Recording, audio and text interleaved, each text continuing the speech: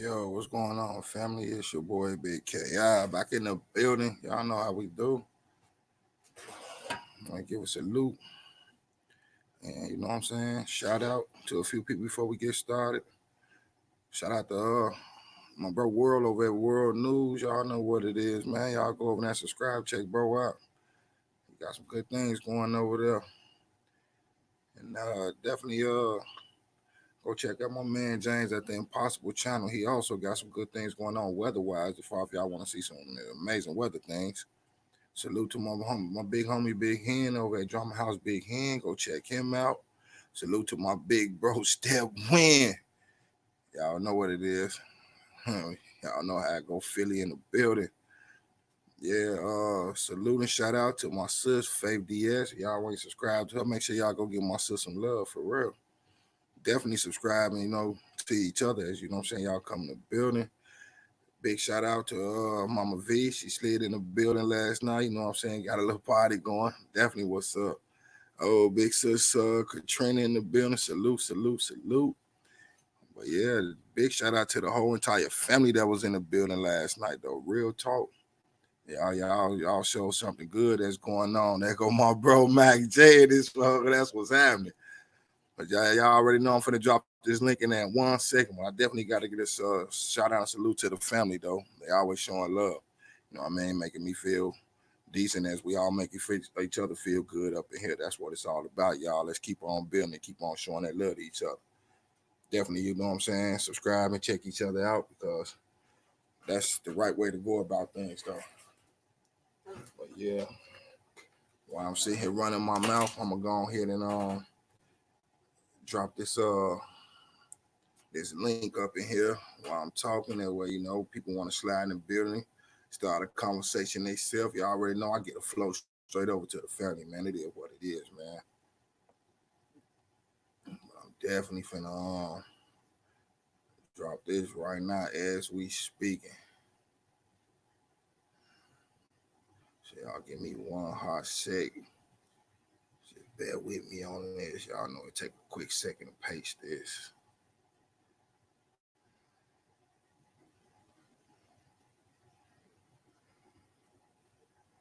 Salute and shout out to little bro Melvin too. You know what I mean?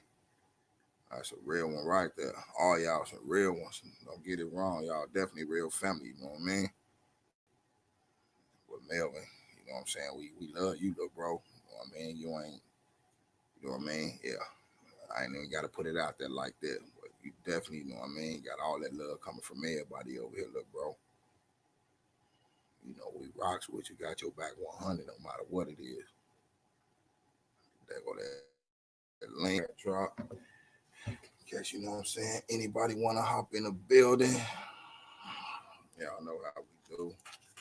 I'm working with the drive-through McDonald microphone tonight, so y'all get y'all jokes off when y'all can, though. Y'all know it's all love. I ain't mad at y'all. But yeah, I'm rocking with the Mickey D's, as I call it. But this one, a Sonic one, though, because it's the blue one. Salute to the 4 people that's, you know what I'm saying, up above, in the bushes. Appreciate that love, y'all. Sticking your head in. Feel free to slide through. You know what I'm saying? Join the conversation, start a conversation.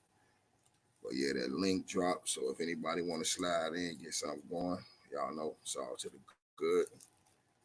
Y'all know I usually wait and give it about 10, 15 minutes before, people start sliding in. And before we even get a conversation started. None of my videos are for people under the age of 18. I just thought I'd start saying in my videos. I ain't putting no disclaimers out there. They'll be able to hear in the beginning of the video. So if they come in and listen to them, it won't be my fault because I said my videos are not for anyone under the age of 18.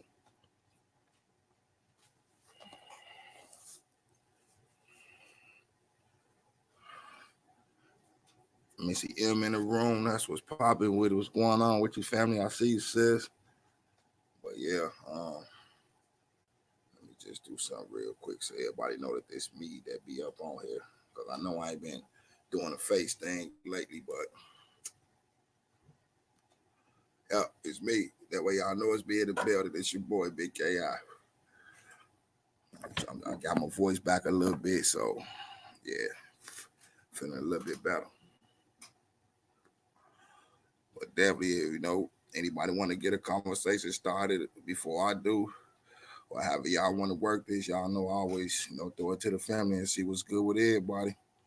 Already to drop the link, smack that link, jump up on this board and start the conversation. It's all love. For real. But now that y'all see it's me, I'm gonna go blank for a minute till we get people in the bed that we can rock out.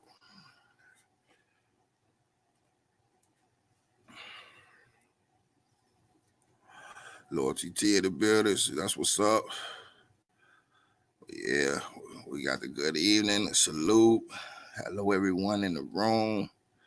Hey, love, welcome everyone. That's what's up. That's how you get it started, though. Always with them greetings. It always makes people day. And that's what's popping. And that's what it makes folks day too. Don't get it twisted. You know how we do up in here. One love and fan ball rolling is always welcome up here. Real spill. That's for the ones who understand that lingo right there. But yeah, definitely always welcome. I don't discriminate. I rock with all.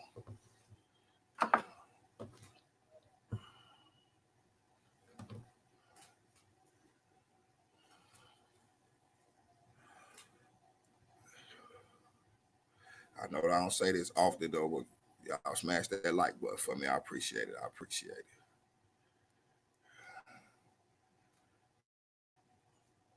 Oh yeah, definitely. Big salute before I even forget, cause I can't forget them. Big salute to the Bing team. Y'all know who y'all is, family. Real talk. Definitely salute. The shout out to y'all. Y'all been showing me mad ass love though. If ain't nobody told y'all that they appreciate y'all today, I do. The Bing team been coming through, got them and putting it down over this way though, and that's what's up though. And like I say, another big salute to Mama V.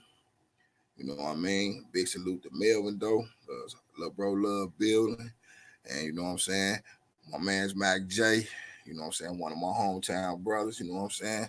Definitely in the building. He came in, you know what I'm saying, put it down. So yeah, everybody put it down last night. Don't think I don't see you, Sis Katrina. You was definitely in there. I'm still waiting on you. You and Chantel to go ahead and go and open up that little truck.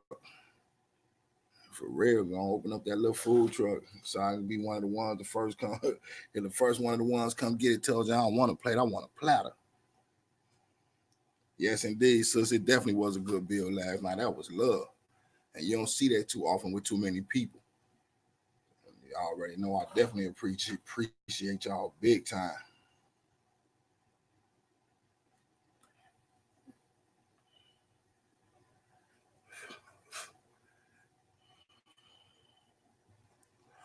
And Loyalty T, she stay up in here, you know what I'm saying? Greetings and showing people love as they come in the building, keeping that party rolling in that jack. So big salute to Loyalty T though. You know, I can't forget like that. I was just doing the intro, so you know what I mean. If I missed anybody, it ain't nothing personal. You know what I'm saying. I love and appreciate y'all all. I do. And that's from the heart, real spill.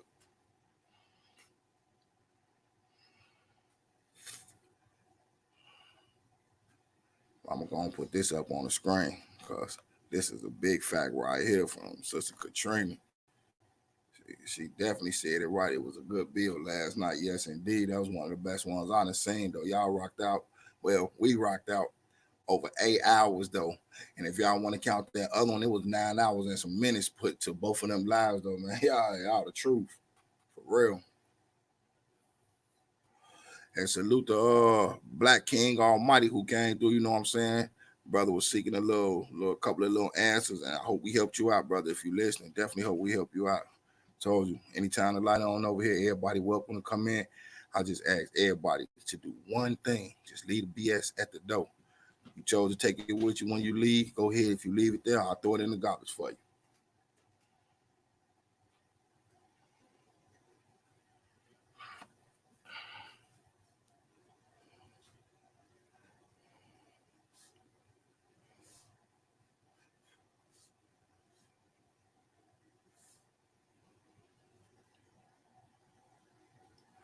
Okay, we at that 10-minute mark. Y'all want to get a conversation started, or should I start one?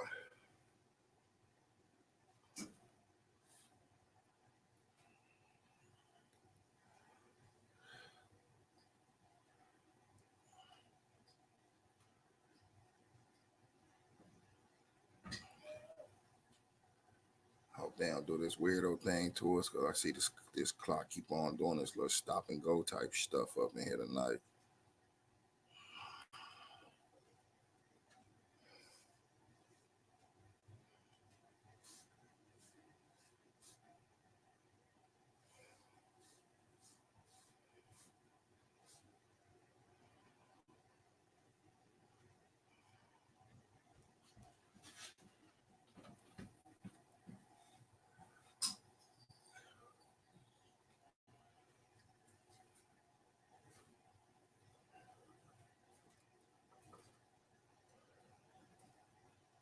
I'll just give me a couple of minutes here. I'm gonna let it hit that 15-minute mark, and I'm gonna definitely kick it off. I'm just waiting to see if y'all, want to drop something, kick off a conversation.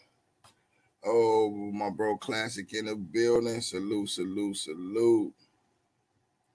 That's what's up.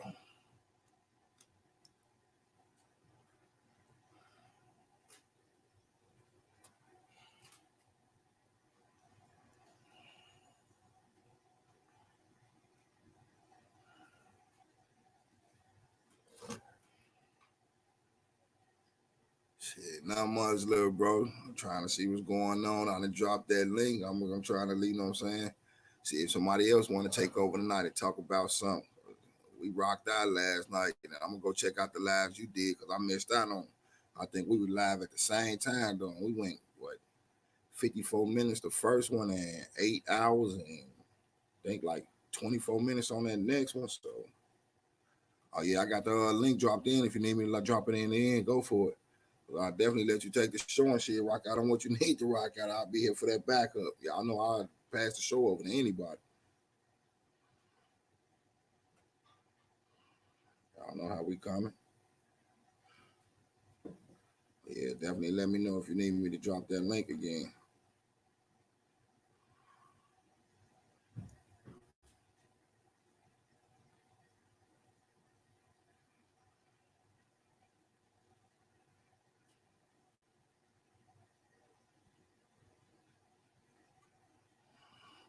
All right, I'm finna do it right now.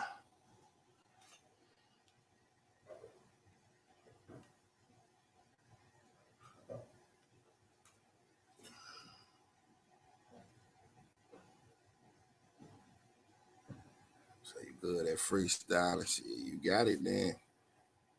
So y'all know I'll drop this over there. The whole family, everybody can rock out, do y'all. I just like getting on, kicking it with my people, man. I'm pasting it right now. Give me 1 second.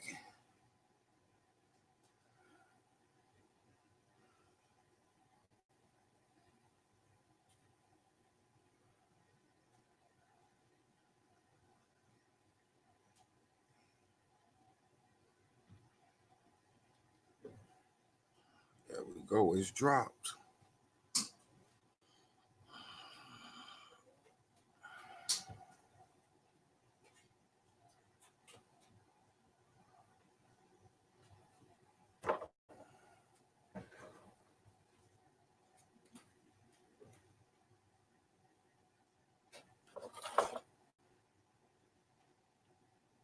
Classic in the building. Well, I'm good. What's the word, bro? What's happening, homie? Man, slow motion, man. Slow motion. Hey, slow motion better than no motion, man. Slow motion better than no motion. Yeah. We in that location, we good.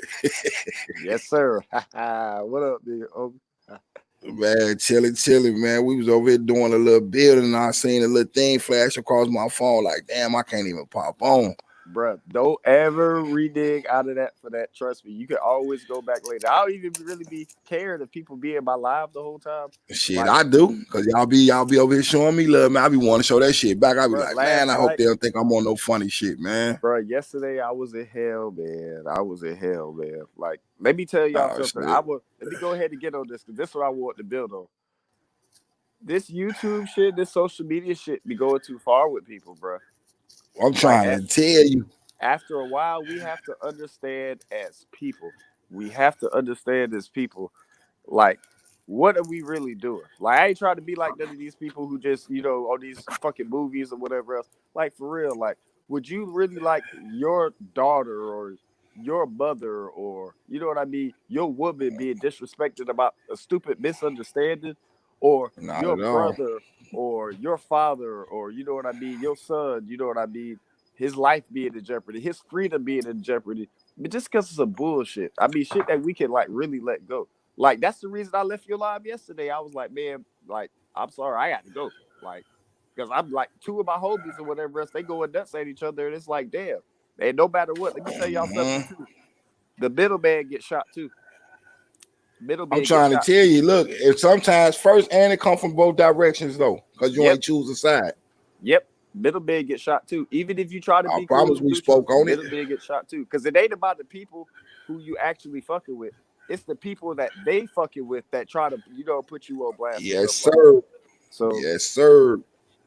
I ain't no side We picking ass nigga. I put my foot down and I no. say what that is. If you don't fuck with it, you don't fuck with it. See me in the square. If not, to get the fuck out of here. But you Trying know to what tell I mean? you, we definitely was talking about that last night though.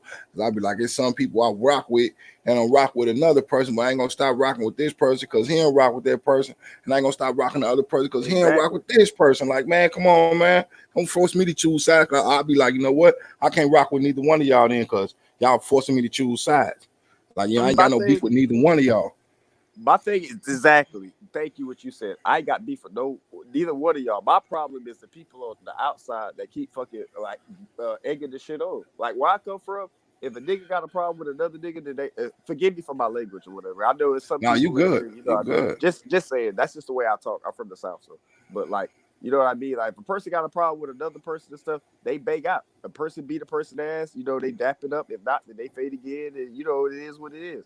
But if it's just gonna be back and forth yelling and stuff like that, don't be bringing shit to another person. Don't be trying to stretch it over because you want entertainment and drama. Because these people got families, these Fact. people got responsibilities, these people got goals that they try to strive for, and you ain't doing nothing but setting the back. That's a fact. That shit'll kill you, boy. Any of y'all future content creators, yeah, heavy is the head that wear that crown, boy. So if you want to get up on this motherfucker, I'll tell you, you better be ready to take a deep ass breath every time. Man, you see me, that's why I say I be leaving that bullshit right where it said though. Like, man, I ain't with none of that. Whoever slide in on, I get them up out of here quick. Nah, this ain't the place for that. Yeah. I ain't trying to argue with nobody on no motherfucking social media, period. See, I that's ain't a even catch that too. dude for that shit. I'm not gonna argue with you on the computer because I know if I see you in real life, you ain't gonna have that same energy with me. So it's a waste of my You hear time. me?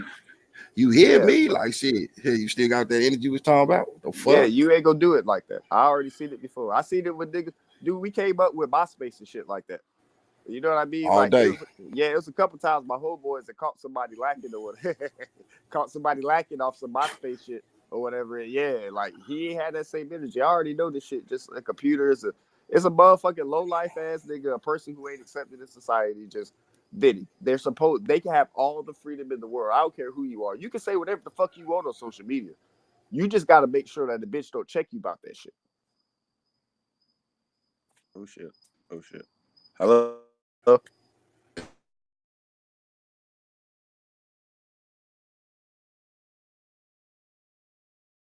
Hey.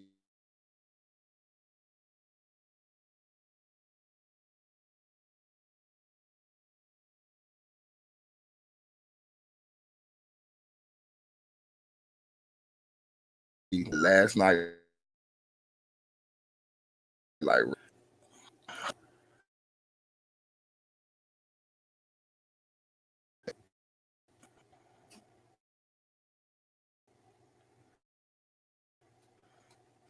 they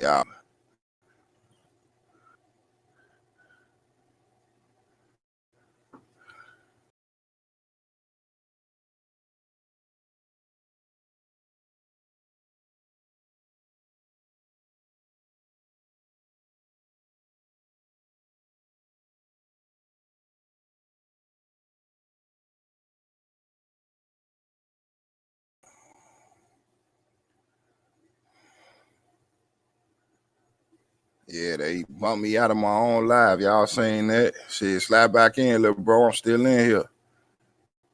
They showed just dumped me out. Now you slide back in. The whole time I stopped, they just dumped me out. But I'm still here on some real shit.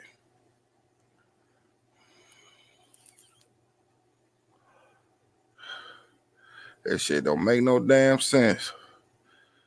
And that's just what we just talking about last night. As soon as we get into something, talking about something, you know what I'm saying, that's effective toward everybody, though, first thing they do is disrupt it, though. And I need y'all to do me a favor for everybody that's still in the building, though. Drop them 7s for me, though. You know what I mean? Oh, yeah, that's what's up. And if you need me to drop that back up in, I'll definitely do that. But for everybody that's still in the building, though, you know what I'm saying, to keep it pumping, salute the world for that, you know what I'm saying, give me the idea, you know what I'm saying, let me know that it's cool, that I ain't biting. Y'all know y'all be dropping the 1s for them, drop them 7s for me. Appreciate that. Definitely appreciate that.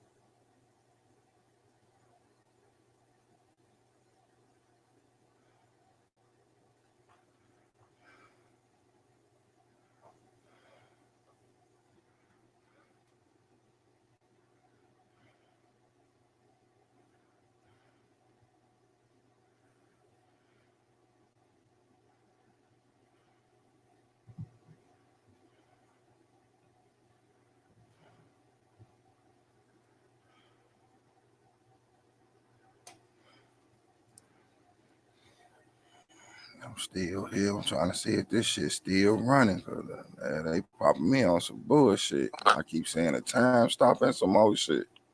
It's on. There we go. It's working. They keep dropping the damn time on me and some more shit on the real.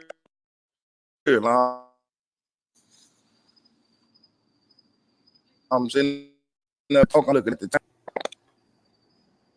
Okay, I'm off. Just froze again up on me. They be on some bullshit with that one. Yeah, my phone was dying or whatever else. I didn't know what the fuck was going on. Normally when they stopped the time on his end and some more shit on the rear. Then I looked up and the screen was just blank though. It just showed my little logo shit in the back of the shine. Like, wow. Bro, I want to set something up to where we all can do, like, you know what I mean? Like, y'all already did one before, man. But you know what I mean? Get some of the real homies in there. I'm telling you, me, you, and Real Talk, man, that shit gonna be lit. Me and you, Real Talk, can get on the panel. I'm telling you right now, my brother, like, I need to text him to come over here, man. Like, for real. I need to text him to come over. Yeah, we definitely get that 3 streaming going, though. I just don't know how to do the shit. We learn a little bit. Like, my wife, she real handy at that shit or whatever else. But, like, at the same time, like, when you work, you know what I mean? You really ain't trying to get home and, like, do all that other stuff. Right. Yo. I was having Joy Live and World do that shit for me because I sure don't know how to do it. No, I go to World too, bro. I go to World and I go to my brother Stewie. Stewie straight up. On World, they always hook me up.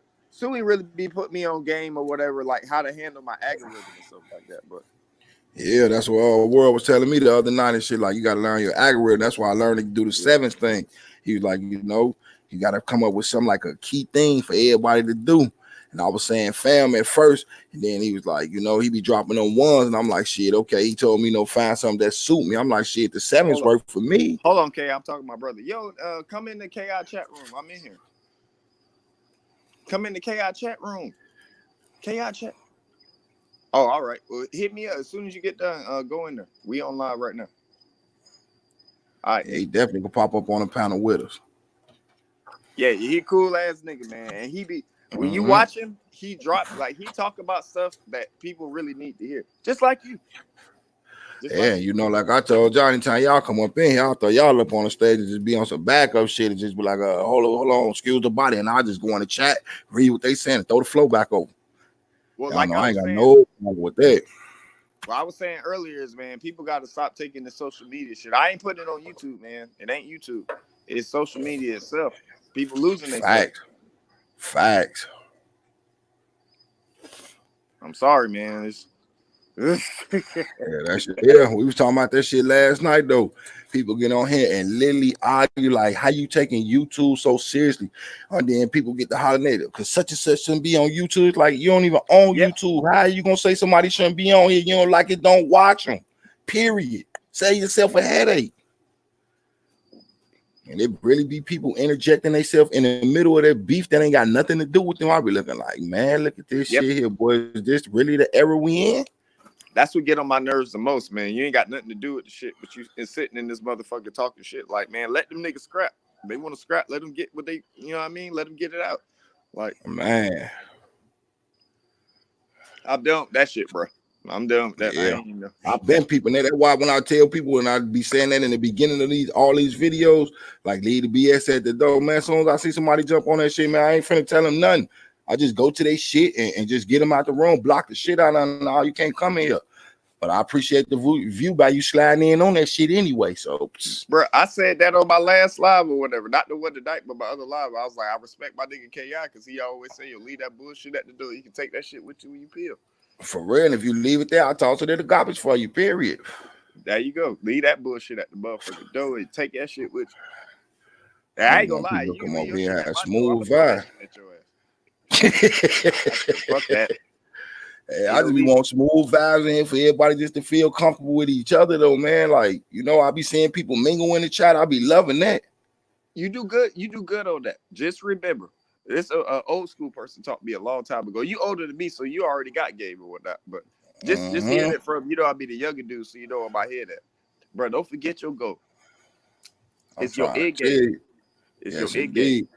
What did you? I don't believe anybody, especially you two. I don't believe anybody got on this motherfucker, a content creator, not just a dumbass motherfucker, but a content creator, got on here to fucking argue with people all day for nothing. Either you got something you interested in, whether it's art, whether it's fishing, whether it's sports, whether it's kicking somebody ass, whether it's cooking, whether it's gossiping, whether it's hip hop, whether it's conspiracy theories, whatever it is, you did not make your channel to argue with motherfuckers all day. Nothing. Thank you. I highly doubt you did that shit.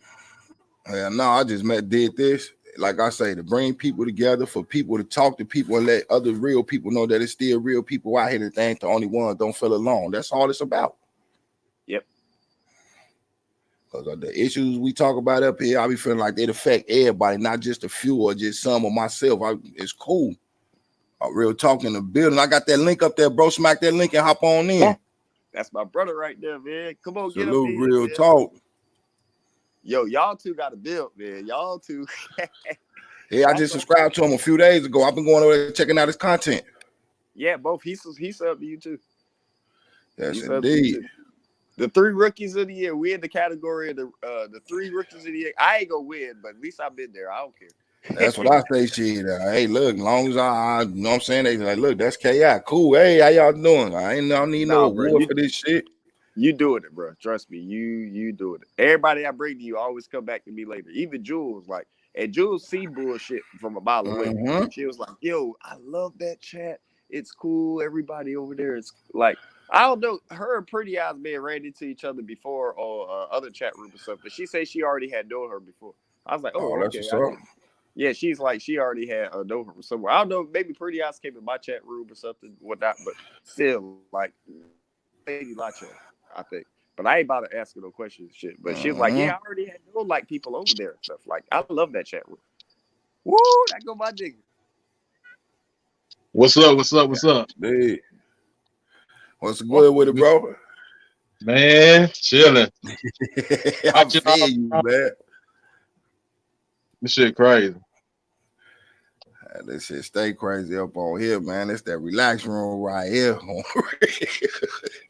I say, hey, let me get your brother real quick. Hold on. Let me give you an announcement. I'm gonna go ahead and get your sub count up. This is my brother from the Classic Corporation. This is my brother, Real Talk 87.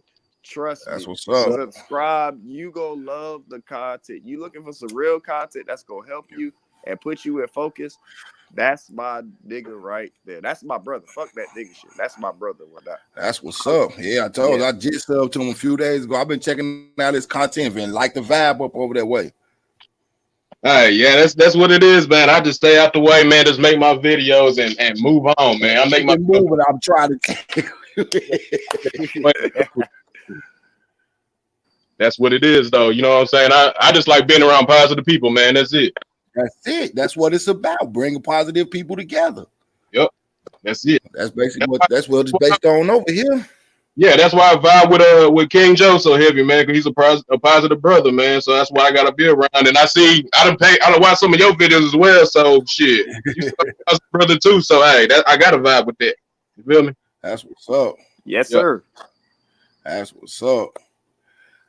That's why I just tell people I talk about you see shit, bro, up on here. Man, look, I talked last night. Shit, your turn. You know what I mean? Whoever else want to get up on here, man, come take this shit over. That's how I feel. Because real gonna draw in real all the time, though. The real ones stay, the fake ones take a peek and they keep it moving. That's all I say. Yes, sir. I don't make videos on nobody, put up no bogus ass content. I don't even put up videos unless it's something that's gonna benefit everybody. Right, right. Well, it's supposed to be beneficial, like you said. It's supposed to be beneficial to people, whatever. If you go talk about something like that, you got people get up on this motherfucker and bring the streets to it. Like, wow, thank you. That's how y'all feel. Don't keep that shit away from over here. We like coming in here and partying, and talking to each other and chilling and getting other people to flow and recognizing what other people saying, getting everybody a voice. I love that. It don't take no videos to put up to get nobody attention though. On the real, talking to people is attention enough. Facts. Right. I always tell them up over here, man. It's just like us reintroducing to ourselves to people we ain't seen in a long time. Because the real ones always come in, they talk, they voice their opinions. Everybody respect opinion, even if it don't go with their own though. Because we all got the right. You know what I mean? We already got the right to agree to disagree, and ain't nothing wrong with that though. You ain't got to disrespect nobody because they don't believe in what you believe in. Yeah. Right. And then people. Like Lil Bro was just saying, Classic was just saying, though, people get mad because you don't want to choose sides type shit. Like, this ain't my beef, and this is fucking internet. What do we come on, man? Thank you. I don't give a fuck about this. I throw my computer out the door. I'm trying to tell you, T in the building, salute. But yeah, I be looking like shit. I'd rather not be on this than argue with somebody like, man, see me in the street. We ain't got to do this shit up on here. Ain't gonna be no cameras around for it. You know what I'm saying? Bring that same energy. Like Lil Bro was just saying, bring that same energy on the internet. Cause I ain't finna argue with you on this shit. Exactly. I'm not finna argue. I ain't finna argue with a motherfucker I don't see. If I can't see you in real life, why would I argue with you for? You feel me? It's a waste of time. On the real, we can be making videos talking to other people instead of making bullshit content about the next one. That shit dead. Right. Yeah. And that's the thing, shit. These fools who be doing that shit, they ain't no real content creators. Because like I said in one of my videos, man, you making your content based on somebody else's content. That's not a real content. Yeah. Facts. Facts. It's always what the next person did. Did you see what happened on such and such video? Like, but what happened with you in your life today? What's something good happened to you? What's something bad happened to you that you want people to know, you know what I'm saying, to help you work out something? They ain't with that. It's too positive for them. They rather keep the bullshit and the drama going. That shit dead with me. It's always they can't make no video like that. They can't make no video like that because they ain't got nothing positive going on in their life. You feel me? At all. At all. Yeah, they gotta get on YouTube and just talk about the next man or the next woman. Facts. That should be dead to me. I want to get involved with it. As soon as I see anything that looks suspect or some fuck shit, though, I get them right up out of here. You'll just see them disappear. You won't hear me say nothing. Like, if I seen it, everybody else saying it, ain't no reason you shouldn't be up in here. We all here just kicking it. We talking and enjoying ourselves, putting some issues out there on why this and that happening. Then, you know, we usually end it off with just conversation. Like last night, we started talking about the weather and how it relates to revelations and, you know what I'm saying, the scripture.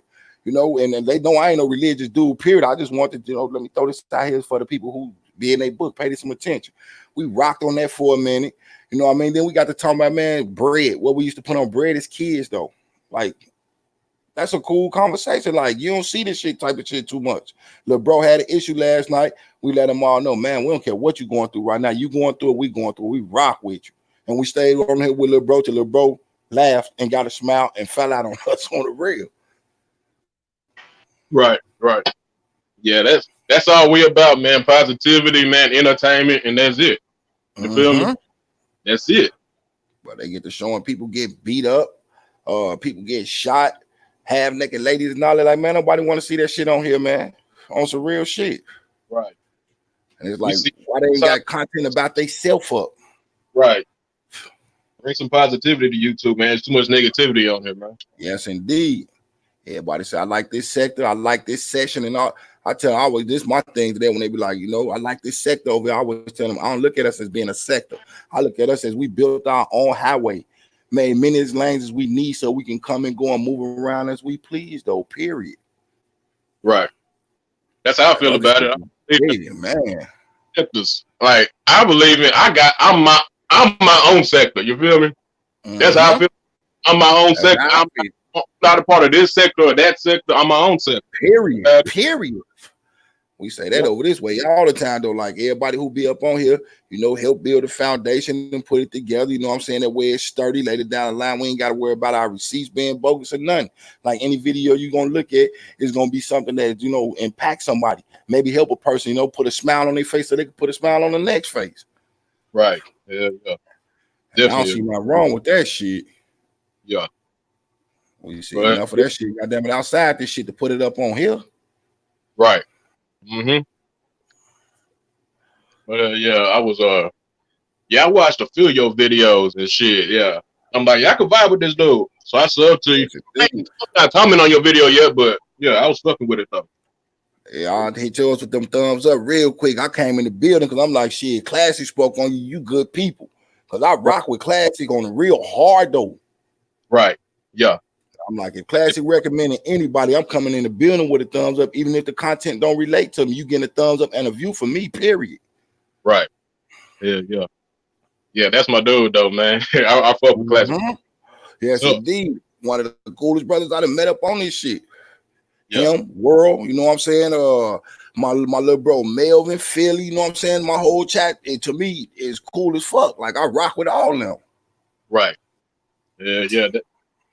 There's some cool brothers over here though, man. That's why I'm like, I got to stay out the way from this other bullshit. I got to stay. It ain't worth it. On the real, get your page attacked and some more shit though, cause you gonna get the trolls out, but the damage will kind of be done with people steady sliding in on that garbage, fucking up the entire vibe.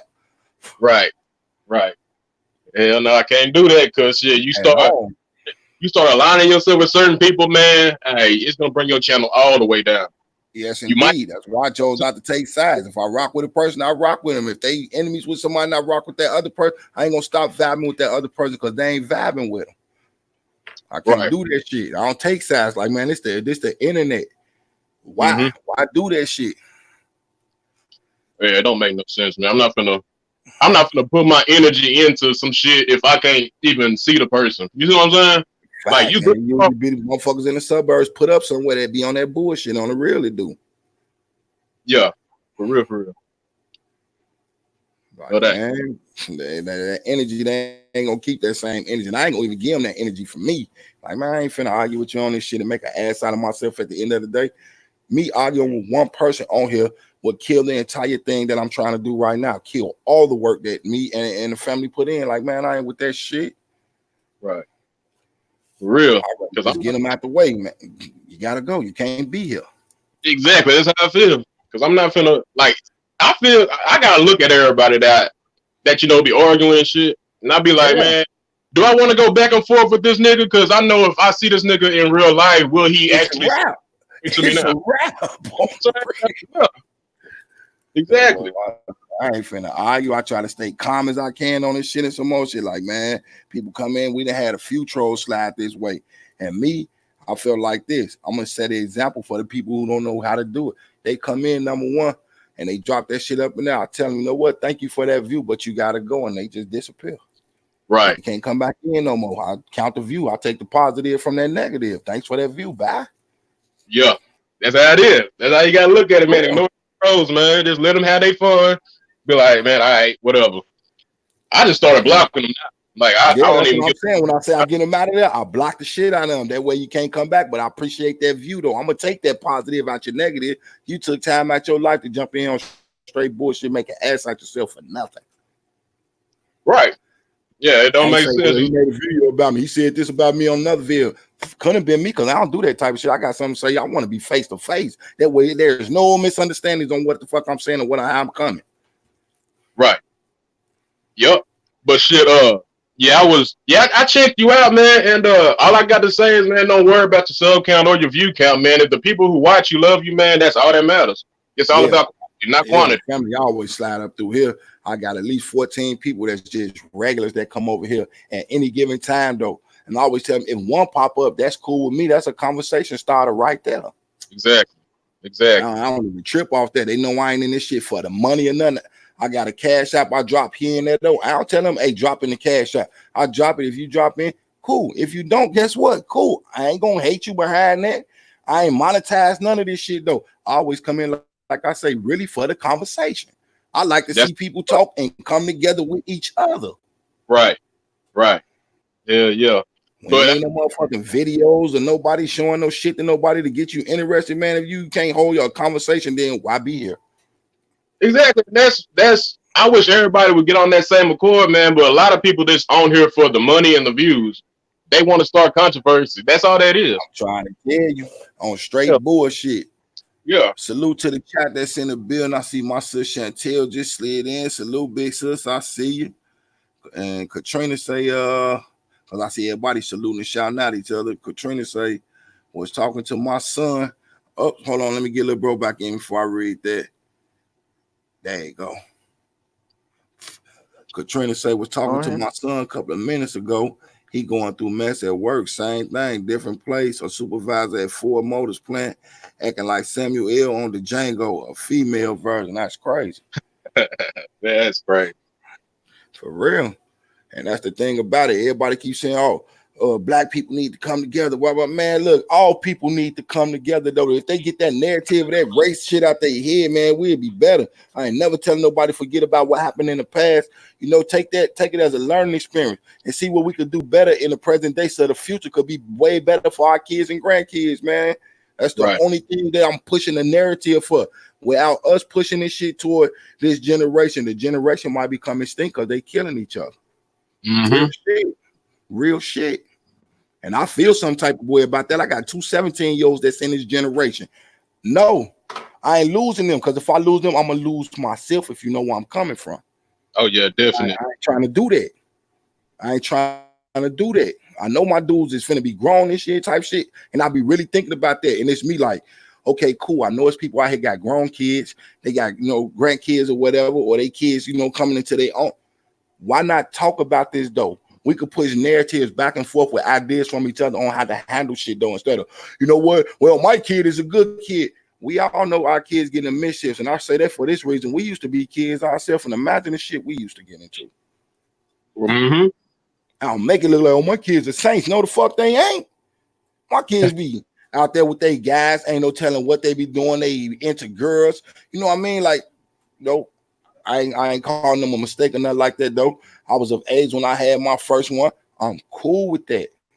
Mm-hmm. But at the same time, though, I still want them. If I can finish high school, guess what? You can go to college. Right. My daddy didn't finish high school, so I finished high school. Now, you could do this to show me that you could do what I can do, and you could also do something a little bit, you know what I'm saying, ahead of what I did. Not a problem. I got a few credits, but that ain't me going to college. Y'all can actually go to college. Y'all both good at sports. Do that. I ain't saying you're going to become an NBA player or no NFL player, though. But at the same time, though, it goes towards your credits. People will recognize you. You might be one of the lucky ones, because I ain't going to say bless you. You might be one of the lucky ones. Right. Most definitely. So say that's right. We got to step up and let them know it's a better way. Facts. I'm tired of seeing these youngsters killing each other, though. I look at them like, damn, let me knock on wood and praise the Most High. I look at it like, damn, that could have been one of mine, though. And then I look at it and I tell myself, that is one of mine, though. I don't give a fuck what color they is, man. These kids out here killing kids, though. Bad enough you got to worry about them people killing these kids. You know what I'm saying? 12 getting on there yet. Y'all doing each other, though, for nothing, though. It'd be absolutely nothing to do it for. He looked at me funny. He was trying to holler at my girl. So you killed that boy because he looked at you funny and he talked to some other girl. Maybe the girl wasn't interested in you like that. If she was, she wouldn't talk to him. Why you mad? Move on. Get over it. Hey, and that's the thing. Nowadays, like, we used to fight back in the day. Kids won't fight no more. They're going to be with a gun now. We just talked about that. Right. That was the shit. Then when you was done fighting, guess what? That dude was your friend 2-3 days later. Y'all kicking it like y'all knew each other forever. Exactly. Yeah. Now shit, man, I'm finna go in my purse and shoot you. I'm finna dig in these tight ass pants and shoot you. Like, wow, this a dude going in the purse to get a gun or unzipping his pants so he can get his blick out and get. Come on, man, we better than that. Tight pants ain't getting past me. Those no, as soon as you reach, you gotta unbutton them motherfuckers. Get your shit off your hip because it's glued to your damn stomach. Right. Shoot, my daddy said, if you out of sight, I don't know you're doing wrong. So never say what your kids don't or won't do. Facts. And why I say I don't make bad to be sense. I done walked up on mine on some bullshit. They bombing with 2 dudes. My oldest twin, he didn't put the other dude like I'm gonna be honest, put him on his neck. His brother lifting the other dude, and the other dude jumped off the table. They gave the man a doomsday device on the ground, though. And I'm looking like, dude, what if y'all would have killed that little boy? He was messing with my brother. I understand it, but what if y'all would have killed this little boy, man? What happened to head up fight? I know, you know what I'm saying? That's your brother. You're going to look out for him. He's going to look out for you. The other dude beat up. Why you ain't just let your brother and him go one-on-one then? It's 2 of y'all, 2 of them one-on-ones. K.I., my whole boys walk around with guns, bro. I can't tell them nothing. They go walk around with them. I'm like, bro, you can't do that, man. You can't do that. No, man. Everybody in Florida go walk around with a pistol. They don't give a fuck. They don't give a fuck. Yeah, that's how it is in the shot. Yep. That was one of the reasons made me want to leave. Like, come on, man. I don't want to have to walk around this all the time. I'm damn near 43 years old. I don't need this shit. But I had to. Think about it. I got to say it again. I was just finna say it. You took the words right out of my mouth. I got kids. I don't want nothing straight hitting them. I jump in front of that shit with like no hesitation. There's nothing to think about. Yep, nothing.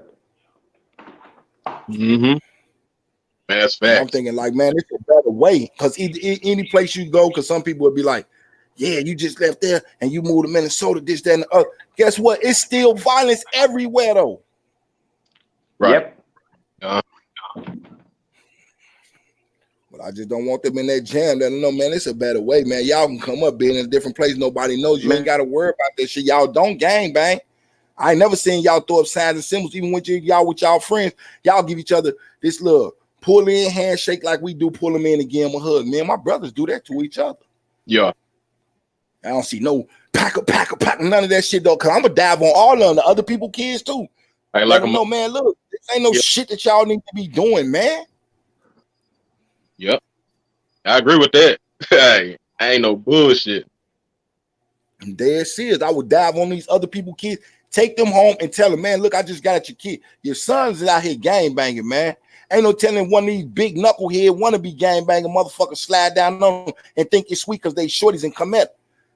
These ones, they got their ass dived on, and when they go back to the house, they getting dived on again. Man, y'all got game fucked up. Y'all ain't finna be out here like this, having me worried, and I'm trying to do something else. I'm trying to set something up for your future things. Set an example for you. Like, look, man, my daddy ain't out here gang banging. I done been through that shit. I ain't gonna never make it sound like, oh, I wasn't in the street. Shit, hard as hell though. But I don't need them to know about that. I know what comes with the shit. So I explained it to them. Look, when I was out there, things was different. We fought, we got over the shit, we went home. Y'all nowadays, a look can get you killed, man. Yep. The shit you wear can get you killed. The way you turn your head can get you killed. This ain't the same world I was living in. And the world I was living in, my parents weren't living in that shit, though. It was a quick fist fight. It was over with. Wasn't nothing else said about the shit, though. With my generation, we fought and we were friends with the dude. These kids nowadays, man, come on, man. Yep. Ain't no talking. That's the first thing they say. Fuck, nigga, I don't want to talk. Pop out. Wow. Drop your location. Like, man, we ain't used to do that. We'll get up with you, you know what I'm saying, up on a field somewhere. Nice little lot. You got your people with me. I got mine just in case y'all try to jump. We fighting, though. Ain't nobody getting stabbed, shot, beat with a bat, a pipe, nothing. You might get hit with a rock. That's the only thing. Motherfucker might pick up a rock and hit you with it. That was the weapon of choice. Now, shit. Hey, and that's the thing with me when I was little, man. I did not get cool with no niggas until after I got out there with the nigga. After that, we was like best friends after that. I'm trying to tell you, and they willing to fight a motherfucker about you before you willing to fight. Like you just said, what about who, man? You heard I'm finna whoop dude. Like, man, I got this.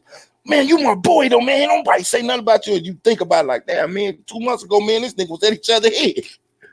And they be sincere about it. These dudes now they'll backdoor your ass. Oh yeah, we're gonna play it cool. We're gonna play it cool.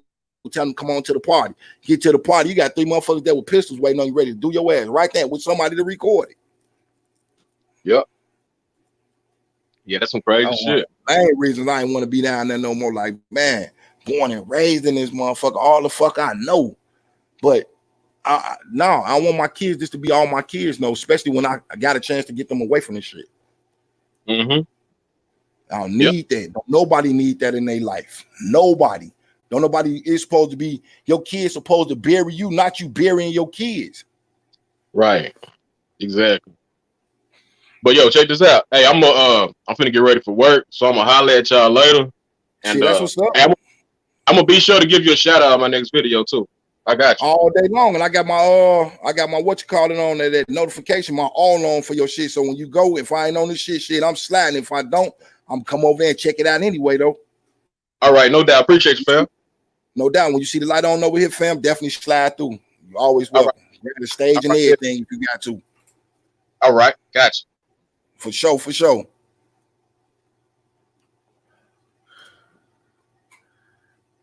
Shout out to bro for coming through, showing that love though on the real.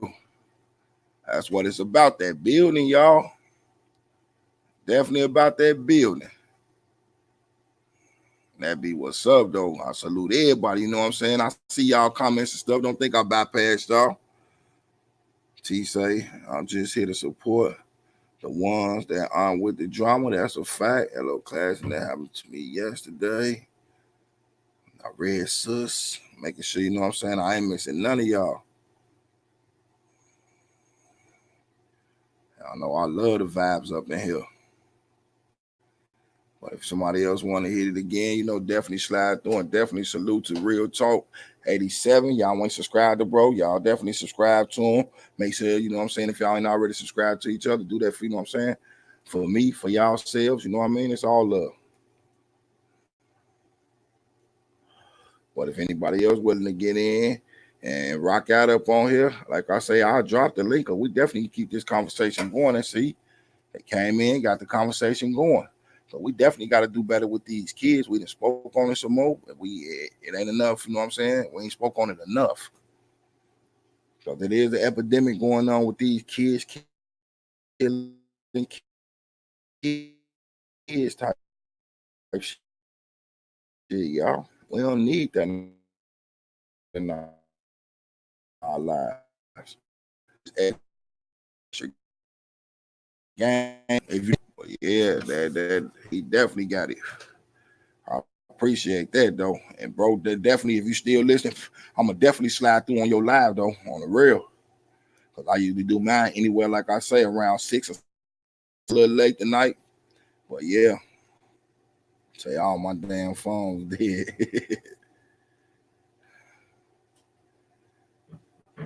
I'm finna go hit that backup page right now, little bro, before I throw this up in there.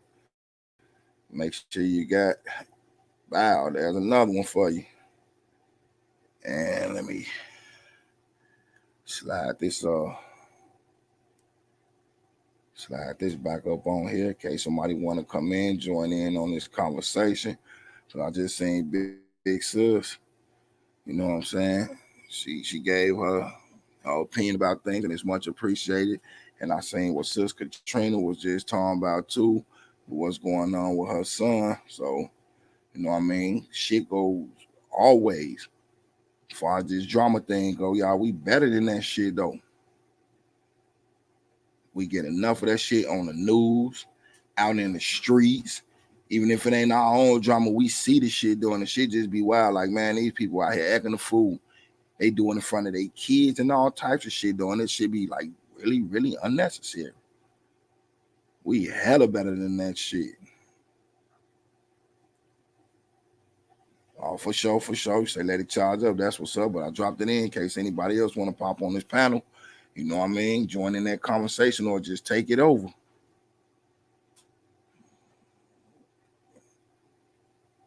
Yeah, we better than that extra ass shit that these people be out here on, man. And then we call ourselves want to intervene. They get mad like we trying to do, you know what I'm saying?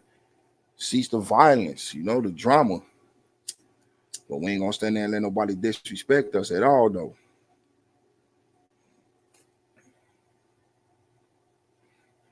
Facts. Embarrassing and childlike behavior. That's a fact. So it's real talk.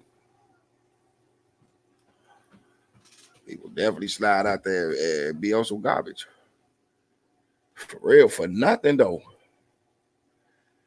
I told you, I'll be watching, like I say, I like my daily dose of drama though, but I've been seeing videos like in these grocery stores, it even spilled in grocery stores. There's one lady holding her baby, fighting the other lady while her baby cling to her leg though.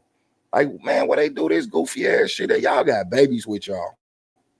Y'all in a public place in a grocery store. Like, man, cut it out. That shit is for me. I'm dead serious. I've really seen some shit like that in this video. That shit made me feel some type of way.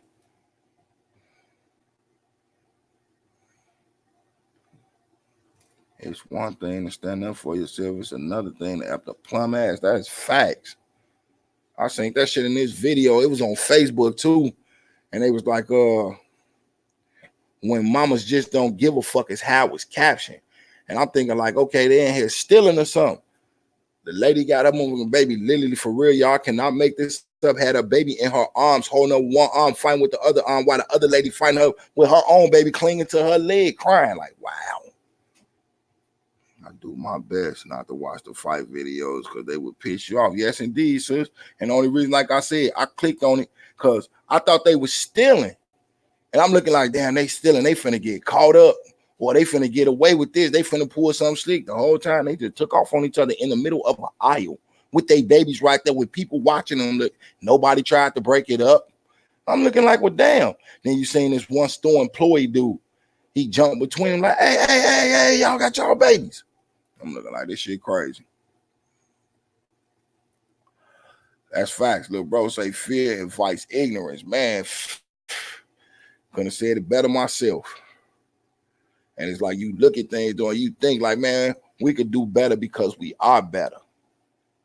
But when you got them people around where they feel like they need to put on a show, they got a big audience or people edging them on Instagram, man, that shit dead though. Like, damn, that energy, that negative energy, y'all just use, y'all could have used some positive energies. Talk them sisters out of doing that shit.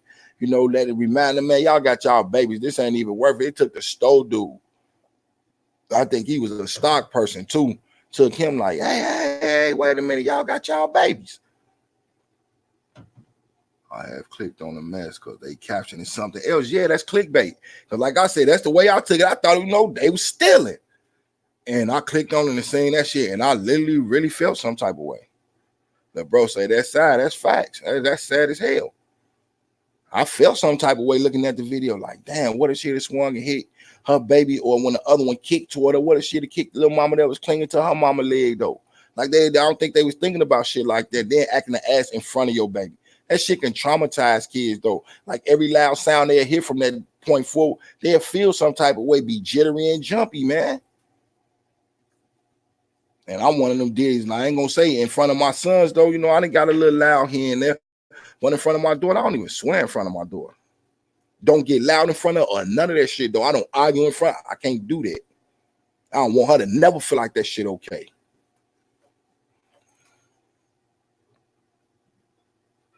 Yep. He did it to me. Yeah, that clickbait shit ain't no joke. It's just like sis say, they caption that shit, something else, and you think you literally finna see, you know what I'm saying? Something exciting, something funny, maybe even something sad, but something crazy like that. Come on, man. We could do better because we are better. My son dad caught 5 bullets in front of my kids. Wow. Definitely sorry to hear that shit, though. That's just the world we live in, for real. That's the world we live in, because these people out here don't care. So they all got PTSD. Wow. Sorry to hear that, though. Like I say, I don't like doing that, though, because I got loud in front of my daughter once before, but I didn't realize that she was there. And I looked at her and seen the look on her face. She had literally fear in her eyes, though. And I'm looking like this shit is crazy. And I vowed to myself, let alone to my daughter, I'll never get loud in front of you, or you'll never have me swear. I don't yell at my daughter. I don't raise my voice to her. I don't, you know what I mean, swear towards her, and I don't swear around her. You know what I mean? Sometimes I'll be like, you know, y'all get y'all ass in there. To me, the word ass is a donkey. But like MF, the B word, and using the N word, no, I don't, man, not around my daughter. So loud noise freak me out. I could believe it. Ninja Wave 350. Wow. But yeah, I feel like you, Clash. I'm one of the one. I don't like crowds though. And then that because I don't like people. I don't like being around loud people, period. Even when we in malls, though, I be feeling some type of way though. Like I literally have to force myself to smile sometimes, unless I see a genuine smile come to me. Other than that, though, I got that look. Like, man, I ain't feeling none of this shit. Motherfucker walking around. I know the mall's supposed to be loud and all that, but you standing right next to somebody, you blowing their eardrum. Man, did you see that man? Them motherfuckers, you see that bitch over there? Like, wow, dude, for real? Hella kids everywhere, though. Like, for real, dude? For real? Wow. It's a time and a place for everything, though. And the mall is definitely not one of them times nor places. But yeah, I don't do that crowd thing for a reason, though. Crowds be too loud. And not always due to noise, they be too loud because a crowd always draws attention, though. You walking somewhere, you 5, 6 of your buddies or something, 12 see you, they could stop you and say that that you got what's that going, because they don't call it a gathering, they call it a gathering for their own. No disrespect to nobody in, but they do. They call ours mob activity. And when it's their own, though, they call it a gathering. That way they can't nobody get in trouble. I've seen that with my own eyes. Have me and 5 of my partners due to the color of our skin that, you know, we doing gang activity, we mob action, and then when it's 5, 6 of your own, though, oh, they just having a gathering.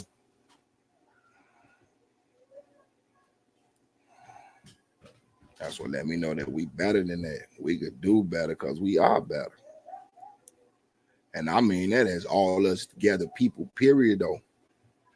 Let some of this bullshit ass violent shit going or inside the riot because it's 10 of you in one place. Yes, indeed. They can hit you with disorderly conduct and all types of shit doing. You ain't even doing nothing. But when it's them, like I say, they call it a gathering. I ain't on no racist, nothing or nothing like that, though. That's just facts. That's just the world we live in.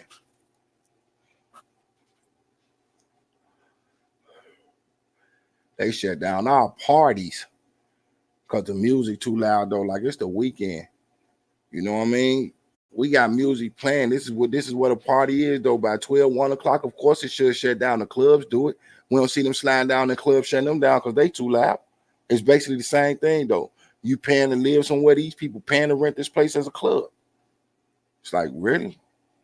Because the majority of people don't own the place that they got their clubs at. It's their club, but that is not they, you know what I mean? They building or nothing like that, though.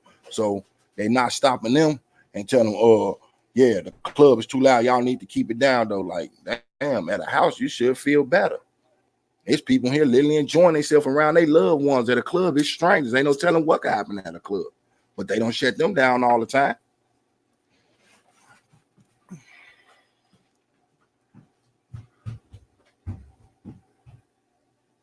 So I feel like it's cool to constantly remind us as people that we could do better because we are better.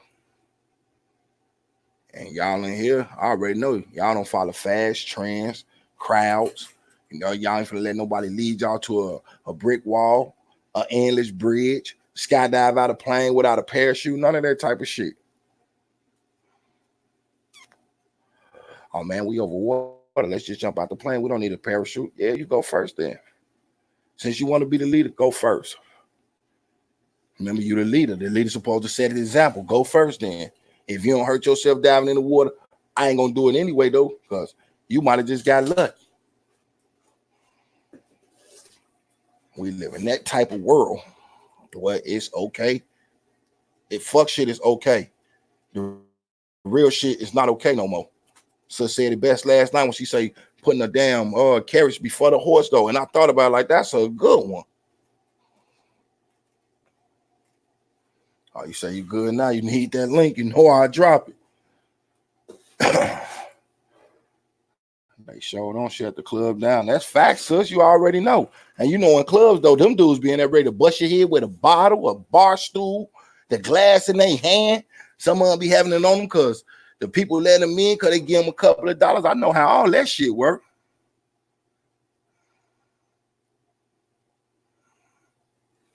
That shit is crazy.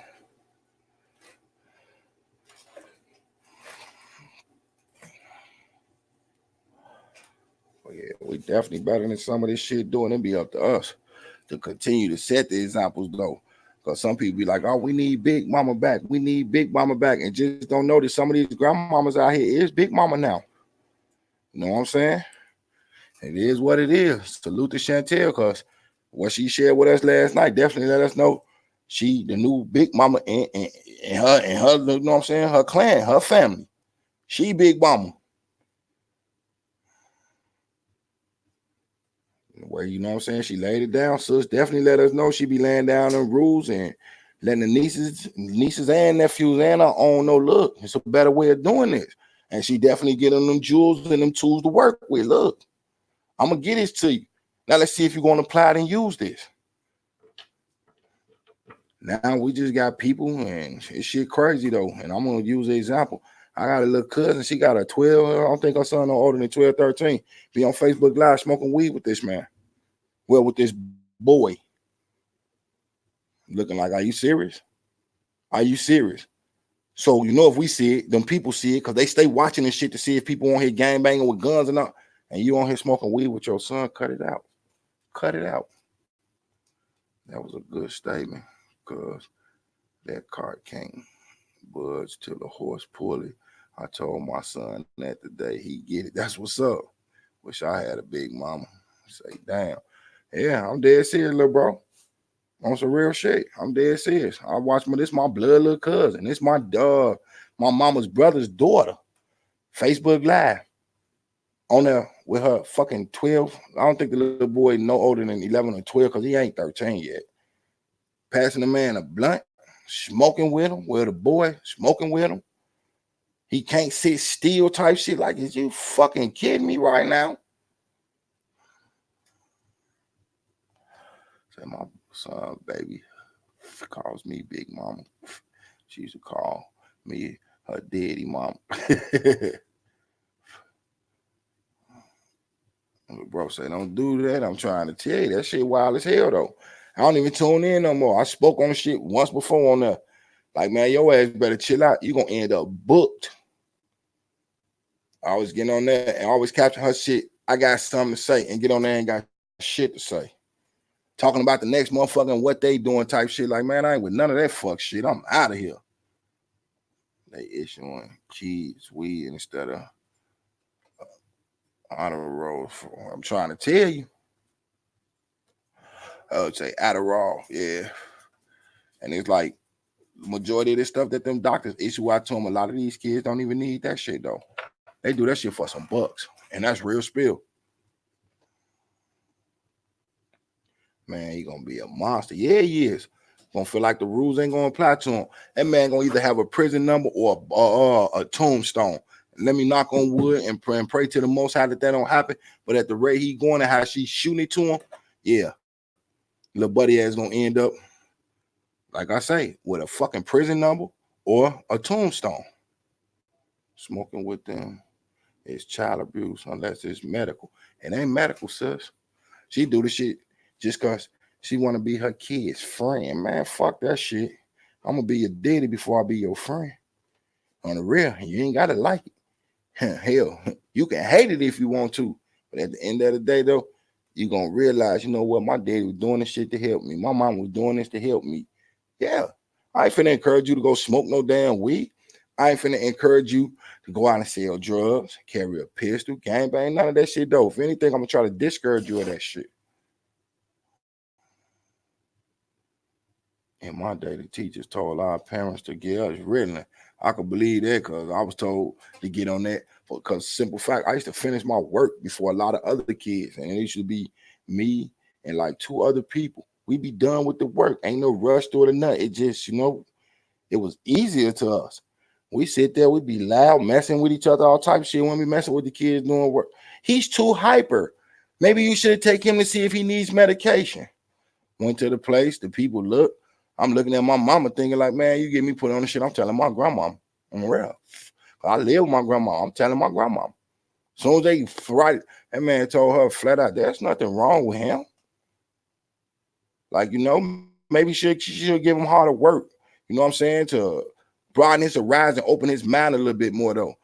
And he asked her, like, why is it that people like to come in and bring their kids and see if they need medication? If anything, you should, you know, deter from that.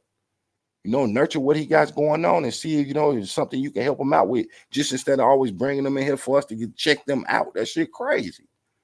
Yeah, man, my brother kidney messed up. So I spit mine out and told the teacher she could take it since she want me to have it. That's what's up. I got a whooping, but I never took another pill. I feel you on that, sis. And it turned out it wasn't nothing wrong with me. I knew wasn't nothing wrong with me. I just got bored. That's all it was. I was bored. Like you giving me work that we know how to do. It's easy to us. We learned this in the last grade. Then we coming over in this grade, learn the same shit though. Hell yeah, it's gonna come easy. Hell yeah, I'm gonna get bored real fast. And I told, you know what I'm saying, told myself.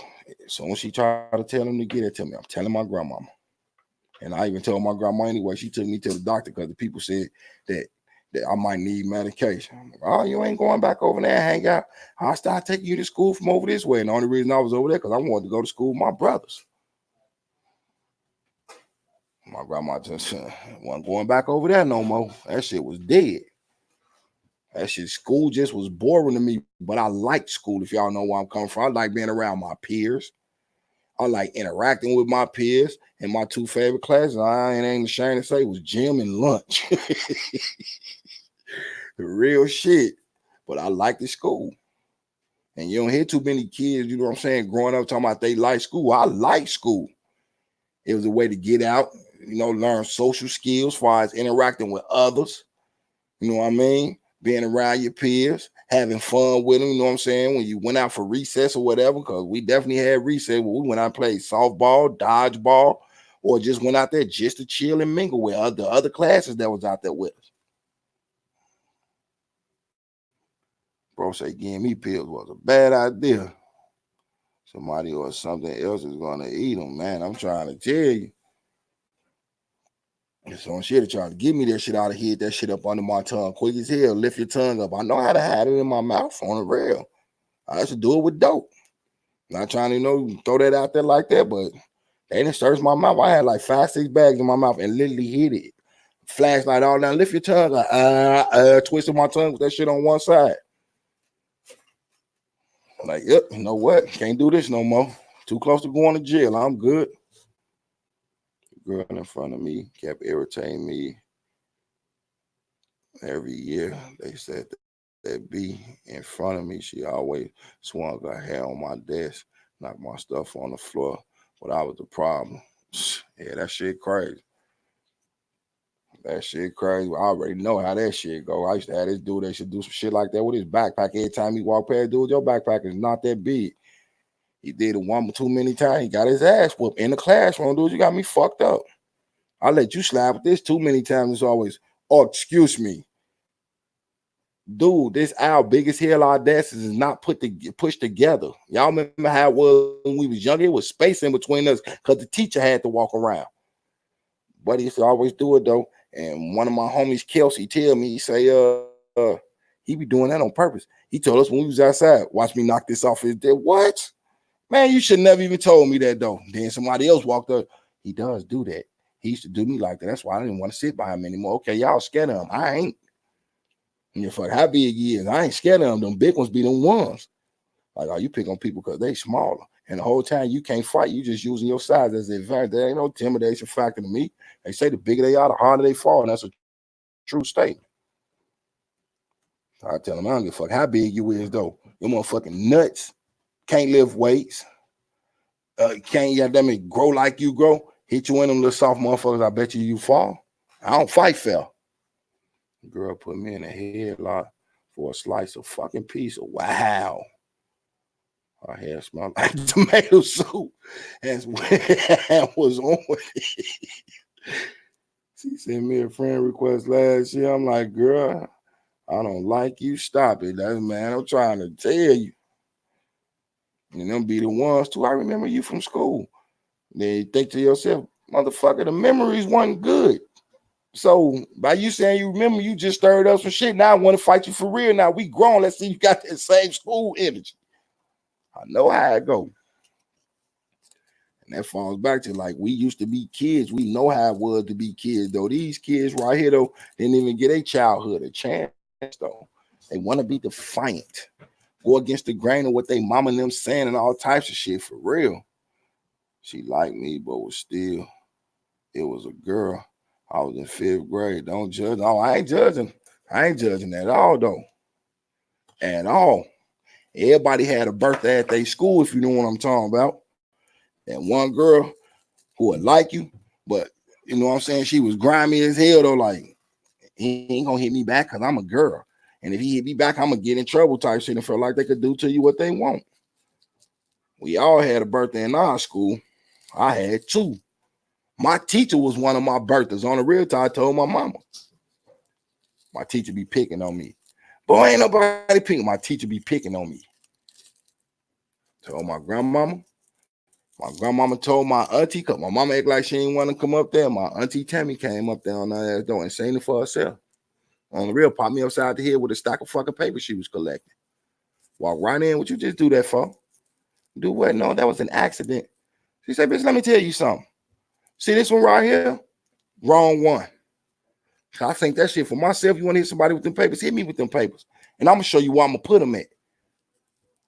I ain't had no problem with that teacher no more. She didn't want me in her class no more. I couldn't hit her back, but I ain't like that shit. I'm already knowing her, bro, on some real shit. I was skinny still, man. But she ain't need she ain't need that pizza. Yeah, yes indeed. That was one of my motherfucking teachers. Was my birthday on the real. That lady had a habit bumping me with her knee and all types of weird ass shit. Though I got tired of that shit.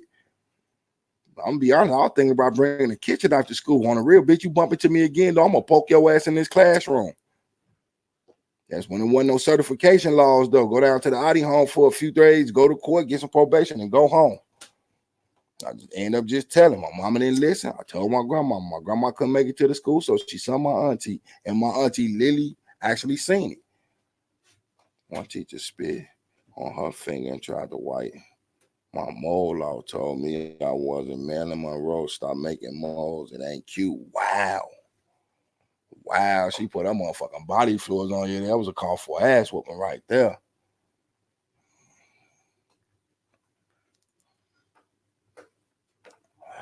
He said, nigga.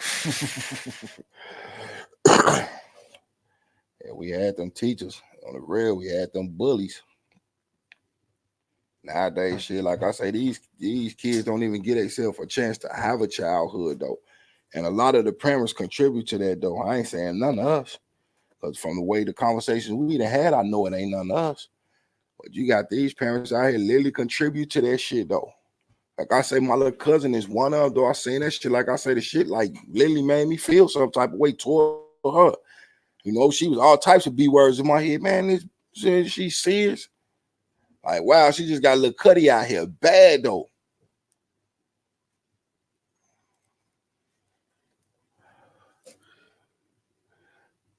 My mama came through and let her know, don't touch me, period. We put a dead cockroach on our teacher's seat.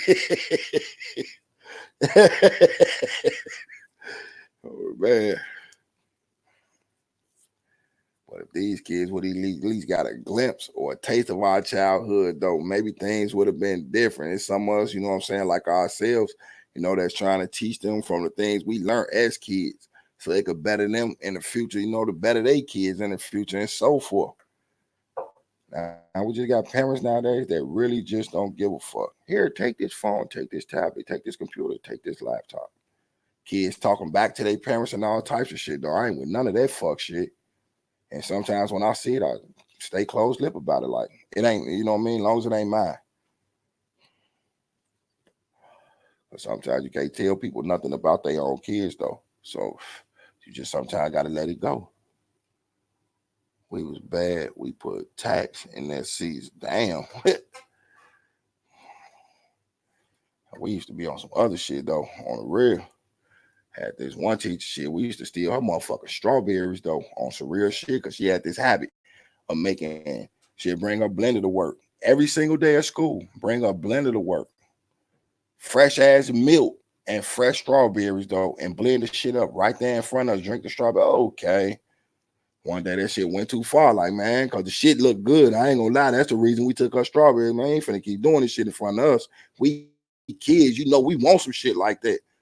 Lady said the motherfucking strawberries in that little ass cupboard thing. She shit. Have anyone seen Marshall? Nope. Nope. We ain't saying shit. But them motherfuckers was good, though. I tell you that. One boy put a snake in her drawer, and she opened that mud. She screamed and ran out. We put my tax in my bathroom. He had it coming. Yeah, we used to do weirdo shit like that. Not with the tax, though. I know Mr. Jones. That was my favorite gym teacher, though, but we had to get his ass, though. Now, they'll do the motherfucking, what you call it, the wind sprints. Running back and forth, touching walls and shit. Feel like we finna throw up. All right, cool. Set that shit up, I think it was the next to the last day of school, like a week before. Man, we put crazy glue all in that man motherfucking chair and waited for him to sit down. And he couldn't say who did because we all started spontaneously laughing on the real. Like, man, fuck, dude. Fingers and tongue, red as hell.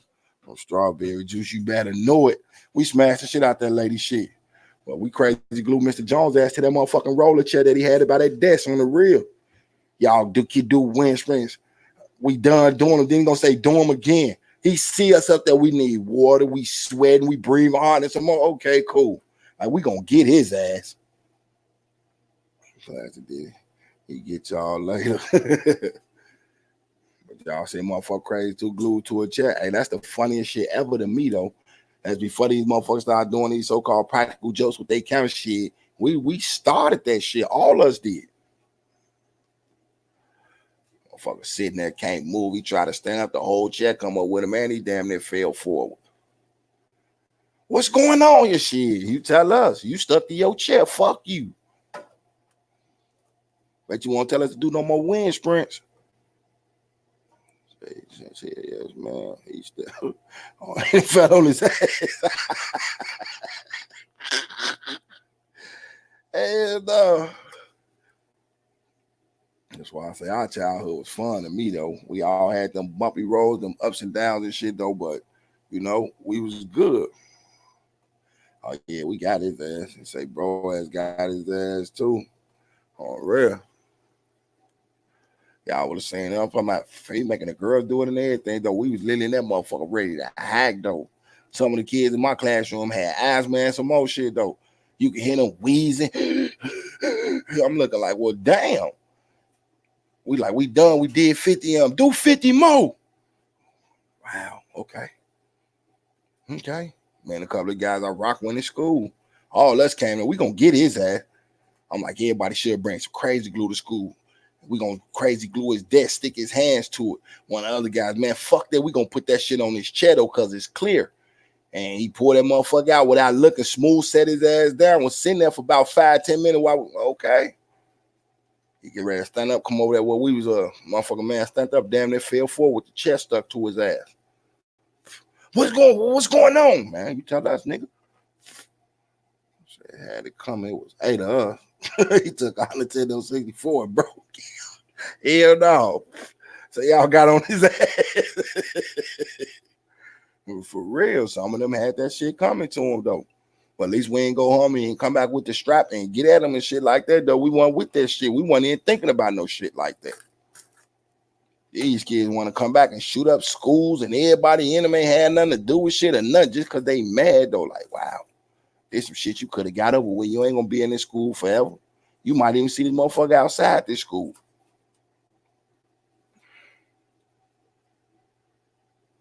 But, like I say, that's the world we live in, y'all. one we living in right now, and this that 2020 hindsight shit going on. I just looked down at my damn phone. It's 9/11. Out of all motherfucking times. That's all we had. Yeah, these kids nowadays, though, the first thing come to their mind, I'm going to get the strap. Like, wow, everybody 50 Cent now, huh? All right. Like saying what happened to 50, yeah, shit. He caught what, 9 of? Yeah. Everybody can't catch 9 and survive.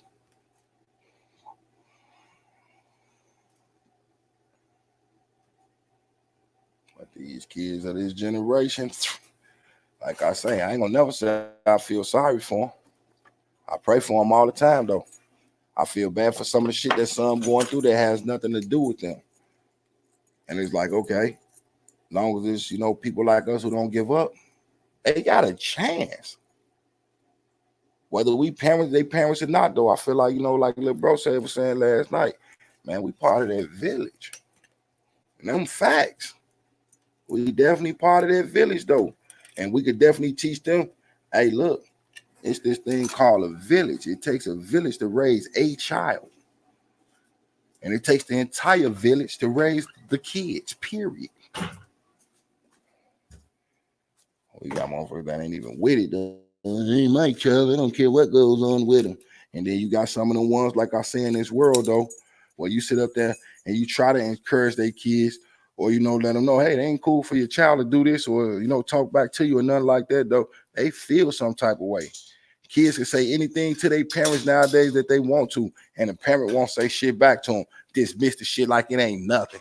Well, you know, it's kind of a freedom of speech. For who? For who? We even look like we want to talk back and get the motherfucking spit smacked out your ass by any motherfucking grown person in the house, your parent or not.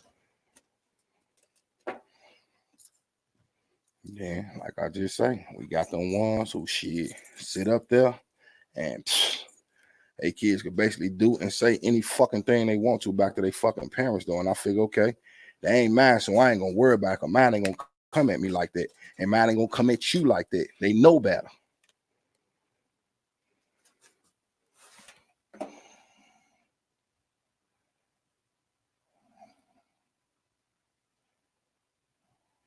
all we had. Oh, no, he was being dirty. I understand, Glad.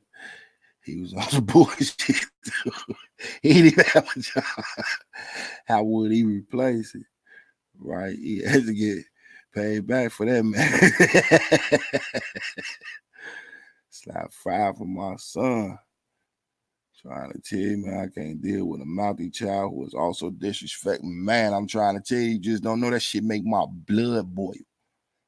You know what I mean? I'm that type that'll look, you know what I mean? Like I say something in the beginning, and then if you see that parent be on that, you know what I mean? Like you can't say nothing about their kids to them. I leave that shit alone, though. Okay, he could do that shit with you, or she could do that with you. They can't do that shit with me. On the real, I be quick to you know what? I ain't gonna touch a child. Call their daddy, though. I'm finna whoop his motherfucking ass, period, in front of his child, though. That's the way I feel about that type of shit. Call his daddy so I can show him this how tough you ain't. Imagine what I just did to your daddy in front of you, man. Stop playing with me, man. I ain't never finna hit nobody child or disrespect their child, but at the same time, though, they child ain't gonna sit around and disrespect me, though. I'd rather not be around people who got kids like that. That shit make me literally feel some type of motherfucking way, though, on the real, though. Especially the way I grew up, man. You literally can get popped in your motherfucking mouth, get the shit pinched out your head with anything in fucking sight. For real. Then people, oh, he just spoiled you. She just spoiled you, man. No such thing as spoiled motherfucking child, though. One thing about that shit, though, break that motherfucking cycle. Because they're going to get in front of the wrong motherfucker, try to pull that shit, ain't going to get their ass whooped. Period. Them facts. Them facts. Well, I get away with it with my parents. You're going to get in front of one of them parents who ain't with that shit, they're going to knock your ass loose. I'm telling my mom. I'm telling my dad. Tell them. I'm going to do it. I'm going to do their ass in worse than what I just did you, period. And the ones who be thinking they grown, though, I be thinking in my head, boy, you think you grown? Long as you don't bring that grown shit this way, though, because I'm going to treat you like you grown because you put yourself in a grown person position. For real. That should be some real life fuck shit. Tell your kid to do something, they always got something to say back to you type shit. My sons learned that shit the hard way. Hey, mama told them to do something. I'm standing right there. Can we do it? Looked over at their ass. Can y'all do what? Never mind. Yeah, you better never mind. Get that shit done. Well, I don't even want to see that shit no more. I'm like, anytime she tell your ass to do something, I don't want to hear shit behind that shit. Get your ass over there, do the shit, get it over with, and go back to doing what the fuck you doing. That way you ain't got to get in trouble about nothing. I'm going cussing. Be cussing, arguing at their mama house. I put them out her house. They was mad. I'm like, fight me, then. We ain't 13 no more. I'm trying to tell you. When I say that shit, though, I be serious as hell, though. That shit literally make me feel some type of way, though. Like, damn. You say something to your kid say something right back to you type shit, though. Like, where the fuck these kids come from? Then I look at some of the parents, though, like, okay, this a learned behavior, though, because y'all already know we learn throughout our life, though. This is a learned fucking behavior, though. Had to be letting the kid get away with shit like this throughout time, though. And it's like, damn. We mumble under our breath and get our ass drop kick WWE style type shit on the real. Better be my sons. Hey, if you too big, I'm hearing you fucked that, man. You better know it. So I say I be one of them ones. I be ready to get on the kid daddy type shit. Like, man, dude can get his motherfucking ass whooped. I'm feeling some type of way. I don't discipline other people's kids. You know what I mean? And the ones who I do discipline, you know what I'm saying? They'll be like my brother kids or something like that. And I ain't got to whoop them because they always call me the cool uncle. I know how to talk to them, man. Go, you out of pocket for what you're doing right now. I mean, I'll let you nephew. Slide over there. What's up, man? Look, what you just did, that shit was bogus than a motherfucker, my nigga. That's how you feel. Like, you already know, I'm the uncle that is always riding with y'all, hanging out with y'all, kicking and shit like I'm one of y'all guys or something. But for you just to do that fuck shit right there was disrespecting me as well.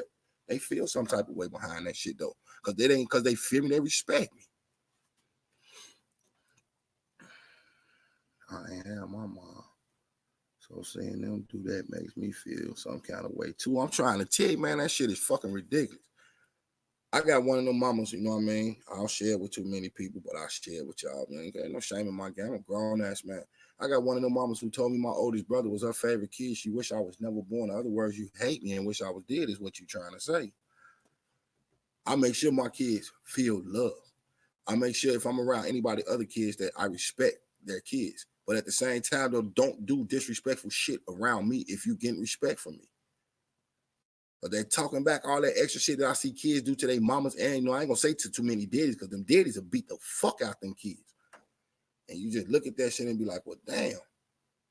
You just said something. You just got a whole motherfucking paragraph read back to your motherfucking ass. And you ain't making no move type. Cut it out, man. That's that fuck shit I want. And I refuse to deal with like, okay, cool, that's your child. Do what y'all do with y'all kids, man. With me, on the other hand, No. I ain't feeling none of that shit. You can't do that shit in front of me. Let me walk the fuck off while I say some shit that's gonna hurt everybody motherfucking feelings type shit. No, I know other people who do the same thing because everybody always tell me, hey, just like your Uncle Mario. Good. I take that as a fucking compliment. That's one of the ones who kicked our motherfucking ass when we got out of pocket. One of the ones you couldn't talk back to your parents in front of him type shit. He gonna kick your motherfucking ass and then curse your parents out. So I appreciate that, sis. Well, I'm gonna be honest with you. I took a positive for that. It made me the man who I am, if you know where I'm coming from. Like, you know what? I never tell my kids no hurtful ass shit like that because I know how they feel. How you gonna tell me to my face, this my favorite son? I can't stand you. I wish your ass wasn't born. Number one, you could have swallowed me if that's the case. You know what? Should have told Buddy to pull out. Should have told a nigga to pour a condom. Wouldn't have to worry about it. Probably would have been in a better family than this motherfucker. On the real. But due to the Most High, I'm here. I had a grandma who actually gave a fuck. So, yeah, that part. Real. And guess what? I turned out better than all the other kids. All of them been to the joint and praise that shit. None of them finished high school, none of that shit though. So guess what? Yeah, I laugh at that one.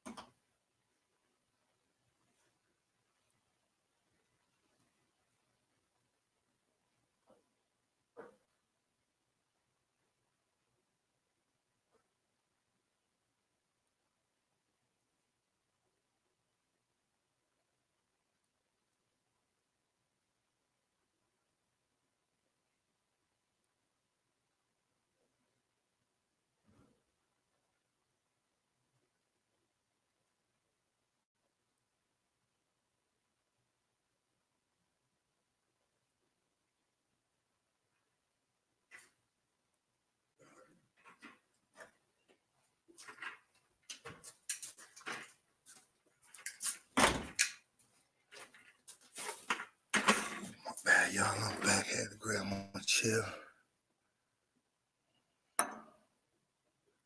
So, hell no, granny was a blessing. Shit, sus, facts.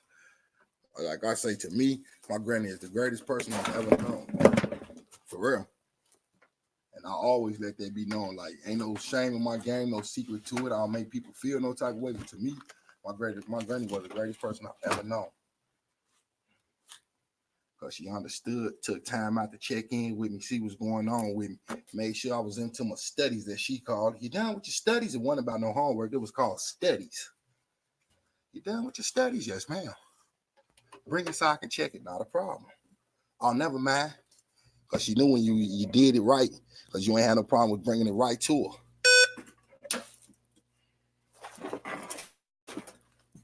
Now, and on some real shit, like I told you, I ain't scared to share nothing with nobody, you know what I'm saying? Because it's all learning experience. Now, my mama got a pacemaker, and she lived with my big brother, and they both miserable. See how the universe returns that shit. I was never a perfect child. I didn't strive to be because it'd have been impossible. Why try something you know that's absolutely impossible? Did my grimy shit, did my dirt and all that, but in the long run, I always knew right from wrong, though. And I try to make sure I don't say hurtful shit to people, though. And I ain't always successful at it, but I try. That way I can look at myself at the end of the day. Well, I tried, but I ain't finna let nobody say nothing hurtful to me either, though. None of us will. Damn sure ain't gonna let nobody try to treat me like I'm their child. That shit dead. Everybody, you know what I'm saying, goes through that one shit. Or you be like, you know what? Can't nobody just talk to me how they want to. If I'm treating you with respect, return that shit.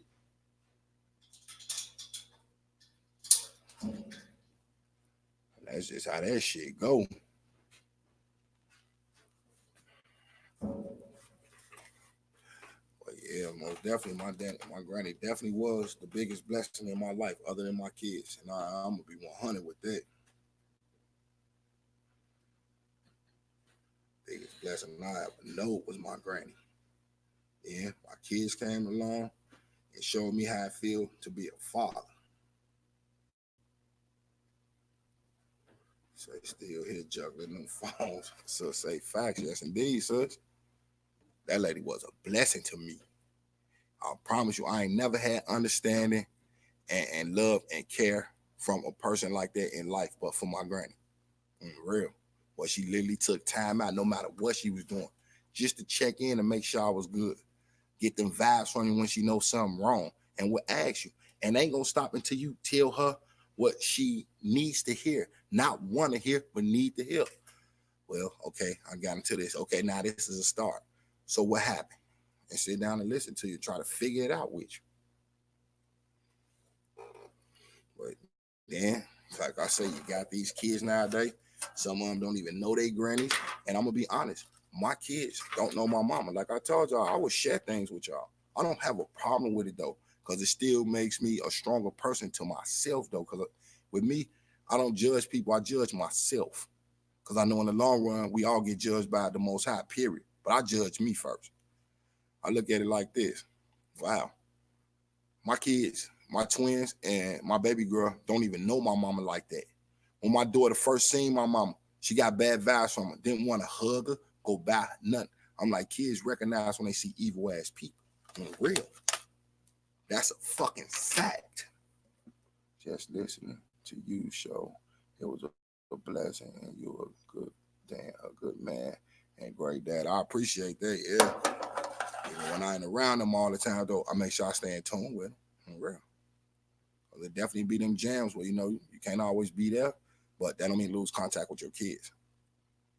But with mine, yeah, I already seen how it was. They don't even know her like that. And I told them, I'm like, I'm gonna tell y'all like this. I'm not being mean to y'all, nothing like that. But I know how this lady is though. And I refuse to let y'all go around her. She call you out your name and all this. I heard this lady call other people kids little bitches. Tell them how she'll beat the blood out of them. Go sit y'all motherfucking ass down. I'm like, wow, you're talking to them like they grown ass people. Letting them know that they mamas and daddies ain't shit. Like, you don't talk to kids like that. For real. And told y'all, I don't mind sharing that shit, man. For real, it ain't like I'm making something up. Cause the shit I'm telling y'all, I can't make up. I don't want to make up no stories, you know what I'm saying, for no assignment. I'm just telling y'all it is what it is with me, though.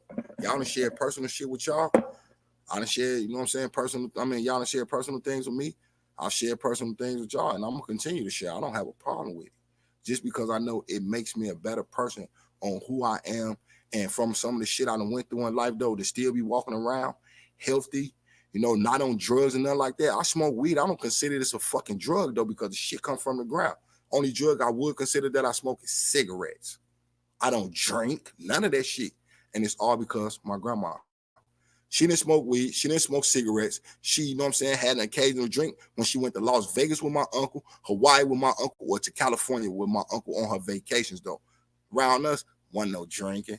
Like I say, never seen her do drugs, smoke, none of that shit. What she did is her childhood was her childhood. I wasn't even thought about, so.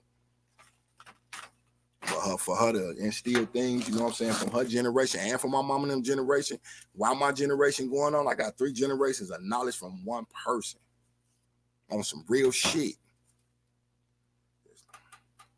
Yes, kids know evil, and so do dogs. My dog hated my granddad. Didn't understand it because I was little, but that dog tore him up every time he came back. Bro, say, damn, sound like a beautiful soul. Yes, indeed. Told you, to me, my granny was the greatest person I ever known. And I'm serious. And I ain't just saying that because she's my granny, but that's the experience I got from her through life. My granny was the greatest person I've ever known. And another thing about me, though, anybody who always know me, they be like, don't stick your hand over in that yard, that dog bite. I've never stuck my hand in a yard where a vicious dog bit me. Any dog I've ever seen always come up to me wagging their tail. And every baby I've came across like me. Smile at me, let me pick them up. Ain't never seen, y'all know when babies see a strange face that they ain't never seen, the first thing they do is cringe up and cry. I've never picked up a baby that didn't like me. I've never went by a dog that tried to bite me. And like I say, I'm not perfect in no shape, form, fashion. Don't pretend to be, don't try to be. But they, just like Sus just said, though, babies and dogs got a keen sense of evil. Like they know when some bad shit is going on or if a bad person is around, though, because a dog will growl and a baby will cry.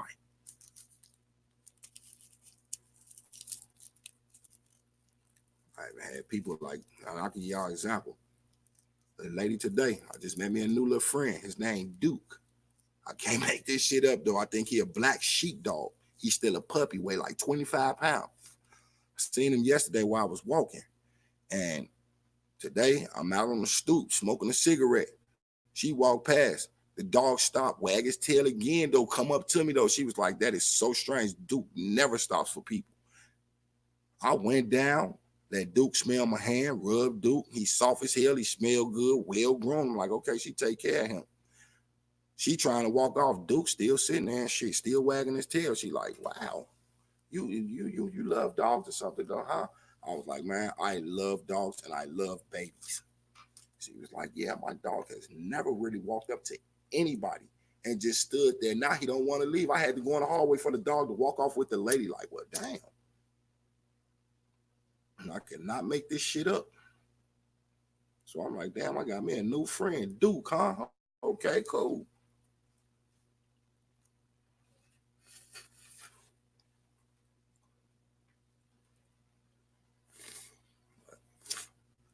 I done been through hell, y'all. I'm for real.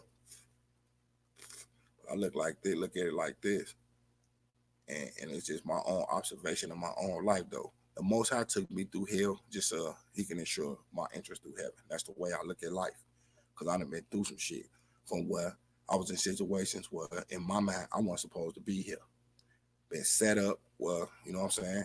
Motherfuckers supposed to backdoor me a little cuz, double barrel shotgun, standing up on a fucking ledge. Like I told you, I don't tell war stories, so I ain't gonna get no names. But can't make it up, double barrel shotgun. Dude, boom, boom. Big ass bullet hole right behind me in the wall door and didn't touch me, not a buckshot or nothing. And I knew right then and there, though, that's called divine intervention, though. In real, been popped, ain't supposed to be here, but still here. Like, okay, there's a plan. But blessings do run out if you keep doing dumb shit, though. And I decided I don't want to do dumb shit no more. Got out the life, got out the gangs, all that type of shit, though. Got to walk away on my own accord, though, without nobody with no backlash. Oh, man, we got to fuck you up to get... No, it ain't work like that. I feel like, shit, go on here. We can respect that. We can respect that.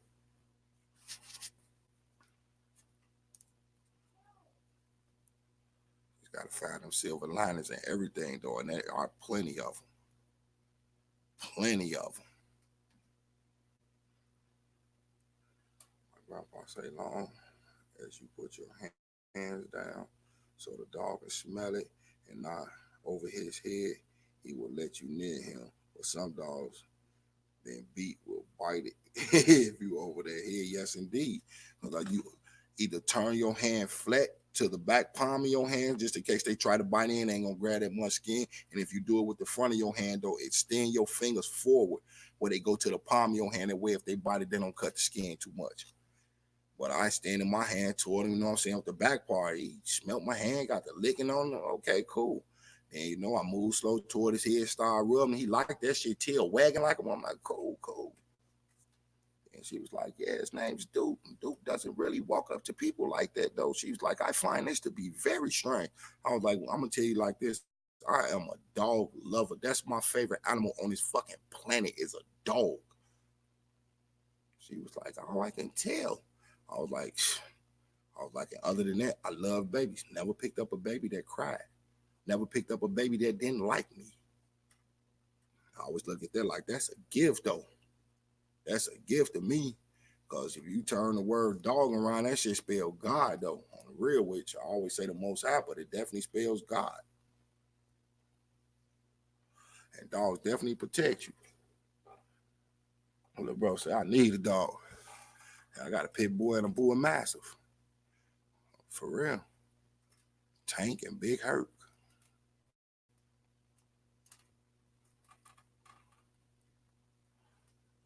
And I don't let them fight. None of that shit, though. I don't believe in pit bull fighting and all that shit, though. I ain't never been a fan of that shit. I always thought that shit's the cruelest shit ever. Like, shit, instead of doing it, go get some of these mangy-ass cats and let them fight.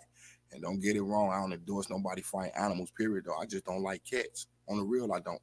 And it ain't that I don't like them because they did something to me. I don't like them because I'm allergic to them. Well, the ones that shed anyway, they're the ones with the short furs, I could tolerate them. But I won't let them jump up on me and all that now. Then they like to scratch on shit and spray. No, brush up again now, get your ass off me.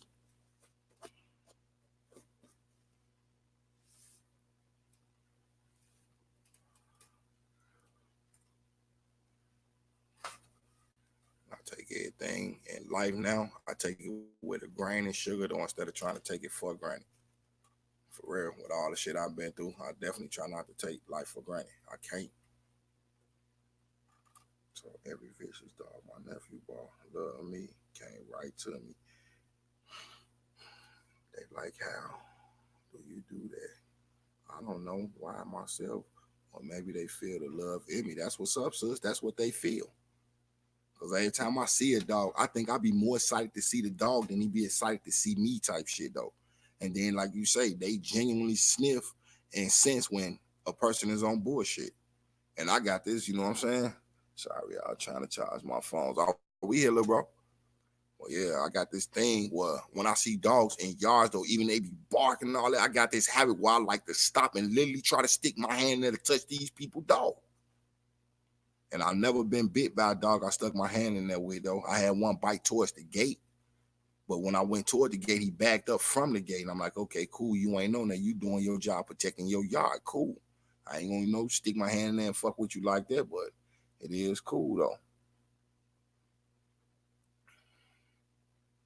It is cool. I love animals. But my favorite is a dog. And I ain't got no specific type that I like over the other ones though. I prefer anything that got the word bull in its name though. But if I was to get a German Shepherd, a Chihuahua, I'd treat him just like he a pig. Have a little ass, you know what I'm saying? Grabbing and shaking on shit, man. Here go a towel. Do what you gonna do. But I won't have him way vicious to bite kids and sicken them on people and fight another dog. That shit dead. That shit dead. That ain't the example I want to set for my kids though, because they love their dog. And one of my twins, he loved the dog shit like it's his son. I would say, that's my son. That's my son. And he had him since he was a puppy. So yeah. He had him since he was 6 weeks. And right now, he a little bit over a year.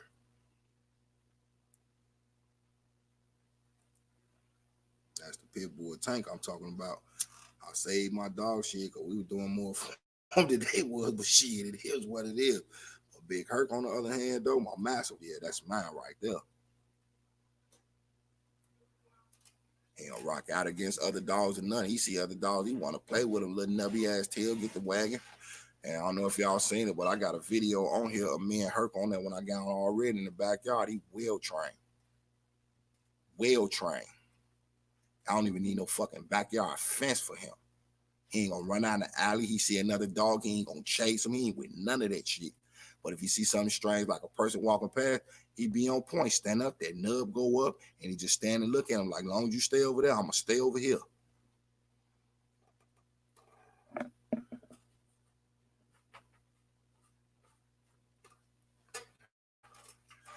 I take all my experiences in life though, and I learn from them, whether they good or bad though, because there's always a lesson in everything we do, y'all. Everything.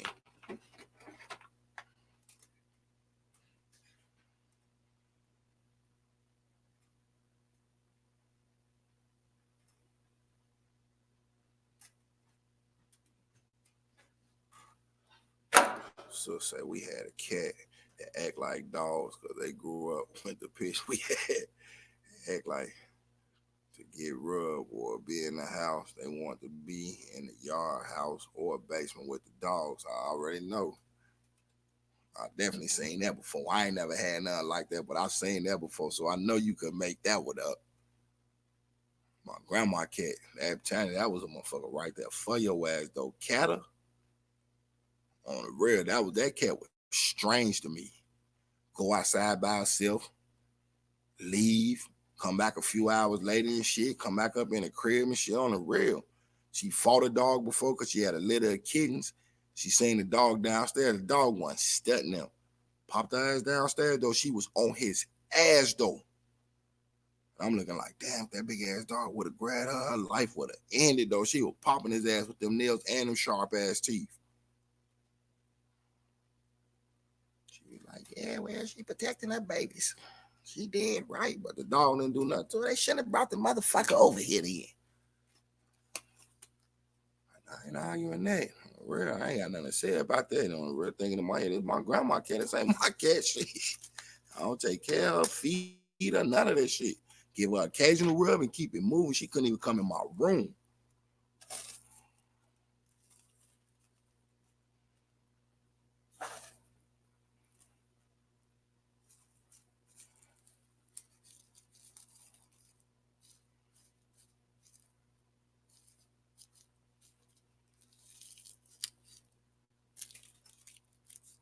Excuse me, I wrote a number here, something here.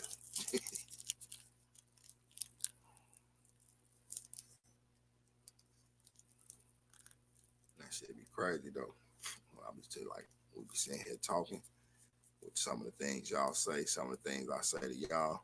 That shit just make me reminisce about the old days though. Like memories is a motherfucker though. And I be feeling sorry for people who be on drugs though, who memories just go away because they smoked them away or sniffed them away. Like this shit is crazy though. Memories always make me smile. I always feel good for some reason behind memories. whether they good or bad though. I think about people I lost, all types of shit though, and then think about the good times we had though before they left. Like, wow, hope people remember me the same way though. Like, man, you know what? I was a cool ass motherfucker. Man, I miss that dude. I don't want nobody to be like, oh, yeah, he was a good guy. You know, the wait till I was gone to say, there'd be plenty of people tell me like, man, bro, you one motherfucker that I know I could trust.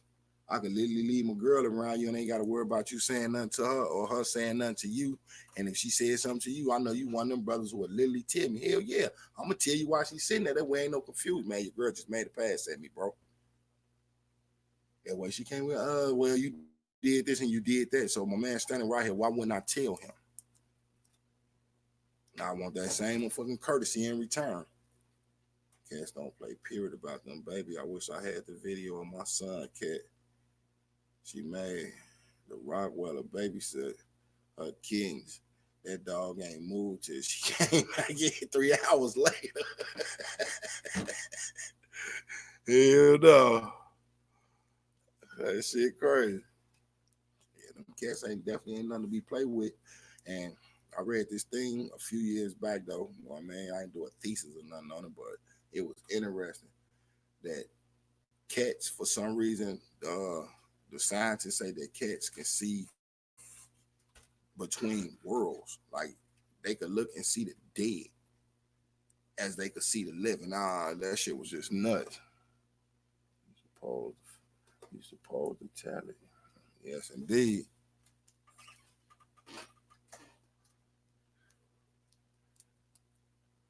I just, you know what I mean? I like getting people compliments because a compliment to me goes a long ass way though. I don't always want to hear a person telling me what I'm doing wrong, what I should be doing, what I need to do. Like, okay, if you know this already, guess what? I've been through what I know all this. You know, instead of criticizing, give a compliment. Compliments do go a long way, like a smile. Some people feel like it's just in their nature for them, you know what I'm saying, to be like that. Scary. Could be true. Real. The compliments, that shit go a long way, y'all. For real it do. Like if you just tell somebody today, you know what? You look nice today. You know what? You did that absolutely how it was done. You know what? I respect how you doing this shit. Man, Pete, that make people smile though. But instead you got people, well, they won't give you constructive criticism. They just criticize you. And it's like, we all better than this though. Give a compliment sometime. Then you got people who want compliments but don't want to give it back though. Some people feel some type of way about different things though. And it's be like, damn, it could have been explained to me a little bit better than the way it's going. Or, you know, the way that things went down though, instead of always expecting. Like, you can't give people that type of power where they expect you to always do something, always make them feel some type of way, and then forget about yourself. That shit ain't cool.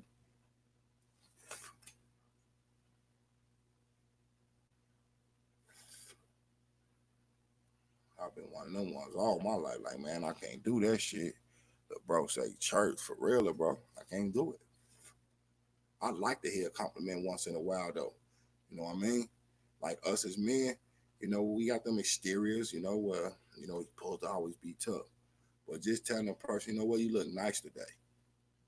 You know what, you make my day. You make me happy. You know, I'm glad you here. That type of man, that shit tight. That go a long ass way, cause I know a woman, a compliment. That's the reason I'm speaking on compliment. A compliment with a woman, I'm talking about fuck make they day. That shit make they week, sometimes they month, just off a compliment. You know what? You're a good person. I don't know what I'd do without a person like you. You know what? I appreciate you. You know what? You looking lovely today. You look lovely every day, but for some reason today you just glowing with it. You go here with your bag, say, no, that shit make them feel good.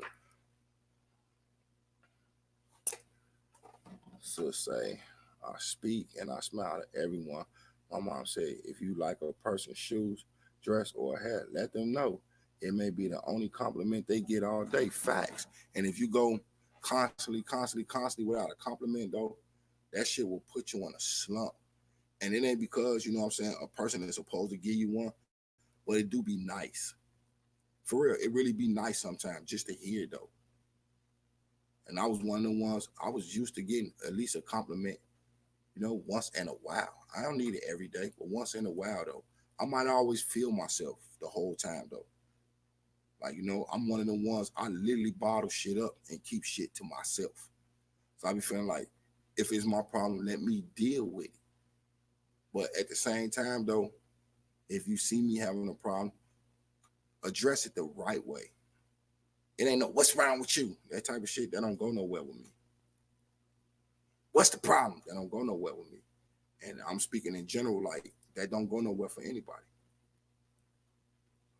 But an occasional compliment goes a long ass way. It do. Because when I groom myself, I don't groom myself for myself to look like this. Me, for some reason, when I grow like the jaw and neck hair though, my face, my skin reacts to that shit the wrong way though. My mustache and my goatee don't do shit to me. And I'll be like, you know what? I wish I could have this shit just grow out. The shit would be wild though. I just look like a fucking caveman. But when guys groom themselves, we don't groom ourselves to groom ourselves. We groom that shit to make those around us. You know what I'm saying? Like, damn, you clean up nice. It's just like when a woman go get her hair done, her nails done, with like sis was just saying, her toes done, new dress, nice little makeup, or however she got it on. They expect that compliment. You know what? You look badass. They go ahead. That's cool. But having to ask for a compliment, that shit don't work though. Like, I'm not gonna ask for a compliment. Nobody should have to ask for one. For real. And going out your way to do things for other people though, you know what I mean? You know in your head you don't have to or nothing like that. For real. So say I never thought of it like that. Bro say me too. But yeah, that make people day. It do. Because asking for somebody, you know, ask somebody how this look. You shouldn't have to ask. If you know you feeling spiffy, you know, the other person will let you know, damn, that's the you damn, you fit nice, man. You clean up well. But us, it's just in our nature to be like, you know what? That look nice. I like that. You know, it's just in our nature to do that. But you know, women, like I say, the compliments with them really goes a long way though. And at the same time though, it goes a long way with us too though. You know, I'm just putting that out for the ladies or something, like, you know, just out there. Let them know, you know, hey, sometimes compliment your guy. You know, compliment your cousin, your uncle, your nephews and stuff. That shit make you feel good, just like a smile do.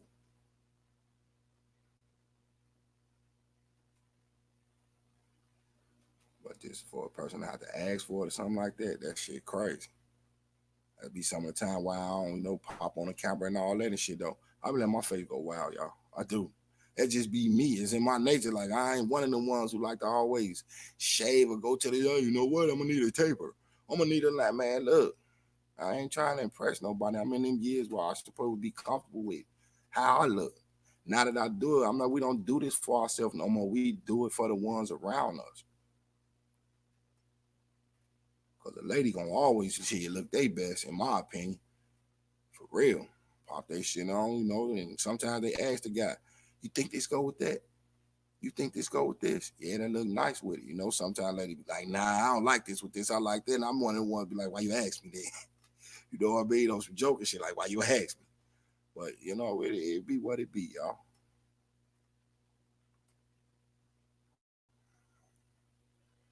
I remember the compliment more. Thanks, K.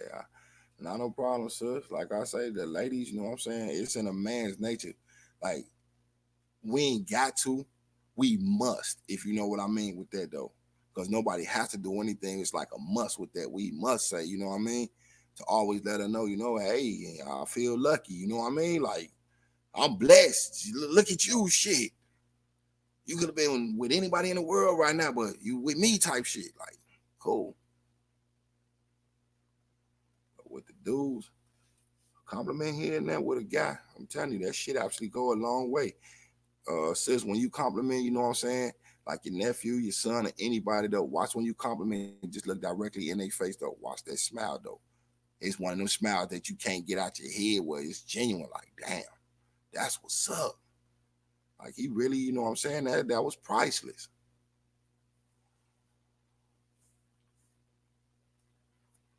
Yep, I say that always. That's a fact, little bro. On real. Ain't Nothing wrong with that. It's cool.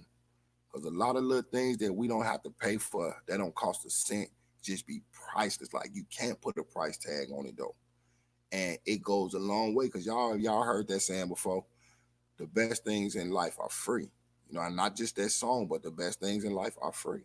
It be the simplest shit that actually makes a person day. Like, wow, damn. I know I get this type of popular reaction for that. Cool. I need to do this a little bit more often, though. You know what I'm saying? It raises the spirits. It uplifts a person's confidence in themselves. Because the person might have all the confidence in the world, though. And you know, you compliment them, though, it gives them more confidence. And then by that confidence study building, they could pass that on, though. Because you got some people be like, oh, you think you look good. Like, damn, wow. I'm one of the ones that got that respond like I do. Because if I didn't, you wouldn't say nothing about it. I respond like that for some reason, though. I don't be trying to be mean. That just be me. Yes, my mom said flowers, a man took the time to pick, are more special because it took no thought to wipe out cash or credit. For real. For real. I've seen my daughter pick dandelions off the ground and give them to me and to her mama. And to me, that was the most beautiful shit that I've ever experienced in life, though. Because nobody asked her to do that. You know, nobody hinted on that, though. She just did it like, oh, here. I like these ones. These grow everywhere. That shit made me smile, though, made me feel some type of way. I'm looking like, damn, that's cool, though. You literally took the time out, like you just said, sis, took the time out to do it, though. Instead of saying, you know what, let me go get these flowers because they look this way. They cost this much. Like, man, a male or a female who lacks cash doesn't mean that they're broke, if y'all know where I'm coming from. For real. They hard, depending on how it is, will make them either rich or to make them poor. Well, I should say wealthy or to make them poor. Because if you got a big heart, though, you're one of the most wealthiest people on the planet. Why? Because you ain't scared to go out on a limb to do, even if it's your last, to do something else for somebody else, though. I'm one of them people that I know that can walk this planet and they never got to worry about somebody saying, that was a shiesty dude. That was a stingy dude. Nobody can ever say that. Anytime I've ever got a phone call from a friend or a family member, I never hesitated. I always say, come on, here you go. Here you go. You know, it's my last, but here you go. If it's your last, don't worry about it. You said you need it. Apparently, I don't need it because it's still in my pocket. Here you go. Impress me with your personality. Because Chantel rich in personality. That's what's up. That's how I feel. I feel like I got one of the biggest personalities, though. And I'm not boasting about it enough, but I'm proud of my personality, though. Because it's part of what makes up my genetics and makes me who I am, though. I smile at you know what I'm saying, people who smile at me. I laugh at jokes if they funny. If it's something corny and I get it and it's still funny but corny, I'ma still laugh at it. But a joke, I don't laugh at what they call jokes when people talk about other people, though. That's not a joke, that's put downs. Well, I'm in this position right here. You see that motherfucker right there? Motherfucker never be better than me. Like, wow. No, I'm just saying, though. See that regular ass car dude ass was driving. Look at the Camaro I'm driving. So, that person still got wheels under them. They can move how they want to. That's just like me saying, shit, you see the Challenger outside? Huh. Same dude just ride past that motherfucking 87 Toyota. Get the fuck out of here. That man got a whip and he going to and from where he need to go, though. That's some materialistic ass shit. There's no joking with that. There's nothing funny about that. So say that ain't funny at all. Shit, because I keep hella food up in here. Them motherfuckers down there be starving. Damn, if you got that much food, though, why don't you go down there and take them a bag, though? That way you know they ain't starving because you went down there and you help feed somebody. Do something good to come back to you. And don't do it just to be doing it. Do it because it was the right thing to do. Do it out the kindness of your heart type shit, though. Not because somebody told you to go do it. Do it because you know it's right. You know what I mean? Ain't no telling that they kids and they're starving, or, you know, a person might be getting money from the state and they can't get it now. And now they fall no hard times. Though you saying you got extra saying you got hella food, that means you got something extra. If you got something extra, give it to somebody. Look out for somebody. Help somebody in need, though, because you never know when the table's going to switch and it be you in that position. And then you're going to feel some type of way, though. We have too many people who claim they proud. If you're going to be proud of the right things. I'm proud because my son's finishing school. I'm proud because my daughter loves to do her homework. I'm proud just to be around family. That's things to be proud of, but being proud because you have what you think you have more than somebody else, that's nothing to be proud of. Because you feel like you got more and they ain't got nothing, share. Share. It ain't going to kill you. Not at all. Because just like you was blessed with what you got now, guess what? You showing a blessing to somebody else, your blessing might come back 100-fold. I don't believe in that 10-fold. I believe in 100-fold. And when you do something out of the kindness of your heart for somebody or something like that, though, don't expect nothing back and definitely don't rub it in their face. That'll make a motherfucking person feel little and they'll feel some type of way. And I'm saying that from experience, though, on the real. We've all fell on hard times before, though. It's just how you handle the shit, though. And if somebody giving you something, you know it's just goddamn it, they giving it to you out of spite, don't accept it. Because I'm one of the ones I always tell the person, if I ain't got it, I don't need it. If I can't go get it, I don't want it.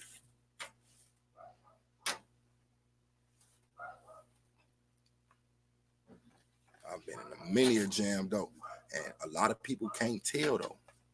I don't pick up the phone, call my brothers, my cousins, nothing. If I ain't got it, I don't need it. If I can't get it, I don't want it.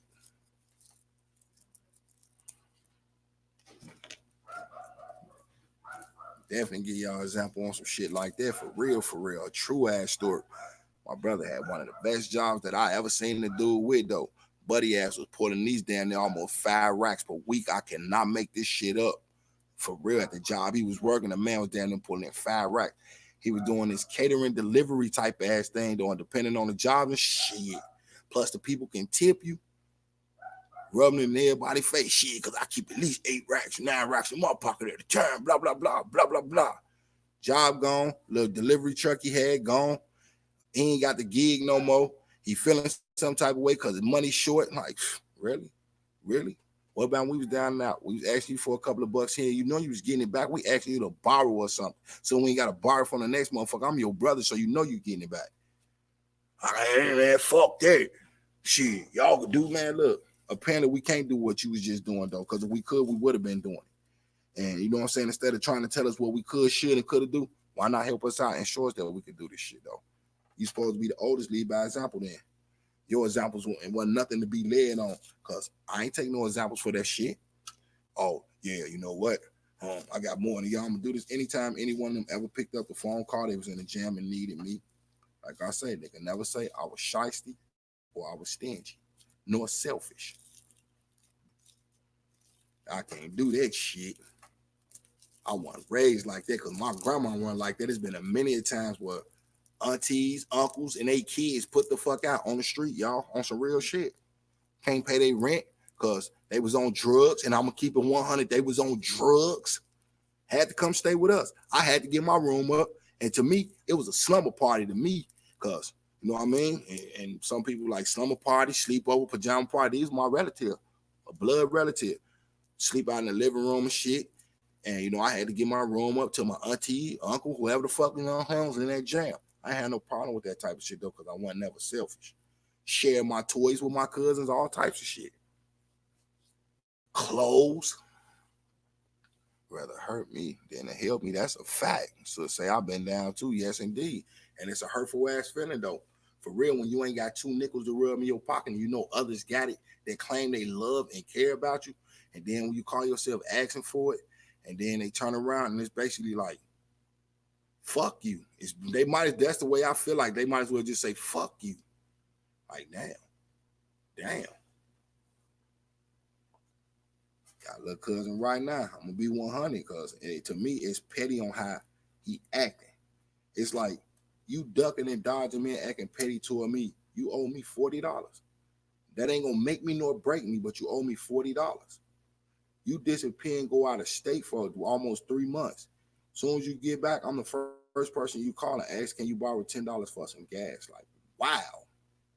Like, dude, I ain't heard from your ass in down there 3 motherfucking months. You get back and the first thing you ask me is for money and you owe me money. Nah, I ain't got it. You talking about for some gas that you finna go run out and rip and run and do Lord knows what though. I ain't in the car with you to run that gas out. I'm not obligated to give it to you or nothing. Plus, you're a grown-ass man with a car. Guess what? Do like we used to do. My first little whip, I ain't had that much motherfucking money. I used to pull up in front of grocery stores and shit, offering goddamn it rides, flat rate rides in the whip to have a couple of dollars in my pocket and gas in the car so I can keep doing it.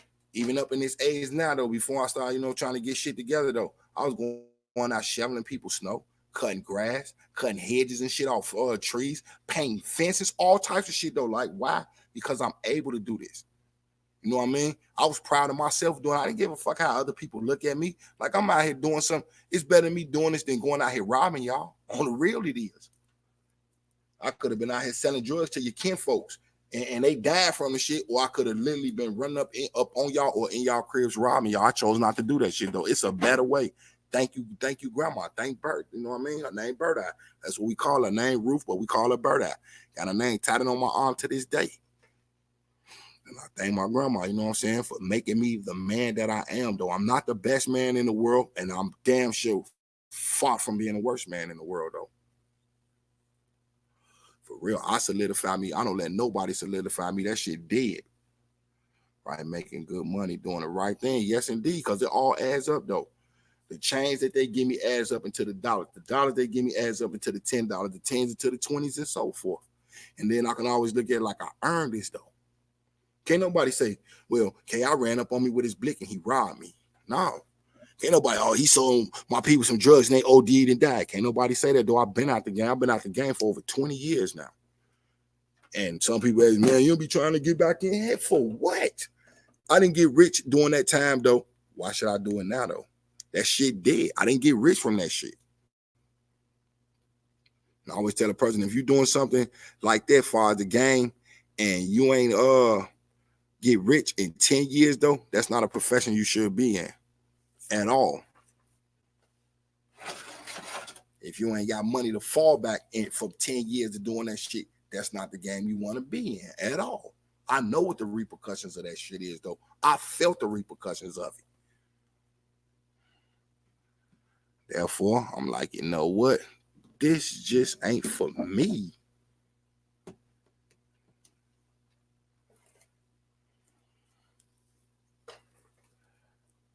That's what we was talking about. Like, and when Bronan was just on setting that example for people, though, we could set examples for everybody, y'all. It's easy. Just doing the right thing, though, is setting an example. No matter if it's something big or something small, though, you did the right thing, period, though. That's an example set. It sets up people in the future to, make good decisions, though. Because I ain't going to say we all going to be perfect. We're going to always do the right thing. We're going to do what's best for us, period. My baby boy learned that he went out and got him a job, a soda pop and chip habit at 10. He picked weed and swept cigarette butts. And that ain't nothing wrong with that, though. Like I told you, as a grown-ass man, though, there's no shame in my game. You know what I mean? I done made some good money doing some good things, and I made some good money doing some bad things. But at the same time, though, you get to that point in life, you be like, you know what?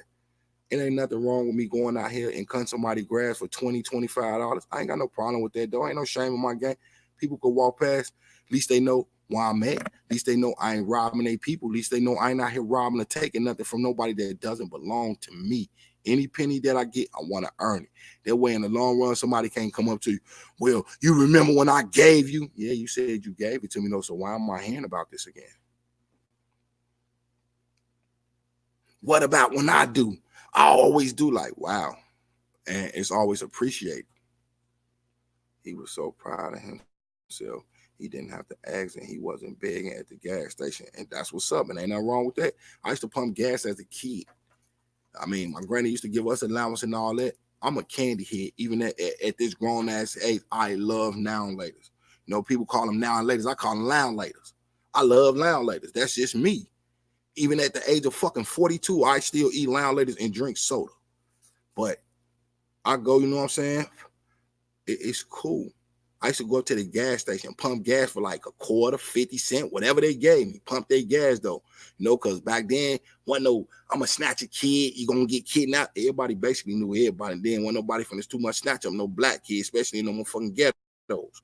But I didn't have no problem with doing that. I used to go up to the grocery store sometimes, shit. Like if people was in walking distance in their house, I helped them carry their grocery for some change though. And then if it was the my elders, I didn't, you know what I mean? I didn't charge them.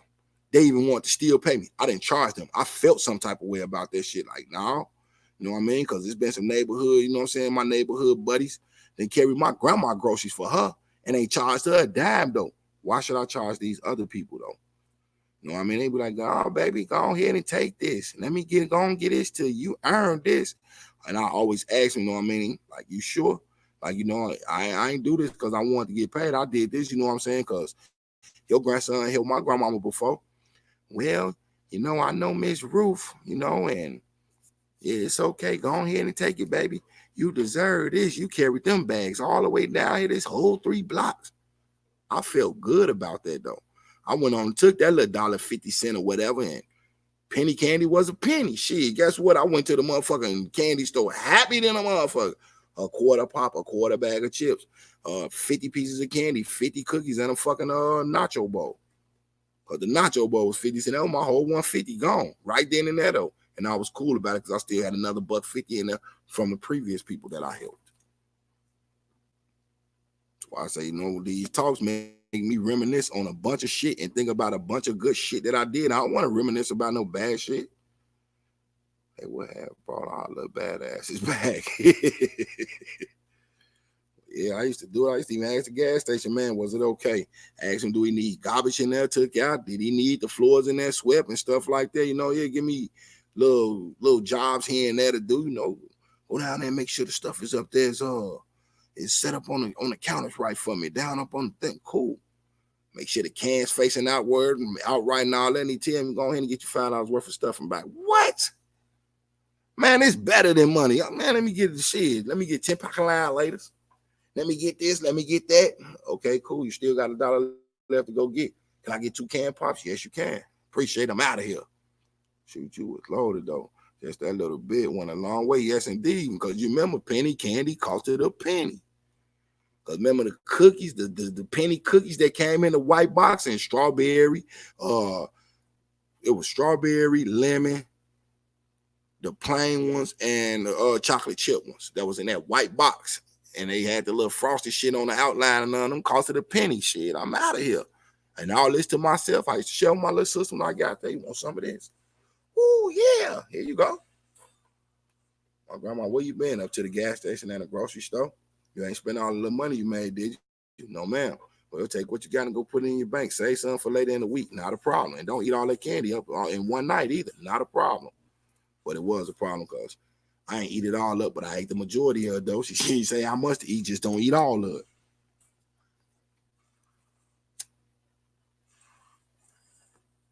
Them type of memories make me feel good about a bunch of shit, though. Then I look at how, you know, me, my brothers and my cousins have grown apart, though. And I've always told them, y'all always talking about, you know, how things is different. I always say, but y'all can never say that I'm different. Y'all all been to the joint. Y'all left me out here in this motherfucker by myself. It ain't the other way around. I didn't go to the joint and leave y'all. And when y'all was in there, I was sending y'all tools and fuels when I can, though. Y'all got to remember, I still had to survive in the world. Y'all getting, goddamn it, a bed and three fucking meals, though. Y'all getting people still coming to visit y'all. This before this little electronic phone type shit. You could literally see people and shit. Y'all getting mail and all this. I'm still out here, though. Y'all came back out to me being the same person I was when y'all left. My begging, I mean, there were kids who didn't offer to do anything, just ask for money, but you never know why they out there. Their mom could have been on drugs. That's a fact. Because I've seen that myself, though. I had homies that was like that, though. Well, their mom was on heroins. We call them blows. They were sniffing blows out them little aluminum foil things, though. Little buddy and them out there asking, excuse me, can you spare some change? You know, and it was generous people that gave it to them. Jail wasn't my friend, my badass. Been there. Yeah, I told y'all. I'm glad the certification laws went out how they was, though, but they really was trying to charge me as an adult when I was a child. And it was because Some dudes was literally trying to get at me, you know what I'm saying? Because some other motherfuckers that I knew did. And they ran about this little building talking about run. I seen dudes with guns. You think I ain't finna run? Hell yeah, I'm finna run. I ain't bulletproof. I ain't finna stand, man. I'm the toughest man. I stood. I wish the motherfucker would. Shit. I seen 3 motherfuckers and 3 guns. Hell yeah, I'm running. Then just, like I say, a blessing in disguise, though. It just so happened to be an off-duty cop. He lived right across the alley from us. Just so happened to see this shit. What was going on? He told his buddies when they got there, look, them guys was finna kill this man. He did what he needed to do, though. Instead of them charging me with, you know what I'm saying, a body and 2 attempted bodies, they charged me with discharge of a firearm and open city limits and possession of a firearm, unlawful firearm, because it wasn't mine. I wasn't old enough to have one. They gave me 38 months in a juvenile correctional facility. I could be out in 25 months.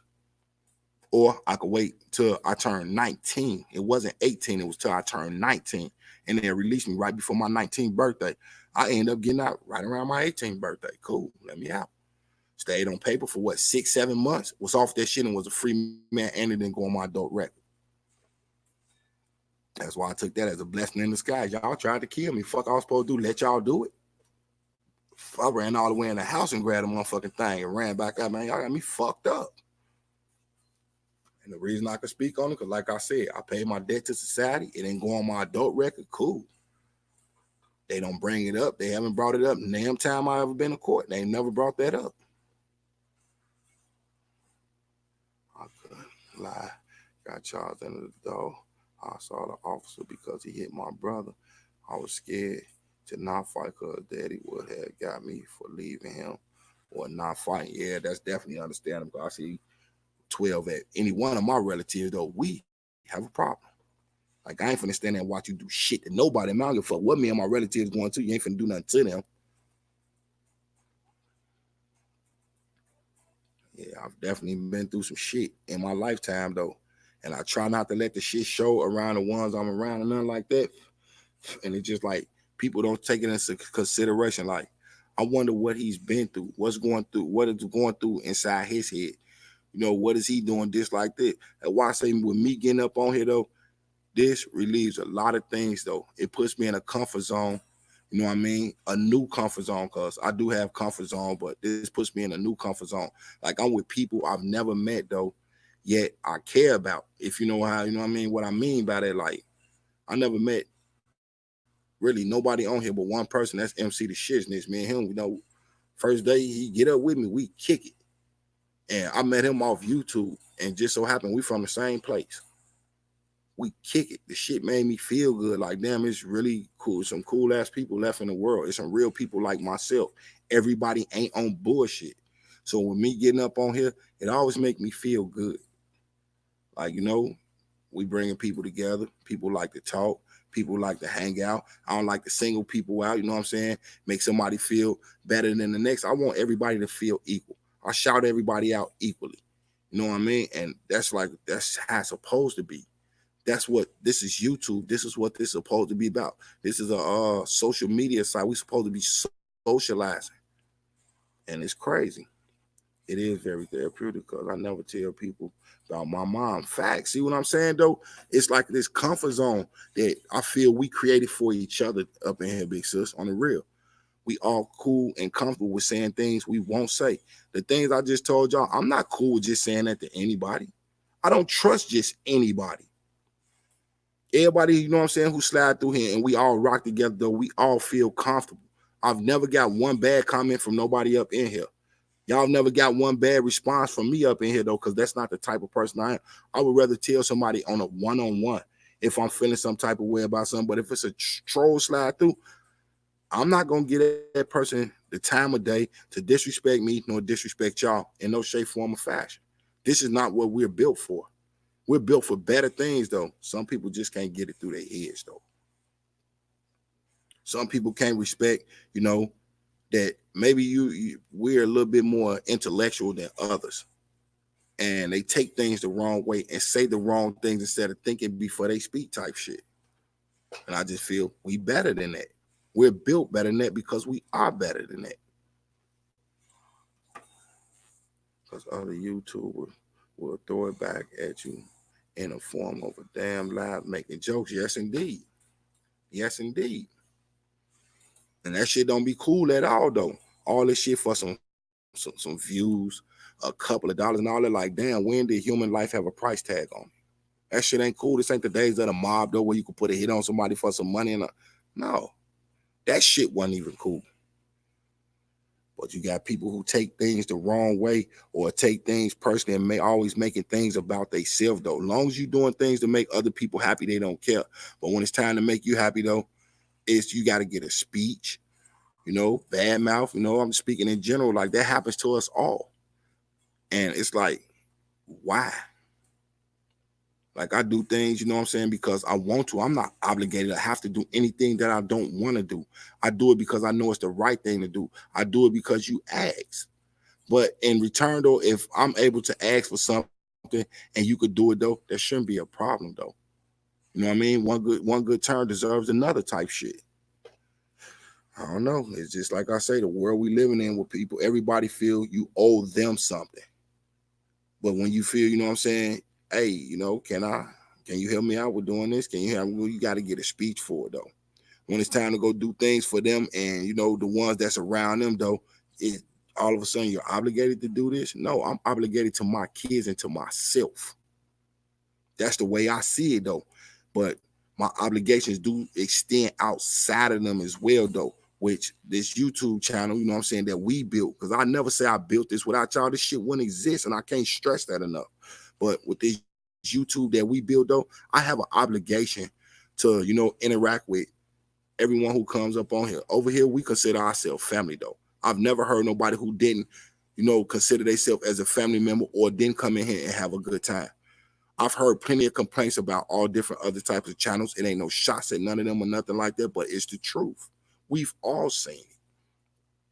But when you got people that just, well, I do this for you, I did this, then you think about it, but like, what if you want to act all like that, what if I get to talking about all the little things and big things I've done, though? Then you'll feel some type of way.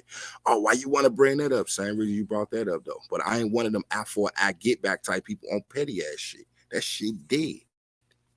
That's what causes more problems than it should be, though. If I do something for you, just accept that I did it for the kindness of my heart, though. If you ask to borrow something and I'll never get it back, though, I'm not going to sweat you about it. Just know in the future you can't ask me no more.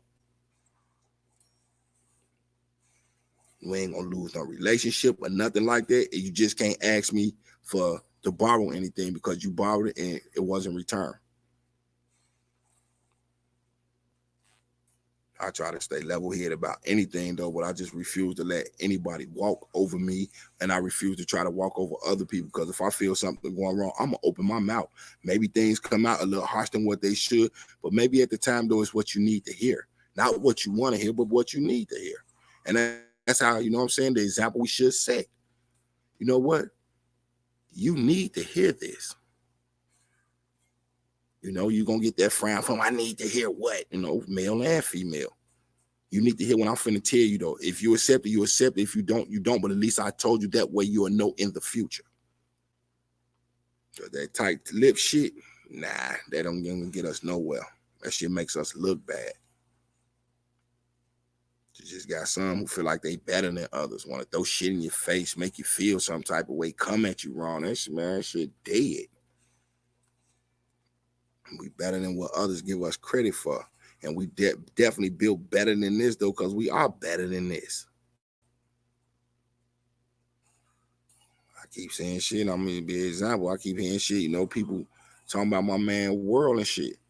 And it's like, I said something in the chat before. Now I know that I'm blocked because I can't say nothing. They didn't respond to me for the simple fact I didn't come at them emojis like, damn, y'all gonna just keep making videos about bro? Instead of feeling this type of way and bringing this energy to all these negative ass people, why don't you get a one-on-one with bro and talk to him? No response. My thing got erased. Then I look back up and I can't say nothing in the chat no more. Cool. I know I'm blocked. It's cool. But at least I know I spoke up for the right reason, though.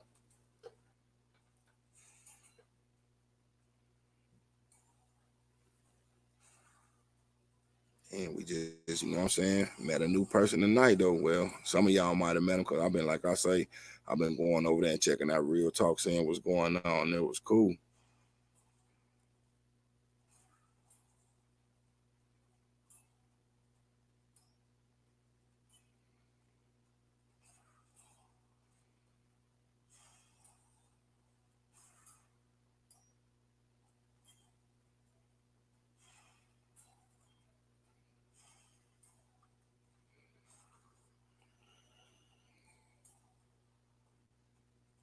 They won't respond. They always block anyone on defensive world. That's the fact.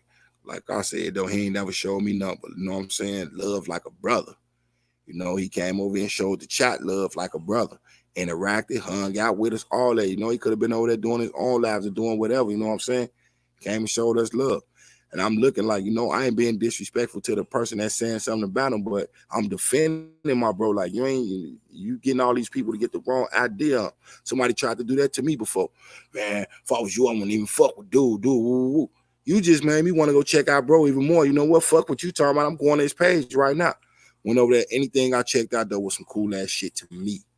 I'm like, man, I ain't one of them dudes finna go in, not mess with somebody because somebody else told me not to. You don't mess with them for your own reason, though. Now I see why y'all don't like bro. Y'all don't like bro for the simple fact bro ain't on that punk ass bullshit y'all on, though. And he'll let y'all get up on the panel, speak y'all piece without blocking y'all. They don't do that with him, though. They don't give him a chance. That's why I say it's a bunch of haters on this shit. We don't need them on our highway because I don't do sectors or fucking sections or however they call. I don't do that on here. We built our own shit together and we roll how we roll.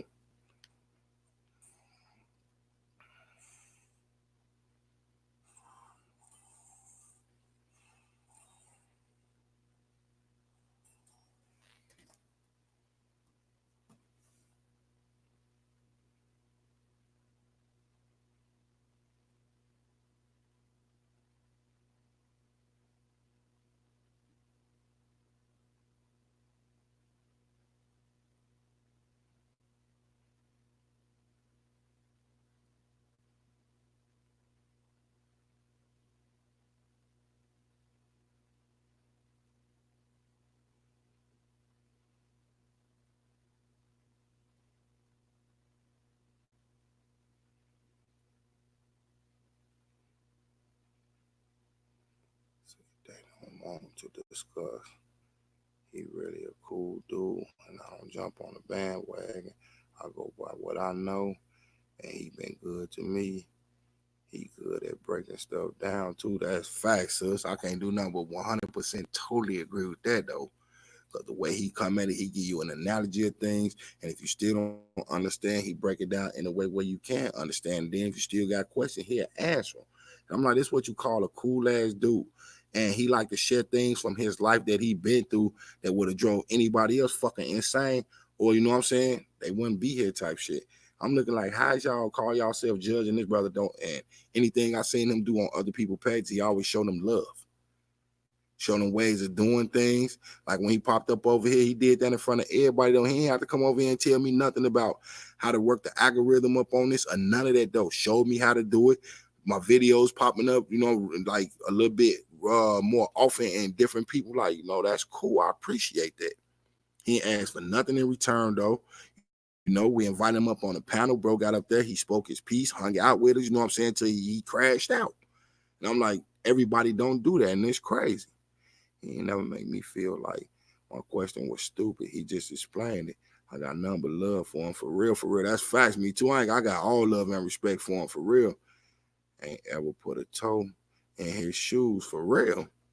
And they just be rocking out on bro, talking crazy about. I'm looking like, man, the same ones who be coming at him and talking shit about bro. In my opinion, though, I think they mad at bro because they can't do what bro ass can do on the real.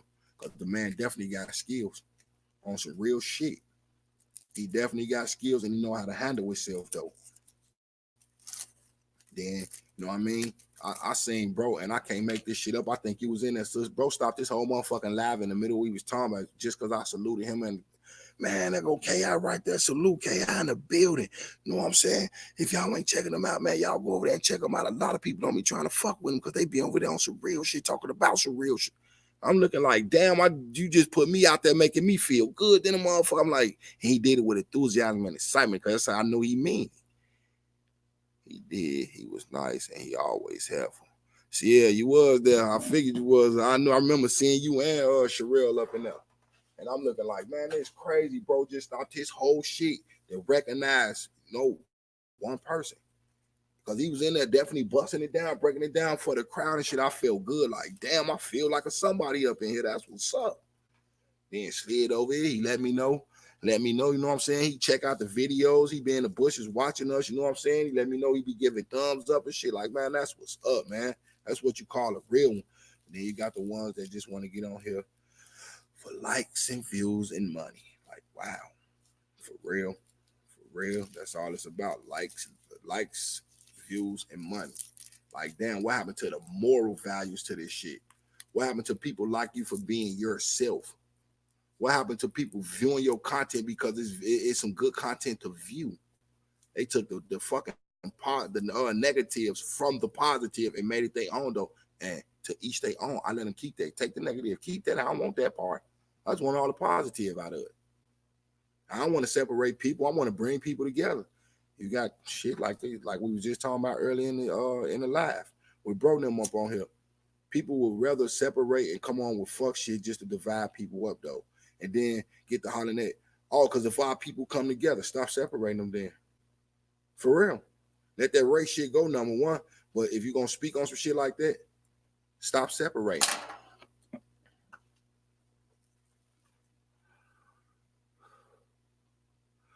They suck the good out of YouTube on some sectors. Yes, indeed. Told you I stopped rocking with people because they weren't who I thought they were, though. I always give people a chance. Like I say, approach everybody with respect. That way, the respect be mutual.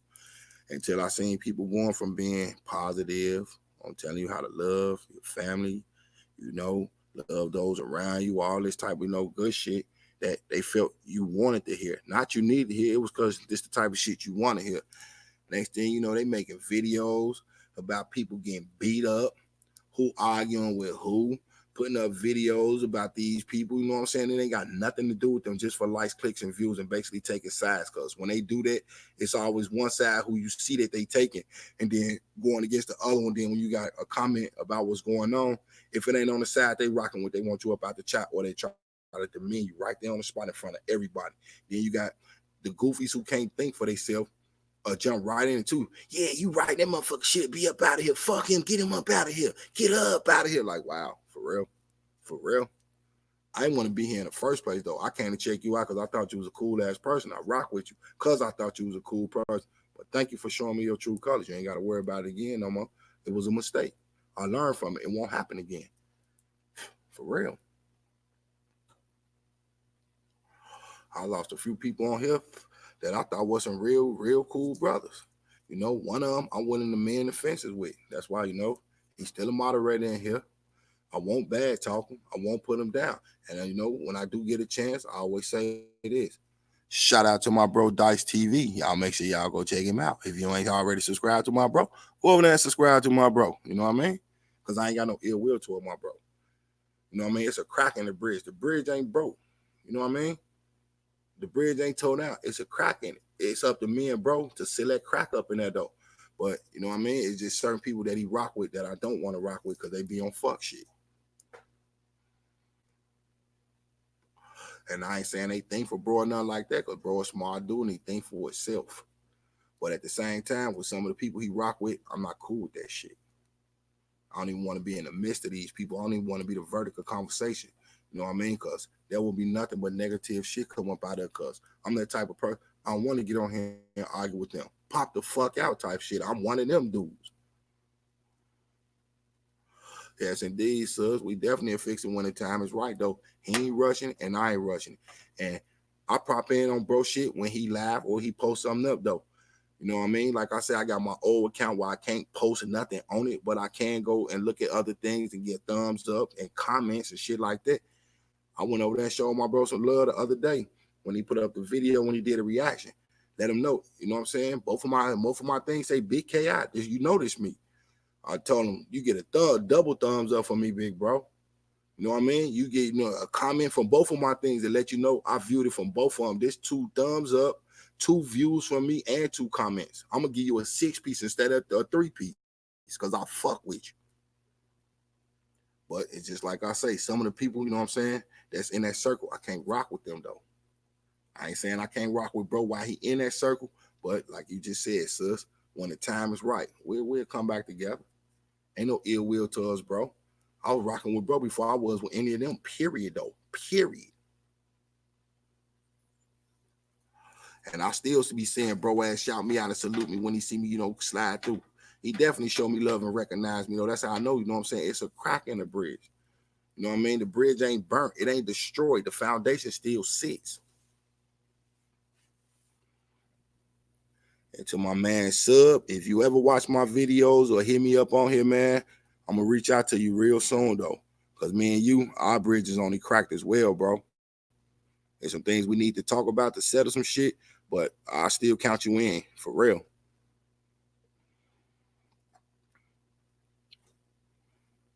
Yeah, most definitely. He definitely send people over here to fuck with me. He know I'm going to do the same thing to him, though. You know what I mean? If I'm up on here or I'm getting off of here or see his video, y'all seen, I still be showing bro love, even though we ain't seen bro slide in for a minute. It ain't one time that y'all heard me on here disrespecting him. I ain't got no disrespect or ill will toward bro. Yeah, he always say that too, and you notice I just said my big bro. Even though I'm older than bro, I call him big bro because big bro do big things, if you know where I'm coming from. Classic back in this motherfucker. I can't do it like you with the hook. But yeah, I definitely know what I'm saying. Be hearing bro definitely sending people over here, always showing me love, and I send it back to him. Yeah, I was tubing as you were speaking. That's what's up. But yeah, I definitely know what I'm saying. When I be saying bro, I show him love.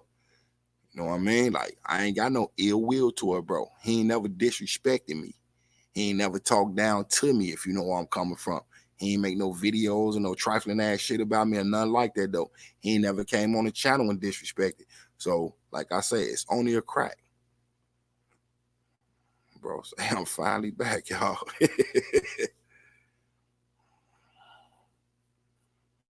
Yeah, we definitely gonna link up, bro, on some real shit. And if you want to hop back on the panel, I can drop this link back up here for you and sis if y'all want to hop on.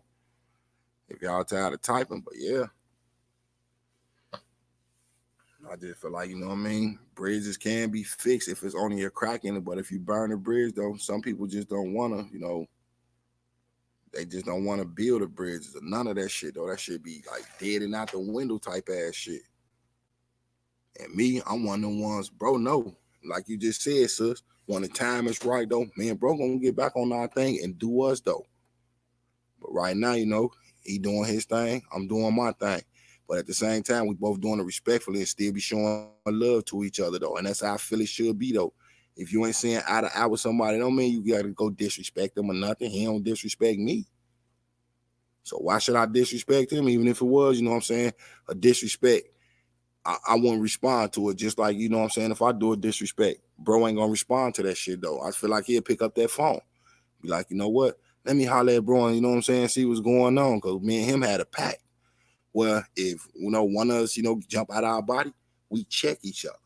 A lot of people look at it like, ain't nobody going to check me. No, we called it what it was. We check each other. Man, bro, you bogus as hell. Okay, tell me why I'm bogus. And then, you know, we go from there and we tell each other why we bogus. And we're going to either accept it or we ain't, though. But we both level-headed guys. We both well-spoken dudes, and we both some smart-ass cats, in my opinion. I always tell people that him with Big Bro Dice and World, them the two dudes that I know when it come to that Nature Boy shit that made me interested in shit. I don't go watching unless they doing something about it. I don't go to Nature Boy shit. I don't even fuck with Buddy. But when they doing it, I go rock out on their shit and listen to it for the simple fact they break that shit down how it's supposed to be broke down. They give you commentary to the shit, and they also ask you questions about what y'all think about this. Y'all think that they should have did this, but take a look when such and such do this. You know, like they break it down how it's supposed to be. Anybody else going that shit one-sided, though. I'm like, nah, I ain't watching nobody else that's doing Nature Boy but these two. And I know they rock together, you know what I mean? I heard both of them shout each other out more than once on their shit while I was on that. So I know, you know what I'm saying, That right there would have been a cold combination though, with a couple of people that be rocking up in here, plus with World and Dice, and all us would have jumped on some shit, man. We could have set a motherfucking, I'm talking about, man, set up some shit where everybody would have either had to follow suit or fall the fuck back. Like, man, nobody want to jump on here and see that old fuck shit, man. You either jump on a bandwagon or, as I say, get on a bus or keep walking. Oh, there go bro Mac J and this motherfucker. I dropped the link, y'all, if y'all trying to pop in. But yeah, we all can set up this shit. Well, we all can keep it moving. Said allegedly in disclaimer, I like to chop. Nature boy, yo. was grinder. Yes, indeed. Educational purposes, YouTube. But yes, indeed, sis. For real, because you already know how I feel about that shit. So I was like, man, that's a fuck nigga. Fuck dude. You know what I mean? Educational purposes, you know what I'm saying? These videos that I make are not for people that's under the age of 18. And I can't stress that enough either. But yeah, yes, indeed. I'll be looking like, man, come on, man. How anybody even rocking with this cat, man? But it's a soap opera all in itself, though. A drama. And you will have people that, you know what I'm saying? They pop on this shit, and that's all their life is about. It's drama. And me, I don't want to do that. I think we all better, you know what I'm saying? Like I say, we built better than that because we are better than that.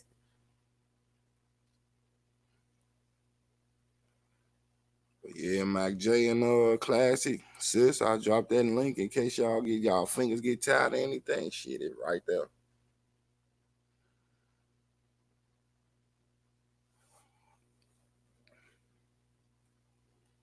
Y'all can come a little bit better than what we be doing on this shit. And I ain't talking about us over here, though. I'm speaking as a whole in general.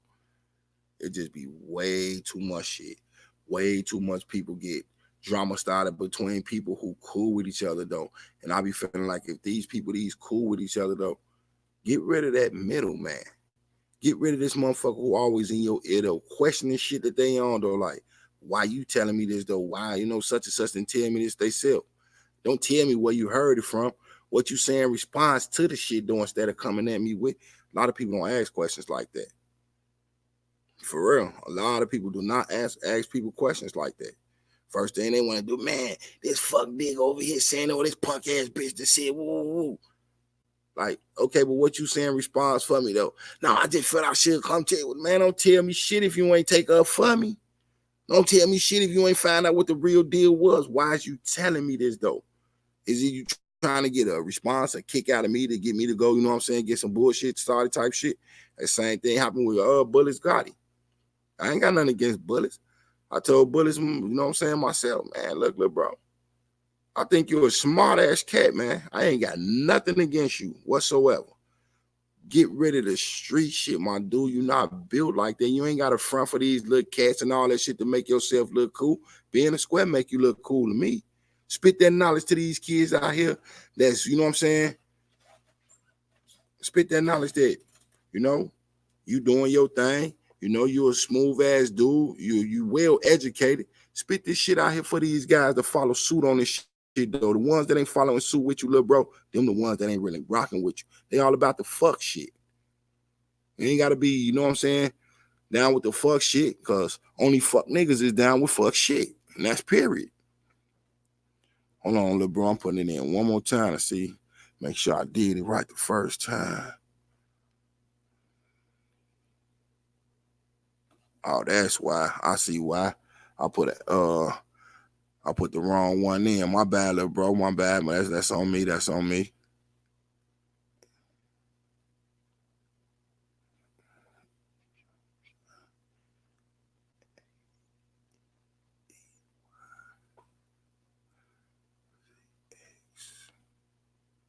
That one should work. Cause yeah, on this other, yep, I definitely put the wrong one in. That's the right one right there, little bro. I put 2 G's in instead of a JG. Almost home from work and traffic. Shit, we should still be on here when you pop in, big bro. See, there you go.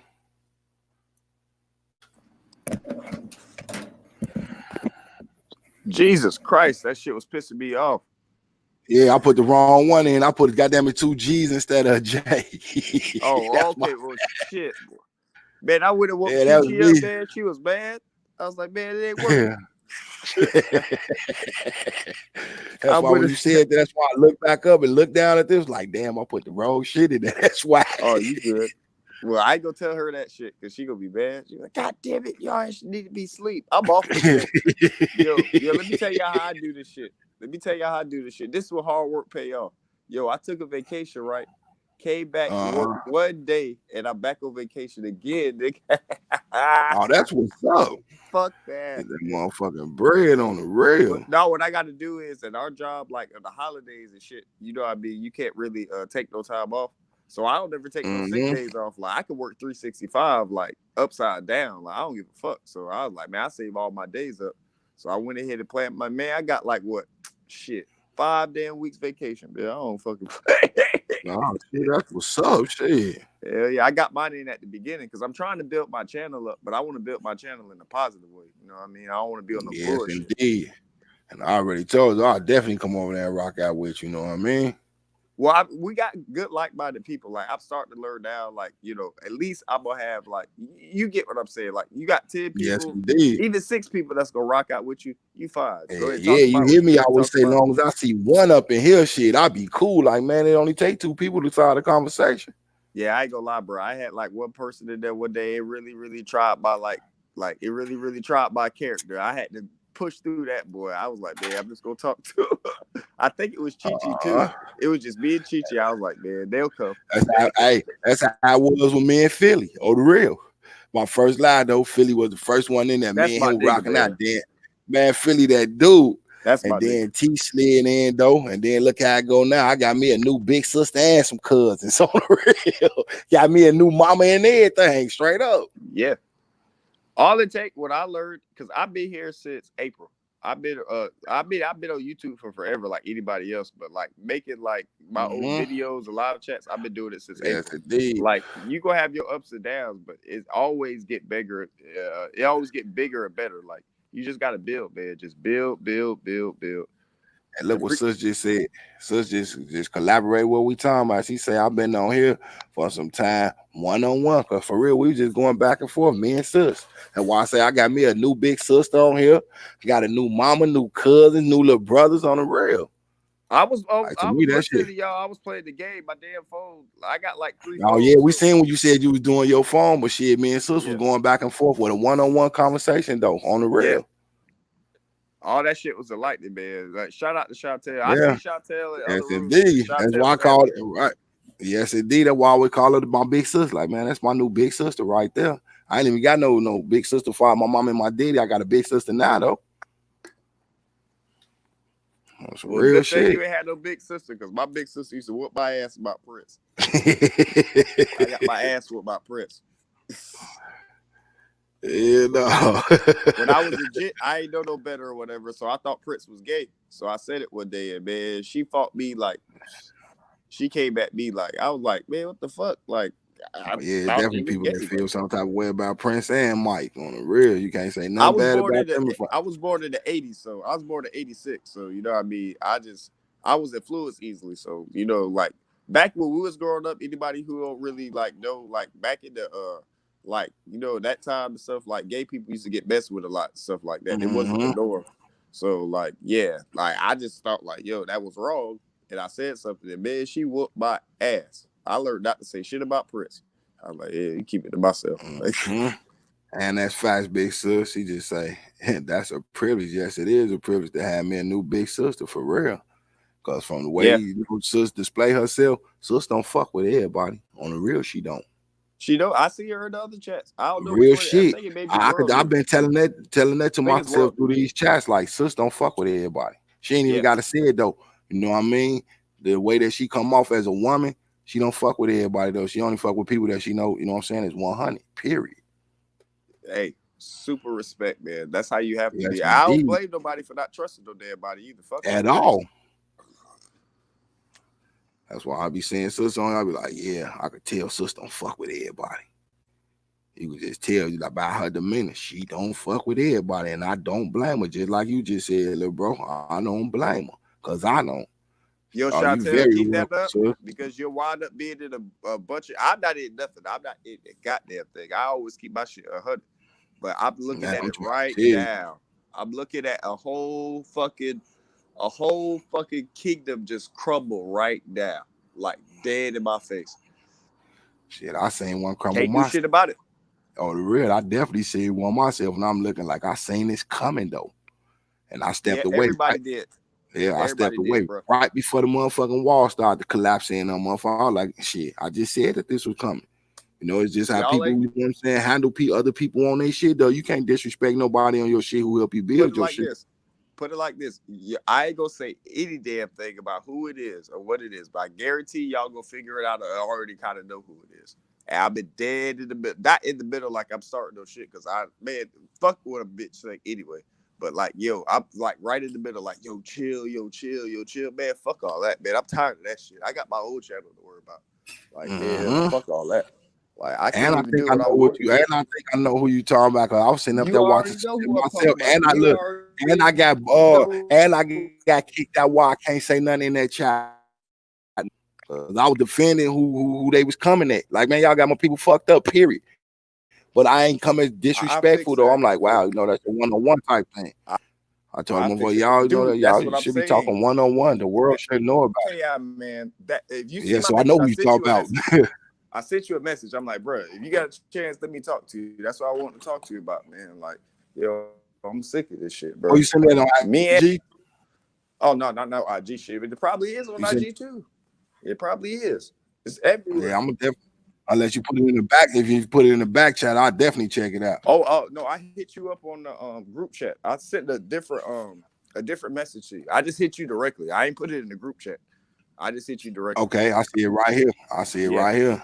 Just go ahead and holler at me. I'll talk to you on that or whatever else. But like, yeah, I'm gonna drop what it is right now, so you would be able to go up on there and get right to me on it. I mean, I'm gonna talk to you directly. I'm gonna give you my phone number. I need to talk to you directly. It ain't got to be today. All day.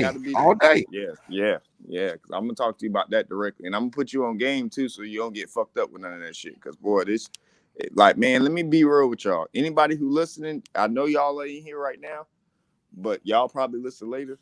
Yo, this YouTube shit got a deep ass hole in it. You got to be careful how you maneuvering out here. You got to be careful.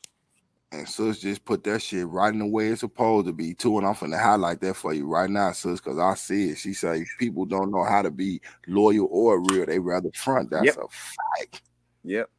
For real, them big facts. 100% facts, man. You know what? Yes, let me just piggyback off that. She 100% right. Let me just piggyback off that.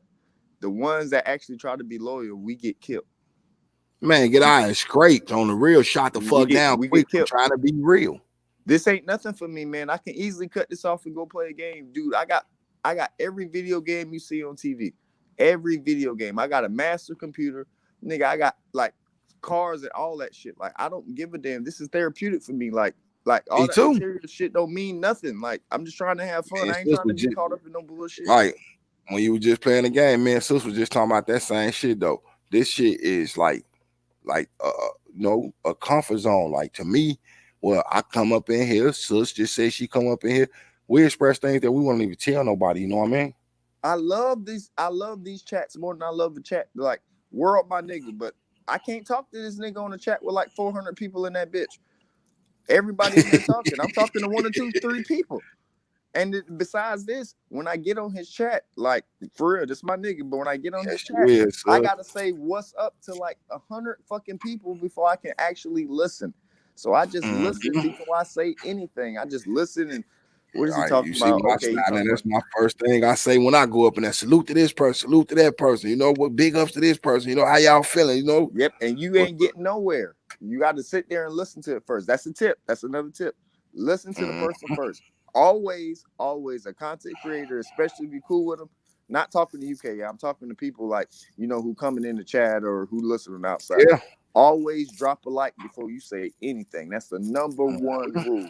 Do not comment on a person's channel unless you drop a like.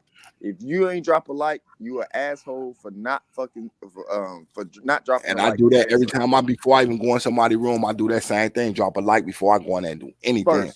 Let me read sis real quick. She say, I ain't rich. She said, I ain't rich. I ain't the best in the world, but I'm loyal. And that's a fact, sis. I'm a vouch for that 100. Chantel, I can definitely tell you is. I've been around Chantel. And I she been with say her. world shit is a big chat. That's fact, a big chat. She say I speak Yes. and hang out in his bushes so I can listen to his videos. Me too. Chantel, And I ain't then never when I heard her say slide, one wrong thing. She me always either. keep it 100. That's why Yep, she I say always that's keep how it you 100. know big sis don't fuck with too many people though. I've been got that vibe from, and I'm one of the ones like she just said though. She said it's a privilege. I don't call everybody family. You know what I Nope. mean? If I don't fuck with somebody, I'll be like, for sure, my dude. And they be like, how you feeling? I'm groovy. When I tell them I'm groovy, I'm on one. But with sis, when she come in, she always respectful. She hello to me, hello chat, hello my cousins. You know what I'm saying? Yep. She come in with number love though. And then you can't do nothing but respect that on the real. And she speak her mind. I see Yes, you, indeed. Chantel. She speak Yes, her mind. She indeed. don't take the bullshit. Yes, indeed. At all. That's why I say you could tell big sis don't fuck with everybody. Nope. And I've that heard shit her is question rare though. motherfuckers before. Like she's like, Yeah, oh, well, that's hold on. That rare don't though. make sense That's to rare. me. Yeah, that's rare right there. Where you see somebody who, you know what I mean, could slide through and don't rock with too many people, and the ones that they do rock with be literally happy to see them and hear from them. That's rare. That's rare, big time. So say she speaking, she ain't got no bushes on her ass.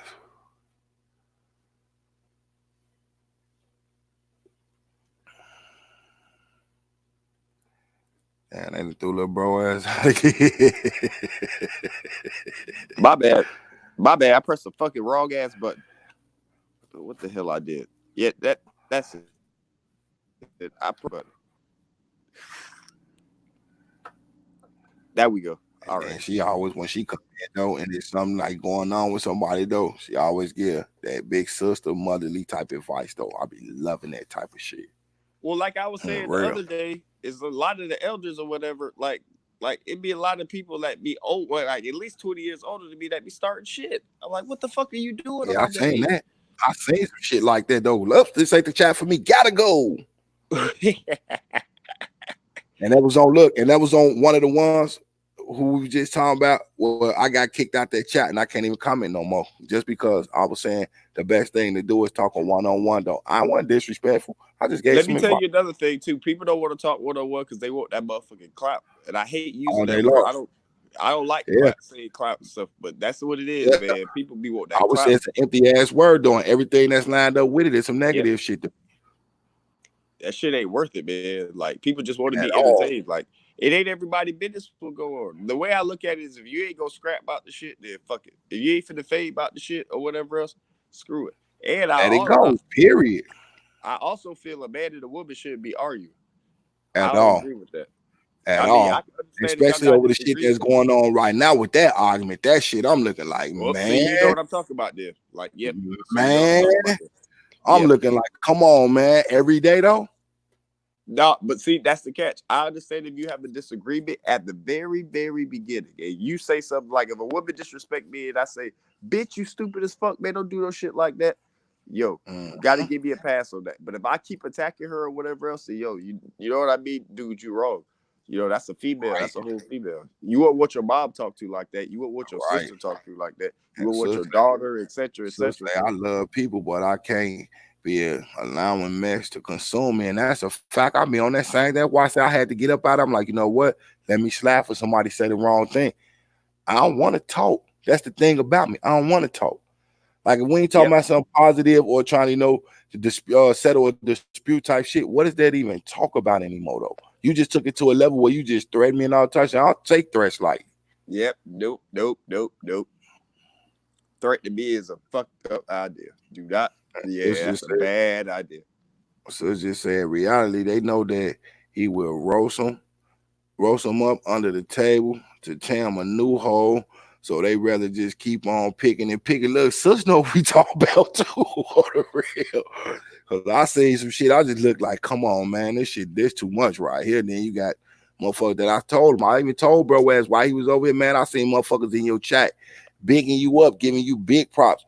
Then go slide in the other motherfucker chat though, calling you fuck niggas. You ain't shit. Fuck him. I'm like, damn. Hold on, who the fuck is this Kabillion ass motherfucker? I don't like motherfuckers like that. Let me tell y'all some real shit.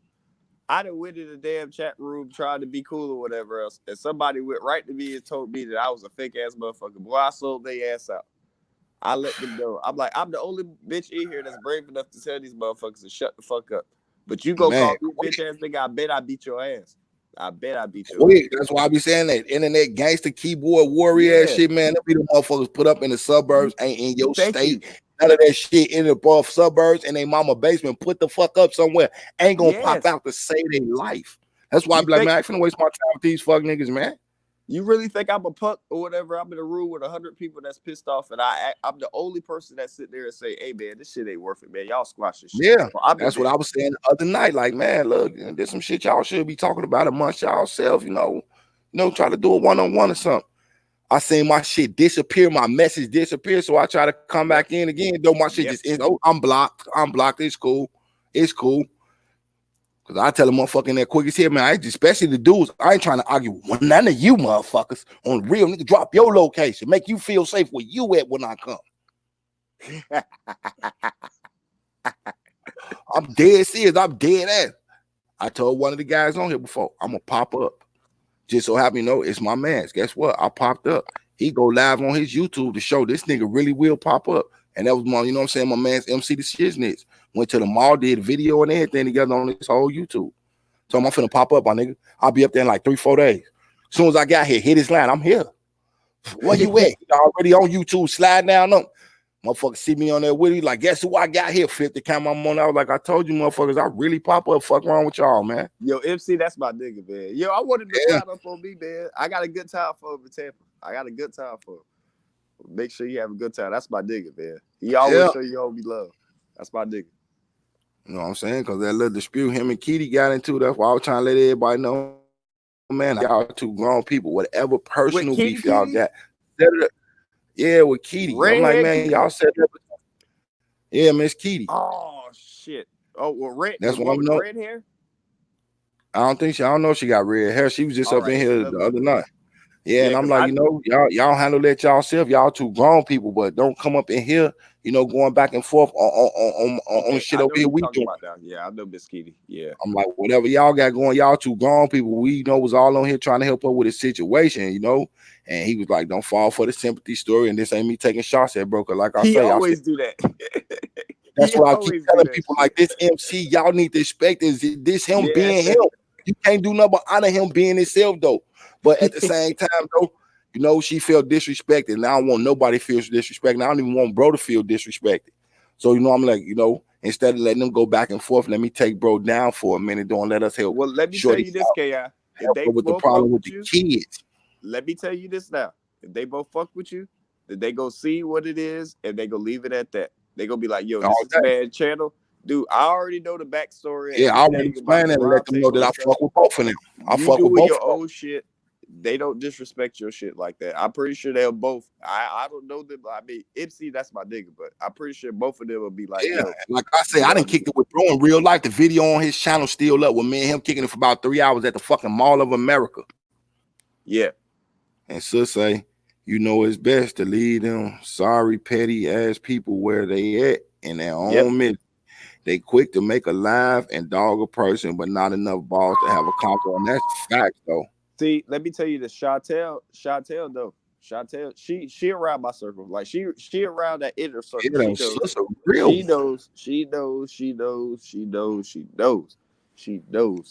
That's what I'm dealing with now, Chantel. Chantel, I swear to God, I'm literally like, yo, man, this ain't that serious. Like, yo, stop. Like, we cool. Like, you know what I mean? Like, shit, I ain't even gonna cap to you. I got subs that's on both different sides. Like, I don't know if y'all watch the Marvel Civil War movie or whatnot. Not the one with Thanos, but the one before that, the Civil War. That's how I feel. I need to check that out. I think that shit up there. Iron Man versus Captain America. That's exactly how I feel. Like, damn, which side do you pick? You can't pick a side. So say I'm 55 and my kids are your age. I totally get it on the real. Yeah. We don't get on this YouTube, man, just to be on here beefing and stuff. We get on here to be educated and have fun. I can't express enough. Sis is literally a real one, though. When she get up on here, I literally be feeling happy to see her on here. Her and Sherelle. Because Sherelle is another Man, little sis dude, that's, you got to see man, that look, live, man. man. Sherelle got on my ass today. She be getting on my ass. Like, we did a cooking video first. I did a cooking video, then I went live afterward. Sherelle was like, yeah, classic. You said, oh, that is real easy for you to say that and you ain't cook a damn thing. I'm like, yo, I help. Like, I threw shit away. You know what I mean? I cracked the eggs and stuff. I stirred the pot. But Sherelle, man, she don't play. Jules on here, though. She say, don't pick a side. Stand your ground. Keep pushing forward. Facts. Because I definitely don't choose sides. That's why I was trying to let MC know, man. I ain't taking no sides, bro. I'm just not taking no sides on this shit, man. One. Y'all two grown people, y'all better than, you know what I'm saying? Better than that. Y'all shouldn't even be on here beefing at each other like that. My side is always the corporation. If I got to pick a side, it's the corporation. It's my team. I got people that look up to me or whatever else that really want to see my content and see me like having fun and stuff. Think about this. Like, all my lives is just pretty much me just sitting back chilling and playing music and everybody just being cool. Enjoying yourself. And ain't nothing wrong with that, though. That's what people don't get. It's okay. If you post something about yourself. If you ain't going to do that, follow suit over here. Open up your platform to everybody. If you know, have a nice ass conversation. Enjoy yourself. Even if you like me, I'm learning this shit with the share screen. I know how to do this shit, but I don't want to pull the shit up though, because they'll tell me real quick though in my emails. Something you use was copyrighted by somebody else. You know, this is not a strike, and whatever revenue you pull in off, it goes to them. Not a problem. I use their stuff, not a problem, but I ain't gonna keep shit up on here. Let me hook you up real quick. The World hooked me up. Shout out to World News. Put your shit on film. I don't know what it is, but when you do your stuff or whatever, put it on film. Oh, hold on, I got you, bro. Mac J coming in this motherfucker. And if anything, holla at World about it. So where you ain't gonna get flagged. What's popping with it, brothers? What's good with you, bro? Man, shit, just getting home from work and shit. It's crazy. That's my nigga Melvin? No, this Mac J. Oh, what's up, Mac? My bad. You and Melvin sounded like my bad. Oh, what up? Yeah, man. You know what I'm saying? Remember you were talking about the weather yesterday and shit, and I was telling you how it was 70 and all that shit. Nigga, that shit then jump back to winter in this motherfucking one goddamn day. Yes. Dude, we get to Florida. You, tomorrow is gonna be fucking 8 degrees here, and it was just 46 yesterday. Yeah, they talking about snow here in St. Louis tomorrow, so I'm just glad I'm off. I ain't getting out in this shit. Yeah, KI, you up there by the read this comment for y'all real quick. Yeah, man, I'm up here by 10,000 lakes on the real. Right. So say Sherelle, very smart. All the ladies in your chat are very intelligent. Make you open your mind up more. They're too old to learn. That's a fact. That's why I say we teach and learn from each other every day. On the real, we do. Hell yeah, and I want to salute you, KI, for the marathon live last night, man. Niggas on that motherfucker for a minute, boy. Man, you told me we was on that motherfucker for 8 hours and 24 minutes. And look, you just spoke to bro up, Melvin up in the room right now. Say peace, everybody. That's what's up, little bro. Hell yeah, what's poppin', Melvin? Say cousin Melvin. Hey, I'm finna drop that link so you can get up here, little bro. Get to be here, man.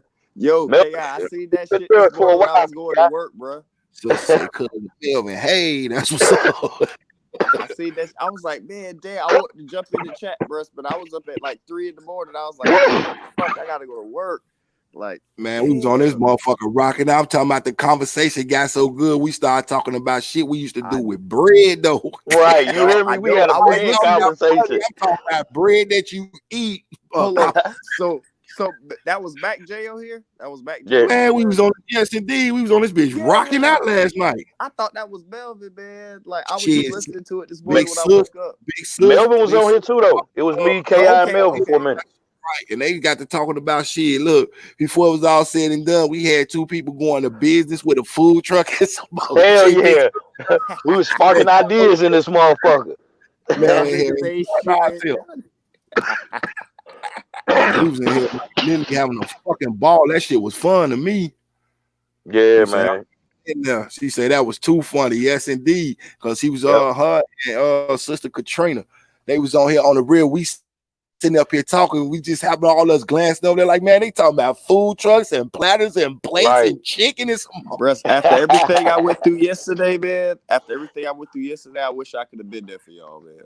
Like, I so wish I could have been there for that because I was so fucking stressed out. I was like, man, Yeah, man, Ooh, I was we we talked was about all kinds of shit last night, and I ended up having to get off. I legit. said, "Damn, it's 2 o'clock. My eyes was burning like a motherfucker." Look, I was right, still he sitting get out here off in his my shit car. I by didn't even the get out my car time when I got before home from work. I was just sitting in it the was ride. 4:11 when I got y'all this shit. It behind was me. 5:11 what Katrina was. I'm looking like, man, look at this shit here. I'm like, I told y'all I'm not getting off till everybody say they done. Yep, and that's a fact. He That's said what you that did before. too. He told Yes, me that indeed. before. He told me that before. Yep, I I went in the tell house you, and turned that shit on the TV. I fell asleep on y'all ass. I look, was you out of gotta there. be a host or a hostess. You know what I mean? I don't look at myself as just a host, though. Everybody in here is a host and hostess to each other, though, because we family on some real Yeah, shit. and like Chantel said, you should have came in here because it could have relaxed you in here. Yeah, I was relaxed as fuck, man. It was a good Indeed. conversation, man. We was Yes, reminiscing sir. and And we was listen what talking about she said things and behind opening that. our minds up, man. She said she was the last man standing, and she was though. On the real, man, her was the last two up in here before we popped out though, and she was still on when I was leaving. So I'm like, Yeah. shit, I see somebody leaving. So it's like I'm still here. I'm like, what? Yes, indeed. That's why I be like, man, I be loving this shit though, man. This shit be so relaxing and therapeutic to me on the real. Hey, man, Like but I it's you, heard something when I was bro. on the way here listening to y'all. Y'all was talking about how these motherfuckers love the beef and they go back and forth, and it's cats 15 to 20 Right, years older than right. some people. Get him And back, one Jay. thing, Get him. Get him. yeah, one thing Get him. I understood is, some of these motherfuckers is miserable outside of the social media. So Facts. they socially awkward people anyway. They don't know how to really act. And just because you older than somebody don't make you an elder. You see what I'm At saying? all. Like you just an old dummy sometimes, Yeah. So Man, when I start seeing people like that, man, and I'm guilty of falling in the bushes and seeing what's going on from time to time. But once I go in and I figure out what they own, I'm dipping the fuck out because it's I other just said things that I'd rather have on my mind than be listening to motherfuckers talk the real. same shit every goddamn day. You see what I'm saying? And then And they love to I do it, bro. shit from the previous day. Like, do you motherfuckers go to sleep? Matter of fact, do y'all take showers? And man, look, go brush your teeth type Right. shit. Like y'all wake up with this shit. It's just like, look at it this way. Remember back in the day, KI, when they used to film Jerry Springer in Chicago. Now, All day long. when Jerry Springer was doing live shows and he was doing like real topics and shit like that, his ratings was plummeting like a motherfucker. But then Cause when he one Yep. of let them motherfuckers come on there and start slapping each other and Yep. talking shit and crazy show topics and shit, he became the ringmaster and it blew up like a motherfucker. indeed, cause he let It's the motherfuckers same knock each shit. other out, throw chairs, Yep, all it's types of weird ass shit. hell yeah, it's the same shit right here on YouTube, Yep. Instagram, Facebook, Ooh. I whatever you got one want to for do. y'all. Hey, I got one for Katrina y'all. just said that shit last night, and the thing, I don't know if it was Katrina or Sis Chantel. One of them said that last night, though. Just put up Jerry Springer. When we was talking about YouTube last night, I seen that shit in the fucking comments. And I Yeah, looked and I man. see it, I'm like, Jerry Springer. And thought about it, like, you know what? This shit is Jerry Springer. And let me read Yep. this one more real quick before y'all Hold get on. back in. Sis Hold say, on. fuck Y'all beef, let's want to hear cook something? that ish and Yeah. feed the hungry people. Chop it up and make it work. Facts. Exactly. Yep. Y'all talk about Jerry Springer, but think about Maury Povich. Same way Mm-hmm. with Wasn't Maury. doing I'm about that to shit say, at first.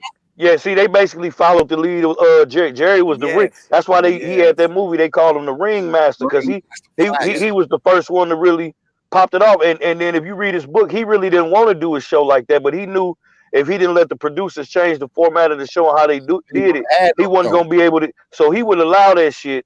And he told them at every end of the show, I need to have a segment where I could put some real shit. So you remember Jerry at the end of every Jerry show, he come Yeah. on there and try to leave a motherfucker with some positive shit before they leave. You see what I'm saying? Yes. So say that But wasn't her, but it was funny. Okay.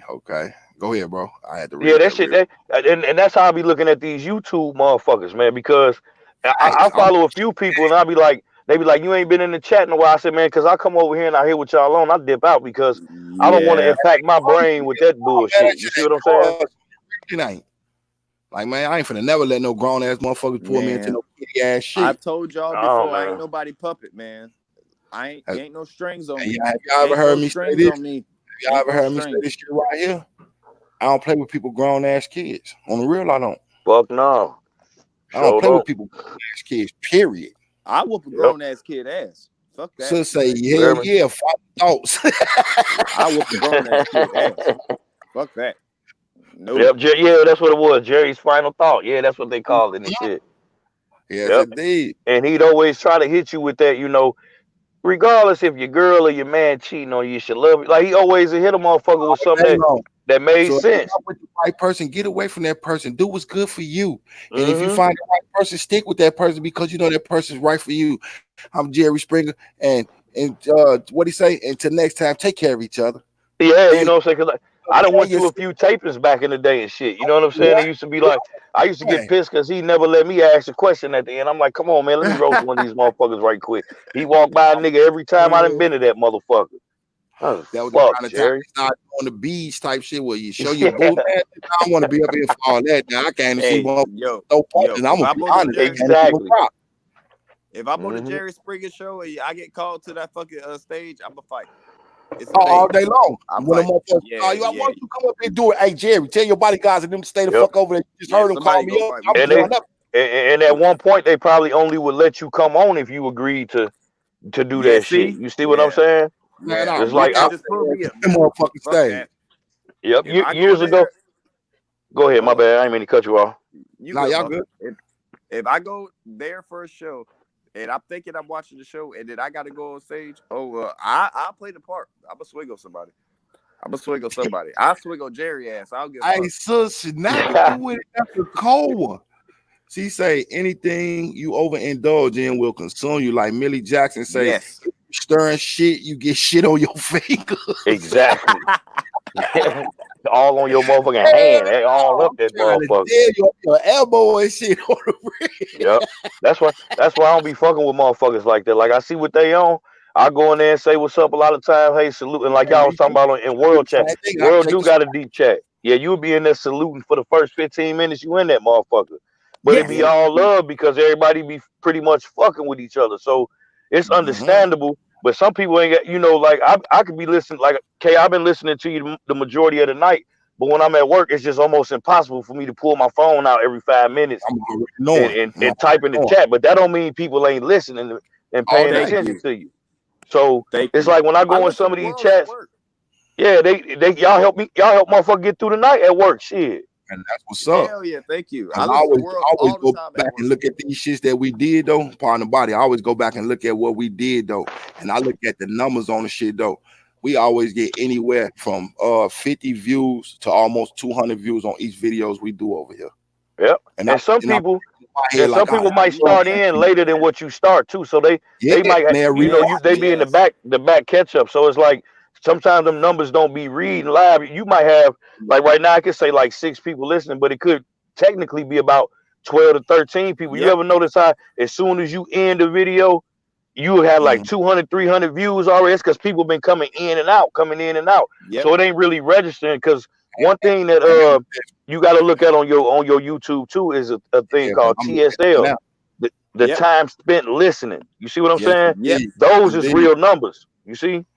Yes, indeed. I'm looking at this now though, because out of what I think I got almost because everybody was up in it. I think we got like almost 200 videos we did so far as lives.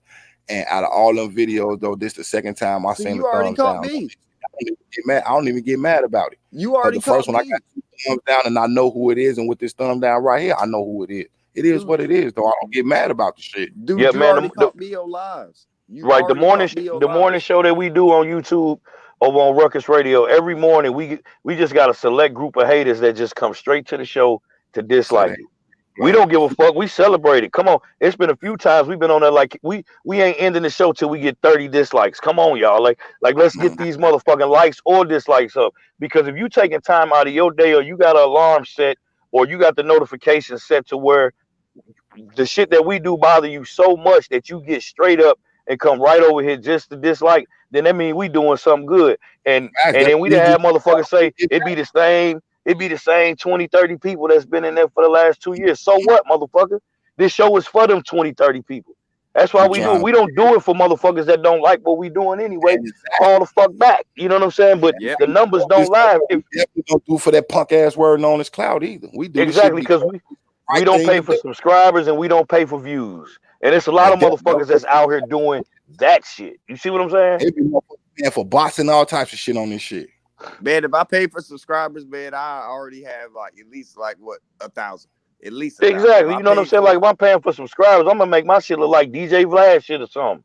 You know what I'm saying? I'm gonna have about 1.3 million on the motherfuckers gonna really think it's popping. But you can usually tell when they lying, because if they got like 200, 300,000 fucking subscribers, and every time you go live, you only got like 6 people in that motherfucker, your ass done bought some bots, my nigga. You know what I'm saying? Yo, like, let me get y'all some games. Hey, let me say this real quick. Let me just say this to Mac Dre. She say put that put that name in the chat. No, I'm gonna give you right back the flow, because you good.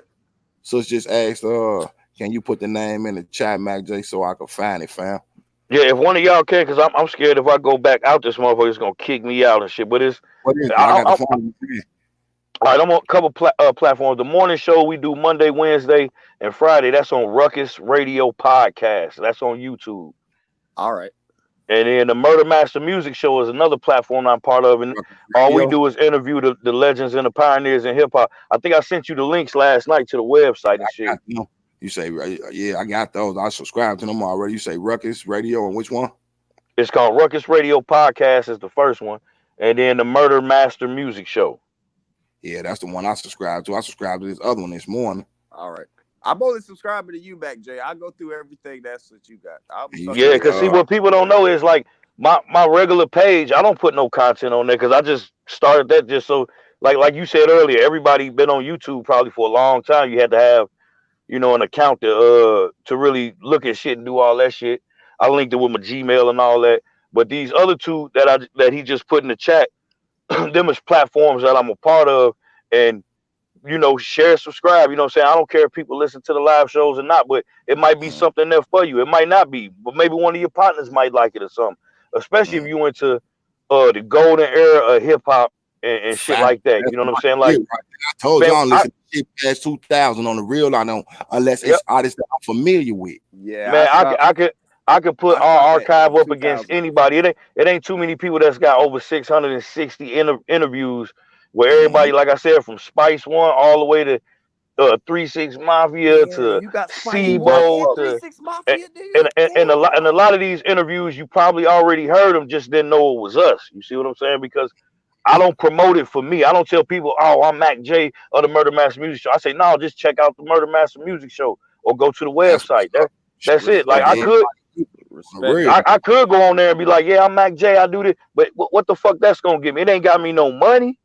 Not a goddamn thing. So you know, it's all about building the brand, man, because it's something out there for everybody. And what people got to realize on YouTube is millions of channels. So when you think you're really popping, you just a small speck in the pack. You know what I'm saying? Like it's like sesame seeds on a bun. You just one sesame seed on that motherfucker. It's motherfucking channels. Even get paid on the real. Man, look, I remember one time my son was he was watching motherfuckers play video games that I bought him. I'm like, I bought you the game, you ain't playing it. You on YouTube watching niggas play. And then I look and it's like 1,500 people in the chat. Let me get it. Let me get it. My son, if you go in his room, this nigga got everything. He got a bearded dragon, nigga. A bearded dragon. A big ass fucking bearded dragon. This nigga had the nerve to tell me one day he was bored. I say, all right, you bored? Go clean the car. Go clean the car. Yep. You bored? Go wash the back of the house.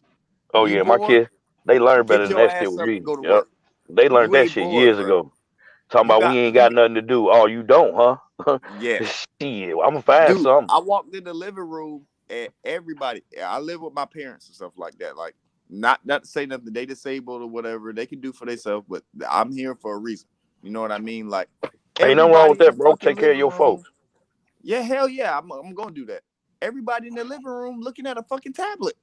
Yeah. The TV on, the video game on, the lights on, somebody cooking, and everybody sitting down looking at a tablet. Man, sister, she want to see Second and None DJ Quick thing. She said she gonna be on that tomorrow. Yep, they on there. Yep, go check it out. We still trying to get. Yeah, we still trying to. It's still a gang of artists that we ain't been able to interview. So if y'all got plugs on them, just hit me up, man. I hit people up, and I'm trying to get motherfuckers on, man. Mac J, I can rap. Just letting you know. And it's same with that. Like we know producers. We know I got a guy right now mix and master for a little bit of nothing. got You know, like bitches out motherfuckers here be in like, man, Tampa, I can't Florida get right nobody now. to mix and master my shit. I go to the studio, they trying to I know a nigga that'll just do it for $20, $30 a lot of times in the paper. He just fuck with motherfuckers. You see what I'm That's saying? what's up. And like we wouldn't know these people if we wouldn't network and open up the platform to people. So it's That's like, what's hey, he might be right in your goddamn shit. Like somebody be like, man, I'm looking for somebody to record that. You don't know. I might know somebody that's in your city. And see, that's why I don't do all that clout chasing and all that shit talking either, because you never know who a motherfucker know and who a motherfucker plug with. I got connections all over the fucking country. You see what I'm saying? I got family all over the country. So when they do that doxing and all that shit, how you know you not doxing me and my cousin live right up the street from you and come knock your motherfucking top off of that bullshit? Yep. Facts on the real. You see what I'm saying? Because I done had that happen a couple times when motherfuckers was talking shit, and I'm thinking to myself like, man, I ain't gonna put my people in this shit, but I could have somebody go over there right now and fuck this nigga all the way the fuck up. All right, jump on straight dummy. But I'm not gonna put my people. Yeah, but I'm not gonna put my people through that shit because I know they really love me and they'll do whatever for me, and I ain't gonna waste it on some troll ass nigga. You know what I'm saying? Or some butthurt ass motherfucker or some troll ass account. A lot of these troll accounts could be 13-year-old kids and motherfuckers sitting there arguing with you. Don't even know who you talking to. Or it could be the Jakes. Exactly. Yep. And I always be thinking to be the police. I used to have video games on my channel. I took them bitches off because I kept getting kids in my shit. Because I like video games and shit. I took them bitches off because I'm gonna play them later, but like, yo, I can't have like these little ass girls and shit on my channel. Like, fuck that. Like, yeah, man. You gotta be careful with that shit, man. Because little girls. It wasn't dudes. It was little girls. I didn't know if they was dudes or girls. I'm like, what the fuck is this? Like, hell no. Because you never know, man. You know what I'm saying? And there's so many kids that's out here unsupervised. Like, out of all the panels I done did, I think it's one message that I always try to get across is I always feel like the most wickedest shit in the world is always designed and designated to attack our children, man. You see what I'm saying? Like, we didn't already live life and almost halfway over, but everything that's evil in this motherfucker is directed back to the youth. So when we was on World's panel a couple days ago, somebody asked, well, how can we fix all that? And I started thinking about it. I was like, shit, we can't do it. It's the kids that's got to do it. The kids. You know what I'm saying? They the key to fixing the world. Hey, let me read such thing real quick though. She say, boy, worst word in the world. My parents made us do essays out the black encyclopedia. Hell yeah, we had encyclopedias, the black ones.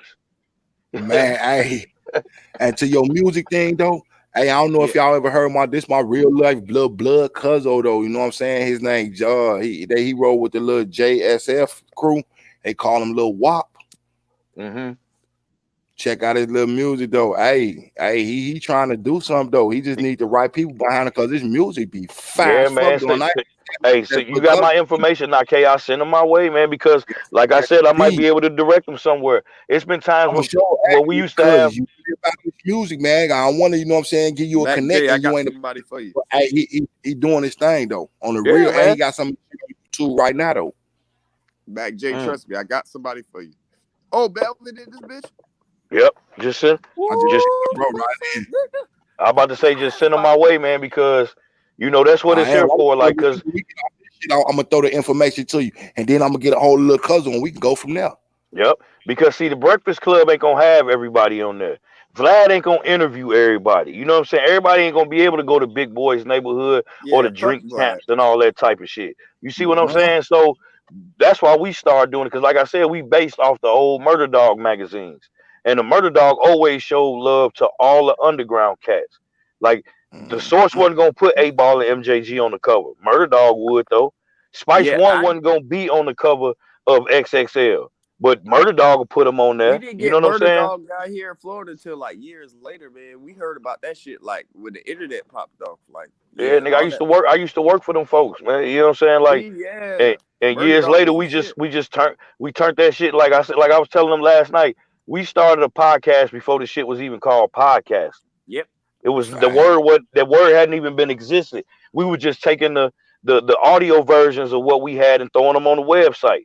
Kind of like how This Is 50 and my homeboy Burden put me on that shit. He used to fuck with that shit. Huh? He's like fuck with y'all all the time. My homeboy Birdie and Beezy, man. He be on my live chat, dog. Like he the one Yeah, that man. showed me that shit. And people don't know that the Murder Dog magazine was started by a dude from Sri Lanka. This motherfucker look like if you was to see Black Dog, Video. you know what I'm saying, you wouldn't even know that he was running the most underground hip hop magazine on his own. Started Damn, off as a AK2 leak. Bubblegum over there. Yeah, it started as a Damn. leaflet. You see what I'm saying? Damn. And he came Dude, over they and he had a all do grind. that shit, And, man. and he was Hold out on the West Coast like Sacramento and all that, and he started fucking with Sebo and Brother Lynch Hung and all them type of dudes. And then when he got his money up, he started interviewing whoever was hot in cities. So like he would do interviews in Jackson, Mississippi. Like we had David Banner and all that shit before they blew up. You see what I'm saying? So like how we was able to start doing it on our own was because some of these guys remember when we was the only one in town giving them a call. So we say, hey, well, we doing our own thing, man. All it is a call-up interview. We doing all this shit off Blog Talk Radio. All you got to do is call in. You know what I'm saying? We'll make the flyers. We'll pass them out around social media and shit like that. All we ask for y'all to do is retweet it or reshare it to your people. Let your fans know you're going to be on our show. And every show we do, we send out press releases to every major media. And the only thing we ask them to do is if you run with our shit, put a description of the link to the show and let them know where you got it from. And for a long time, we had to fight with motherfuckers like the Breakfast Club when they would take our Jerry Heller interviews and put them on their shit. Or we was interviewing the real Rick Ross first. You see what I'm saying? Vlad and them followed us with all this shit. You see what I'm saying? But we probably won't never get the credit that we deserve, but the archives speak for itself because it ain't going nowhere. You see what I'm saying? So I don't have to pump my chest and say this is what we did. Just go to UGSforlife.com. You can go all the way to episode 1, all the way to 666 was yesterday. You see what I'm saying? So it's like, and we done had some of everybody on there. A lot of the fallen hip hop legends that ain't here no more. Motherfuckers wasn't interviewing DJ Ready Red and know he was the first original producer of the Ghetto Boys and all that shit. I ended up becoming good friends with him from that shit. You see what I'm saying? That's my nigga. Man, Ready Red was that deal. Like he the first one to sample Scarface on the beat and shit like that. You know what I'm saying? But he didn't get his props because he stood up for what he believed in, and Jay Prince and them basically tried to wipe him out of the history. You know what I'm saying? But he the one produced all the motherfucking shit for Rap A Lot. It couldn't be a Rap A Lot without a DJ Ready Red. Get Red. If it wasn't for Red, no Rap A Lot. No And he from Trenton, New Jersey. He not even from Houston. You see what I'm saying? Raheem, like people don't know the Ghetto Boys had everybody. If they say Ghetto Boys, you think of Bushwick, Willie D, and Scarface. But it was other lineups of the Ghetto Boys before they was even in it, and they was Red, DJ Ready Red. You can't ask nobody about Ghetto Boys and they even know who it is. They don't even know about Scarface. Man, they don't be knowing about Prince, Johnny C, Raheem, them. You know what I'm saying? It was Ghetto Boys. Them niggas was doing that shit. It was GHETTO. Yep. And then when they broke it and turned it to them, it was GTEGETO. Because Willie D was a solo artist. Right. On motherfucking Rap A Lot, which Ready Red produced the entire album. Willie D's first album. He went gold on that motherfucker. Willie D, my nigga. I love me some Willie D. I like his podcast. Yeah, I be rocking with him on the tube and everything. Yeah, I fuck with Gangsta Nip and all them niggas too. You know what I'm saying? Like it's a game. Like I say, man, if you into the golden era of hip hop, man, you gotta check out our page.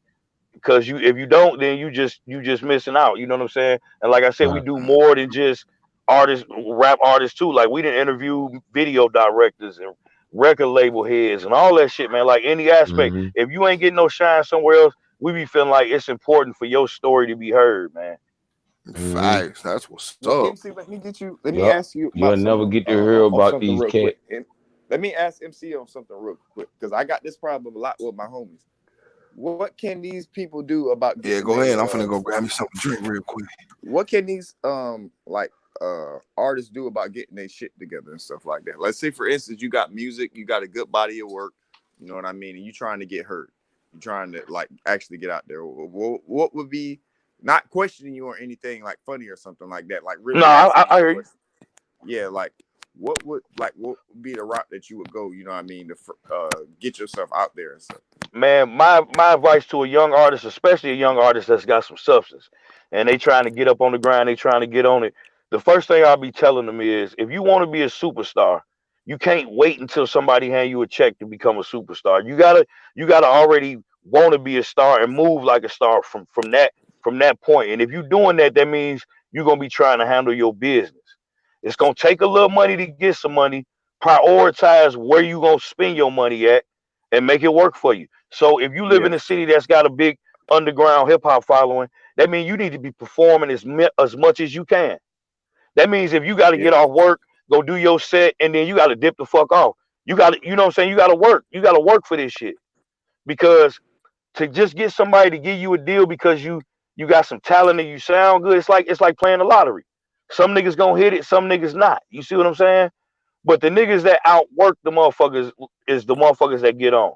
And I know cats that's performing and making a good living don't got to work another day in their life, and they ain't never been on MTV or BET, but they got a strong fan following. And every time they drop a project or an album, motherfuckers pay them for that shit. Motherfuckers book them for shows. You know what I'm saying? And they make their money. So if they only made $40,000-$50,000 a year off their music, some people don't make that just at a regular job. Bruh, $40,000. Hey, yo, I ain't gonna lie. At my job, $40,000 is way more than I make. Way more than I make. I give you another example, like Gangsta Nip. Okay, a lot of people might not remember who Gangsta Nip is, but a lot of motherfuckers do, and he got a strong enough fan following to where every time and they still sell hard copies too. So if you don't want to stream, you can hit these dudes up directly, send the money or whatever, motherfuckers will mail your shit to you. So if Nip come out with an album every other year, and he only sell 5,000 of them, but he's selling for $10 a wop, you do the math. You see what I'm saying? Yes. Yep. It's better than working regular jobs. So, and if they still working a regular job, that's just more money added into the pot. Then you got a few artists that be on here that made a couple hits and they own the publishing, like for instance, Lil Troy from he had the Wanna Be a Baller, Shot Caller, all of that shit, right? He came out with that album, I think it was 98 or 99, they went platinum. And then if you listen to old school hip hop radio, Wanna Be a Baller will come on that at some point. It's one of them songs, same way like I Got Five on it with the Loonies and shit. They make enough money off them one or two songs to where these niggas don't have to work another day in their life for real. Because they're gonna make more. I ain't saying they're gonna be rich and super balling, but I guarantee you they making more than you gonna probably make going to work at Walmart or fucking this warehouse, or you work over here. Some of these niggas don't gotta work regular jobs. And I would tell the young cats too, make sure you own your masters and your rights to your music. Because you can get songs placed and make money. Like I know a white chick out here that's a rapper. Her name is Skittles. A lot of people don't know who she is. But every time a show like Jersey Shore or these shows that be on MTV, you know how you hear the songs that they be playing when they come back from commercial break or in the segment and this and that. She got about 4 or 5 songs placed on TV shows, and she make a grip off that shit, bro. And motherfuckers don't even know who she is, but she got music placed. You see what I'm saying? Because you submit your music for these shows and shit like that. So when they go to a commercial break and you hearing some rock and roll type song playing, it could be your homeboy and he collecting a check every fucking time they play that shit. Yep. That dun dun dun dun dun dun dun dun dun. Yeah, you know what I'm saying?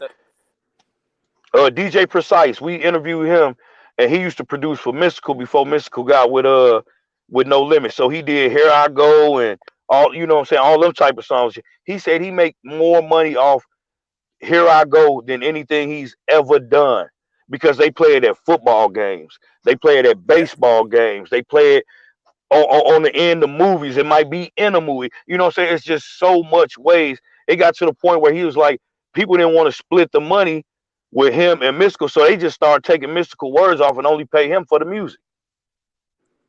He owned the rights to that shit. He gonna forever get paid for it. So I would always tell the young dudes, especially if you got some young guys out here, control your destiny with your music. Stay independent for as long as you can. You see what I'm saying? Because these deals ain't gonna get you shit nowadays. Sometimes these deals handicap you from, you might get some money up front, but it might handicap you from some money that you can make on your own.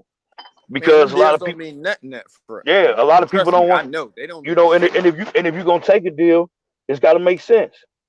It's got to be to where you making so much money off this deal that you don't care if you don't make no residual other income on the side. Like they paying me enough. Basically, I'm working for them, but it's got to be worth it. Because I wouldn't tell no dude to not take a deal because some of these dudes get good deals. You know what I'm saying? Like a Drake, for instance. You know the record company gonna pay him what he want because everything he touched turn to gold. That's a lottery ticket too, though. But Drake's everybody ain't exactly. Everybody ain't gonna, like I said earlier, everybody ain't gonna cash that winning lottery ticket. So if you can control your own masters and stay independent, Master P taught everybody the game a long time ago, bro. Yeah. When he got his deal, guess what he did? He said, while we got this deal with these motherfuckers, them niggas was dropping 2 albums a month. And all of them niggas went platinum. Because they was hot as a motherfucker at the time. So everybody got on. Everybody ate. He made sure them niggas ate before they even did them albums. But the only thing he told them was, you gonna get this shit done and it's gotta be right. You know what I'm saying? If it's not, then it's a reason why some of these cats on No Limit only had 1 album out or 2 albums. They wasn't out working the other ones, or they wasn't worth as much as the other ones because of the work they was putting in. He said, I'm gonna get my money off you niggas regardless. I don't know what Silk Shocker was doing. Another lottery ticket. He had a brother. His brother was a lottery ticket. Yeah, you right. How could you not shine if your brother the man of the company and Silk motivated? We just did an interview with King George from TRU, and he helped No Limit start. I mean, he helped Master P start No Limit. They cousins and all that old type of shit or whatever. You know what I'm saying? And they fell out or whatever. But King George never said P didn't pay me. Shit. All them niggas ate on No Limit, man. You see what I'm saying? I'm back. And then he flooded the streets. And then if you hear interviews with Master P, he said he just took the game from what he seen other motherfuckers doing. He seen what E40 and them was doing. He seen what Jay Prince and them was doing. He seen all the other independent labels and was like, how can I work my shit to where I'm popping harder than them? What he did was he invested in himself. That's what the young artist got to do. You got to be willing to invest in yourself. He said, he's like, I went and bought my own studio equipment, set up my own studios. I went and found my own in-house producers and motherfuckers that really know what they do. So when the record company gave him that big bread or offered to get that money, he was like, you don't got to give me that shit because we already got that. You know what I'm saying? Yep. So what I need is a bigger return on what we putting out here. So I'm getting 85, you getting 15 because you ain't got to recoup no money from a studio. You ain't got to recoup money for marketing because P did that shit in-house. You see what I'm saying? So he took what niggas was already doing, Suge Knight and all them too. You know what I'm saying? But Suge and them took a gang of money from the record company, and in the long run, look what happened. They fucked it up. You see what I'm saying? He ended up losing Death Row. P could die right now. Ain't nobody gonna own No Limit but the people in his family. Right. So Suge sitting in jail for 28 years, and his kids can't even benefit off the work that they put in because the nigga basically signed his soul away to get the upfront money, and then he didn't know how to maintain that shit, and everything went to shit. I heard Death Row got signed to the toy company. Yeah, they got bought out by but it's a company that own Hasbro and all that, so it's more than just the toy cut because they own a gang. If you look all the way into it, they own a gang of shit, but. It is Hasbro and all the motherfuckers own Death Row Records. Damn, that's fucked up. That shit crazy. So and they own the rights to all their music and everything. Yeah, man, they own all that shit, man. They own the logo, they own all that shit. So if somebody come out with a movie and this and that, like they in like Flynn. Good investment for them because it is gonna come a time where people get nostalgic and they want to hear the stories and they want to see this and they see that. But in case in point, like a Jay Prince and a Master P, even E40, you know what I'm saying? Them niggas was making same way with 3 6 Mafia. Them cats was already millionaires before they got their deals because they would sell their own shit on the street. And when I lived in Memphis, damn near every CD you bought, you probably bought it from the nigga who was on it. Back in the day, because them niggas in the shop. Yeah, because them niggas same way in the shop. Like niggas be on them corners selling them shit back in the day. You can do that shit and do or die. Yep. You remember the Pink House Records mixes and shit? The Pink House up there, KI, man, we used to be on them motherfuckers, man. Yeah, I'm trying to tell you. Nigga, and look, and the music was cold as hell. Yep. Chew your food, bro. And you hear y'all right, and you hearing some of the coldest music around the city. The Mercenaries and all them type of motherfuckers and shit like that, the Snipers. motherfucking Psychodrama and all that shit, all before they even popped off. You know what I'm saying? Like, it was the same way with 3 6 Mafia. The only national niggas at the time that was known was 8 Ball and MJG, but 3 6 was bigger in the town than 8 Ball and them, because 8 Ball and them had to go to Texas to get their deal. You see what I'm saying? They was fucking with Tony Draper out there in Suave and shit. So if you go to Memphis, you be like, man, what 8 Ball and MJG? But the only thing you hearing is 666 Mafia back then. That's before they was even 3 6. They was 666 Mafia. But them niggas was, man, they was popping in the streets. Tommy Wright III, all this shit. Tommy Wright, I was about to say him too. All them motherfuckers, Lil Fly, Gangsta Black, all them motherfuckers, Endo G and Lil Blunt, all them motherfuckers became OG. What's up, homie? OG. If not millionaires, niggas was living better than working 9 to 5. They was making enough not to have to work 9 to 5s. You see what I'm saying? And I think that same shit. Actually, I think it's easier for them to get money now because you got more access to the music. It's so much streaming. Look at the little kid. I tell you, they fucked up move in music. Got them from the shadow. Remember, R. Kelly used to be at the train station singing. A lot of people don't even know that shit though. They don't even remember that shit. Yep. And it's like, how the fuck is this nigga broke though? Nigga, you was slanging your own shit though. Man, I don't think that nigga broke, man. That nigga we see this nigga at the L station singing. Yep, that nigga got money stashed, bro. That nigga ain't broke. He better. Yep, somebody got that bread somewhere. Singing in the fucking subway, dude, was cold as hell. Yep. And they used to throw them parties and shit in the park back in the day and shit. That shit used to be dope as a motherfucker back then, man. Yes, indeed. And we were just little youngins, man.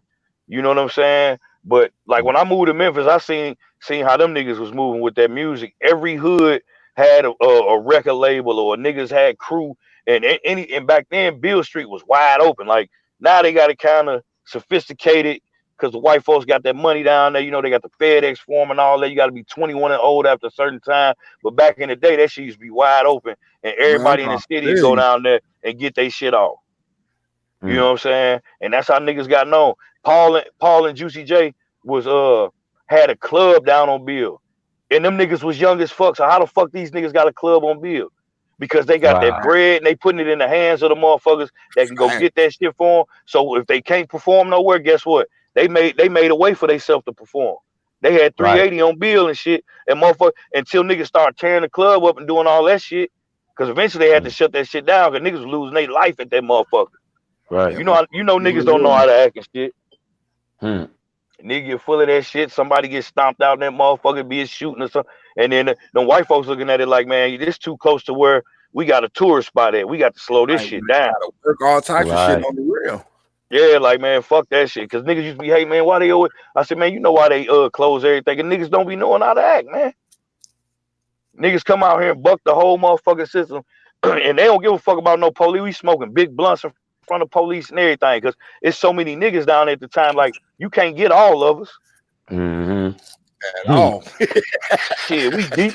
You feel like that at the crib right now. You can't get all of us. You hear me? You can't get all of us. And niggas be telling them that shit too. Fuck you, nigga. You don't get me. All that. Niggas in Memphis get real disrespectful with them words. You know what I'm saying? Yeah, you already know how we get out there, man. Fuck y'all. Fuck y'all gonna do. You can't get all of us. Exactly. You can't get all of us, and you gonna have to try. No more motherfuckers. Fuck they ass, though, man. Fuck y'all. Yo, we like that in Florida, bitch. You ain't gonna run up on all us, nigga. Hell no, ain't no way you gonna grab us. Fuck no. You may get 1 or 2 people. If you gotta, like, man, it could be like 3 cops. Yep. And if you grab the wrong 2, you might get your motherfucking ass snatched the fuck out. You know what I'm saying? Like, because niggas be on that shit too. Because you got certain niggas in these neighborhoods and areas where they that nigga in they hood, like niggas will do whatever for that motherfucker. They got love for that motherfucker like that. You know what I'm saying? On the real. Man, I seen the cop get suplexed in school, man. I don't put that shit past him. I ain't gonna run up on no police officer, but I seen a cop get suplexed like. Ain't nobody uniform, man. Suplex. Yeah, but I stay out. I try to stay out their way, man. I've been harassed by so many of them, but as I done got older, man, I don't even be in the areas, or I don't even hang the type of way to where the I have very little interaction with the police, bro. For real, because I just do my thing. I stay out their motherfucking way. I don't hang. I don't hang with these niggas like that. I don't be on the corners. I don't do all that. I don't ride with 15 niggas in my ride and smoking weed and all that shit. You know, I don't do none of this shit that'll make a motherfucking police really be up on you. On the real, I smoke squares and weed, and I don't even smoke in my shit. So you know another motherfucker ain't smoking my shit. Yep, I be telling motherfuckers, nah, man. You know what I'm saying? You gotta take your shoes off and hold your shit in your hand though. On the real, in the summertime, and then putting your feet on my floor. I'm petty as hell, like I'm dead shit. I'm petty than a motherfucker when it comes to the whip. Like shit, ain't no motherfucker help me get that shit out there. I did that shit, do my own shit. Hell yeah, yo, man. I got an officer one day. I was driving home from work. I was trying to beat my homie home from work. So I was speeding like a motherfucker. And the cop pulled me over or whatever else. He caught me. Yeah, he caught me because I stayed right by the stadium. I live in Tampa, like right by the Bucs Stadium. So okay. Like, See, I'm gonna be coming down that way too. It's crazy. I was like, man, I was gonna shit myself. Like I just got left for work. I had to use the bathroom. He was like, well, you didn't use the bathroom at work? I was like, no, man, I didn't have to. He was like, so you telling me you have to shit yourself now? I was like, yeah, I was scared that you was gonna shoot me. Man. Hell yeah. Sometimes you get that good old you get that good old DWB too, driving while black. These cocksuckers that just pull you over because they think you up to something. You know what I'm saying? I tell them straight up, man. I know you just want to run my name and shit, man. Go ahead, hurry up with this shit, bro. I ain't trying to give y'all no motherfucking problems, bro. Yo, I looked at him like he was a fucking boogeyman. I was like, I was scared. Like, I'm quick to tell me my life in my back pocket. I mean, I hold my hands in the air if you want to grab it, but I can hold my hand and turn towards you while you see both of them hands. Though, hit that motherfucker right here. Yo, I looked at that stadium. I remembered Kaepernick, and I said, yo, I'm finna go to work. And I did what I had to do. Man, I'm trying to tell you. About none of that. Man, me and my little cousin, we had went down to Memphis in May a couple years back. It was around the time when they had I never go to Tennessee. The Mike Brown shit was going on out here in St. Louis. Yeah, you know what I'm saying. And when we was coming back, we got pulled over because this knucklehead speeding like him. I'm like, you speeding only gonna save you a couple minutes, nigga. Slow this motherfucker down, nigga. We ain't in no rush, but you know we riding and shit. And I had already told him we had enough to roll 2 blunts before we left Memphis. He rolled one of them. I said, well, where the other one at? He was like, I just rolled it later. I'm like, we might as well roll that motherfucker now, because what if we get pulled over? You know what I'm saying? And then they start searching the whole car because we got one motherfucking blunt. Sure as shit, we get pulled the fuck. Oh, he like, I ain't jinx shit, nigga. I was trying to make you aware of the possibilities that could happen. You see what I'm saying? You ain't want to listen. So they went in the trunk, found the jar, and they had about a blunt in it. So they ain't give a fuck for real. You know what I'm saying? But that made them want to really search the car in depth because they want to see if we coming from. Yeah, they want to see if we got anything. They damn near tear the whole car up, all our clothes, all our bags and shit like that. You know what I'm saying? We had did a little shopping and all that, putting our shit all on the ground and shit. It wasn't nothing we could do. You see what I'm saying? And then when we got ready to leave, they start asking us about the Mike Brown shit. Like, was y'all? And these was highway patrol officers, and they was like, y'all wasn't in none of them rides and none. Y'all wasn't in them pit. I was like, man, I said, we ain't got to answer this shit for you. I said, but what difference do it make? I said, I work a 9 to 5, bro. I said, what makes you think I got time to be in the streets riding and doing all? He was like, nah, we just was wondering because we almost got sent up there and we was wondering how it went. Like, they was more intrigued at how it is. I'm like, man, cuz, let's hurry up and get out this country, motherfucker, for these white boys, man, change their mind. Bro, we done had, I said, when you get on this bitch, speed limit, nigga. Like, remember we was talking about parents talking through their teeth. I did that shit to him, like, speed limit, because I get out this bitch and have Tiff come pick me up. Shit, you got me fucked up. I ain't playing no games with you, because the police was so on edge when that shit, because that shit was fucked up out here. You know what I'm saying? Them folks had brought the National Guard and shit out here, nigga. Where I used to get off to go home is right where they make the Budweiser plant, Anheuser-Busch, right off the highway. You know what I'm saying? And it's a bridge that go, like you said, the viaduct going over the highway. You see what I'm saying? And as I'm getting off the exit ramp, it's a fucking tank crossing it, like a real live tank, my nigga. Not no armored vehicle, a real tank. Damn, I ain't seen no shit like that since '89 though. So I'm like, yeah.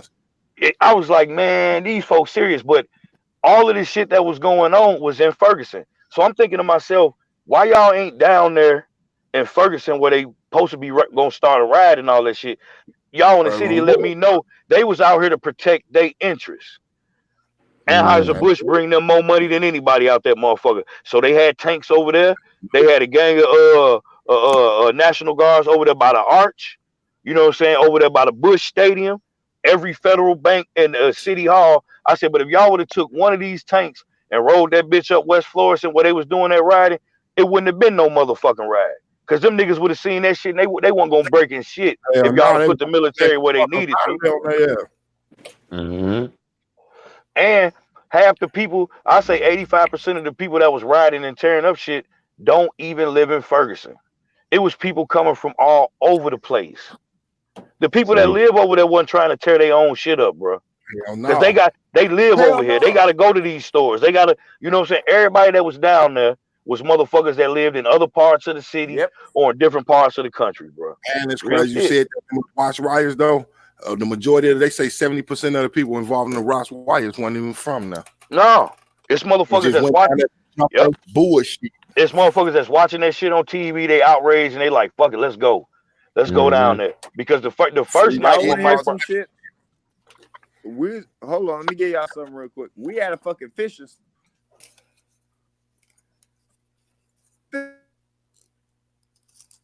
I think he dropped out they again. Ain't got the damn bait, and I guess he paid for it before he get there, or whatever. Like me and my homeboy,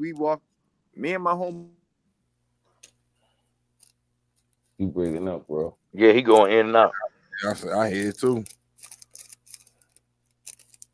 Yeah, but with that Mike Brown shit, the first night that day he got killed, and when they first cut up, you know, because they had left that boy out there in that hot. It was one of the hottest days of the summer. They left that boy out there in that street all goddamn day like that, bro. That's what had motherfuckers. That shit had people outraged. So yeah, niggas start inboxing me like, man, niggas finna meet up in cause we was all outraged. Nigga, we went down and it's a long ass street out here called West Florissant. It take you from the city to the county. You know what I'm saying? Because even though they say St. Louis for Ferguson, it ain't technically the city of St. Louis. It's in St. Louis County and shit. And you got a gang of little cities that's all in the county. But it's only from Ferguson to the north side of St. Louis is like 5-10 minutes depending on where you at. So I was like, shit, everybody's like, we gonna all meet up on West Florissant. So when we started going down West Florissant, it was already a traffic jam. So we just pulled over to the side. And I got a video on Facebook. When I tell you, nigga, the video is 5 minutes long and nothing but police cars heading that way. And I seen all kinds of shit that I didn't even know the police owned certain shit. You see what I'm saying? Like, where the fuck they get that from? They had them, remember in the Ghost Storm when they had them Hummers with it looked like a big ass satellite dish on the back of it, but basically it's like a dog whistle for humans.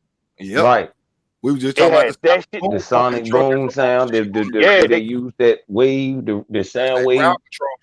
Man, they had them shits out there, and they was labeled and decorated with, you know, local police. I'm like, damn, I didn't even know these motherfuckers own these. I thought only the military had this shit. But guess who get all the old military products that they sell? The police motherfucking forces. And if people don't think the police is ready to do military shit, I seen that shit firsthand, bro. Me too. I seen that. And niggas like, did you go all the way down? And I said, hell no. When I seen all that shit, I waited for traffic to clear. I took my ass home, man. I ain't got time for that shit. We thought we was gonna be part of history. I said, these folks ready. How you know they gonna be shooting rubber bullets? They ready to make your ass history on the real. You hear me? Them folks is out there throwing them folks out there throwing tear gas and shit. Then come to find out that they had undercover police officers in the crowd inciting riots they damn self. Yes. I believe that. Yeah. You know what I'm saying? They had motherfuckers in the crowd hyping shit up. They arrested a couple cops that got busted for sending each other text messages like bragging, I can't wait to get out here tonight. Because what they ended up doing was they ended up roughing up an undercover cop. 3 white boy police ended up I'm talking about they ain't brutalized them, but they fucked them up. You know what I'm saying? Thinking that he was just down there with the protesters, but really he was an undercover cop in the crowd. Yep. And he got his ass. That nigga, they beat that nigga ass. You hear me? And then that's how they found out. And then they start investigating these other white boy police, and these niggas was texting each other talking about they can't wait to get out here and rage tonight, and I wish a motherfucker would and all that shit. And everybody up here acting surprised. I said, why y'all acting surprised when we already know what the police on, man? Trying to tell you. That's why I be telling motherfuckers know how you moving. You can't act surprised that this cop decided to be a bad cop, because all cops ain't bad cops. You know what I'm saying? the good cops take the rap because y'all live by that code of blue shit. Y'all be scared to speak up your damn self. Don't tell on each other type shit. Right. So you just as bad. If you know some shit going down and you ain't doing nothing about it, then you just as bad as that motherfucker. Straight up. Yep. Might as well join in. That's how I feel about the hood. I feel the same way about the hood. You know that shit going on or whatever else. It's the difference between getting to how you live and like letting some fuck shit go on. Like, yeah, I feel you. Yeah, one of my cousins in Kankakee, KI, her husband, he a Kankakee police officer, right? And motherfuckers be hating on him just because he a cop. But he was telling me one day, he was like, do you know how many motherfuckers I saved from going to jail because I grew up with these niggas and shit like that? Like niggas that I know riding with the pistol and they a felon and I catch it with them and I say, unload that bitch and take your ass home. If I catch you out here again, you gone. He was like, you know how many motherfuckers I done pulled over that I know they drunk as a motherfucker. If I do a field sobriety, I already know he got 3 motherfucking DUIs, but I know he a block away from home. Nigga, get out this motherfucker and walk home. He's like, they better be glad they got a motherfucker like me that's from the city. He's like, because most of my motherfuckers that I work with, they ain't from here. They don't give a fuck about these niggas in Kansas. At all, on the rear, and then catch your ass with a burner and fry your ass talking about you rich for it. I hear you. He was like, man, and he's like, all I'm trying to do is get home at night and look out for my people, bro. You know what I'm saying? And I told him, I said, well, you already, because he used to didn't understand why I said, but you wear that uniform and that badge. Most motherfuckers don't give a fuck at all, Jose. You know what I'm saying? They don't give a fuck that you helping motherfuckers out and shit like that. You still a motherfucking pig in their eyes, bro. You better know it. You know what I'm saying? So you better keep that in mind. Get your motherfucking shit up, get your pension, and get out that shit. So there's a couple of brothers at the crib that shit became CHA police, the housing authority. Remember, they got badges and guns too. Yep. They real police. They real police. Right. I'm trying to tell you, and they let us off the chain. You right about what you say, get your pension and get out. But some people, I don't know him like that. But man, maybe he just ain't gonna let it go, man. Like my dad like that. Like he, no matter what, this ain't my real father. Like if that's his heart or whatever else, man, he'll take a bullet for one of the people. That's what he put his heart into. Oh, your pops, he a cop? No, he a hard-working blue-collar man. White man. Straight up. And you say you live in Tampa, man. I got some family. I'm supposed to be going down here probably late summer in Sebring, Florida. You know where that's at? Yeah, I know what Sebring is. It's about 2 hours away from me, Tampa and stuff. It's not too far, but I mean, you'd be closer to the beach. I mean, like the beach is where you want to go anyway. Just in case anybody comes. They told me they was like they can get to Orlando not too far, and they was like we can get to Tampa not too far. Yeah, but see, I'm just Atlanta from you though. Go ahead, Atlanta. No, I'm asking him how far is La Havana. But Tampa is the place to go to during the nighttime. Tampa got all the nice spots and stuff. During the day, Tampa ain't got shit, but old ass people is shopping. If you got a lot of money, then you good in Tampa. But you want to go to the beaches, and that's in Clearwater. Clearwater got one of the best beaches in the United States. You go to Clearwater and stuff, and that's where you chill at. Make sure you got a nice beach. When I get down, I'm just going down there to hang out with family. I ain't seen them in a long ass time and shit. I don't give a fuck. We just stay at the crib all day. How far for Havana is from you though? I get anywhere. If you close to Tampa or whatever else, and we'll come down here around the nighttime. I mean, during the daytime, it's like the beaches and stuff. Like I said, ain't shit to do here during the daytime. It's like a bunch of old people and shit. It's Tampa's an old people place until the nighttime. That's when all the young people and all that the fun shit come out. How far away is you from Little Havana in Miami? How long do it take you to get down there? Probably about 3 hours. But I got that I be fucking with. Yeah, KI trying to go to Miami and shit. Yeah, I done been down there a few times though. My boy Manuel Perez. She like going to beaches and shit. But another thing too is, let me put you on some game. When you come down to Florida and stuff, I don't know if you ever been here before, but all the girls gonna walk around in thongs. I don't give a fuck. Yeah, I ain't tripping off that shit. I'd rather see that anyway. Shit, Yeah, see, well, yeah. these motherfuckers out here walking around in trash bags. Damn it, this motherfucker. I'm in St. Louis, Missouri. I'm dead smack in the middle of this motherfucker, man. Oh yeah, They call it the gateway to the West. You know what I'm saying? Like, you gonna see some of everything out here, man. You know what I'm saying? But it's good. It's good people in the Midwest, man. It's just we are weathered people in this like blue collar American hard working motherfuckers out here. That is you can really see the difference between the have and the have nots in the Midwest. That's how my dad is. He just one of them.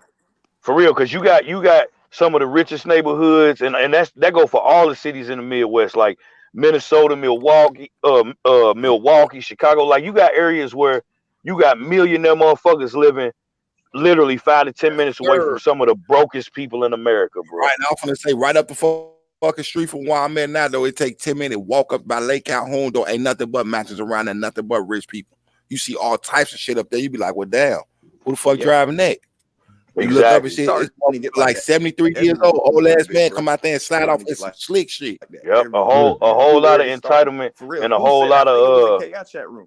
You can literally walk across the corner and your ass is in the fucking note. Yeah. Yep. Like, cause I done brung motherfuckers out here and they like, damn man, this shit look fucked up over here. Then we get to another spot and they be like, this shit look nice. And I'm like, yeah, that's how it is, man. That's why you in a city like St. Louis, your head should always be on a swivel anyway. You know what I'm saying? Like, if you just standing around not paying attention to what's going on, them be the niggas that get fucked up. You know what I'm saying? Bro, I went to New Orleans and felt the same way. Yep, I've been to New Orleans several times. The same way. I hate it. Oh, I love New Orleans, man. That's where my people really originate from. Worst experience of my life, man. That place is wicked, man. I seen a nigga walk down the street on his hands with his legs up. On his hands with his legs up. Damn. Thank you. Just think about that. A nigga was walking on his hands with his legs up. Man, fuck that place. What was he performing, or was he was just doing it? He was just doing it to be doing it. A random hobo. No disrespect to him. I don't like to be. Yeah, dog. I don't know what the fuck I saw. He was either high. He trying to get a motherfucker to throw him something for doing that, so he can go get high. We was in the you know where the gay community is? Yeah, it was a bachelor party, and I was the only black dude with like 5 other white dudes, and everybody's name started with a J except for one person. It was Josh, Jack, Johnson, and every dude. It was a bad experience. I was there for like 5 days. Yeah, see, that's what it was. You went down to New Orleans with the wrong motherfuckers. That's what my dad told me. He said I went down there with man, because for real, you can go down there and have some fun, man. And then, like I say, the people down there, it ain't nothing like that. Just like probably in Florida too. That Southern hospitality, a motherfucker, man. Yeah, sir. People, it's like people like I give you an answer. My stepfather in Memphis, he be so happy when motherfuckers come into town that he'll damn near get on your nerves with it because he gonna offer you everything in the world. He trying to just make sure that you enjoy yourself. Yeah. And sometimes you be like, you be like, man, I told you no, nigga, I don't want a sandwich, my nigga. Like, how many times you gonna ask me? Oh, I'm just making sure you hungry, man. You know what I'm saying? Like, if you need something, I be like, Alvin, man, it's cool, man. Like, just kick it, man. But that's just how that's in their nature. You know what I'm saying? They want to make you feel at peace, and they want you to have a good time if you coming to fuck with them. Back. Definitely really like the dude who set the whole party up, the whole bachelor thing up.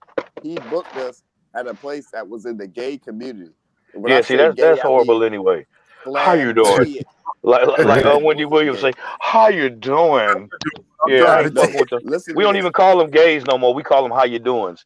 How you doing? Dude, it's 2017. We got a hurricane barreling right towards us. You can look it up. I forget the name, but it's barreling right towards us. These motherfuckers want to go out when they say it's a curfew. Curfew means you can't go nowhere. Yeah, man. Go out to a fucking club. Exactly. We in New Orleans, nigga. We in the man. Don't Congo. Go. Man, they're probably your homies and shit, man. I don't know them. I want to show them some love, salute to them, but don't go with them niggas again, man. Them niggas all you want to. Let me tell you what happened. They go to a fucking gay club. I have no problem with homosexuals at all. Like, they do what they want to. But they went to the wrong club at the wrong time. And these are aggressive homosexuals. Oh, These yeah, see, motherfuckers was running back. I'm smoking a cigarette outside. I'm like, what the fuck? I thought a dog was chasing them. man, I'd have They been was like, Ubering man, up out keep that moving. motherfucker. Yeah, cause Man, and I'm the same way. I don't got nothing against gays and shit, but it's like gay dudes don't want to go to a straight bar, so a straight dude don't want to go to a gay bar. You know what I'm saying? Like, I don't got nothing Those with were what y'all doing. aggressive back. They were Yeah, aggressive. fuck that, cause I don't play that shit. I Aggressive. tell a motherfucker one time, Yes. hey, you get one shot to try There to you make go. your move, and I'm gonna let you know, dog. I There ain't you with go. that shit, man. Don't be There coming over you here go. you turn around, you dancing by me and shit. Like, get moved, nigga. They You know were what I'm saying? I running. don't play that I'm shit, talking man. about sweating. And Like they were sweating. When we got in the thing, it was a nice place, but we was in the wrong. It was Yeah, a man. nice place. You We sure was in the you sure wrong your place. hey, I'm about to say, you sure your homeboys wasn't how you doing? Maybe they you know what I'm saying? I know the one that was getting. It was a bachelor party, so I'm pretty sure my homeboy that I knew, he wasn't gay. And if he was, then they had shit to do with me. I had my own room, so I don't know what the fuck niggas was doing. Yeah, because you never know with motherfuckers nowadays. Maybe he wanted to just Bruh, I don't put get shit it out of his past system nobody. one last time before he got married or some shit. Like, yeah, man, that sounds kind of suspect, man. Like, I ain't with that shit. He was a fat nigga, but the niggas that was running back, they was sweating. They were Fuck all that. I'd have been like, man, They get the were fuck away from me with scared that as fuck. bullshit. Yes. You know what I I'm saying? told Like, them, I'm like, yo, it's a curfew. We don't leave. We're in New Orleans. they got an We're in area. New Orleans. Yep, they got an area here in St. Louis. It's called the Grove area and shit. And they got some of the nicest restaurants and all this, like the fire ass food over there. But the whole neighborhood is, how you doing? You know what I'm saying? Whether it be gay dudes or gay females, you know what I'm saying? So it be every now and then somebody be like, man, we going to the Grove. I'm like, shit, not me. You know what I'm saying? If y'all ain't talking about going to get something to eat, y'all talking about hanging and kicking it, I'll go over there and get something to eat, then I'm dipping because it ain't my skilo, and all I'm gonna be doing is critiquing this shit the whole night. I'm gonna be people watching and laughing, and I'm gonna offend somebody. Even if I ain't trying to. They gonna know that this nigga ain't with this shit, man. Why he here? So I just try to stay. I don't knock them for what they do, but you know, I don't go to the Grove like that. Yeah, it ain't my cup of tea, man. Right. Same way with the strip same clubs and shit. Back in the day when we was young, hell yeah, we used to hit the strip clubs all the goddamn time. But now it's just kind of like, for what, man? They are. I got to a point where girls knew this nigga ain't throwing no. They already knew this nigga is cheap as fuck. I ain't giving you shit when you already dancing, and I damn real. I can watch you do this shit for free. You hear me? Like what? And then I drink Heineken, so every time I go anywhere, the beer gonna be $5 or more anyway. So I'm like, man, it's cheaper for me to drink at home. You know what I'm saying? And I could buy a 12-pack for $14. You know what I'm saying? But if I go to the club, 3 beers, I done already spent $15-20. Easily. So I can't do. But I ain't gonna front when a nigga was younger. And ass a dime. Yep, you be thinking about that shit that next day, and you counting your money like, damn, man, I spent $60 last night. Yep. On a couple of drinks and some beer. You hear me? Fuck this shit. Like, I'd rather go to the casino. If I'm gonna throw it away, at least I go to the casino. Man, and I don't even do that shit. Man, some shit. Yeah, we got all casinos out in this motherfucker too, but and niggas be like, let's go to the boat, man. Let's go to the casino. I'm like, for what, nigga? Like, well, I'm finna go. I ain't finna go gamble shit, my nigga. Cause I'm gonna be mad in the motherfucker when I lose my shit. And then they be like, well, how you know you gonna lose until you play? Well, I'll take my chances, motherfucker. Right, yeah. Cause I ain't hit at that motherfucker yet. I ain't been one of them lucky motherfuckers to go put a couple dollars in a slot machine and win $3,000-$4,000. And they was like, well, my boy won. Like I said, but how much money you put in this motherfucker before you finally won? And if you go on a regular basis, the casino ain't never designed to pay you shit. Hell no. Right. No. Yep. Your best odds is playing Russian roulette. I mean, the roulette table or the motherfucking crap table. Other than that, you playing anything else in there. You don't think these dealers know how to set decks and all that shit, nigga? Fact. I don't trust that shit. You don't think these slot machines is rigged? Even with the dice, you don't think they don't let you use your own dice on this motherfucker? Exactly. You gotta use their dice, and they give you an option of about 5 or 6 different pairs. You know what I'm saying? Ooh, boy, if I get to use my own dice, boy, I'll be like nice. I'm nice for that clickety clack, man. I'm nice for that clickety clack. I have won some money on the crap table though before, but them the best odds in the casino because you got so many different type of bets. And then same way with the roulette, you got so many different type of bets. But if you playing poker, blackjack, and all this other bullshit, man, it's designed for them to get your ass every time. they gonna win 2 out of 3 every fucking time. Especially Right. blackjack. Yep. A You don't million stand a and chance. one. But I have been in the casino too and seen some motherfuckers hit and be like, damn, man. Oh, my aunt is real good That's at why I that. don't like My going, aunt man. is good. It's too much money in there and I can't have it. I just be envious. Like, man, fuck. Why I can't have that shit? You know, they sitting back in that cage counting this shit up. Shit, I can't be in here, man. I'm getting devious in my mind. Get away from that money like that, man. You know what I'm Right. saying? Trying to tell you.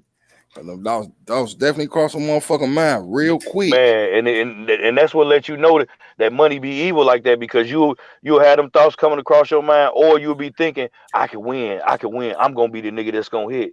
And then next thing, like I say, you wake up that next morning like, man, I spent $200 at that motherfucker and I don't get paid for another week and a half. Like, what the? I know so many. Y'all, Man, I got a couple niggas I had to help them pay their rent. I said, this is the last time, bro. You know what I'm saying? You lose, you know, and if you didn't have no motherfucking kids, you couldn't get this $150, nigga. Right. Hell no. Like, remember I stated last night, K.I., 2 things that, since I've been an adult, that I'm always have. I'm going to have that motherfucking rent money, and I'm going to have that motherfucking gas in my motherfucking tank if I'm driving, bro. Know it. I can go without lights for a week or 2. Me too. I can go without the heat. You know what I'm saying? Like, real. yeah, a nigga being here with a space heater and wrapped up in 15 blankets. With but they won't be get that motherfucker on the real. Yep, you hear me?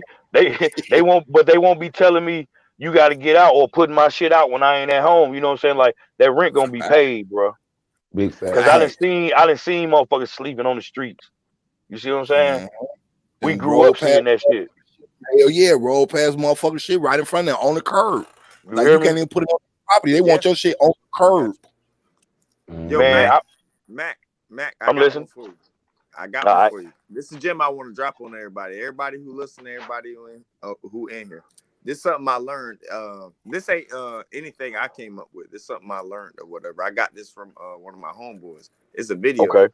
It's called Zeitgeist. I don't know if y'all ever came across it or whatnot, but yeah, it's called What Matters. Look it up on your YouTube or whatever else, or your social media platform, however, your Google and stuff. Okay. But, it was legit. So he used to always, him and his family, they used to always go to their grandmama's house every holiday, and they would play Monopoly. And she kicked everybody ass. You already know how it is. Grandmama don't play that shit. She kicked everybody ass on Monopoly, wiped their ass. So he was like, damn, man, I can't never beat my grandma. So she was like, don't worry, boy. One day you'll learn the game. And if you don't learn the game, then I'll teach you. So he was like, man, you know what? Screw this. So, you know, it's holidays. It's like Christmas, you know, I mean, the summertime coming up or whatever else. So he was like, man, screw all this. I'm finna learn how to play this. So he bought Monopoly. He got all his little birthday money. He went and bought a Monopoly board and whooped everybody ass in the neighborhood, beat his mom and dad ass because they can't beat his grandma. So he learned how to play the game. So, you know, it was the time for him to play his grandma. You know, I mean, it was Thanksgiving again. He was like, all right, Graham, let's go. So everybody got it. It was him and his grandma. They started playing, kicked his grandma ass, took everything, beat her for everything, just whooped her ass. He learned to play the game. Right. But she had one more lesson to teach him. She grabbed the board and put it all back in the box. He felt the way about it. He was like, oh, you just a sore loser or something like that. She was like, this is the lesson I had to teach you. Those clothes, that air you breathing, that hair you have, it ain't yours. At the end of the day, it all go back in the box. What you got to figure out is what matters. He wouldn't have beat his grandma in that game unless he pushed himself. That's what mattered. Exactly. Human beings don't get that shit. Yep. You can have the best promotion. You can have the fastest car, beautifulest husband, wife, or whatever. You get what I'm saying? What matters? It's all gonna go back in the box. At the end of the day, you gonna go in a coffin or you gonna go in a fucking vase. Exactly. And I'm glad you said that because we was kind of elaborating on that last night during the marathon and shit too. You know what I'm saying? We had kind of got on that, like, just persevering and pushing yourself when you really don't want to. That's what's gonna set you apart from the rest of them. Like if he hadn't been getting his ass beat and watching everybody else get their ass beat by grandma, he wouldn't have pushed it. Like, I don't want to embarrass my grandma, but I want to beat her because can't nobody beat her. You see what I'm saying? Mm-hmm. So he had to learn that shit, and he had to play them games against everybody else for a whole nother year leading up to Thanksgiving again. But remember and he finally beat her. But remember this. It all goes back in the box. No matter what you get, this is all our purpose. No matter what anybody says, me, you, KI, anybody who in the chat or whatever else, at the end of the day, bro, we gonna die.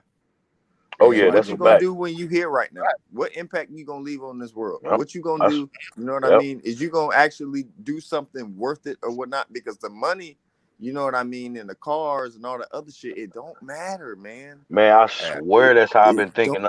These last few years, that's all I've been thinking. Like, when my father died, you know what I'm saying? We was talking on the phone like how we talking right now.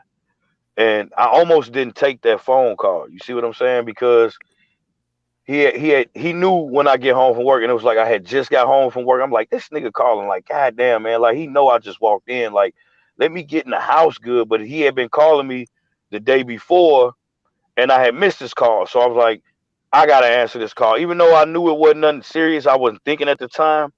You know what I'm saying? So me and my dad was real close. We had good relationship my whole life. I was lucky to have him for 37 years. I was blessed to have my pops. We talked about that a little bit last night too.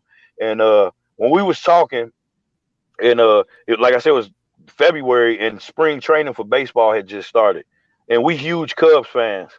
And the year before that, the Cubs in 2015 put the Cardinals out, which they are arch rival. And I've been living in St. Louis, so I done heard every Cubs joke in the book.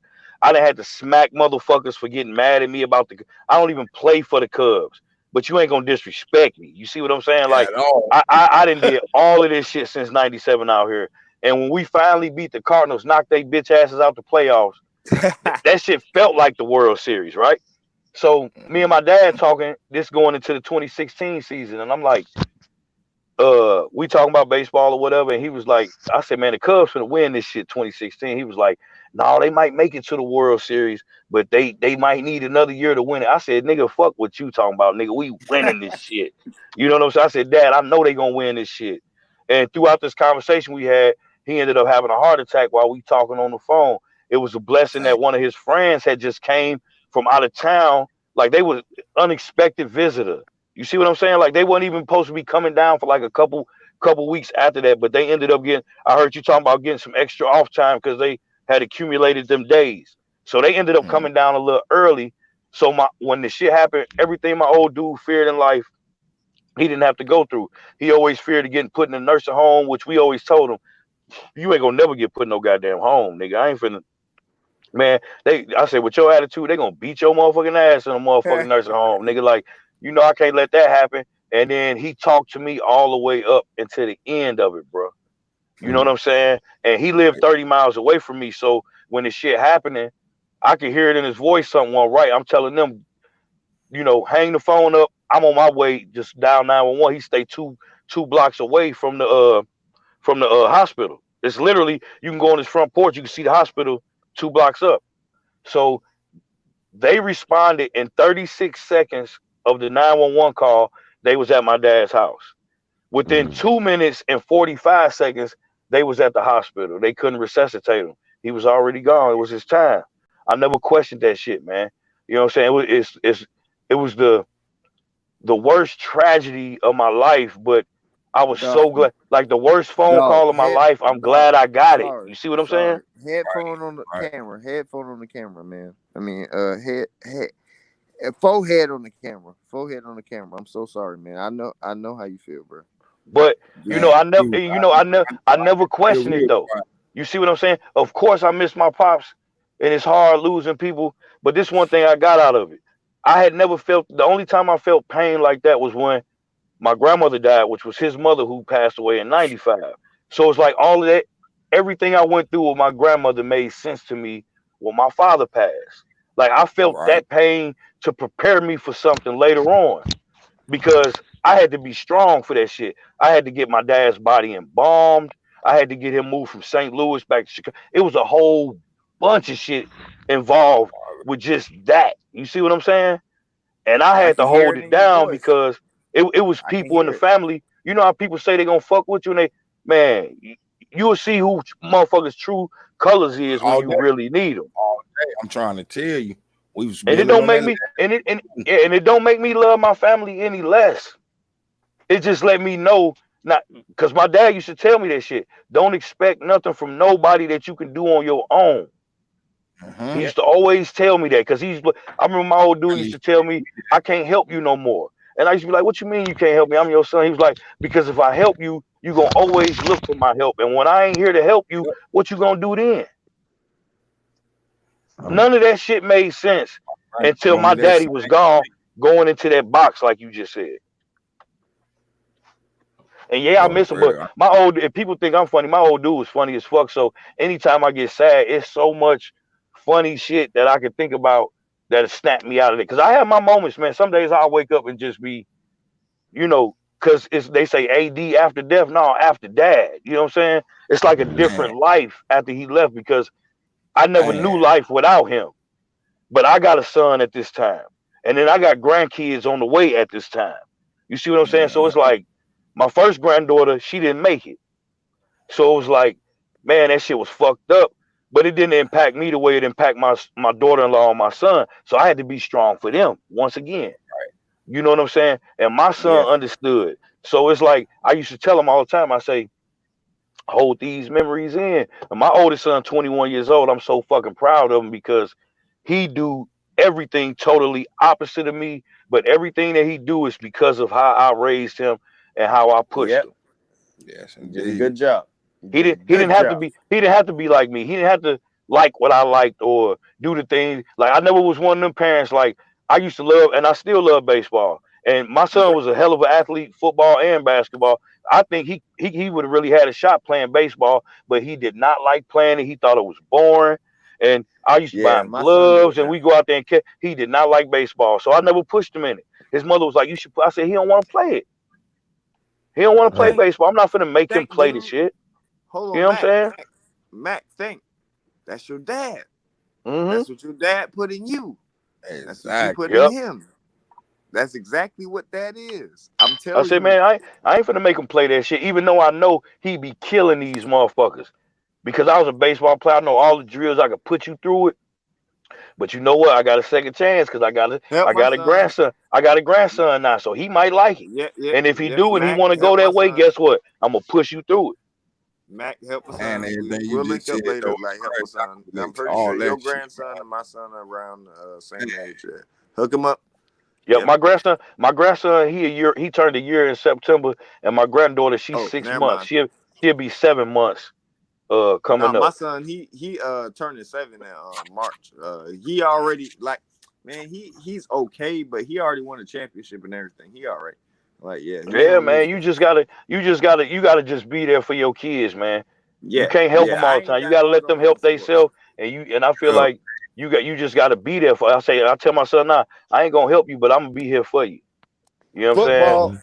Football, I get on his ass, but like baseball, I don't know baseball. Like I don't know how to throw and see, like that. Like, this what you remember when we was young, man. It was a lot of black people is real good at baseball, and baseball pay the most money and the most guaranteed money. It's the least stressful sport on your body. Mm-hmm. It's a summertime sport, so 9 times out of 10, if you get into it, you can still enjoy your life with your family, and because your kids gonna be out of school the majority of the time that you at work. And we were some of the they prohibited us from playing that sport for the longest. You see what I'm saying? Because they didn't. The only reason why they started letting black people play baseball because the Negro League was getting bigger and better than Major League Baseball at the time, as far as competition and people showing up. So these white folks finally, they was like, if we don't let these niggas play, our league gonna be done. So guess what? They brought blacks on over, and blacks were so happy to be in the white league that the Negro League is a non-factor. You know what I'm saying? My dad is saying, my dad is white. It's my father-in-law, but the same thing Mac is saying, my dad has told me millions of times because he's a baseball player. Yeah, man, I love that shit, man. He's saying is the same thing. He's a white man, y'all. He's a white man. It's the less stressful. It's the most non-contact sport of the major sports. The only contact you gonna get with a motherfucker is if he hit you with the ball, or you hit the ball and they hit him, or they touch you with the glove. You sliding home or you sliding into a base.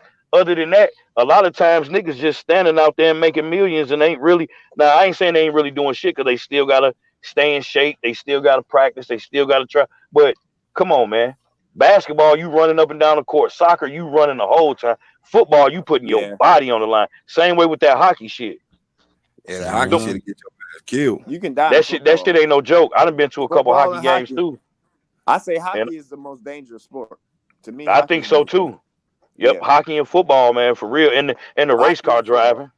Because if you bang one of them race cars, you might be fucked up. You know what I'm saying? But they put their bodies on the line, and that, man, the first time I went to a hockey game, that shit blew my mind because I couldn't believe how big them dudes was and that fast on them skates. Yep.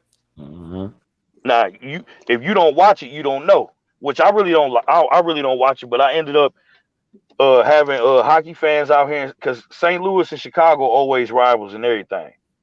So they always talk this shit about the Blackhawks and shit. The only thing I knew about the Blackhawks was they jerseys look raw and the hats and shit look raw. We flex that shit because we from the town. But then when they start talking that shit, fuck the Blackhawks. So they basically turned me into a semi-hockey fan. And so I had a couple just to talk shit because I love sports just to talk. I love sports just to talk shit. I love to brag on my team. Fuck your team. Like niggas be sad the motherfucker when they team lose. And like I said, living here being a Cubs fan and the Cardinals, these niggas always bragging, oh, we got 11 rings. The Cubs ain't won a World Series in 100 years. But when we won that motherfucking 2016, I couldn't wait to go to work that next day. I couldn't wait. I was like, I'm finna make some motherfuckers mad today, boy. And we was down 3 games to 1. Man. Talking to you on this phone sound just like World News, man. A couple times I almost called you World. I be man, that's my nigga though. Just like that nigga. Yep, that's how I met KI them. That's how I met Melvin them through World, man. Yeah, you sound just y'all. I'ma always show World that love. And then like we was talking about last night when we had a video chat going, and World used to stay out here in St. Louis for a while. I said, hey, Melvin, you was on this shit. I said, hey, World, you want to ride through the hood? I said, I'm going to take you through the hood, give you some motherfucking memories again. World was calling that shit out as I'm driving the shit. He was like, Mac, you got me wanting to come by. I said, come on, skip to the loo, my nigga. If you come to St. Louis and you don't hit me up, then like I say, either you ain't want to fuck with me or you just forgot about fucking with me. But if you see that motherfucking arch, hit my motherfucking line. I'm gonna roll right down on your ass, man. That's what's up. I'm gonna pull up and we gonna eat. We gonna eat good. You know what I'm saying? I ain't with that vegan shit and all that. So motherfucker gonna get fed when they come to my house. Bro. Back Jay and Melvin, all y'all hit my channel up. Look at my wife, what she cooked for me today, man. I'm telling y'all, man. Look at that shit. What you have for dinner tonight? Man, I'm talking about some pork chops, right? Man, I green string beans or whatever else. You know, I mean, I'm skinny, so I put my bacon in my string beans or whatever else. Man, hell yeah, I love that shit. I eat my bacon or whatever else. And some macaroni and cheese. I hit my boy up. It's a Philly dude. His name Philly something or whatever else. But yo, I put this one recipe on my macaroni and cheese. I get that shit to y'all. You make a cream cheese or whatever else that you put in your macaroni. Don't just I only eat baked macaroni and cheese. I don't eat that stovetop shit. I fuck all that. I gotta bake my macaroni and cheese. But you make you a regular ass cheese sauce, and then you put your noodles in that shit, and then just do your thing or whatever else and bake that shit. Yeah, throw that motherfucker in the oven, let that little crisp get on the top of that motherfucking shit. Yeah, it's on the channel, man. It's on the channel. Oh yeah, I'm definitely gonna check it out. I'll subscribe to your page and shit already. I'm gonna check that shit out. Yeah. Hey, KI, we heard you over there smashing a minute ago. What was you smashing, nigga? Oh, shit, dude, my shit is a house party, bro. I swear, I don't try to. The reason I do it as a house party, I'm in Poppy I don't really be trying to build no Oh, you was eating some muffins and shit. And some energy bars. No, I'm gonna be a Wichita last night. When I smoke, it sound yeah. KI went over there and ate some motherfucking brand muffins and shit, nigga. I be burning downstairs though. Especially when I fucking with KI Dice or whatever else.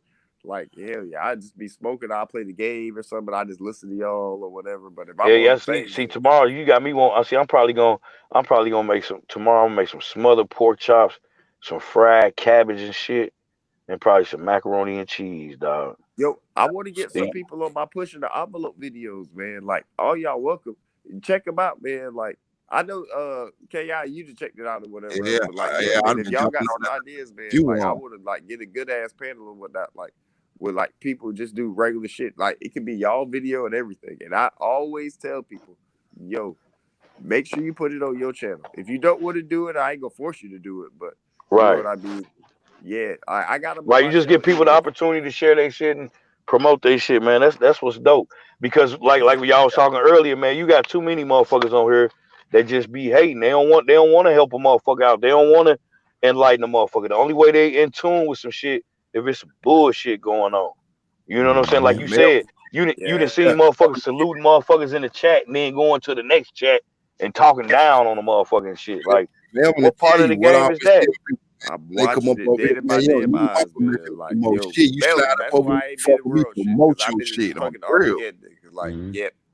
So I've been fucking Armageddon. Like, Melvin know what's going on. Like, Jesus Christ. Like, yep. Last night, Melvin couldn't hear me and Ki for a minute, and I thought he was just zoned out. Remember, I inboxed you. I said I think he's zoned out, but Melvin couldn't hear us. He thought he was just keeping the airwaves going. You know what I'm saying? He couldn't hear us though. Like, damn, little bro, think we don't really care. We sitting up here talking to him the whole time and shit. Melvin, we was giving you the good advice too. And I was like, and I kept saying, I said, I don't think he can hear us. We was hugging your ass. Look, I mean, on some real shit though. Because you look, bro. If you look, bro, we could say this. Man, like, your ass through these screens. I know the Tupac picture. He had changed his picture. It was a different picture before. So, man, we was on this motherfucker, little bro ass through the phone. Motherfucking tablets, man. He probably zoned out right now, but we probably can't hear him. I don't know. Yeah, and then Mel might have fell asleep. He fell asleep on me on the phone a couple nights back. But me and that nigga had a conversation going so good, and then he an hour ahead of you in Florida, so you and Melvin on the same time zone. Me and Ki in the Central Time zone. Yeah. Shit. So it's like sometimes I be hitting niggas up, and I'm an hour behind them. You know what I'm saying? So if it's 12:30 here, it's 1:30 where you at. You see what I'm saying? And because my niggas in New York, they be like, Mac, you call late as a motherfucker. I be like, man, my bad. I forgot your motherfucking ass an hour ahead of me and shit. Or they'll hit me up the same way, and I'll be like, man, I'm still at work. And they be like, oh shit, I thought you was off. I thought you said you get off at 10. I'm like, nigga, it's 9 here, nigga. They be like, I had problems with is in Cali. My niggas in Cali or whatever, because they 3 hours behind us. Yeah, they 2 hours behind me. Yep. My homegirl called me from Cali tonight. When she be on her home for work, she'd hit a nigga up. I'd be like, she was like, I'm finna go get the kids some food. I'm like, it's kind of late for that, ain't it? She was like, it's only 7:30 here, fool. I'm like, oh yeah, I keep forgetting. I couldn't wait to get out. It was so many motherfuckers going live on YouTube tonight at the same time. I was just in and out of all y'all shows though. Bruh, I went live tonight. I don't go live but on the weekends. I told them, I was like, this week mine. Like I take it over. Like, I'm like, yo, I gotta go in on this week. Like I did my video because I'm kind of tired of all that like unnecessary ass bullshit. So yeah, but I had the majority of the time I was over there with World and shit, but I hopped over here first. I seen yours go up too, Classical and shit. But then I seen another motherfucker that I fuck with. You know what I'm saying? And this other radio show. Like I say, that's why I be knowing we just small specters on the YouTube scale. You see what I'm saying? Like it's so many fucking channels out here, man. You know what I'm saying? And all you gotta do is, if y'all haven't did it, Google the top YouTube platforms, period. And it's gonna surprise you who at number 1, number 2, number 3. It's all kiddie shit. Yep. All day.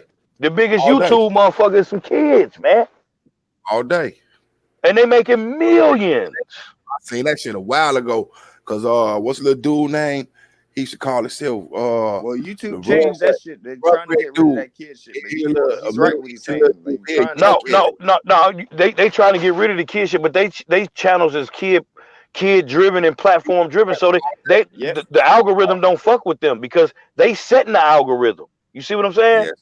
Them top shows instead, the YouTube looking at it like we making so much money with these. We need to get everybody on the same type of platform. And see, yep, they motherfucker, killing that. Peppa Pig, nigga, is one of the top live streams on YouTube. One of my favorite cartoons on the real. Peppa Pig.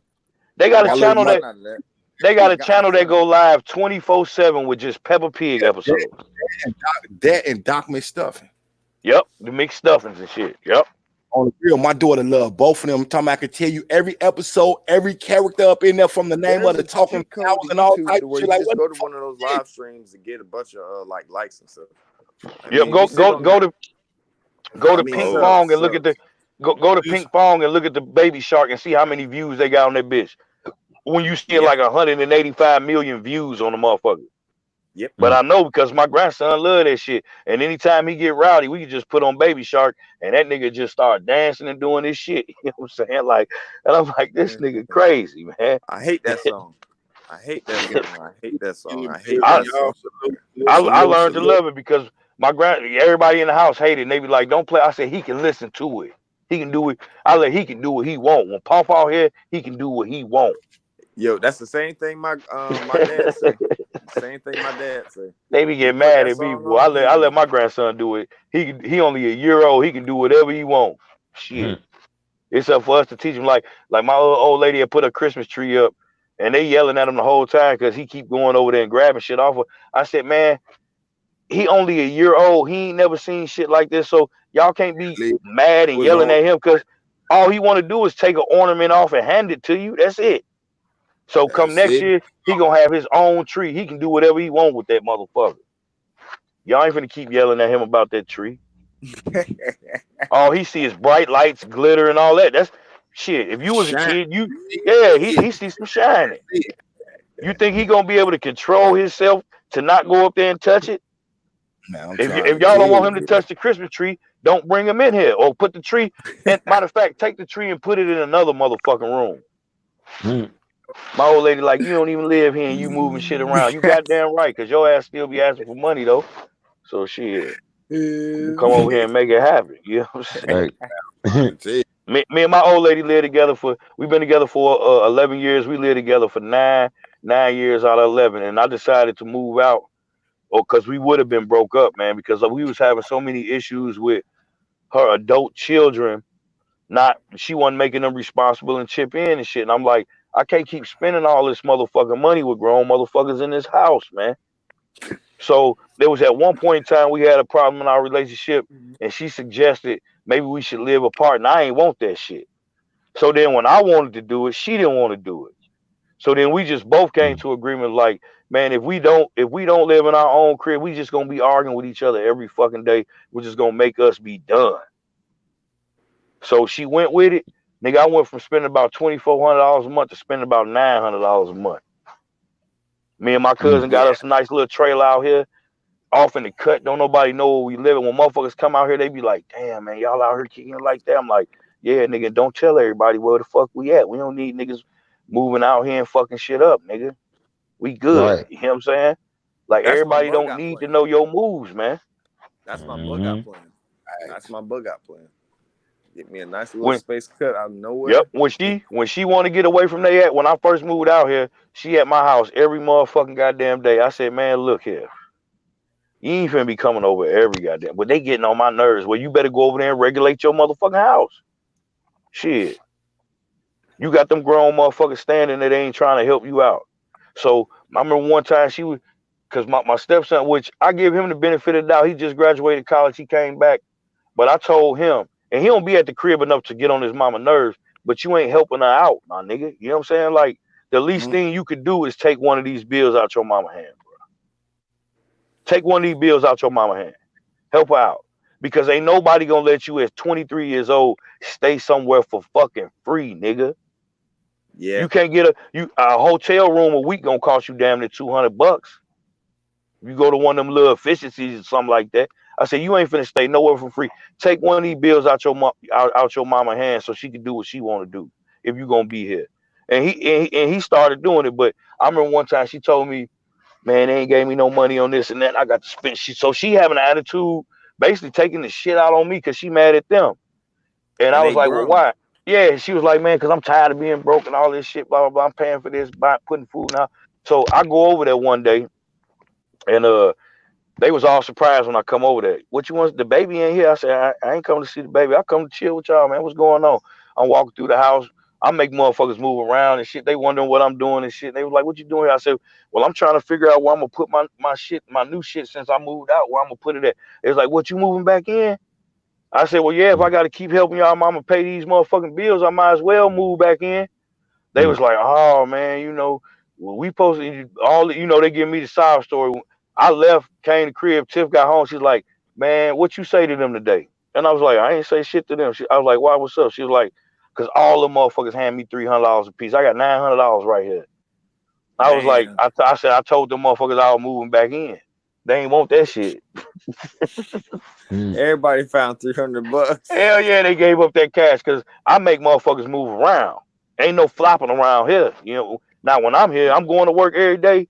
Y'all sitting around here waiting on the motherfucker to cook and all this. Man, get your, like, I used to come to the crib when they was juniors and seniors in high school, got all these motherfuckers. I said, what's this? What's this? Oh, well, we just got home from school. I said, don't y'all got somewhere to go? Don't y'all parents want to see? I used to make motherfuckers move around because I ain't trust everybody in my motherfucking house anyway when I ain't there. Yeah, because y'all think they y'all friends, but some come up missing out this motherfucker. And some shit came up missing before. No shit. Yo, real talk, Mac J. My dad used to always tell me growing up as a jit, don't ever bring no shit in this house I ain't pay for.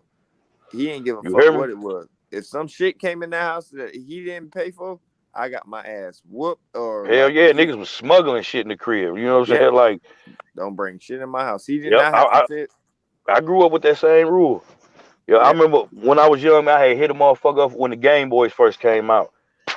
And a little white boy at school laid that motherfucker down. You know how niggas was doing it. Shit, I swiped that motherfucker like swiping, no swiping.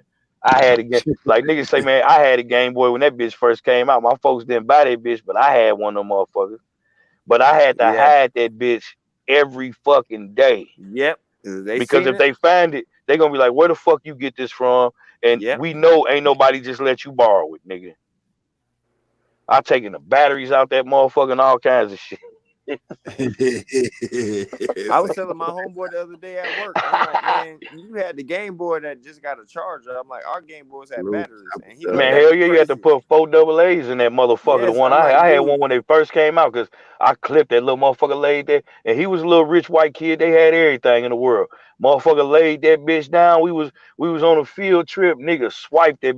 That motherfucker was in 5 different spots on the bus before we even got back to the school. You know what I'm saying? I was hopping from seat to seat, moving that motherfucker like this me. Because if I get caught with it, not only it's a rap. You a thief too? Yeah. Nah. I stole a nigga Pokemon game. I ain't steal his Game Boy. I stole his Pokemon game because he had all the Pokemon on it. I took that shit. It was a yellow Pokemon. Yeah, I heard you say you was born in '86. Pokemon wasn't even out when I swiped that motherfucker. We didn't even know what that motherfucker had Tetris and Super Mario World on that bitch. And then I ain't even have enough money to buy no motherfucking games. Right. You know what I'm saying? I had took that shit when we was in PE or whatever, and he was talking shit. He was an asshole, so I ain't really care. I wasn't a thief, but he was a bitch ass nigga. So when we was kids, we just did all kind of crazy shit, man. Like, you know, we grew out of like most niggas grew out of certain shit, but some niggas stayed with the shit. You know what I'm saying? So like I was telling them about when we got caught stealing at a sporting goods store, and we was stealing like I was stealing ping pong balls, and we didn't even have no ping pong table. Yeah, you know what I'm saying? Like I just getting it just to see if I can get away with it. You know what I'm saying? And then after we got caught, that was the end of that shit. Like I ain't stealing from no store. Fuck that. That shit was embarrassing as a motherfucker.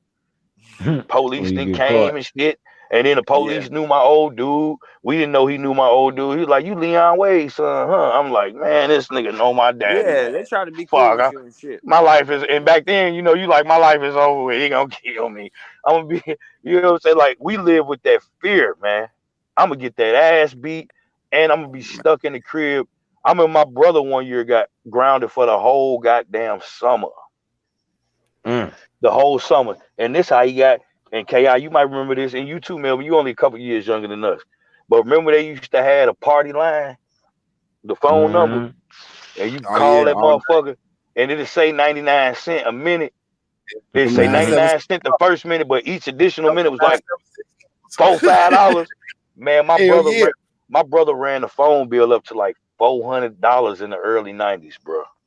Wow. Oh hell no. My mama came home and lost it. Yeah. Beat, and we was at the age where it wasn't no more like ass. Like my mama was punching us and shit. We give, like beating a nigga ass for real. Like she beat that nigga's ass, my nigga. Yeah, $400. You know what I'm saying? She had to call these folks and explain to them, I can't afford this. It's gonna be on my shit. They worked out. That's why they ended up starting to change it to where they would, because in the early days the commercials wouldn't let you know all that fine print. You know what I'm saying? They had to change that shit because not only did it happen to us, it happened to millions of motherfuckers all over the country. You know what I'm saying? When kids was calling these numbers. So after my brother got his ass beat, right, for this shit, about 2 months later, this nigga was addicted to this shit. Cause like 2 months later, I picked up the phone when he was on it, not knowing that he was on the other phone in another room. And I picked it up and I heard all these people on the line talking at the same time. I'm like, all I said was, ooh. And then my brother, get off the phone, man. I'm talking to my friends and shit. And I'm like, I hung up the phone. When he get off, I was like, bro, you was on the party line again, wasn't you? No, I wasn't on no party line. That's when the three-way calling had just came out. You know what I'm saying? And I was like, nigga, we don't got three-way calling, nigga. I said, grandma and them got three-way call. We ain't got no three. How you have it? He was like, it wasn't me on three-way. It was my friend on three-way. And then they called somebody and they called. I was like, all right, whatever. When that bill came at the end of the month, my mama screamed again, like, nigga, you ain't learned. So then he get his ass beat again. And she said the whole summer, school was just about to get out. That nigga was in the crib the whole summer. And my mama is a book nerd. She used to make us read books that she already read. And then we got to do the book report. So you couldn't just skim through the motherfucker.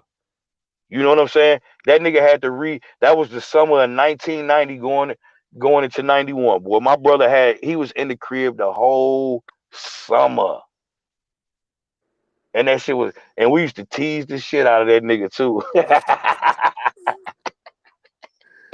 We be like, Yo, let me go ahead and peace out, man. I'm gonna go ahead and get ready to peace out. Yo, all right, my G. Y'all later. Yo, all right, bro. Great peace to you, man. Great day. I've been up all damn day, so I just want man. Go on, rest up. I'm about to get off here in a second too, man. But I just love building with y'all, man. In the evening time, y'all. Like I say, y'all content creators, when y'all do shows, man, and when people do shows, y'all don't know, man. You might help people get through. They like last night. KI what the live was like 8 hours long. Just think if I had just started my shift, I would have been listening to y'all from the start of my shift to when I got off. You know what I'm saying? So somebody, it's gonna help somebody out, man. So. Yeah, that's the best for it, man. I don't know how the hell he did that, boy. He's tougher than me. Good, man. The conversation was that good, man. We were talking that shit. Like this one right here, say 5 hours right now. Yes, indeed. I was listening to the one last night or whatever before I went to work. I was like, God damn it, I want to get in. And I was like, man, I got to go to work. Like I just couldn't like put my energy like that in. I got to go to work and be miserable. So I was like, oh, fuck it. I'll watch it later with KI, yes, I do listen to not all of it, but I do listen to your lives or whatever. Oh shit! I see Keedy in the room too. What's popping, Miss Keedy? What up, Keedy? All right, y'all. Let me go ahead and get out of here. I got to use the bathroom or whatnot. But hey, attitude no slide. Holla at you. Hell yeah! Hey, Keedy said the chat line shit's still on TV commercials. Damn. And then years later, my brother, they ended up becoming the chat line Casanovas. I remember this nigga kept having these girls come to the crib. I'm like, man, how you meeting all these girls, man? You don't know all these girls. He was meeting their ass on the chat line. And if they would come over, if they didn't look like what they said they looked like, he was kicking their ass out the door and another one was coming through. I said, God damn, man. These niggas, the chat line Casanovas in this motherfucker.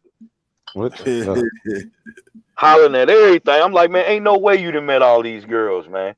He's like, they used to play it off like, yeah, man, I've been knowing old girl for you ain't know that girl, man. I'm listening to the conversation, man. Where you meet at, man? Well, I come to find out these niggas was on them chat lines, man. And he was like, man, old girl said she was pleasantly plump. She came over here looking like motherfucking I was like, hell no. I said, you better be careful. You gonna have a dude come over here, one of them, how you doing? You know what I'm saying? You gonna have one of them motherfuckers pop up over here. We gonna have to whoop Damn somebody right. motherfucking ass, man. And plus, don't be inviting these motherfuckers over my crib. Everybody ain't allowed to come over here, man. You know what I'm saying? Right. Shit. Everybody don't need to come to your crib and all that old shit, man. That's why I used to tell my kids and shit. I come home and I'm seeing kids and I ain't never seen before. Like, we don't play that shit. Y'all Hell can wait no. outside and shit, man. Because when shit come up missing, everybody act like they don't know what the fuck happened. And a lot of times when shit come up missing, you don't find out until way after it came up missing. So now you can't even pinpoint where the fuck it went. So I used to tell the Right. kids, if anything come up missing in this bitch, I'm putting it on y'all ass. I feel Period. that. Because when we was feel young, that. we wasn't allowed to let everybody in the mall. We had certain family members that couldn't come in the crib. Right. Like I got a cousin right now. He a paranoid. I mean, he what they call it shit, kleptomaniac and shit. Man, you Right. can't leave that. You can't leave that nigga in the room by himself, because he is still a Q-tip just because it's there. You know what I'm saying? Like the nigga can't help it. So my mom and them used to say, don't let that nigga tank in the motherfucking house, because he'll Know wait till something gonna come on this. he'll wait till one of you niggas go to the bathroom and be all through this motherfucker. Or he'll go to the bathroom and unlock the window, and then when we leave, he be came through that motherfucker or something. Right. He got caught at my auntie house like that. My uncle done beat the shit out that nigga. Right. Dang. Nigga trying to sneak in there and steal change and bullshit. You know what I'm saying? Like what you steal from your motherfucking family? You won't go steal from these white folks, but you gonna steal from your people though. Right. Never understood that. Yeah, you breaking in everybody motherfucking house around here, and they want to kill you, but they saving you because they know you related to us and shit. Right. That's crazy. Get your shit together, shit. Because that's how I feel, man. Like, a nigga steal from me, man, I feel bad for you. I used to tell them, if I catch a motherfucker in my house, they ain't leaving for a couple days. I ain't even finna call police or nothing, nigga, but you finna be in the basement for a minute. You ain't Teach gonna you a never, lesson. yep, you ain't gonna never want to steal out this motherfucker. You ain't gonna want to break in nobody's shit. Because I'm gonna have you so scared. I might not even do shit to you, but you ain't gonna know that shit. Catch it? Like I used to tell my stepdaughters and shit. I know y'all be sneaking niggas in the crib when we ain't hearing all that shit. No, I said, man, don't lie to me, because y'all act like we won 16 and 17 and shit. But what I used to tell them, don't get caught. Get caught if you want to. It's gonna be some shit. Your boyfriend ain't gonna be able to leave for a little while. I mean, we was young. We called a nigga in my sister's room one time. Man, shit, I felt bad for that nigga. My mama was ready, you know what I'm saying? She went got the pistol and shit and all that. We like, nah, mama, you can't do it like that, mama. Like, yeah, we just gonna rough the nigga up a little bit, tell him don't ever come over here no more. You know what I'm saying? But it ain't his fault. It's my sister's fault for letting the nigga climb through the window. Shit, he only doing what men doing, trying to get some pussy. That's it. Right. She was embarrassed like my sister was. I was like, you got to be fucking. She was like, but y'all be having it. I said, but we know the game a little better than what the fuck you doing. You can't do what we do. You see what I'm saying? Like, how you gonna sneak a motherfucker in the crib with mama here? We ain't like, we might have some motherfuckers here when they ain't here, but you don't think they gonna hear this shit? They done heard shit in here. Like, what the fuck is you doing? Right. That ain't fair. Y'all ain't got. Me and my brother never got caught, because I would never let a motherfucker come to the crib with my mama. Hell no. Shit, nope. Hell no, bitch. Motherfucker say you can come over, nope. And I was one of them niggas that I ain't sneaking in your crib when your folks there. I might take that chance if you there by yourself. You know, girl, then we gonna skip school and go to the crib. But if you say your brother, your sister, anybody there that can snitch on a nigga, nope, I ain't coming. Yeah, I don't know what you're talking about. No, bitch, I'll fuck you outside on the side of the building before I sneak in this motherfucker. Cause I did that shit one time too, before out in the snow, nigga. Steam was coming off that motherfucker like a baked potato. Nigga was hollering, boy. Like I said, when we was young, we was just some grimy ass young niggas, man. We didn't know no better, man. We just trying to make it home at night and not embarrass our folks, man. Fact. That's what it's about. And that's what's lost out here now, man. What Kitty Sad. say? She say, "Why do they have women naked on TV, but the men I never knew? I thought that was not cool. Never growing up, like it was exploiting the women all the time. Yeah, pretty much it do exploit the women. But what would you rather see, a naked woman body or a naked man body? Like it's the reason why they don't dudes look hideous. They fucking hairy all over and all that shit. But Mhm. it's always to exploit the women, Kitty. Mhm. You know what I'm saying? That's how the That's what it's world about. designed, man. The world always seemed like it take advantage of the ones that's the weak that's the weaker of them. Like that's why I always say, like, I be thinking everything evil be designed to attack your kids Mhm. because they can't defend themselves. Right. And not to say that women can't defend themselves or they weaker than men, but just on the up and up, looking at it the way the world evolved, like women always took a back step to men, whether you agree Mhm. with it or not. It's just the fact of it. It's a gang of things that men can do that women can't do, and vice versa. Like we was Right. talking about it last night with I never knew how strong women was till I seen them pushing out babies and shit. Man, I'm trying to tell Right. you. Shit, once you see that shit, you be like, man, I ain't fucking with her, man. Hmm. Shit, she'll It's a, fucking kill you. And the way my son's mother was squeezing my hand, nigga, it was like, when the cartoon character they squeeze their hand, my shit was crinkled just like that motherfucker. You know I've what I'm been like, saying? Like, Yeah. oh, on the real. Right. That shit. That opened my eyes, man. I yep, tell you. man. I when I seen my son being born, cause like I said, my oldest son, she didn't get the epidural or none of that shit. She did that shit. And I'm old. Out of all the shit I went through with her, I give her props just for that alone because she risked her life to give me the best joy in the world. You see what I'm saying? So no matter how she got on my nerves back in the day, sometimes I used to just swallow that shit up like this. She just a dumb motherfucker. You know what I'm saying? Right. Bitch, or I be thinking in my head, you just don't know how good you had it. But we ended up being able to become cordial for the better sake of my son, even though she played me like a motherfucker all the years. She tried to do everything. But sometimes when when a person gets scorned, they don't even know why they doing you the way they doing you. They Hmm. just done got so accustomed to treating you a certain way that they feel different if they start treating you better. Then they feel like they weird. Like what's going on with me? So that's why I'm telling you, man, you just gotta always persevere and smile when you don't want to smile. Sometimes you gotta frown when you really want to laugh at this shit. It's like when somebody fall, your first initial thing be to make sure they all right. But then when you find out they all right, that shit was funny as a motherfucker. But if they fall and you know they hurt yourself, that shit don't be funny. Mhm. It might have looked, even if you laughed initially when they first fell, as soon as you found out they was hurt, you was like, oh man, damn, my bad, bro. But that shit was funny as a motherfucker, nigga. Your legs went straight up in the air, nigga. You know what I'm saying? You Hmm. hit the ground. But if they all right, then you can laugh at that shit. So sometimes you have to take that same situation dealing with other motherfuckers. But as long as you strong for your shorties, nigga, this shit just go you might just be going through this shit to make you stronger for something later on. Or so your kids can see you go through it so they can be stronger later on. Because I know once you get your kids around you, they be the best feeling in the motherfucking world. Hmm. I bet you get Yeah. them on them weekends and shit like that, you forget about all that other dumb shit because they at the crib, shit. Right. And I know they love the shit out of daddy and shit. Man. Yeah. That be the best shit, man. I used to be like, man, I want to choke this bitch out, man. But you know what? I'm gonna choke her out by showing her she can't fuck with me. You see what I'm saying? That's how I'm gonna Mhm. win. I'm gonna win by you thought I was gonna be bumming and slumming after I was with you. Man, you gonna Hmm. come over here and see all this nice shit and everything that I'm doing for them. You ain't gonna be able to talk. You see, that's one thing my baby mamas, they can't never go and tell nobody I was a deadbeat. I prided myself on that. Just like that was my motivation. I wish you would tell a motherfucker I ain't came through. Right. They know that's a motherfucking lie. And then when Right. you look at my son, he look exactly like me. You couldn't even I can't deny this nigga if I wanted to. Hmm. I told him my bad a gang of times. He said, my bad for what? I said, man, the way your head is shaped, nigga, you got the classic McNugget, my nigga.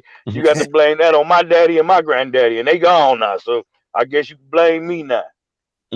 But that's the best thing in the world, man, to watch your kids grow and do their thing and them not worry about what you going through. Because Right. even when we think the kids ain't paying attention and don't know, they be knowing, bro.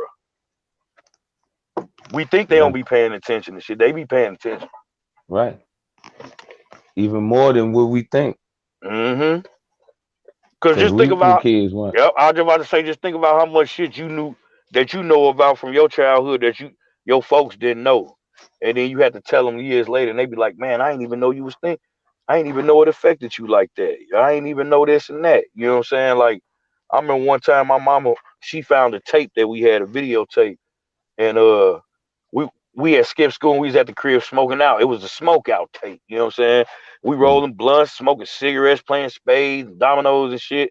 And at one point during the video, you just see me be like, y'all hear that? And then everybody looking around, and the camera cut off. When it cut back on, you see me walking out the house like, hey man, it's just my mama. She back. But I'm asking for my cigarette, where my weed at and all that shit. About 2 years later, my mama found the tape and was like, oh, that's what the fuck y'all was doing that day, huh? That's what y'all was doing. And I was like, what would you rather us do? Mama be out in the streets doing? She said, I prefer y'all not to be doing none of this shit, but you got a point there. She was like, I was like, because we could have been anywhere. I ain't had people all in the house. We brought the card table out in the back. And she heard me plenty of times telling motherfuckers, niggas like, man, can I go in the house, use the bathroom? I'm like, nigga, what's wrong with going on the side of the building? Nigga, fuck no, you can't come in the house, nigga. Like I said, everybody wasn't allowed in our shit. Got me fucked up, nigga. We out here. If you got to take a shit, you better take your ass to your crib, nigga. I'm like Pops off Friday. You can't. Right. You got to do number one or number two. Niggas like, I got a shit. Well, you better go somewhere else, nigga, because you ain't finna blow this. But certain niggas that's close enough, you know what I'm saying? They know the consequences and the repercussions of fucking up something. So, yeah, my nigga, go in there and do what you got to do, nigga. Certain niggas I trusted. But just because you was my partner don't mean you was coming in my house. Hell no. Right. Right. Fuck that, nigga. I bring the bowl of cereal outside. Yeah, I bring the bowl of, because my mama and them not gonna understand that shit.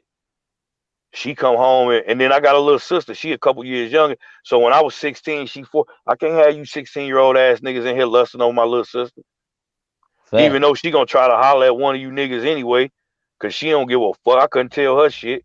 And plus she done hooked me up with a couple of her little homies back in the day. Right. So it's like we had a different type of older brother, little sister relationship, because she was born in 1980, so she from the same era of us too. So she like right there. So it was like, but I can't let nobody take advantage of my little sister though, because then my daddy gonna fuck me up. Yeah, that's how it's supposed to be, man. But it ain't, man. It's just sad, man. It ain't like that no more, man. It is, but it's very rare now. It's like a sacred thing now. You can't find it no more like that. Right. Oh. Yeah, but everything will be good for you though, Melvin. Man, I can hear it in your voice a little bit, bro. You good, bro. You gonna come up out this shit. I already know it. I believe that shit. You gonna come up out that shit. This just a test of time right now, because you got them. So your kids a little younger. You know what I'm saying? Right. And as they get older, watch how gravy that shit be. Watch how gravy that shit be. So they gonna be your kids gonna be like, man. And I know when they see you, they be amped like a motherfucker. Mm-hmm. Cause shit, you gotta think about it from when you was a kid or so, or other people. Like when my mom and my old dude started living apart, I remember I used to tell my mama all the time, which one time I got cracked with a plastic spatula for this shit. She made me mad. I was like, I wish I lived with my daddy. And she bopped my ass for saying that shit. And she was like, yeah, you say that shit till you start living with him. And then when I started living with that nigga, I was like, man, now I know what the fuck she talking. My old dude was hard to live with. You know what I'm saying? And she used to be like, yeah, you still love? I said, yeah, I love my daddy, but sometimes I wish I wasn't over at this motherfucker. I found myself telling him, man, I wish I lived with mama. So it just let me know kids ain't gonna never be satisfied. You know what I'm saying? Right. In a perfect world, they still be together and we go to Disney World every fucking weekend. But it didn't go like that, so I had to deal with it. My mama say, okay. Like when we used to talk there, I'm gonna run away shit. My mama used to say, I'll pack your shit for you. Right. Shit. Where you want to go? Because I know your bitch ass gonna come back when you when you want a hot dog, then you keep complaining about these pot pies, but I bet your ass gonna want one if you ain't in here. And if you get to thinking about that shit, you be like, you know what? You right, mama. But in my head, I might be to call her all kind of ugly motherfuckers and shit. Like I used to cuss their ass out in my head. That shit wasn't coming out the mouth though, but I used to call my dad all kind of late. I'm like, you called me all the way downstairs to get you some water, nigga, in the kitchen right there. Fuck. conversation was just getting good with my girlfriend. Get off the phone and come here real quick. Like, God damn, my nigga. But what could you do? You was a kid. You had to do what you had to do. Right. And then when my old dude, now that he dead and gone, I wish he could call me and ask me for a cup of water. You see what I'm saying? Yeah. So you don't know how shit impact you till later on. Your kids see you go through what you go through. You can't let them see you struggling and hurting. You gotta be strong for them, bro. Fuck what they mama talking about. And when you bounce back on they motherfucking ass, watch how she look at you. Because you persevered through it. And the devil will use good people to fuck you over. Because all of us capable of having that motherfucker come around and manipulate. If you believe in that type of shit. Like nobody immune from it. He'll make good people look like the worst motherfuckers in the world to you. Cause you'll be looking at a motherfucker like, I don't know why they doing me like that, man. Man, like I'll give you another example. Like when a nigga was out here being ruthless and not giving a fuck, nigga was having things. But as soon as a motherfucker started living that righteous life, it seemed like you ain't getting the shit you used to get. And that's just that temptation to make you go back to doing unrighteous shit. Facts. You know what I'm saying? When niggas out here selling dope and doing this and doing that, not giving, nigga was having things, bro. You see what I'm saying? But you was you was lessening your life by the things you was doing. But then when you turned it over, you just prolonged your life because you're doing more positive things, man. Positive energy is a good thing to have. Right. It is. So that's why I ain't, you know, and I had them times, man, like when I was locked up and my baby mama telling me, I got a new nigga, he got a new daddy, and I went through all that shit. You know what I'm saying? Like, and I used to have to tell the bitch, I will fuck you up. What the fuck you mean? He ain't gonna never have no new. He can have a stepdaddy, but he ain't gonna never have no new daddy. Cause when I get out, I'm gonna be right back over there, and ain't nothing you can do to stop that shit. Right. You know what I'm saying? Shit, I'm finna be on there. You can't stop it, cause you can't stop the love I got from my kids. Can't nobody control that but yourself. No, so whether you got all the money for them or this and that, kids don't really need. They don't even give a fuck about that. They only know about money as if you put it in their mind to give a fuck about it. You know what I'm saying? Like, once they get to school and the other kids influence that, but when it come to you and the relationship you got with them, they don't give a fuck if you got no motherfucking money. They just want to kick it with their pops. I'm trying to tell you. Because my old dude, I remember the first pair of Nikes I got was some Air Force Ones. And I was mad at the motherfucker because it was like the cheapest Nikes you can get back then, or them Dunks and shit. Like they wasn't even popping like how they is now. And then I was like, man, you bought me these old plain ass, black ass Nikes. You know what I'm saying? The only thing that was different on them, on the shoestring, you used to have that little tab in the middle of it at the bottom, a little gold tab or whatever on the shoestring. And then years later, Nelly and them come out, Air Force Ones, and they selling these same shoes 100, 150 strong. Right. And I remember I was mad about the first pair of Air Force Ones I got. And then years later, I'm standing in line to get some of these motherfuckers. Right. Just because it was the hot shit at the time. But you know what I'm saying? It just went to show me like, man, this shit don't mean nothing, man. This shit don't mean nothing. Yeah, everybody want to look nice and you want to feel like you know, you worked hard for this shit. So why shouldn't I buy me something if I like it? But the millionaire motherfuckers that I done met, you would never know they a motherfucking millionaire. You sure won't know about their clothes and shit. The dude that used to own the company I used to work for, he used to come in the restaurant and motherfuckers would be like, man, who is this dude walking around like that? Like, and I'll be like, oh, that's the owner of the company. Ain't no way he the owner. He just got on regular jeans. I said, man, people that's got money, they don't give a fuck about that shit. At all. I said he might look like he got regular clothes. I said, but them eyeglasses he got on probably $2,500 for them motherfuckers. Right. I said it's the little things they spend the money on. I said, you see that wedding band he got on his finger? That motherfucker probably like a $10,000 ring. You ain't even paid that no attention because you looking at his shoes and his pants. Right. And I said, even them old little bitty ass shoes he got on. I said, them motherfuckers probably cost a couple $100. You don't know that though, because you don't know nothing about shit like that. Right. I said, people with money, man, that don't care about that shit, they get dressed up when they need to be. They show out when it's time. How you think they keep this money? Right. You know what I'm saying? That's a smart one. You go buy $1 million house, you're gonna have $1 million type of bills. You see what I'm saying? So a lot of these dudes be living in $200,000-$300,000 houses when they could afford a $5 million mansion. But then they might not be able to afford the bills that come with that motherfucker or the upkeep of it. Right. So why go buy that shit when I can go still live in an affluent neighborhood, spend about $150,000. I can set up my kids with money and motherfucking trust and shit like that. So if something do happen to me, they could be straight and shit like that. Like I used to work with the dude, a little dude, and his folks, his uncle and them is the Abercrombie and Fitch clothing company. Wow. And they used to make this little motherfucker go to work just to pay his car insurance. And he used to be at work. Man, I'm tired of working. I used to be like, all you gotta do is pay your car insurance, little motherfucker. You riding in a fucking Benz. It might not be a brand new one, but motherfucker, I'm riding in the 85 Buick Regal, nigga. And I got an 8-month-old son, nigga. Like motherfuckers think I got dual exhaust. No, I just got a hole in the muffler on this motherfucker, man. Ain't no glass pack on this motherfucker. I can't afford this. This motherfucker supposed to be quiet. You know what I'm saying? Like, and you sitting here talking about you mad because your insurance is $200 a month, nigga. Please, man, get out of here. Y'all got a bowling alley in y'all basement and shit. Shit on the real, they do. Definitely complain over your shit. I'm like, motherfucker, y'all got a bowling alley in your basement. I remember we used to go spend a night at some of our white friends' cribs, and we get done eating and shit. We start cleaning dishes, and my homeboy's like, well, what are you doing, man? I'm like, I'm cleaning up behind myself.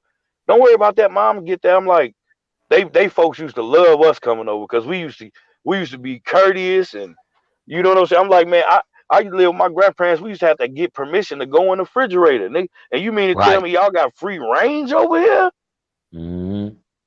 Shit, nigga, I ain't never finna have your mama say I can't spend a night. We over here folding laundry and all kinds of shit. We coming over this motherfucker, nigga. He's like, no, mom got that. Or one of my partners, they had a little housekeeper that used to come to their crib. And I'm like, man, the least thing we could do is put the dishes in a dishwasher. We ain't never had no motherfucking dishwasher growing up. We was the dishwasher.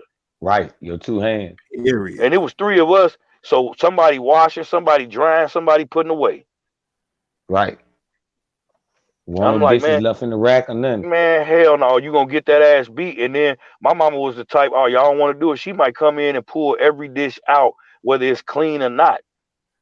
And say, since y'all don't want to do them little dishes, y'all finna wash every week. Like they already, I don't give a fuck. Wash. It could be 2 in and we got school the next day. Yeah. And she ain't never say, well, y'all was up real late. You can't. No, you better get your ass up. We had, and Kay, I know, shit, he from up there. They had to stand on that corner waiting on that bus in the cold ass snow and all that old bullshit, man. That shit used to be horrible, man. They get so many days out of school nowadays. We ain't never get no snow days and shit like that. None of that shit, man.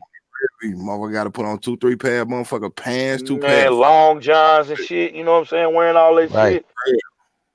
Remember them big ass moon boots back in the day and shit? Yes, sir. Face pants on the rear. You hear me? Niggas was out there in them shit. And they give a fuck. Yep. They give a fuck. To keep them feet from getting wet. Man, you hear me? Because if your feet get wet, you fuck in the wintertime, boy. Especially with them on, you fuck. You wasn't up like some old ass wool type cotton in them motherfuckers on. Man, you hear me?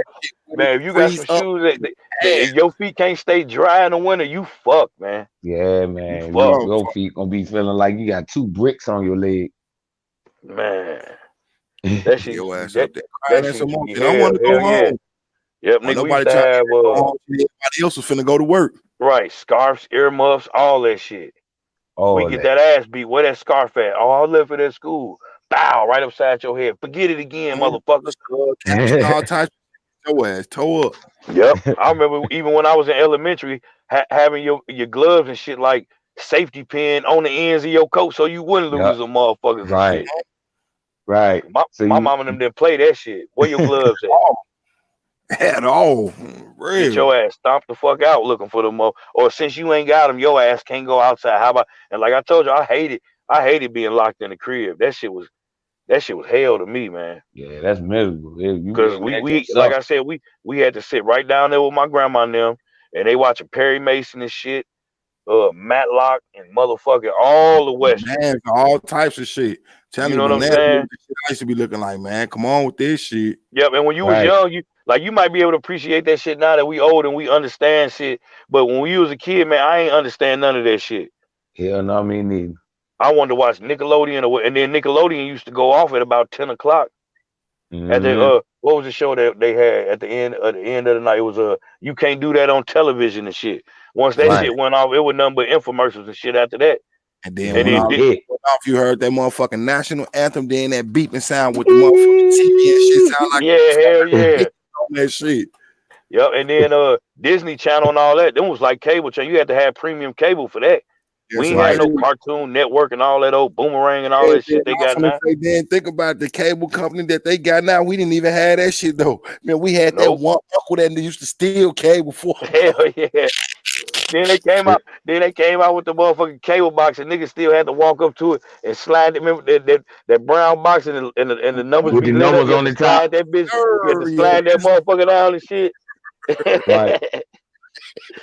The niggas are clicking the shit out that motherfucker. Goddamn right. HBO and shit, some titties be on that ground and be like, close your eyes.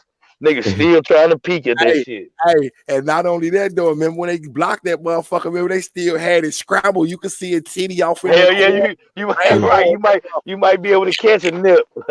Man, look, watch, it's gonna move again. Look, pow, look, take what Yep. Every now and shit, that shit is scramble in clear. You be like, oh, that shit is clear enough right now, bro. Right. We in there watching that. We used to call them nasty movies and shit. Still watching like, man, look, there's a nasty movie on right now. Yep. Niggas they never call it no porno. They in there watching nasty movies, or they got them nasty books. Yep. Or the nasty books. Well, no such thing as Playboy, none of that shit. Everything was nasty, man. That's a nasty movie. Yep. Y'all look, this is a nasty channel right here. Look a titty right there. Yeah. Oh, did you see that? Scrambled again. Hell yeah. We don't see it. Then one of your homies or yourself had a nasty book. Everybody knew somebody that had a nasty book. Everybody had that homie that had that motherfucker that could get the tapes or get the motherfucking books, man. Right. And then them was for real. Them was some of the niggas that you knew was gonna be the hustlers when they got older. Every nigga that I knew that was the nasty book nigga ended up being successful dope dealers at some point. On the real. He was the plug with the nasty book. Yeah, because they was already selling. Like, nigga, I remember spending $5 for a few pages. You know what I'm saying? Like, I spent $2 for 3 pages on the real. For some reason, Lil Willie had the nasty movies and the nasty tapes and the books. And it's like, dude, what the fuck you getting this from? I took this out my daddy room. Man, let me get that. I sell you 3 pages for $2. Man, let me get that.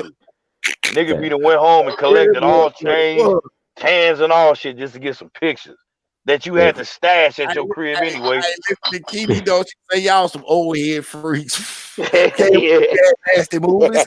Damn right. The nasty book plug. He was the plug. He had all the nasty book. Yeah, man, I tell my kids about that type of shit. Like, we had the first TVs we had was black and white. You know what I'm saying?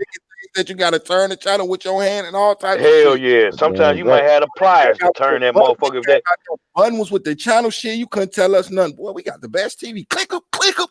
You know what I'm saying? I remember, like I was telling my my little niece and shit. I was like, I remember when Grandma was the only one in the family that even owned a microwave. Yes, you know what I'm saying? Like, and then they wouldn't even let everybody touch it because they felt like you was gonna break the motherfucker. Yeah, don't touch it. Let me do it. Yeah, like. Though my grandma, my auntie Zena was the first 2 with remote control TVs in our family and with microwaves. Yep, and the motherfucking VCRs. Like, I remember having the Betamax, and then my grandma and them getting the VHS. Like, everybody going over grandma's house just to watch a movie and shit. Mm-hmm. I definitely remember that weekends and shit. Oh, look, I got this tape right here from my cousin. You think your grandma let us watch on VCR? Hell yeah, we gonna watch the VCR, nigga. Long. You know what I'm saying? No movie that got some titties or something showing. Cause she said watch that shit, she gonna take that tape and she gonna whoop her ass and tell on you. Hell yeah, yep. And then you ain't even finna get the access to the VCR for a while and shit. Look, remember we I remember. Hey, though, they didn't know that was a low key nasty movie. Cause remember, all the little girls used to have them motherfucking shower scenes. We seen some titties on the real. Right. Hell Hell yeah. yeah. That's who. It's a slasher movie. Oh, they some people getting killed. Cool. Some high school. Oh yeah, we finna see some titties in this motherfucker. Cause they ain't Yep, too you much know you're gonna a whole full body. right. You know you're gonna lead. Right, you know you at least gonna see some titties in that motherfucker. That's all we Headshot. get. Titties. Like, man, we ain't too much know about what that bottom part was for. We, man, look, she got some titties. For the real. That's Hell it. yeah. Right. Yep. I remember my grandma and them got that microwave for Christmas one year. Somebody had bought it for them. And the only thing they was, and then my granddaddy, he was old school. Like, he felt like you gonna catch cancer if you eating shit out of there and all that type of shit. Like, he always thought that. So We always only thing he would eat, that shit. yep, the only thing he would eat out that motherfucker is popcorn and shit. And we Yep. still kept a toaster oven. And all he's like, fuck that microwave, put that shit in that toaster oven, it'll work. You ain't gotta heat up the whole stove, just put it in the toaster And oven. that toast oven used to burn shit up though. On the real, if you don't stand there and watch Man, that you shit, heard me? burn your shit up. Yeah. Come back and see you think you got that add some French toast or a grilled Hell cheese. yeah. That shit be crispy, Yep. black, the cheese hard, and some more shit. I mean, Right. I got a nice ass toaster oven in the crib right now. My cousin be like, man, you an old ass nigga. I said, hey, look, sometimes, man, certain food don't need to be heated up in them because the microwave take the moisture from within to heat it Right. up. So that's why your shit be all dry. If you don't eat something out of the microwave right when it's heated up, that shit gonna You dry up know, on your ass. It's gonna be hard in the motherfucker. I said, but the toaster oven, all I gotta do is turn this knob. That motherfucker gonna heat up and throw your shit in there, and it's got a little timer on that motherfucker. see what Right. Sis just said up on this motherfucker. She said the new generation switched the game up. It's men on men and trans fight. So the real Yeah, that's He's see. right. Yep. See. these Oh niggas now man. super weird. I told we was just talking about that shit with dudes and persons and all that weird ass shit. Fuck, you gonna Yep. reach for a blick off your waist and you gotta unzip your pants to take your gun. I get your goof ass out of here with this shit. Exactly. You know what I'm saying? Dude, I ain't finna wait for you to make no moves. You reach for your purse, I'm stomping your ass. You try to unbutton your pants, I'm stomping your ass. You heard me? Yep. You got the man, and these niggas be with. When we was talking about that last night, remember I said that's one of my worst fears of getting clapped by a nigga that just pulled a gun up out his purse and shit. Or some Right. skinny things on the real. Right? If you That's shoot, the worst if I die by getting shot, I want to get shot the fuck up by the hardest, most gutterest motherfucker. I don't want no sissy ass nigga to be the one. Like, man, you know he got killed by Sweet Tyrone and shit. And you can't even defend yourself because you gone and shit. You're right. That Yep, shit Damn. you ain't lying, man. It's is one of my worst fears too. Is a nigga in a skinny ass outfit, and please don't let this nigga have a purse though. That's the worst. Like, nigga, do me wrong, all the way wrong, so they gotta mop me up, dude. Fuck that. exactly. I'd rather a serial killer come through and get me or something before I let one of these sissies come get me. Skinny Man. jean gang. Worse. We call them swaggets because you know they used to always try to confuse this shit with swag. So we can't you can't use the F word too much on social media. They'll block the shit out of you. So we Mhm. just start calling them swaggets. You know what I'm saying? Because y'all trying to confuse that gay shit by saying it's your swag. So guess You what? know, You a swagget. I'm- Yep. Max shit though, call him the how you doing? On the real. Yep. Tell them, Melvin, we be saying that shit on the radio show, don't it? How Right. you doing? You know what I'm saying? Like, we got the whole Sweet as section hell. because they'll flag you if you speaking how you feel about certain shit. That's why I And was like I calling say, I don't. the community on the real. I'd be like, man, the alphabet Yep. community. Y'all know who I'm talking about. Yep, and like I say, I don't be hating on them, but you can't At hate all. on me for the way I feel. Like, if I can't hate on you for the way you feel, how the fuck you gonna hate on me for the way I feel? You know what I'm saying? Like, because you could be on Facebook all day long and be nigga. They won't do shit. But if you start saying faggot on that motherfucker, they gonna block your ass. They gonna do all kinds of shit. Keep Mhm. popping this You gonna be conversation because you got a lot of good shit to say, sis, part of the body, y'all. Because I'm looking at her last one. She say men and women having surgeries. Mhm. Too. So you better look at their birth certificates. Because I keep saying Wendy Hell Wendell. yeah. I call Buddy Wendell. Right. I think it's just like, remember that one chick, what was her name? She was out here tricking niggas. She even tricked that nigga Chingy at one point, I think. Sir, I know exactly what you're talking about, the little light skin. Sydney Star or whatever. That's her name. Mhm. I think that's her name. Because that's Yep, still and she what they talking about. and for real, he looked like a straight female, bro. Like Yes, it's indeed. females walking around here looking just like it. But you remember, even though we was talking about Jerry earlier, remember they used to have them shows on Jerry where they Yes, would and bring out all the girls and can you and guess they'd be who the like, men and the women man, is? I swear to God, I felt Yeah, that shit a couple times and be feeling sick as you, hell. Like, you, no. because I'm looking like, come on, man. The woman sitting on the end, that's a real woman. Shit, this dude look better than this. Come on, man. Right. Like, come I'll be on, one. I man. feel this shit a few times, and I'm looking like, boy. I'm glad this just on TV because this have been real life. Y'all have been reading about this motherfucker. I promise you. You hear me? You hear me? Yep. Cause and like I say, I don't knock the motherfuckers that get down like that. That's that's your life. Don't get out like that shit. I don't fuck around with that shit, man. It's too many fine ass women out here. I'm dead serious. I don't have a fear of no people there, but I'm afraid to go back there due to the fact of what's going on. I was at the last Freaknik though, and that like, yep, you know what? It's a transition right here. I ain't never coming back here. Oh yeah, yep.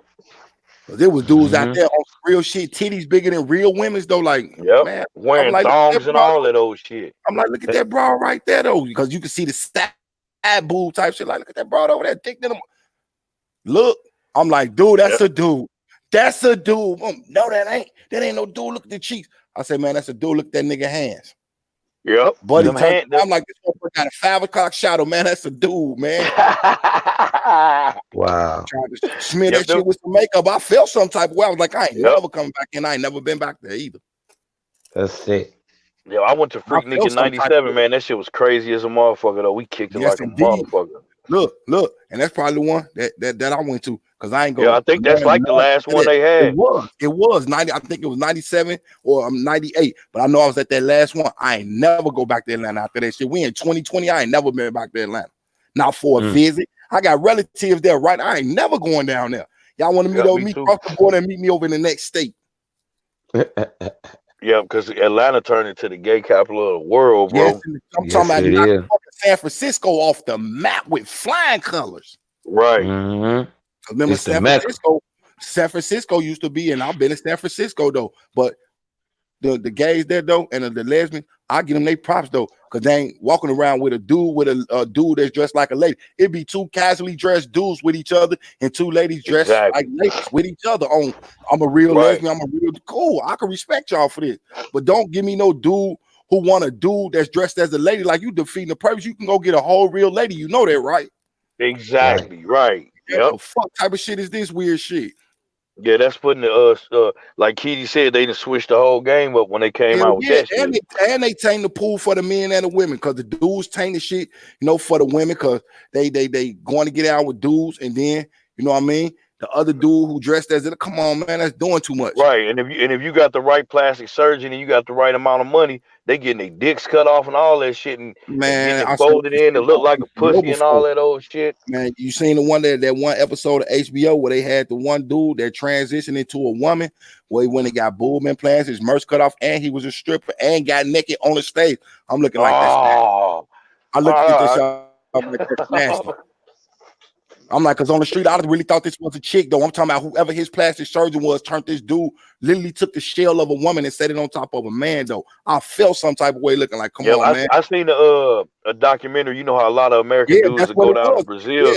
Yeah, it was a documentary on the real. And and these dudes will go down to Brazil because Brazil got some beautiful women.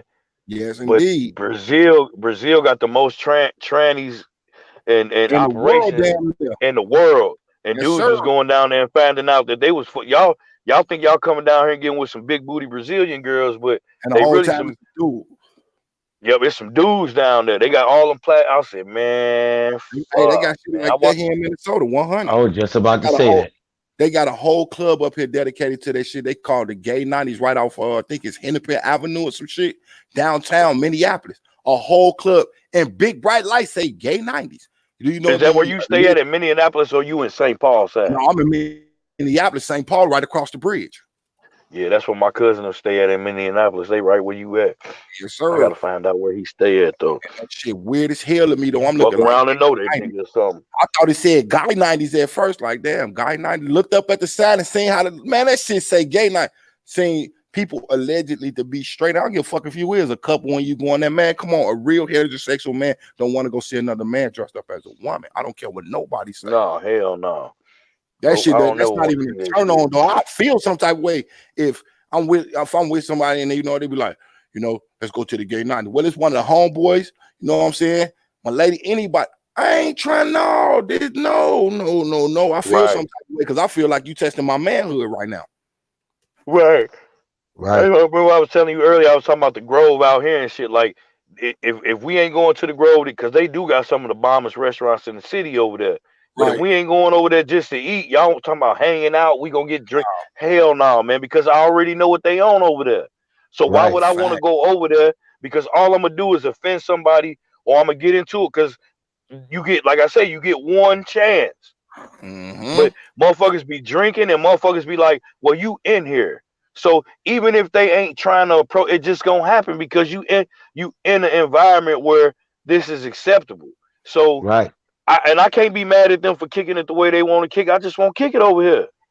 Shit like, no, man, we're gonna be at the Atomic Cowboy. I said, that even sound gay. Man. I ain't going to no Atomic motherfucker. Cowboy. See, Right. Kitty out here, she know all that shit at. Yeah, because she just said it too. She just said she seen a man with a vagina on Facebook. That shit disgusting. That's Man, really come on. disgusting. Like That's I the said, I ain't got destruction of the world. I ain't got nothing against them. That's part of that population control, like Melvin always talking about on some real shit. Look, don't stay on that shit though. And the facts he throw down, you can't do nothing but honor it because it's facts. You got dudes that's being feminized, and you got women that's becoming masculine though. And then that means that they not going to track to each other. They're going to track to the same sex. Then we gonna have no babies in the world no more. On the real, that shit. Yep. And that's gonna be the end of it all, man. Mm-hmm. Yep.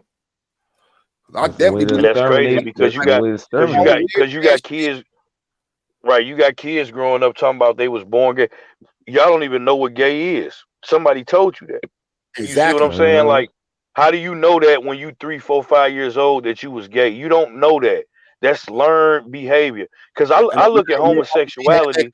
Me and Mama V had that conversation on the real. We did on the phone, and Mama V said, you know what I'm saying? She said that a person in her family, you know what I mean, I ain't gonna put her business out there like that, but she was like, you know, if it happened to a person in the family, that person might grow up feeling that way. But I was like, Mama V, that's learned behavior. You don't come out, oh, I'm gay. How you know what gay is doing that somebody taught them that? You know what I'm saying? Like they might have could have had them tendencies, but they didn't know it until somebody picked up on it, embellished it for them, and nurtured that type of shit. Because I look at homosexuality as it's just a fetish like anything else. Some people like fat people. Some people like feet. Some people like this. Some people like that. Some people like they same sex. It's just a weird fetish. Mm-hmm. You know what I'm saying? It's a choice. I do not like to me, and real, I don't. Right, and that's me. Homosexuality is a choice because you chose to be with the same sex. Nobody made you, because you never hear somebody say they made me be gay. Right. Like, I heard man, they straight told me you better like dudes when you grow up. I'm gonna be honest. I heard it before, but it was some weirdo though, so he kind of don't count. But the dude I call a supermodel told the little buddy he beat up when they was getting drunk and shit, told him, get away from me, get your hands off my ass, you making me feel gay.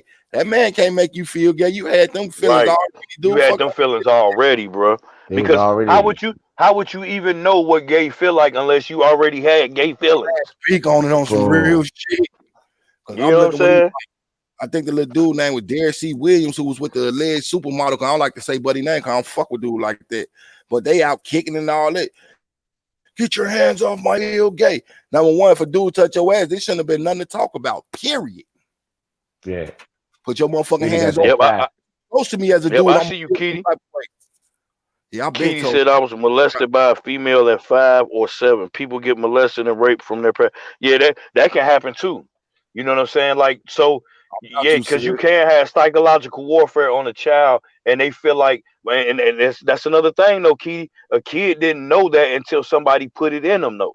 You see what I'm saying? So if they thought, because a kid don't know what sex is until somebody introduces it to them. So because you got cases of little girls that get molested by their fathers or their brothers or whatever, and they don't even know that it's something wrong with that until somebody else tell them that they don't know what something's wrong with that.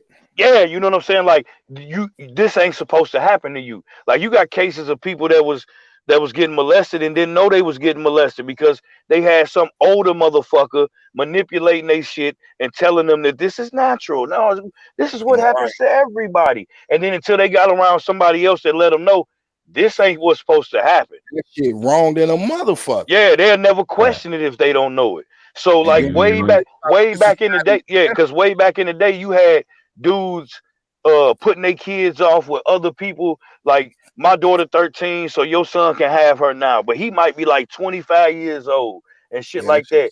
We send our daughter over there and y'all send us all the cattle over here. You know, that type of, like it wasn't nobody there to tell them that shit was wrong or it wasn't right. So they grew up their whole life thinking it was supposed to be like that. So in return, it go back to their kid. Like I said, all this evil shit go back to the motherfucking kids, man. Hey, and every fucking time. I'm finna tell y'all some fucked up shit. Dig this here. Y'all know how, like you just said though, you got that shit where they be having the daddy having sex with the daughter, the mother having sex with son. And then some of them people go to jail behind this, which they should bury their ass though. Educational purposes, YouTube. Let me get that part out the way. But they got shit with the nasty movies where they promote that fuck shit. Exactly. Like, man, what type of shit is this? You promoting shit though, then some of these people doing it, they going to jail. Number one, the people who promote it, they need to be in jail. The people who do it, they need, like I say, bury their ass. Fuck jail, bury them. You ain't got to worry about they pussy ass doing that shit no more. Yep. And see, and they know once it get in people's subconscious, like you said with the pornos, they got the MILF porn or the I fuck my stepmother or I'm fucking with my dad and this and that. They putting that grandmas and shit, like, man, that shit. Yeah, right. They putting that shit into their heads to where it's gonna become an afterthought. Yep. And motherfuckers won't even know there's something wrong with it. They'll think, well, I've been watching this shit and it's been embedded in my head. Like, who doesn't have sex with their grandmother? You know what I'm saying? Like a motherfucker be looking at you, KI, and thinking you wrong because you know it's wrong. And they'll be like, something wrong with KI. He's never had sex with his grandmother. Something's wrong with him. And we looking at you like, nigga, I'll kill you, motherfucker. Man, I'm trying to tell you. Right. Because like I said, I just seen some shit on Dr. Oz. I can't make this shit up. Came on earlier that episode of John Walsh and Calvin Walsh, his other son. They talking about, you know what I'm saying, about the little girl came up missing. I think it was in Australia, the little girl with the little snake eye. She got one snake eye, some type shit, but she ended up missing. And the country they in though, child pornography is not illegal there. I'm like, what the fuck shit is that weird ass shit, man? Yep. It's a lot of countries like that too. It's a lot of countries where, like I say, it ain't no statutory rape and shit like that.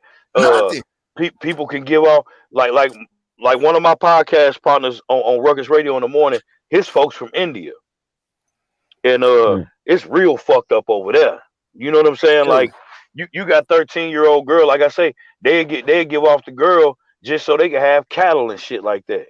And that shit crazy. And the dude, and I asked Rich, I said, well, how old is the dude that they give? He was like, they don't never be the same age. The dude's always older than the girls. Oh shit, O'Neal in the building. Salute O'Neal TV. Salute O'Neal. Salute Top of the West. Well, yeah, think about this shit here. That shit that they making with these sex dolls now. It went from making male and female sex dolls. Now they making sex dolls look like kids and shit for some fucking pedos. Or as I call them, nasty motherfuckers. Right. Yeah, niggas like that need to get their whole motherfucking heads chopped off. I said the guillotine, you know, put their shit between that shit. I think it should be the death penalty for them off top, though. Ain't no second chance we can rehabilitate them. No, you can't. Give him the death penalty. Kill that motherfucker. Educational purpose, you too, but man, give him the death penalty. Fuck them. Yeah, they got to get out of here, man. You got to get them out of here. That shit. Ain't no L for them. What is some people like, but that's still my son. Your son a nasty motherfucker. That's still my daughter. Your daughter a nasty motherfucker. Yep, they fucked up. You know what I'm saying? They fucked up. It's certain shit that should be universal. Everybody should feel the same way. I'm trying. No matter what you believe in or what creed or color, like anybody should believe in protecting kids, man. You know what I'm saying? Like you don't have to be pussy and dig though. Well, you ain't got to touch no motherfucking kids. They literally giving it away. Period. You ain't got to pay for nothing. Right. Give it away though, but you want to go touch on a kid though. Nasty motherfuckers. Yep. And that's exactly, man. Kay, I'm glad you said that because I know girls that'll bust down for a couple hits of the blunt, maybe buy a pack of cigarettes, I'm eat, trying to take her out to eat, hang out with her for a few hours. She let you do whatever. But y'all want to be out here fucking with kids, man. that shit some sick shit. Man, That's why I come think they should all get the death penalty. That's just how I feel. Right.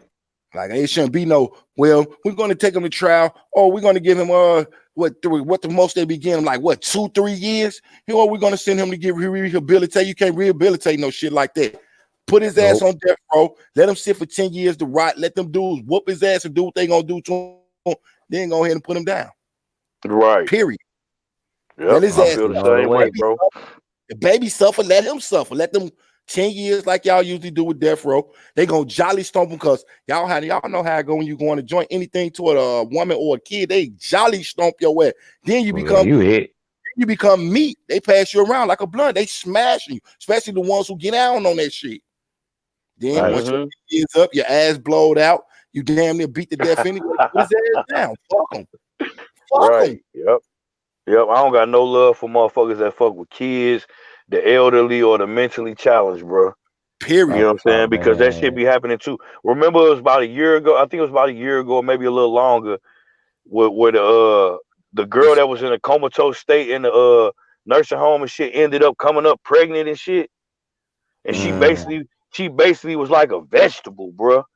You know what I'm saying? Oh, right. I remember and then that. she ended up coming up pregnant. They found out it was one of the dudes that was working in there. And it was like, nigga, I seen that. I was like, man, they need to stone this motherfucker, man.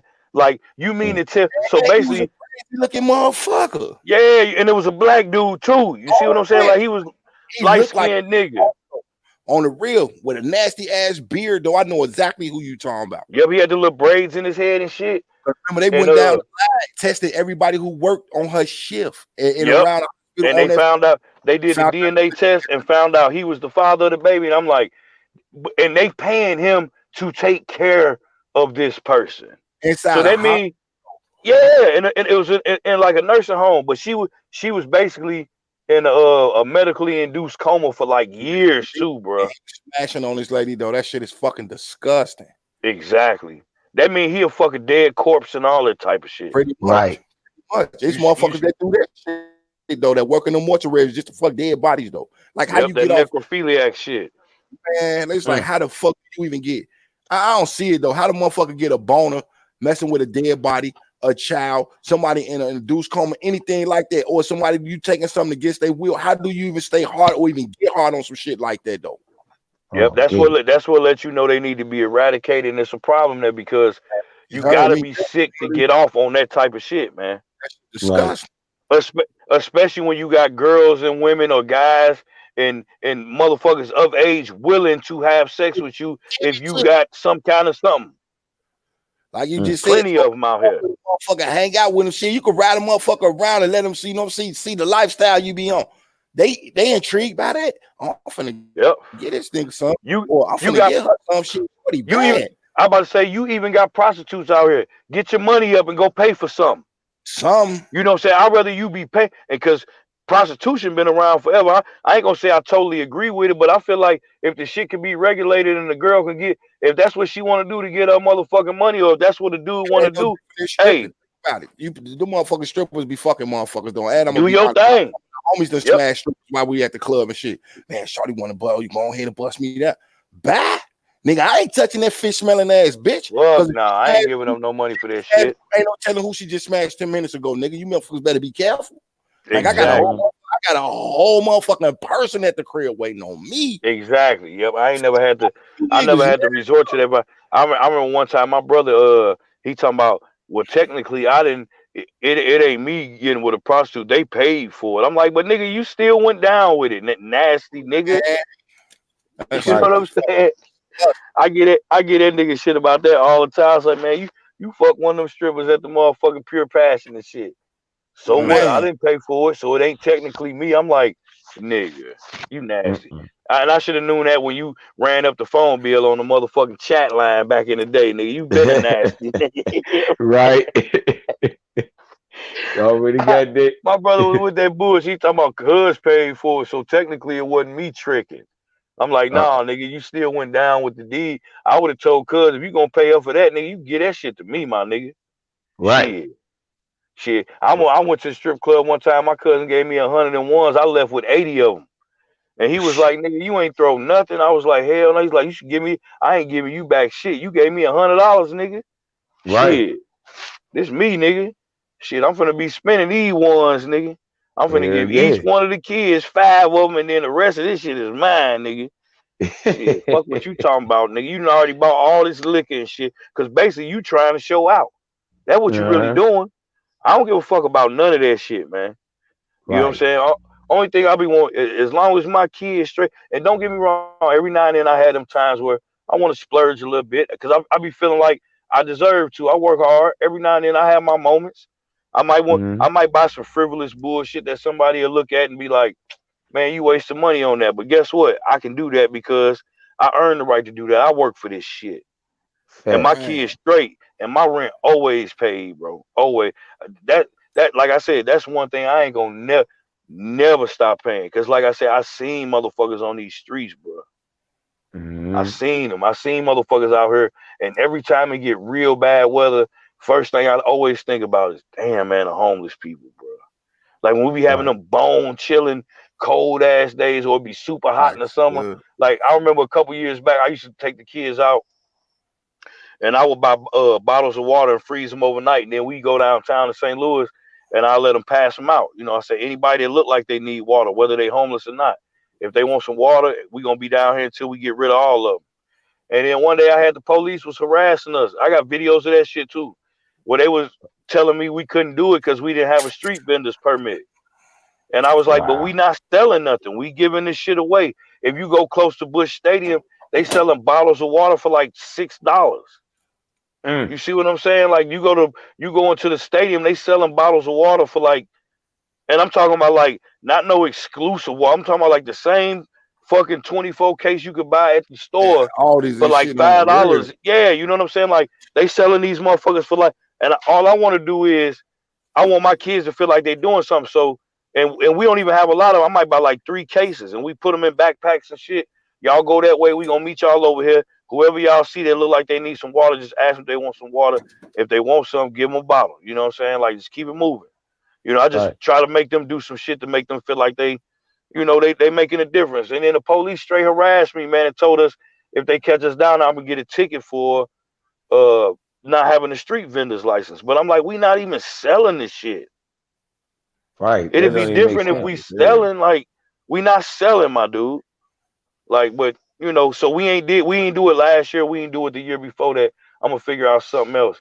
Every year we have a Thanksgiving football game where we do a coat drive and a canned food drive too. Now each year it's got bigger and bigger, but we didn't even have people hating on that, man. Ain't nobody go. I said, man, y'all niggas always trying to hate on shit because y'all ain't come up with the idea first or not. You know what I'm saying? Like it ain't nothing to tell somebody you ain't gotta have no brand new coat. It can be an old coat, bro. We just gonna get the shit up. We gonna take it to the Salvation Army or whatever, man.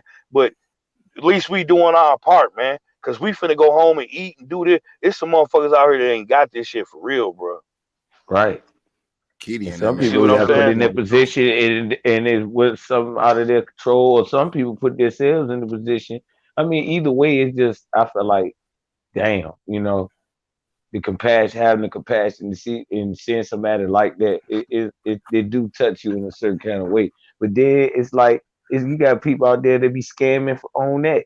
Like you got people that be perpetrating being homeless and these motherfuckers. Oh yeah, hell yeah, I done seen them that type of shit too. Like they had one of them things on the news one time where they was basically staking motherfuckers out, and the lady was standing out. She was on 270 and motherfucking Lindbergh and shit. And she be standing out and motherfuckers paying her like a motherfucker. Cause you gotta figure if they out there like a regular job, every other car giving her $1, she might be making $20 an hour. And then she leave that motherfucker, go hop up a motherfucking Infinity and ride off. I said, God damn, she out there every day though, dedicated. So in a lot of these places, you gotta have a permit to even panhandle. Hey, let me hit this chat real quick. Kitty say, why go to the strip club? Get you a spontaneous, adventurous relationship or marriage. No point in being in a relationship or marriage if you're not happy. It's pointless. A man or a woman supposed to be fulfilled fulfill all your needs mentally, physically, spiritually, a real soulmate.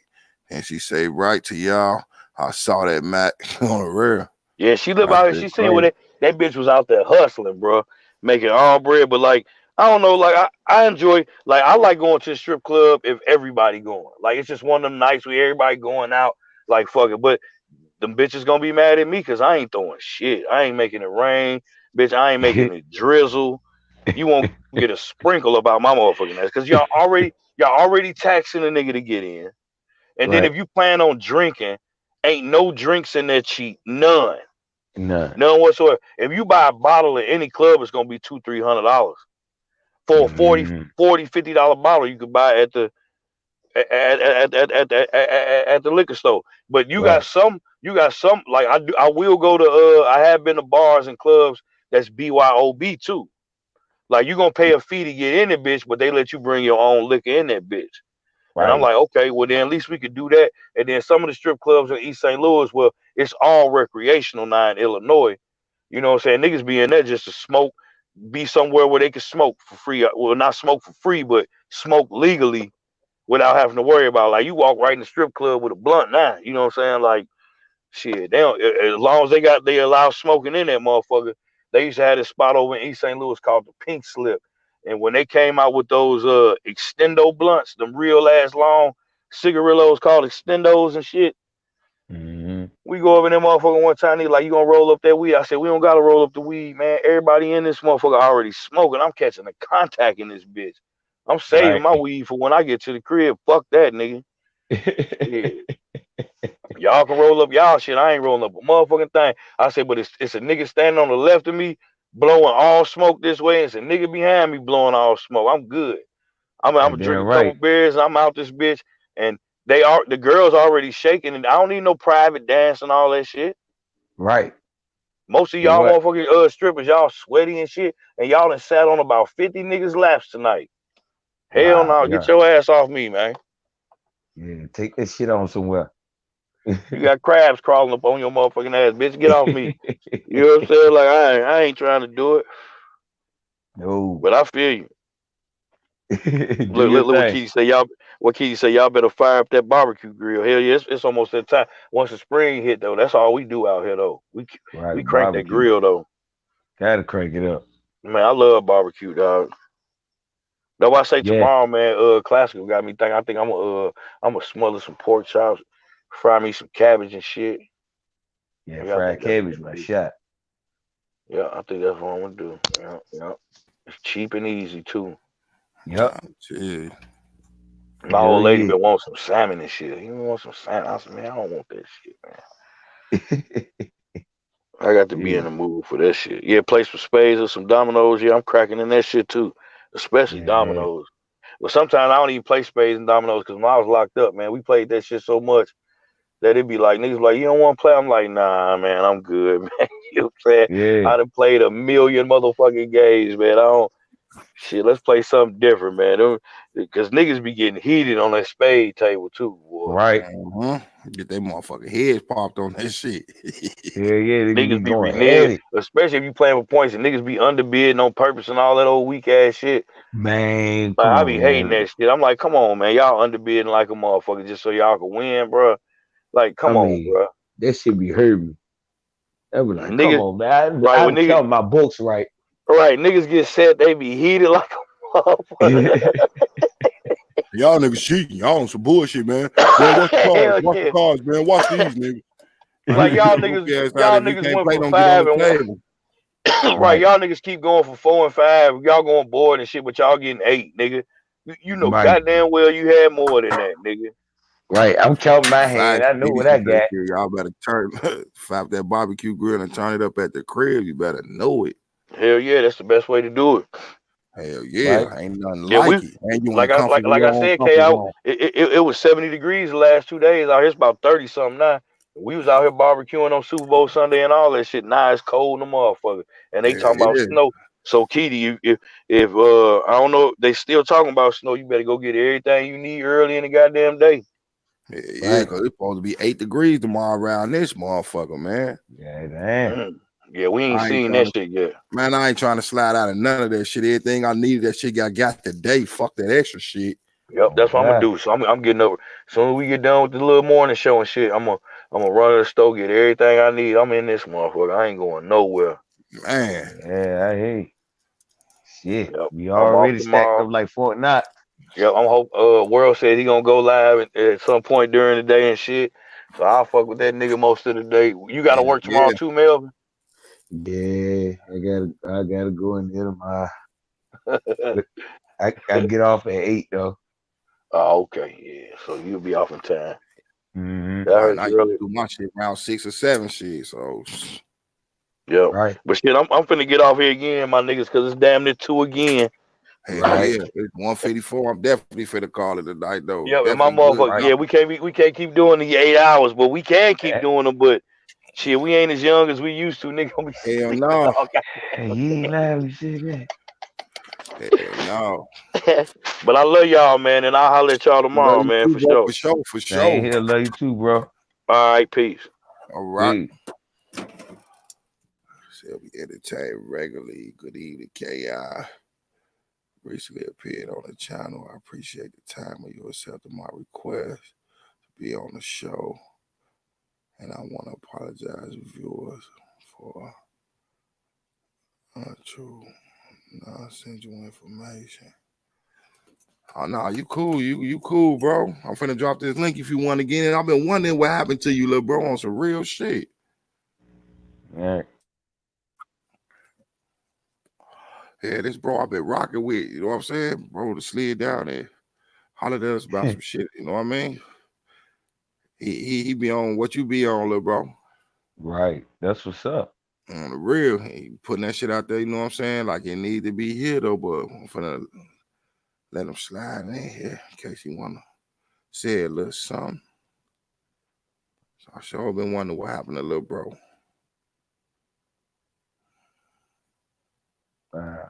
Give me 1 second if you want to slide in, little bro. I'm dropping this link right now.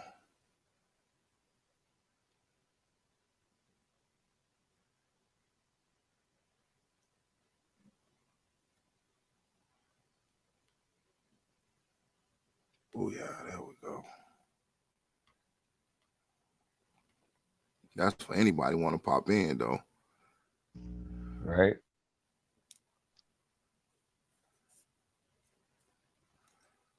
Yeah, man. Still just trying to hold my head, man. Trying to keep my focus in motion, man. Let the devil win this game, man. You can't. We can't do nothing but keep fighting, keep struggling, little bro. On the real. Right. You trying to stir me off my path. I'm gonna keep moving. I'm trying to tell you, and there go that link for everybody who want to pop in though.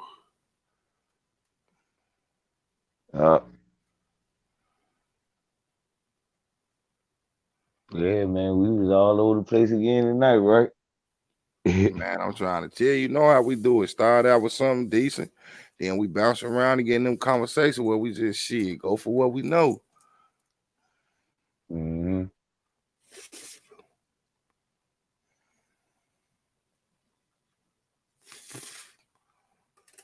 Say, Hey, Kitty. No, you too. You good, little bro? I see you. I'm reading your messages right now, though. I'm reading it to him right now. Let me go back to this first one. Make sure I ain't missed nothing.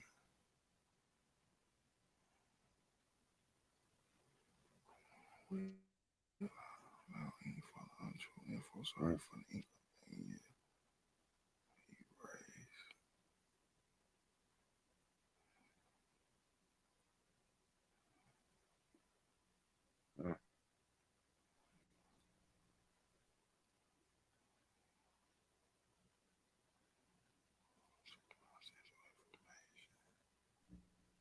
You good? Yeah, I'm peeping what you saying. You good though?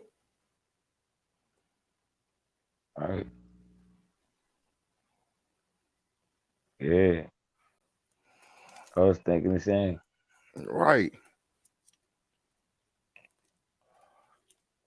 That's crazy.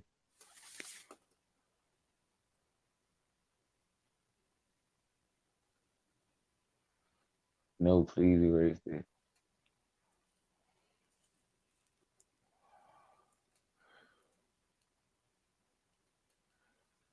Wow.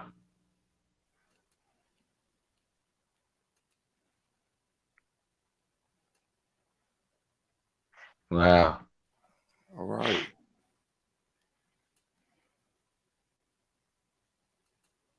Want me to hit your comments off, or you talking about the vid that is live?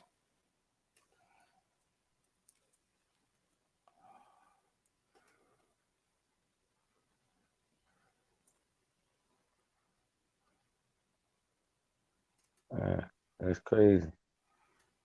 Yeah, I'm trying to see if he talking about the erase the live or just his comments.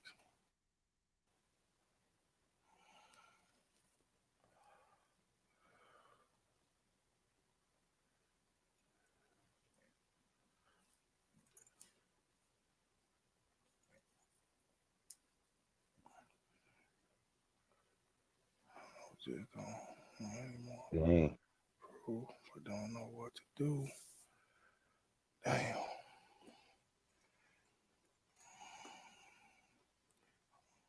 Shit, if you need to get at me through that back channel where I dropped for you the last time, you can get at me like that though, and I'll drop that math to you. And you can, you know what I mean? Politic with me.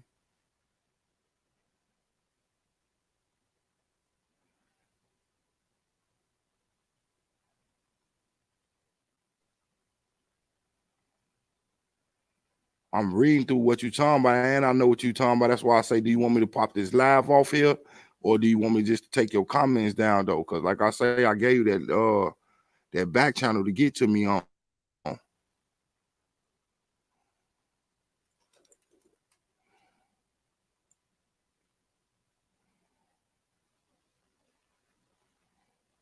Wow. Cause I got proof on some shit too. I've been saying though, but I'm spooked on putting this shit up.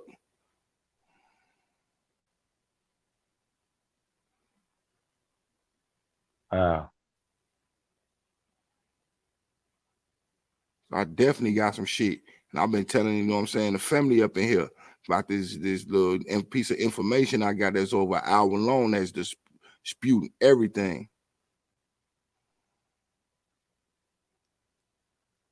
There go my big bro right there. What's good with it? Big hand in the building.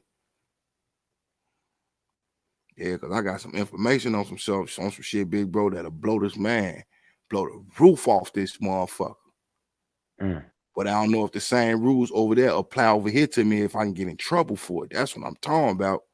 Right. I ain't spooked the shit. They run up on me. I got something for their ass, though. For that. Dang. For real. I've been saying this. Remember what I was talking about with that video I was talking about that was over an hour long, little bro? Yeah. About that virus shit. And it's some shit straight from them, though. And I don't know if they rules over here apply to me and motherfucker come at me. Fig. That's why I didn't put that shit up. Notice I kind of fell back from that conversation about that shit too, though. Man, saying other people pick up on it, so I let them ride with that shit. Like shit, okay, they picked up on what's going on. I'm gonna let them handle that. I'd rather just sit back and talk again. Yeah, I feel you. Ooh, that's crazy. That shit crazy. Big bro say right on time in that order. Wow.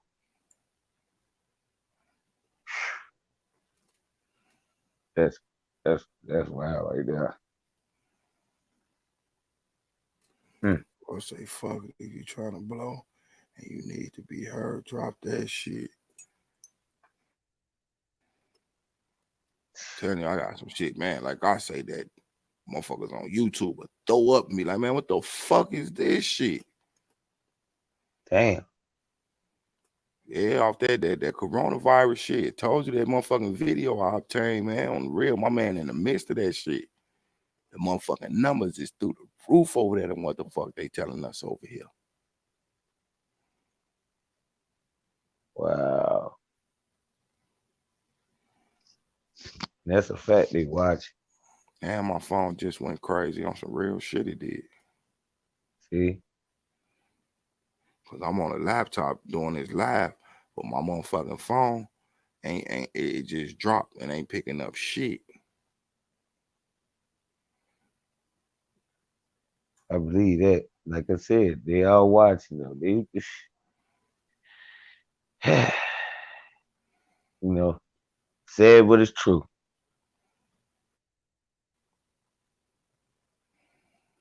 Say not you, but me. Right.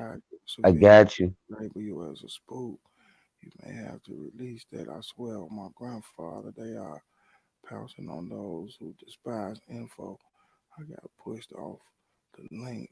See? What the fuck? Wow. Hey, that shit crazy.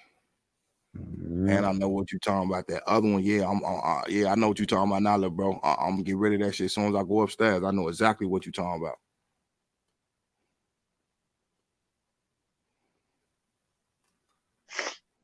Just wow.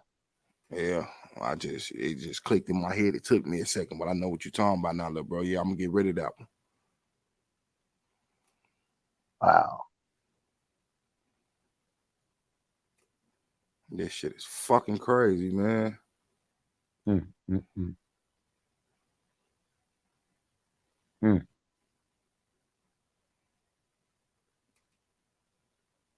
Yeah, I know exactly what you're talking about, little bro. I'm gonna get rid of that shit as soon as I get up off here, because I gotta stop this lap right here to get to that other one. I'm gonna take that shit smooth the fuck up out of there. Right. Man.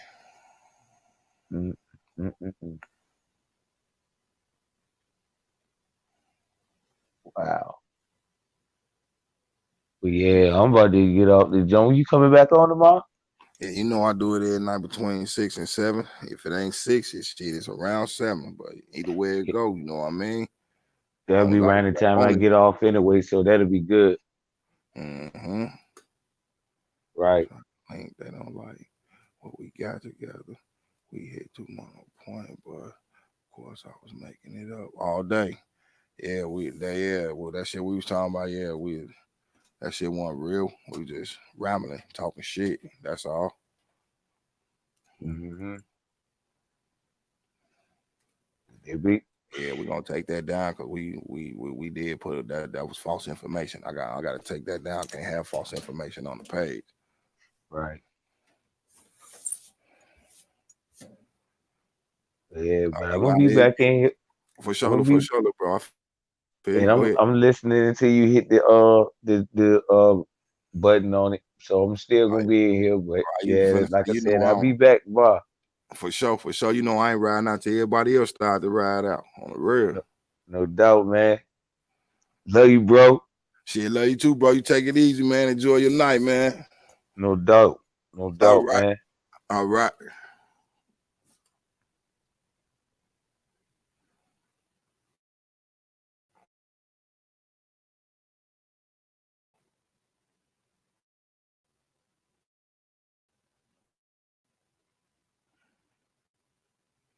Barely now. If everybody finna call it 9, I'm finna call it 1 2. If not, shit, I'll still rock out.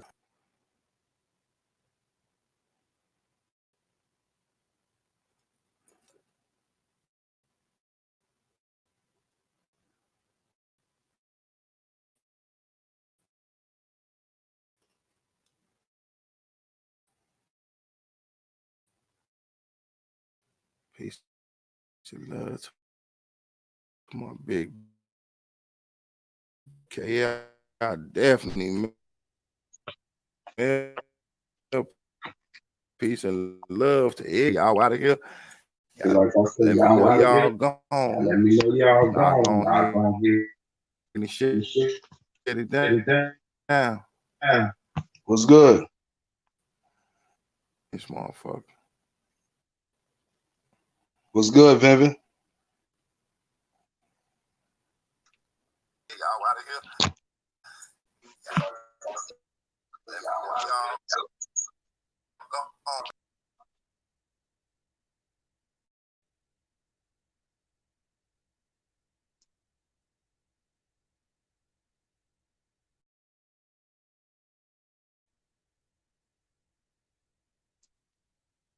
What up?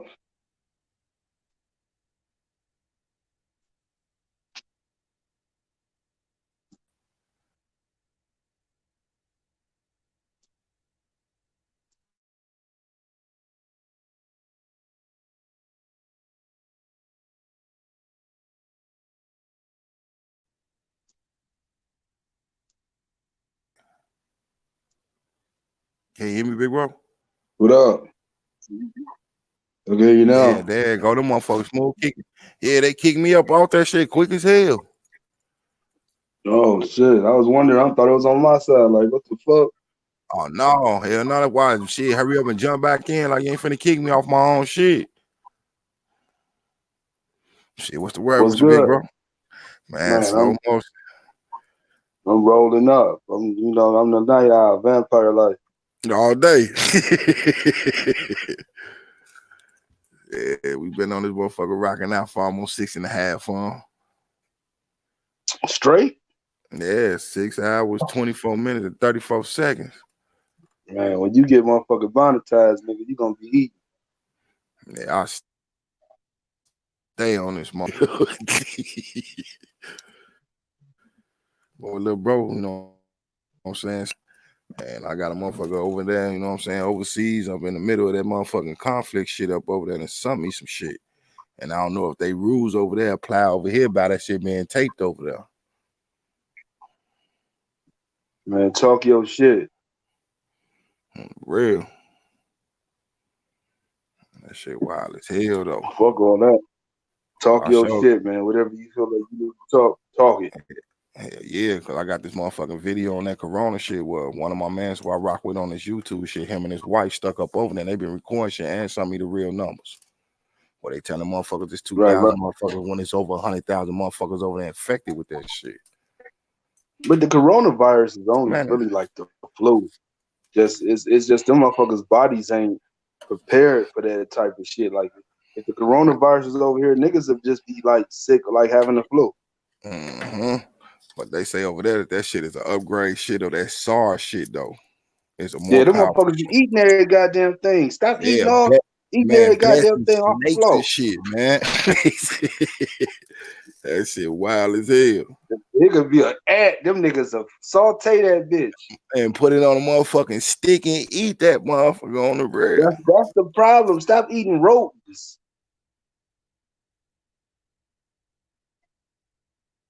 I don't know, a Chinese nigga 200 pounds around this bitch. You better get some weight on your body.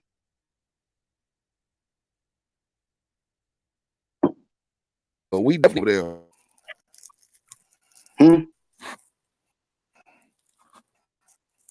Say that time on my ass. No, I say they just tried to kick me out again. I couldn't even hear shit. Oh yeah, I was asking you what you said. Oh no, I was saying like over there, them motherfuckers be eating bats and snakes and all types of weirdo ass shit, and we eat hella different than them over there. And that's what they say that shit come from bats. Mm-hmm. You niggas over there eating bats. What the fuck? Bats carry all kind of crazy shit. That ain't shit but a rat with wings though. That's it. And we know what rats carry over in this motherfucker, some old nasty ass shit. You feel me? Rats be snatching pigeons. Like, come here, bitch, and eat a pigeon. You already know how they get. Right, on the real, eating all types of weirdo ass shit. A motherfucker, I done seen a motherfucking rat on a motherfucking little video and shit that snatched a cup of coffee up in New York. Like, what the fuck? That's why I don't even fuck with. I'm from New York, but I don't even fuck with Chinese food in Cleveland. It's not the same, and I just don't fuck with Chinese food no more. Feel back off that shit though. I ain't got the urge or taste for none of that shit. I love rice though. I can't lie. I love rice. And I love noodles. On some real shit. Like I ain't fucking with none of that weirdo ass shit, man.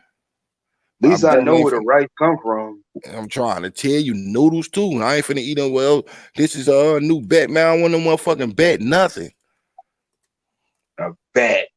You fucking nuts. That shit right there should tell you it's a weird ass shit going on. Motherfuckers eat bats. If it ain't Batman, I ain't watching it. I don't want to see it or nothing. I'm trying to tell you.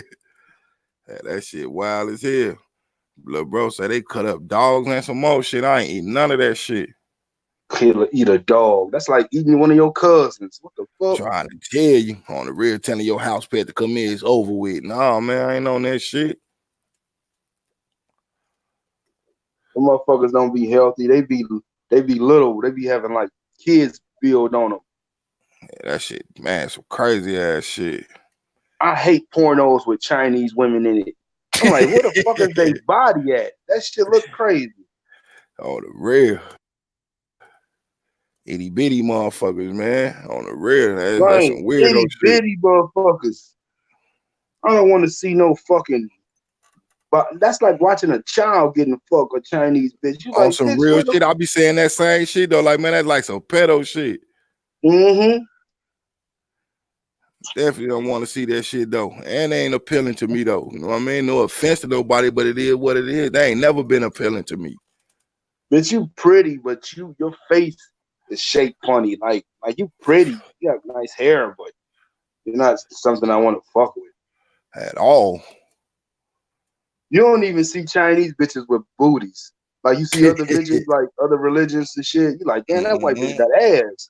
You really never see a Chinese bitch with ass. Nah, that shit be dead. They might have some hips, and then when they turn around, you be like, oh, it's just like your face, flat. Yeah, that shit dead. No.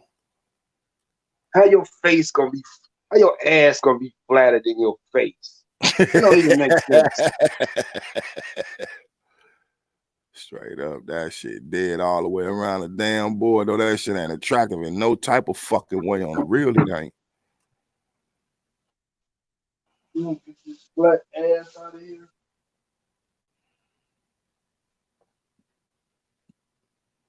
Man, that ass be wild. I'm about to do my shit in the garbage. Fuck.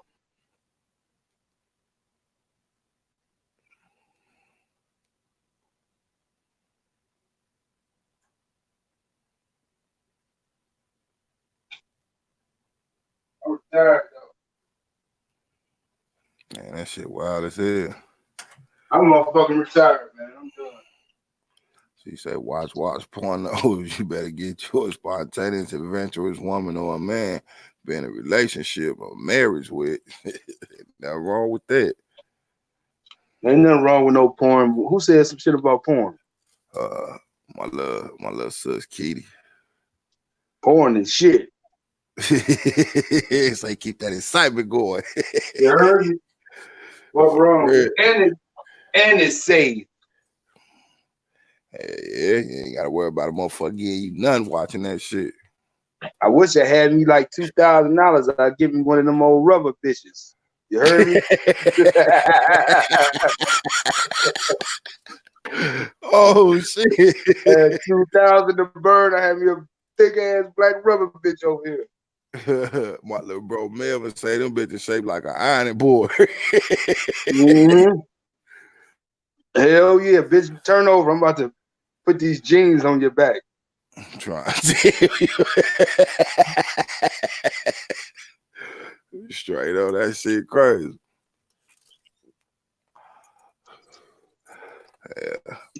Yeah. Get you some hen, some weed, the game on, and one of them $2,000 rubber bitches, nigga. You can't go wrong. You heard me? Man. So you ain't gotta worry about nothing. That bitch don't say nothing. Just sit there and take that shit and call it a day. Mm-hmm. Fink can't wait to get home from work. About to tag this bitch right quick.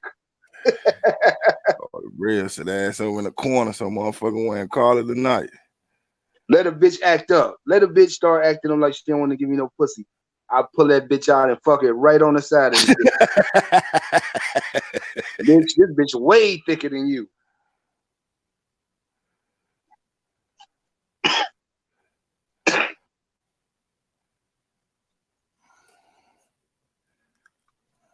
Ain't no back talk on the real. Bro say no back talk. Say get that holy water and oil milk. You heard me? I be taking baths with that bitch.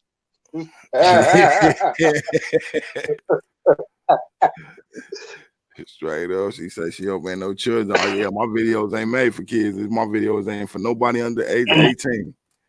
You heard me? I Ain't don't make nobody think about videos. no motherfucking kids. Hell no, my shit definitely ain't made for no. I let that shit be known in the beginning of my video. This is not for kids under the age of 18. Period. And you usually go, you like me, so your shit you go late. So like, it's a school night. Where the fuck is the parents at? I'm trying to tell you, they better not be on here watching that shit. Though if they do shit, that's on them, because they be like, he says it right here in the video. This video is not for kids under the age of 18. But that shit foul how they did that shit, because they know the most money being made off motherfuckers like kids watching like toys, videos, and all that shit. All so they types try of to shit. play niggas. That's some sucker shit for real, for real. Yeah, they definitely pulling them tricks on our ass quick as hell though. And then the most motherfuckers making money up off his motherfuckers that's doing kid videos. Like, I ain't doing no videos for no damn kids. I got kids of my own, so I'm definitely not making no videos. But it don't be like a nigga trying to hurt a kid. It be toy collections, video games, all that type of shit. They attack the niggas that you need for the kids need for that kind of shit. They just don't want to pay all that fucking money that these niggas was making. Yeah, and they ain't making no money.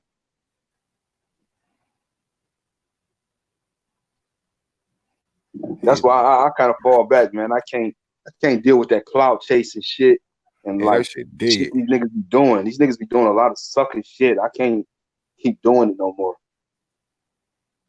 No, I get tired of attacking the same suck ass niggas. Niggas don't be wanting to respond.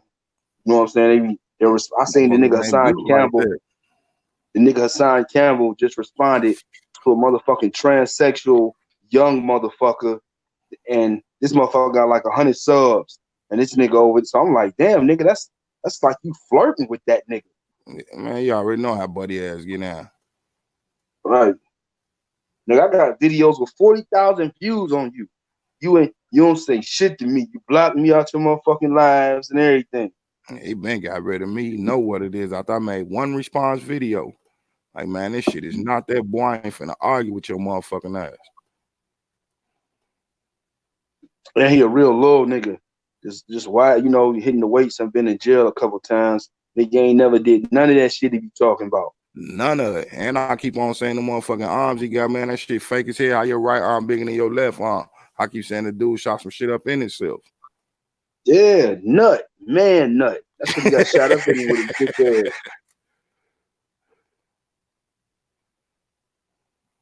Fucked up his shit. Yeah, buddy ass a weirdo. I don't even fuck with that cat. That nigga get on the internet. I don't even know how. It ain't really that he's a weirdo. It's the motherfuckers that follow him. Because this nigga be going crazy. He try to talk real shit, and then he drank 2 beers and start talking about his mother and his family and all kind of weird shit. Get mad when a motherfucker respond to that fuck shit. He be on the one to report motherfuckers and all type shit. Like, man, you got your fuck ass on here talking shit, and then the motherfucker respond to you and shit. Or you being harassed. People like messing with you. Like, come on, man.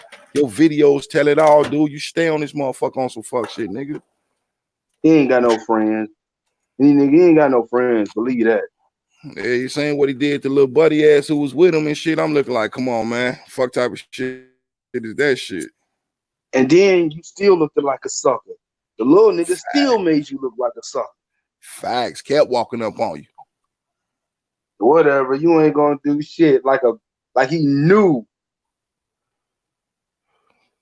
Like y'all was fucking or something.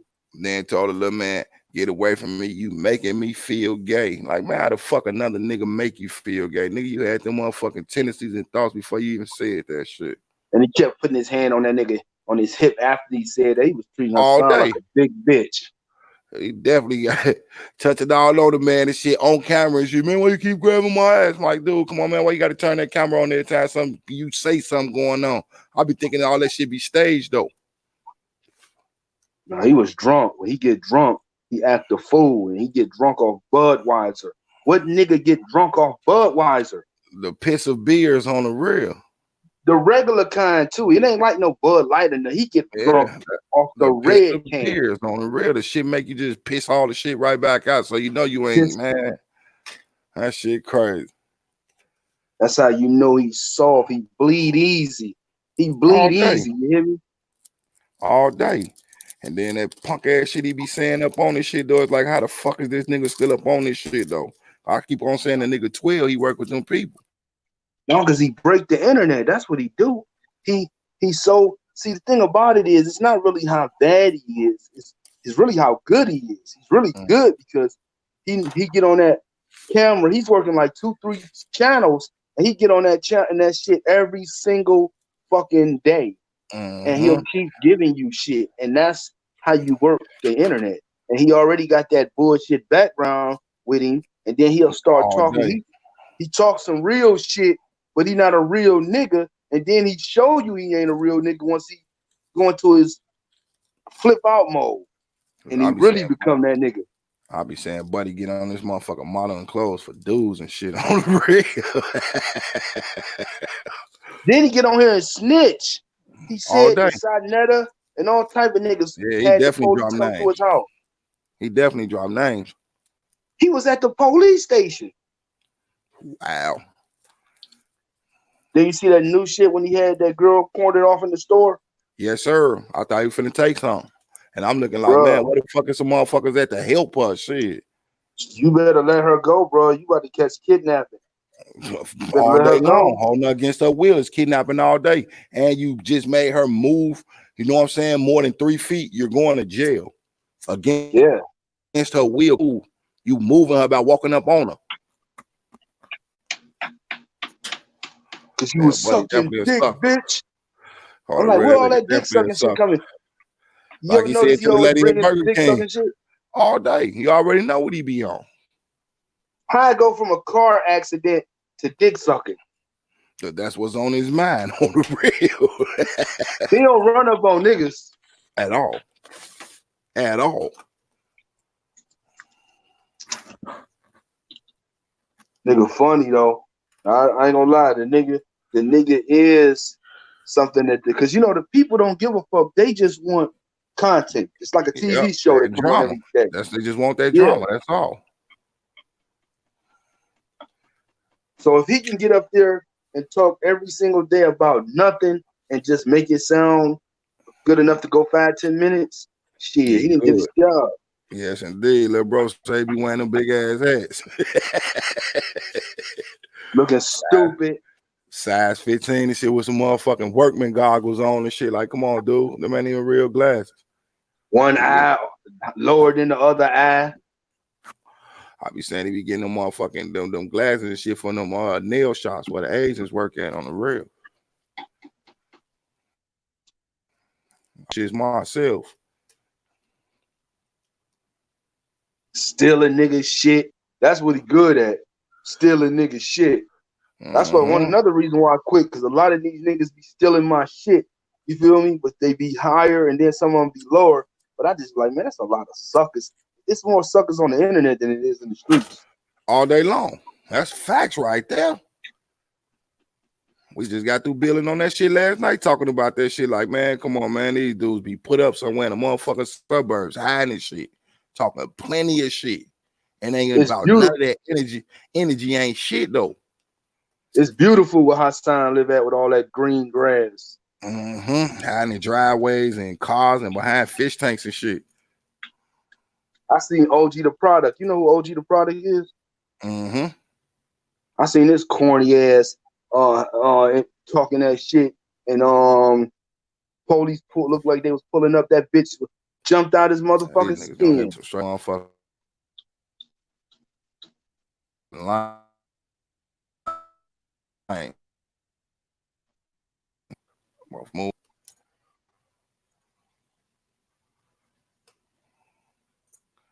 Niggas clout chasing off Kobe death.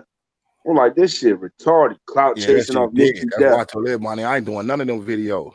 Like, man, that's some weird ass shit to me. Like, let them motherfucking people, you know what I'm saying, bury their kinfolks in.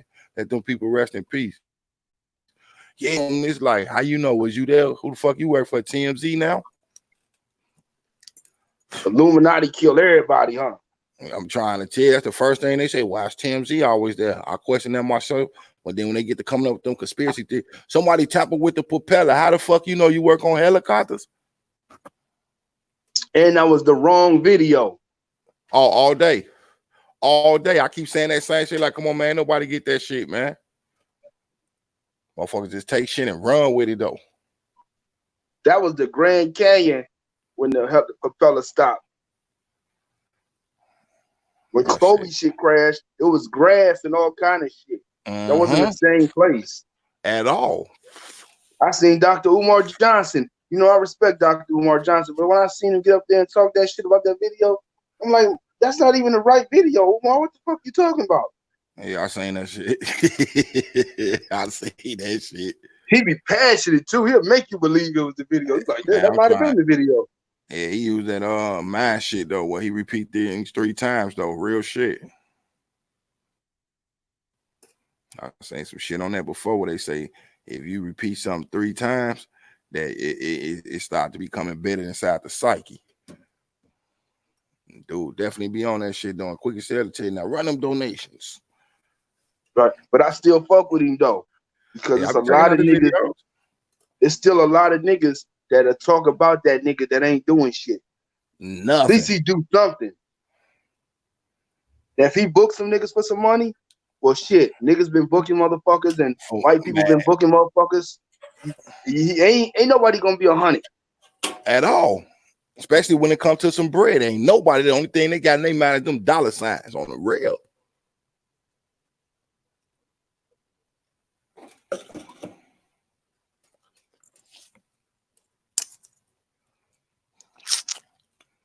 Yeah, they keep on flipping the numbers on this shit fast as hell. That shit jump from goddamn it 07 to 115.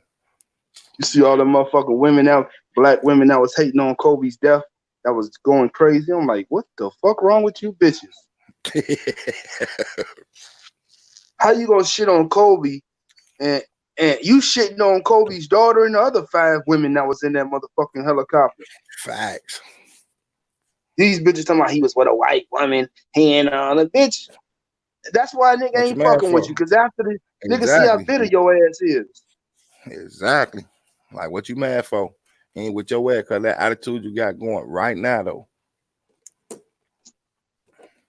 Take all that paint off your face, and then the nigga can see who you is. And then how motherfucker get mad who somebody else with any motherfucking way though? I don't get that shit.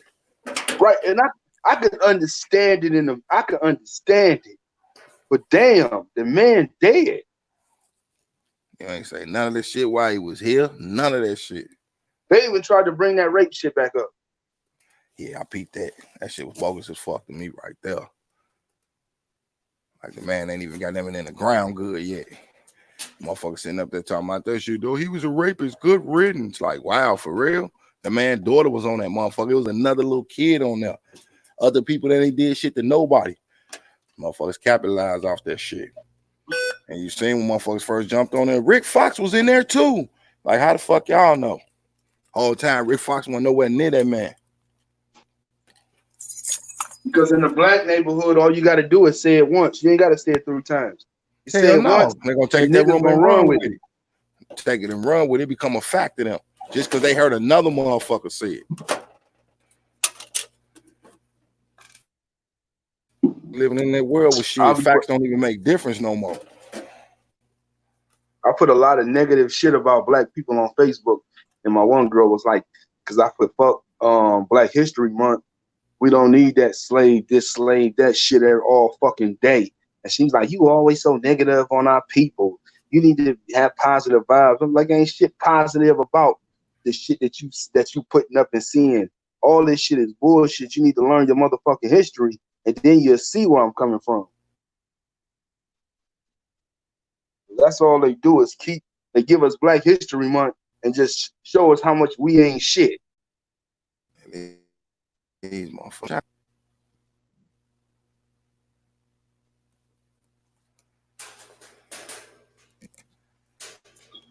They'll show us none of our greats, but Martin Luther King.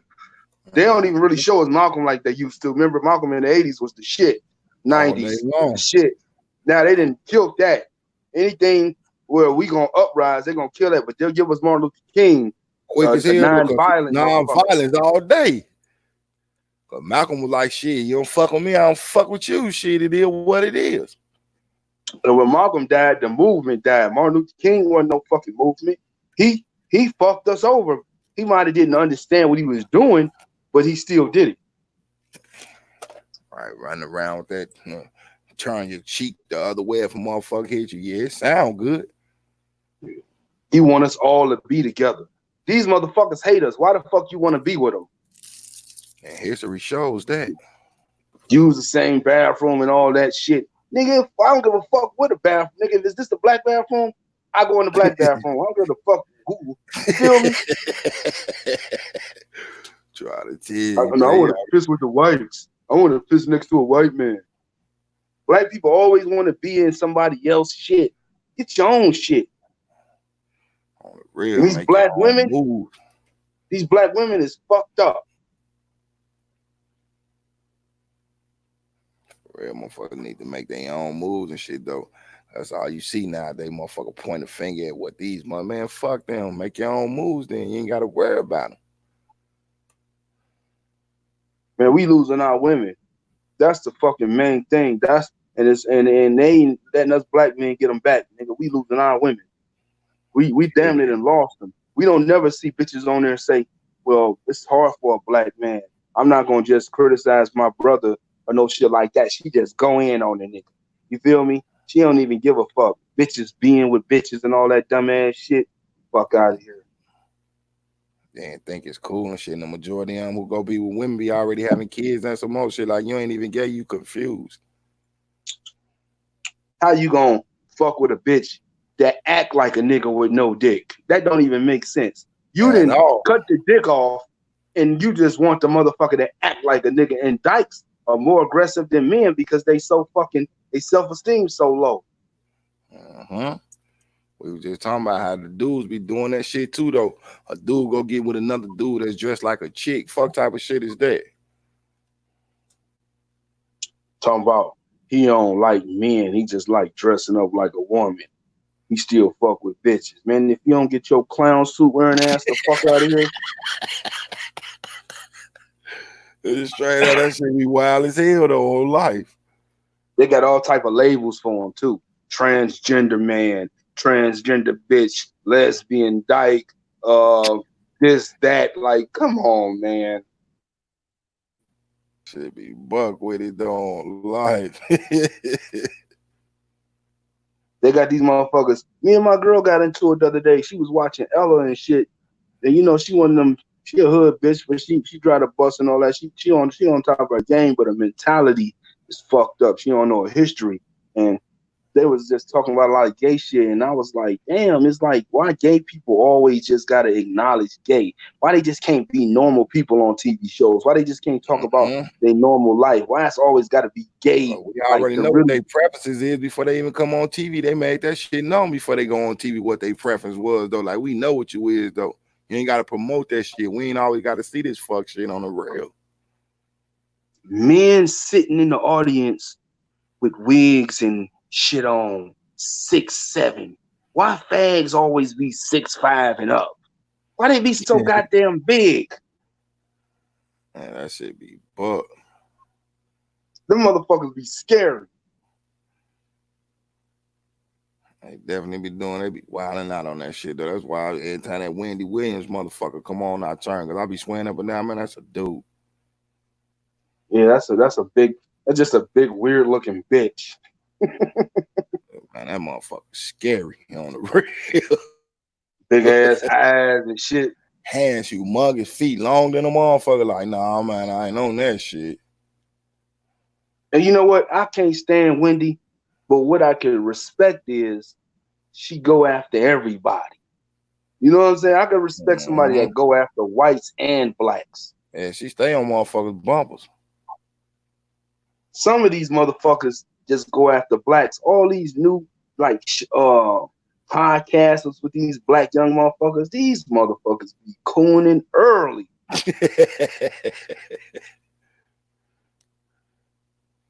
There be some weird ass motherfuckers on this shit. Period. That's why I stay in my own motherfucking zone on their ass. Rocking out with the fam over this way. Like, man, I ain't getting into a involved with none of that fuck shit they be on.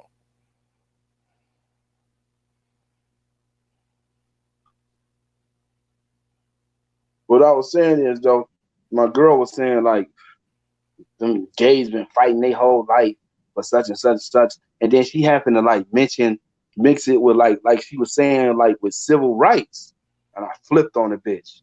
It's like, what the fuck? I wouldn't even let her talk. What the fuck? That's the dumbest shit I ever heard you say in your fucking life. Fuck you mean they was fighting, like, civil rights? Do you see gays being murdered, motherfucker, by cops and all kind of shit? I flipped on her, bro. Don't never say no dumbass shit like that. None of that shit.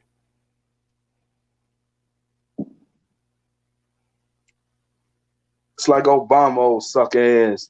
These motherfuckers be praising Obama like he did something. He ain't do shit. I can't stand the way black people be thinking. I don't even rock with buddy. I let everybody know too. I ain't vote for dude. He don't get no praise from me. None of that shit. Like, man, dude was a motherfucker that they set up in there.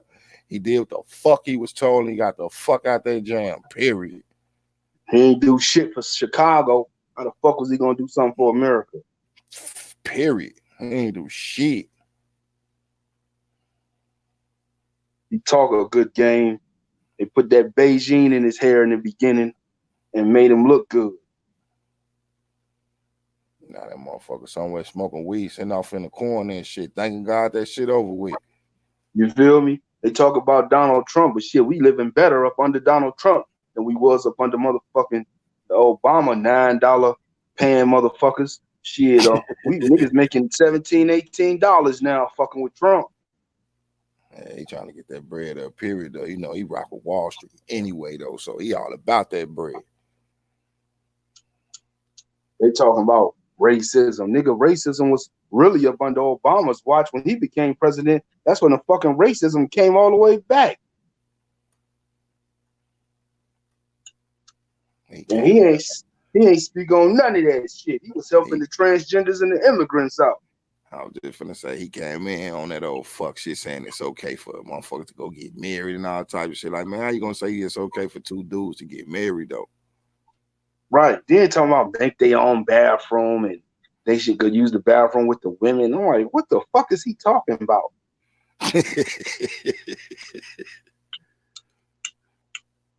Oh, he black. You hating on the black man? Fuck that nigga.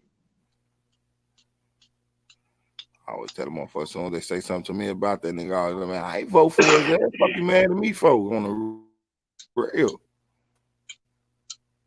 And then they get, like I told people, they get mad at Donald Trump, one you didn't vote for, but you didn't get mad at Obama, one you did vote for, and he ain't do shit for you. That man ain't do shit for no motherfucking body while he was up in there. That's facts. But them white folks, he kept them white folks rich, and he kept them poor people poor. That shit wild as hell too. But he did this. He's a black man. You're a black man, man. Look, my mama and my daddy black, period. Man, there'll be a lot of cooning, man. Them comedians, cooning. I hate comedians that be bigging up the white people. Like white people in the building, such and such. You know what I'm saying? It'd be like, what the fuck is you talking about, man? Like, nah, that ain't how it works, man. Speak up on your peoples. They attack everything black people do. Oh, black people be barbecuing in the backyard and all that. I'll be like, man, these niggas. That's how they get their shit off, though. Cooning. Thinking that's what a big money and all that shit. That shit ain't always true. They ain't making no money. We only own what 1% of the money. With Oprah money and Jay-Z and all them niggas money. We don't own no money. We don't own the land. What the fuck is they talking about? Oh, they getting their money. That ain't no fucking money.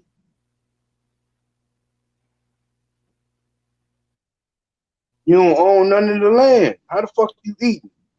Right, I own this house. It's like you say, shit, if you own the land that motherfucker sitting on, though, then you good. And I ain't even talking about like really like that, because you still paying taxes forever. Facts. That ain't even your shit. Bitches always trying. Motherfuckers ain't gonna never get it together though. Much as we want them to, it ain't gonna never happen though. Bitches bashing men all day.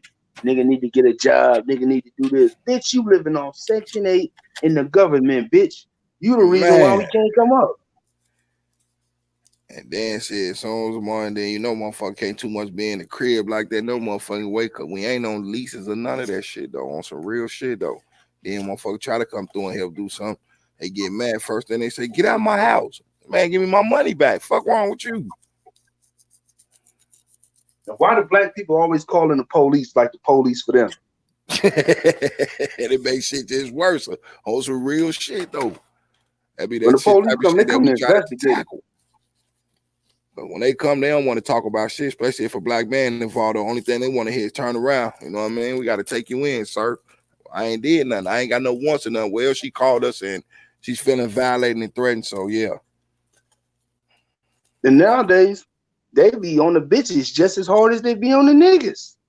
They're like, both of you motherfuckers is niggas. We ain't just about to do one side. Yeah, no, you want to press charges? No, you want to press charges? Yeah, then I want to press charges too. Then fuck it.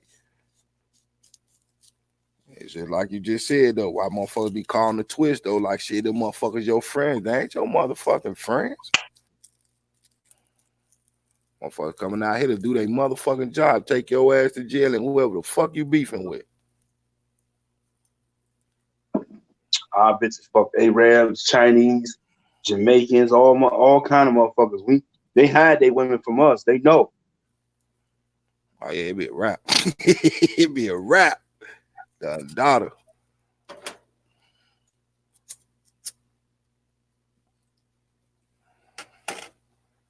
That shit just be wild all the way around. Like I say, these motherfuckers just be wilding. Like you say, cooning like a motherfucker. That's the exact word for that shit. Dumbass bitches twerking. That's all they do. But they be trying to put niggas on blast on Facebook. Talking about, stop sending me dick pics. Or I'm gonna post that shit. Or they'll post it. Bitch, you on here twerking and showing your titties and ass on a family all social types media. of shit. That's facts. That's why I start fucking with IG like that though. Every time I turn that motherfucker on, I want to check and see if my relatives out of town good. First thing I see a motherfucker on that naked. Like, man, I don't want to see this goofy ass shit, man. Sit y'all ass down. It's 6 something in the motherfucking morning. Should be somewhere, goddamn it, get your kids shower some motherfucking well. And it be them bitches ain't got no man, but they always cooking big meals and talking about how much of a good bitch they is. Bitch, if you do all that, because I see hoes watching sports, battle rap, all that shit. I be like, bitch, something gotta be wrong with you, bitch, because you seem like the perfect bitch and you ain't got no nigga. Something wrong with you. Quick to say, the niggas ain't shit. Niggas ain't shit. So as you get in the jam, though, who you calling? A nigga to come try to get your ass out that jam. Right. Bitch, you keep fucking with the same niggas in the same neighborhood, of course you're gonna get the same results. I'm trying to tell you. All these niggas ain't shit. I'm like, damn, bitch, you been fucking niggas around the world? How the fuck you know all niggas ain't shit? And then, Judge, just like you just say, Judge, that's all some fucked up ass niggas you fuck with. Them niggas be fucked up. Nah, bitch, the niggas you fuck with is fucked up, and you make you a fucked up motherfucker for keep fucking with nothing ass niggas. Now the new thing is them niggas gay. Oh yeah. Bitch, you gay too then. If we gay, you gay too, bitch.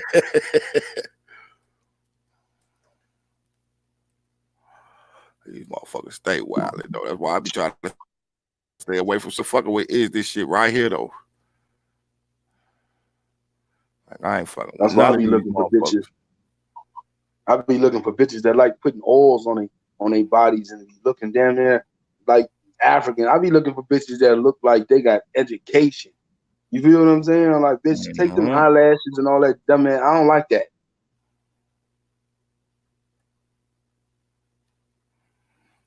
Yeah, that shit, damn motherfucker. You ever seen a motherfucker that putting on that shit look like Morticia makeup though? Looking like transsexuals. Man, walking around looking like motherfucker like a dead body on the real. Like, man, what the fuck is all that shit on your face? Your whole head white like a mannequin head though. And you think that shit cool. And under your neck, something about it. Under your neck look regular. Bitch, you look two-tone. Get the fuck out of here. Man.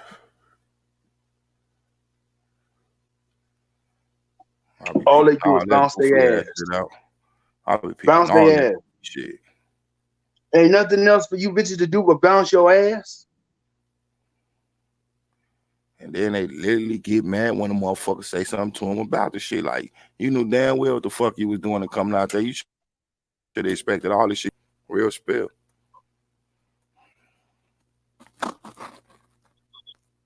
But no, this is the crazy part. They get mad when we go out and fuck a ugly bitch or a fat bitch. You fucking them ugly fat bitches, and you, yeah, bitch, because it's something. Because a bitch, we'll fuck a bitch no matter what. She ain't got to put all that crazy shit on for us to want to fuck. Genetically, we connected to women. We gonna want to fuck a bitch. Did you see them slave bitches? We was fucking them.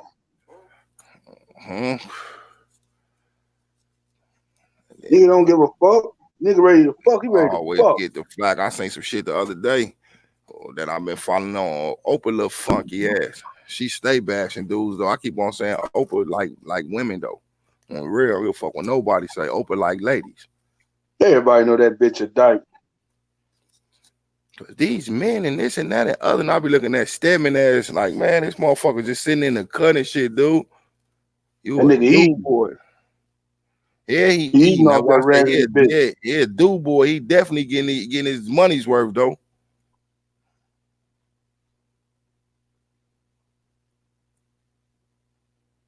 Stedman sound like some coon ass nigga or white man named Stedman. Stedman Graham. Sound like the butler off the Fresh Prince or something. Man, I'm trying to tell you on the real, Benson from that motherfucking little shit from back in the day, soap or some shit. Robert Goulet looking at. That motherfucker be off in the cut. He don't say shit when he out with her either. Like, man, she got Buddy on the leash, but I bet his pocket's laced like a motherfucker. You see that shit with the Grammys with P. Diddy? Nope, I didn't even catch that shit. I didn't even watch the Super Bowl on the real. Super Bowl was great. I just like shit. I'm gonna catch the highlights of that shit on the real. Fuck it. We got a black quarterback. You feel me? That's all I care about. Yeah, little buddy did his thing though. I seen them highlights. I seen his last even run a ball in on him. Like, man, fuck this. Black people so dumb. They take away from our people so much. They're like, he ain't black. Like, what color is he? I put up a picture of his father. That nigga was a straight nigga. I say, I don't give a fuck if his mother was Chinese. This nigga a nigga. A nigga, facts. On the real. You seen goddamn what Obama mama was, you know what I'm saying? A Caucasian white lady shit. What they look at him at, that's a nigga. Period. They weren't trying to hear none of that shit. The first African American president ain't say nothing about the first mixed nothing. Because when the father black or the mother black, then motherfucker black. We dominate. Yeah, we just so fucking caught up in it. We take that. The social media got us looking at the oppressed, fucked up, and praising the oppressor. You feel me? Yes, indeed. They do that shit with no problem. That's what the media do. Ain't no other race out there just destroying their people. But us, on some real shit.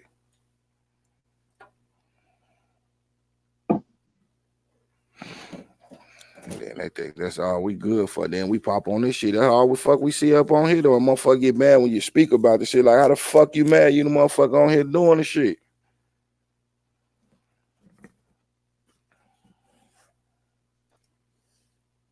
I don't give a fuck. But when I step back and look at what other people are doing, it make me look at me. Like that, you feel me? Yes, I talk that real shit, but at the end of the day, I'm doing, even though I got a point I'm proving, but it's still these other motherfuckers make it so bad that I can't even, you feel me? Right. Separate from that shit. You already know. I see that shit on a daily basis, and I'll be looking like, long motherfucker don't say nothing about me, because I ain't gonna jump on this shit. I don't want to talk about shit. On the real, I don't. Man, drop your location so you can feel safe when I get there. If a nigga that's talking about you got some real subs, then get at him. That bitch ain't got no subs. Down, see the bitch. Period. Bitch, you need. I'm looking for the next stop to pull me up, not a motherfucker to pull me back. Facts. Yeah, ain't no motherfucker slid over here on no bullshit. Real. But if a nigga doing numbers off you, you gotta get at him. Oh yeah, man, I already let it be known though. Like, you know what I'm saying? Motherfucker say the wrong motherfucking thing. That's all they gotta say though. I definitely might have to hop out my body and jump on some bullshit though, but I ain't gonna do it on this shit though. Real. Hey, man, I want to see if you got that same energy in real life type shit. One thing I know for sure, like I had to block a nigga. I don't even block niggas, but I had to block a nigga because I said to myself, once I meet you in real life, don't troll me. Like if you a fan of mine on YouTube and you in my city and we become and I meet you, you don't no longer troll me like I'm some type of nigga that's just online. Because now we can bump heads and I might not take that shit the same way I take it from a nigga from another state because I know the game. But once I meet you in real life and you still try to troll me, I got a problem with that. You're not gonna do that. So I had to block a nigga because one day we was like going back and forth and I was like, bro, you tripping. And then he like, nigga, he was like, you want a box? I said, when I pull up, start ducking. And the nigga called me through Facebook like, bro, what's up with that shit, bro? I'm like, my nigga, I ain't playing. When I pull up, start ducking, nigga. So I'm not playing with you like that. I'm trying to tell you. You can talk that gangster shit. Getting it, man. I was just finna say, motherfuckers don't be getting the real picture on this shit. They say, I think that shit sweet though. Energy be big than a motherfucker. You see him in real life, motherfucker ready to call the police on you on the real. Well, I argue like I say the wrong thing on these Vicks, gonna call the police on me on the real. I ain't with none of that fuck shit. They're gonna try to tell me like, nigga, I don't believe your hood stories and all that. I'm like, damn, my nigga, we supposed to be. I done met you before. I pulled up on you. You ain't pull up on me. I pulled up on you. You was looking crazy because you didn't think I'd do it. But I told him, I said, I pull up on anybody in my city. He like that pulling up shit, nigga. You be pulling up on niggas, nigga. You don't know what can happen. I said, I don't give a fuck. This is my city. Don't troll. That's why I say, if you gonna troll niggas, make sure you look in their timeline and see where they from. You feel me? So it can stay fun. Don't do that shit with niggas in your city because it could become something else. Facts. And it ain't about being scary. It's about being caution and understanding. A nigga pull up on you and kill you on the freeway for waving your hand at him. And motherfucker wouldn't even know what the fuck happened to your ass on the real. That's how you know that's how you know cornballs. Straight goofies on the real. Fuck, always ask me, shit, I'm from Chicago. Damn, for real. Man, I know a motherfucker, man, look, whoever you know down there don't mean I know him type shit. I tell a motherfucker that quick as hell, because you know that motherfucker don't mean I know him. I got people down there, sure you do. Laughing at their ass, though. Like, man, come on, man. You ain't have to tell me none of this information. That's let me know, already know your energy ain't shit. Just imagine the celebrities, though, bro. We not even celebrities, and we got fans, and to deal with them motherfuckers is like, damn. Niggas is YouTube fans, bro. Yeah, these niggas on here be some weirdos, though. That's why with the little chat I be having up over here, though, we rock out on this motherfucker like family, and we already know motherfuckers sliding here on garbage. We be on their motherfucking head, though. That's real shit. Right, and if you got a nigga that's just trolling, you know a nigga that's just trolling, having fun, you feel me? But when you got a motherfucker that's obsessed, that's a whole nother different story. Yeah, that be some extra shit, though. You definitely got to watch out for shit like that, though. Real. They don't be understanding what a word fan come from. That shit come from the word fanatic. I ain't trying to fuck with no fanatics. Here's the crazy part. The same nigga after I blocked him he probably was wondering really why I see the nigga at the liquor store. He walked right past me and didn't even recognize me. And I recognized him. I had my sister with me. I'm like, I'm about to fuck this nigga up. She's like, nah, the police right there, because the liquor store got the police in there. Well, I shouldn't have had that type of energy, but some reason I had that type of energy. Nigga didn't even notice me. You feel what I'm saying? Because I always got on black shades. Even when I pulled up, I had them black shades on. So he didn't even recognize me without the shades. I'm standing right there. I see him and his bitch. I could have dogged him. Niggas, But I left it alone. Right, and they wouldn't even see it coming on the real. But you got motherfuckers want to get on this motherfucking show out thinking shit sweet. Lady D in the building, salute, sis.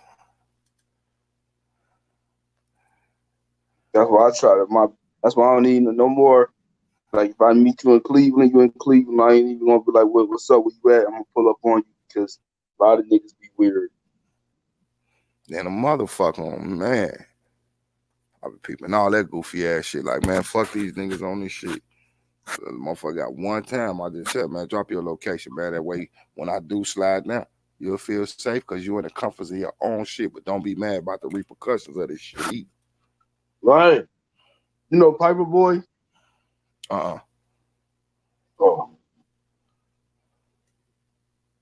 I don't know if you ever seen that video when the nigga was seeing Young Buck in the grocery store and he started saying, that's Piper Boy. That fruit shit. Yeah.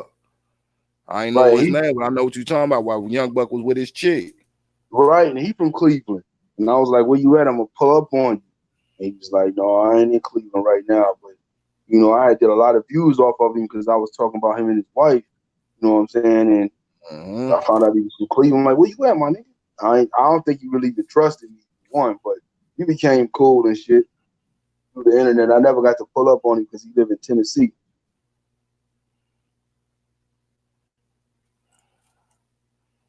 Shit, Lady D say, tell Big Hand, I say, what's good? What's good? Yeah, sis in the building. That's like if a nigga in Chicago, like in your area, like, what's up, my nigga? You fucking with me? I'm gonna pull up. Where you at, my nigga? I ain't worried about how many niggas and shit you got with you. I know how I get busy. You feel me? And I know I'm a cool nigga. And I like put videos up showing motherfuckers I go anywhere I want to in that motherfucker. I don't give a fuck what a motherfucker time. I wish a nigga would tell me I can't come somewhere.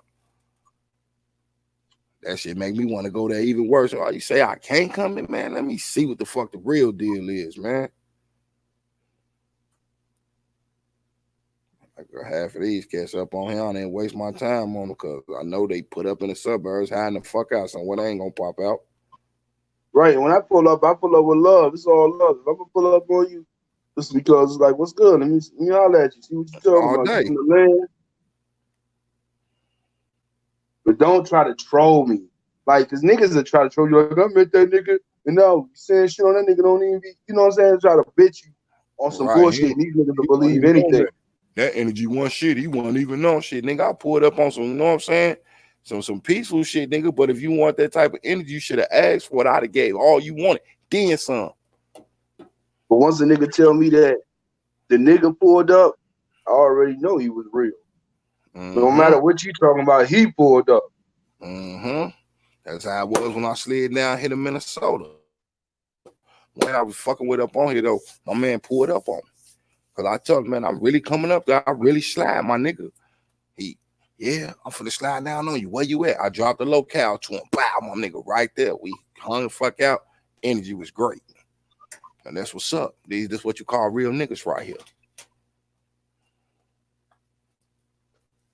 A lot of niggas don't be believing you gonna pull up. I be telling motherfucker, I'm gonna pop up. I give him a motherfucking date and time. Just say, man, look, I'll be up there around Wafty Bam. You know what I'm saying? Slide down on me at this time. Here go the number. Matter of fact, give me your number too. That way I can hit your line and let you know I'm in this motherfucker, man. We pulled up. You know what I'm saying? Like from his channel and from my channel, because I rock with him. He was rocking with me. You know, people from both channels was tuned in, saying both of us up in that motherfucker. Man, I told you, I slide, man.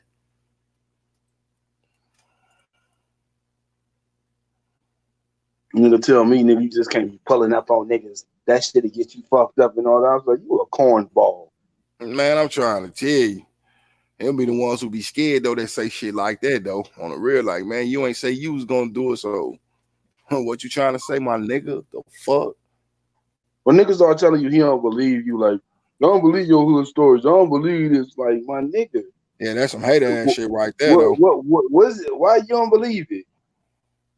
Like, what make you not believe it? Probably like you say, because the cornball years and the cornball ass niggas they hang with. You ain't got a hood story, do you? That's what I tell niggas. I said, you ain't got. I said, turn your camera on, man. If you're a real nigga, turn your camera on. See, my little bro never say shit. We family. That's how it's supposed to be. We say we gonna slide. We sliding.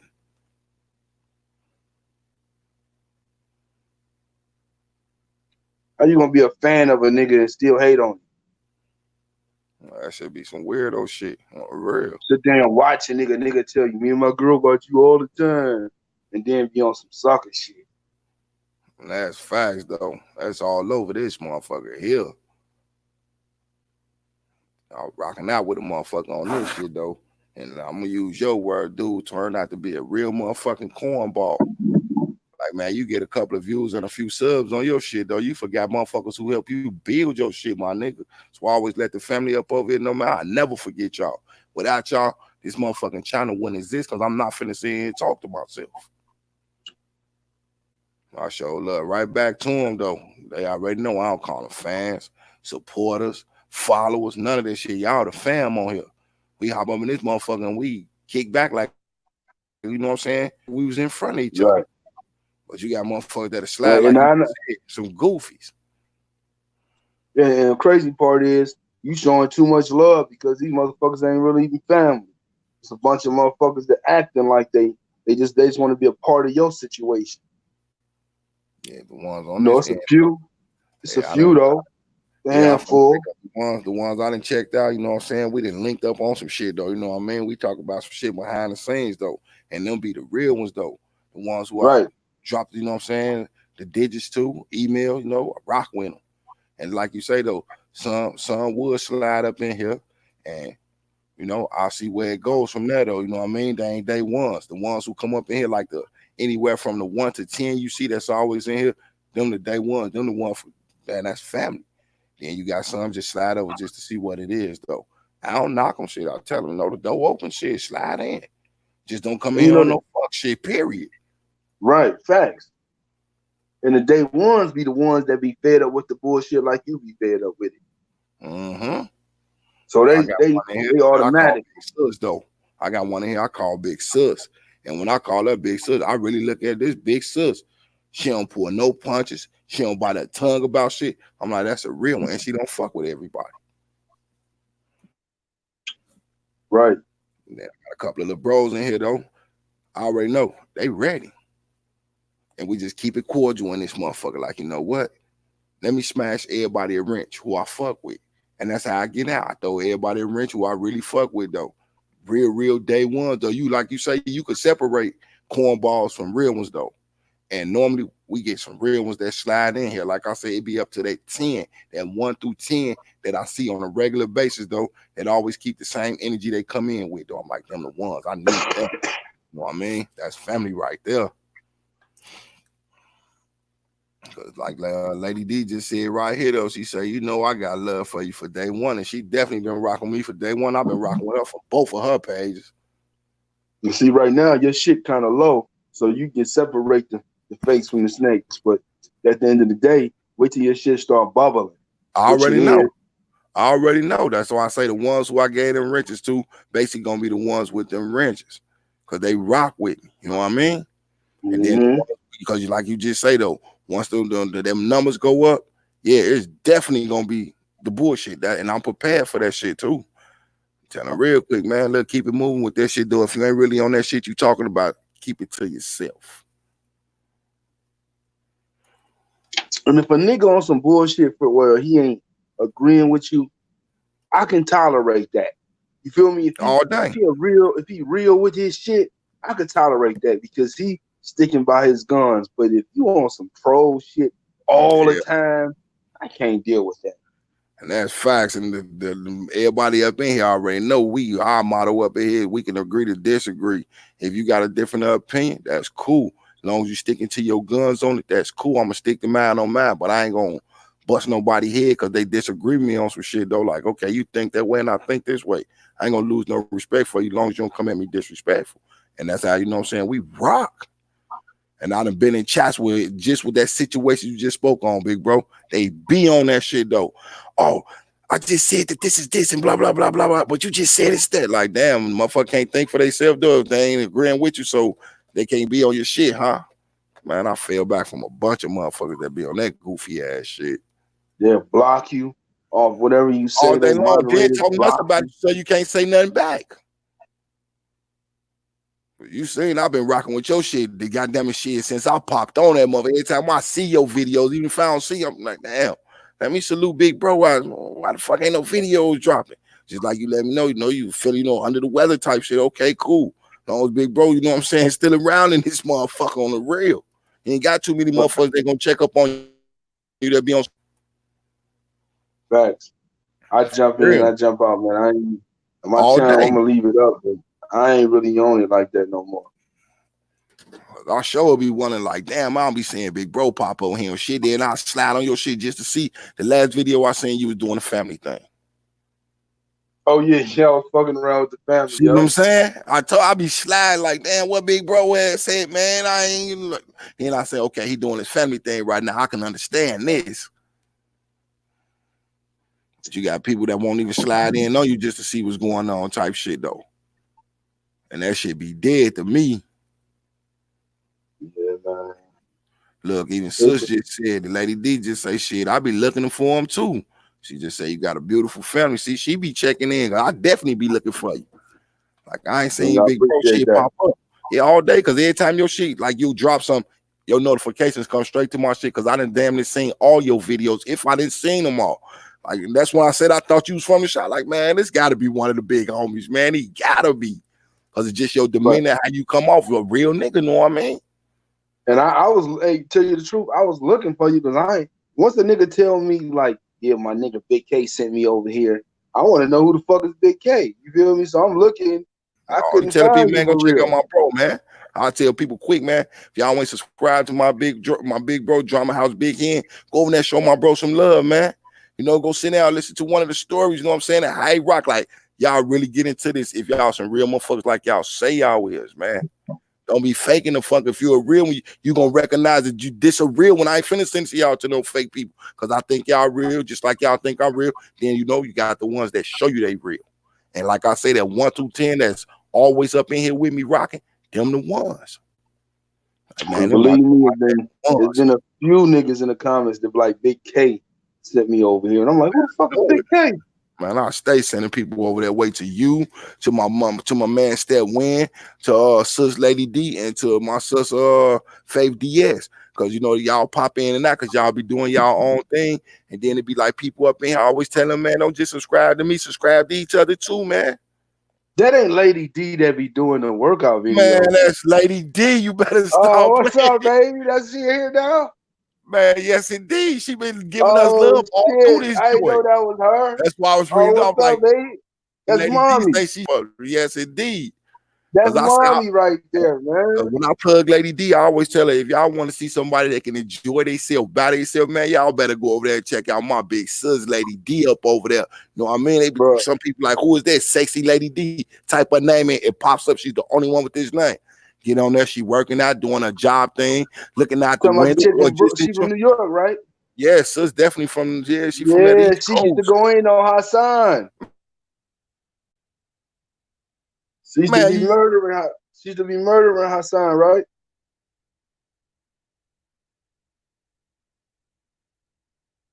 Used to much do this. Huh? Pushing that.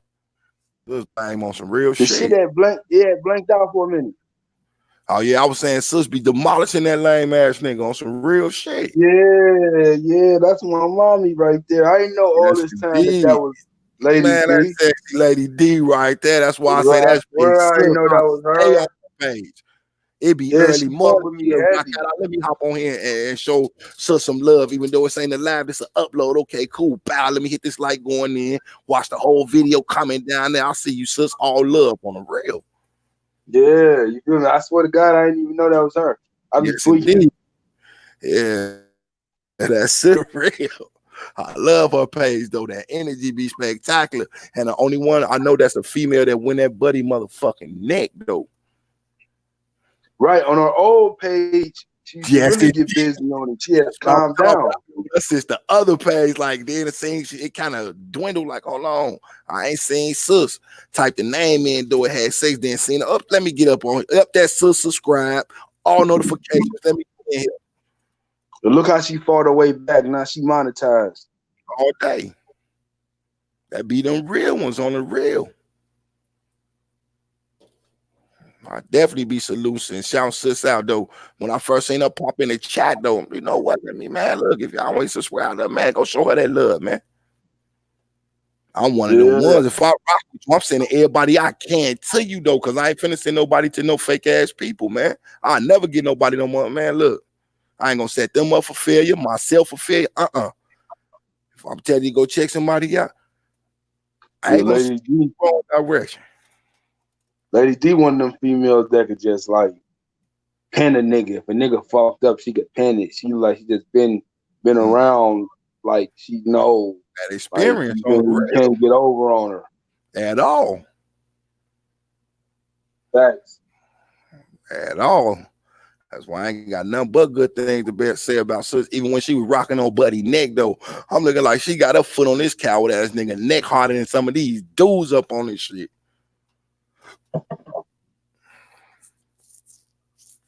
Right, because I had told her, I was like, what the fuck happened to your channel? Because I used to catch your shit and then I ain't see it no more.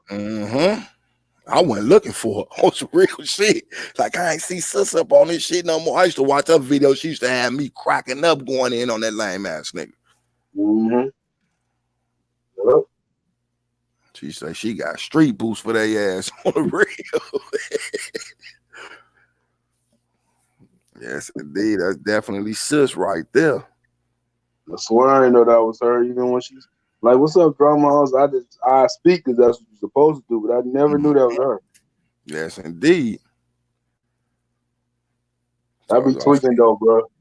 I saying just like you said, when her page just disappears, I used to catch it like all the time, even from her doing her lives, or you know, she do her upload and it just disappeared for a quick second. Like, damn, she usually be on here when it look, couldn't find it, then went like I think about a week or two, maybe a little bit more.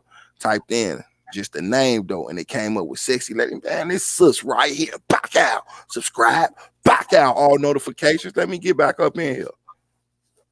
Right, and that whole ass nigga be responding to her too. Yeah, buddy know the business. I still got my video up where I went at his head though. He called up Sinetta for a peace treaty and shit. I don't even know you like that, man. When you said you gonna kill everybody, nigga, I'm a part of everybody. You ain't gonna do shit to me, you sloth looking ass nigga. That nigga bleed when the wind blow too hard, my nigga. I'm trying to tell you, I'm already knowing. And sit there and just run his yap like it ain't nothing though. And it's like, man, who followed this dude, man? And it's like you said, though, he been on there with that bullshit and selling that motherfucking bullshit to motherfuckers, and they buy right into that shit. They buy right into it because they just like them all day. Birds of a feather. Once he put that Bambaataa shit out, he had him. Yeah. And I still think that shit was consensual. I don't give a fuck when nobody say fuck allegedly. I think that shit was consensual. That was his boyfriend, bro. He even you hear me? Consensual all day.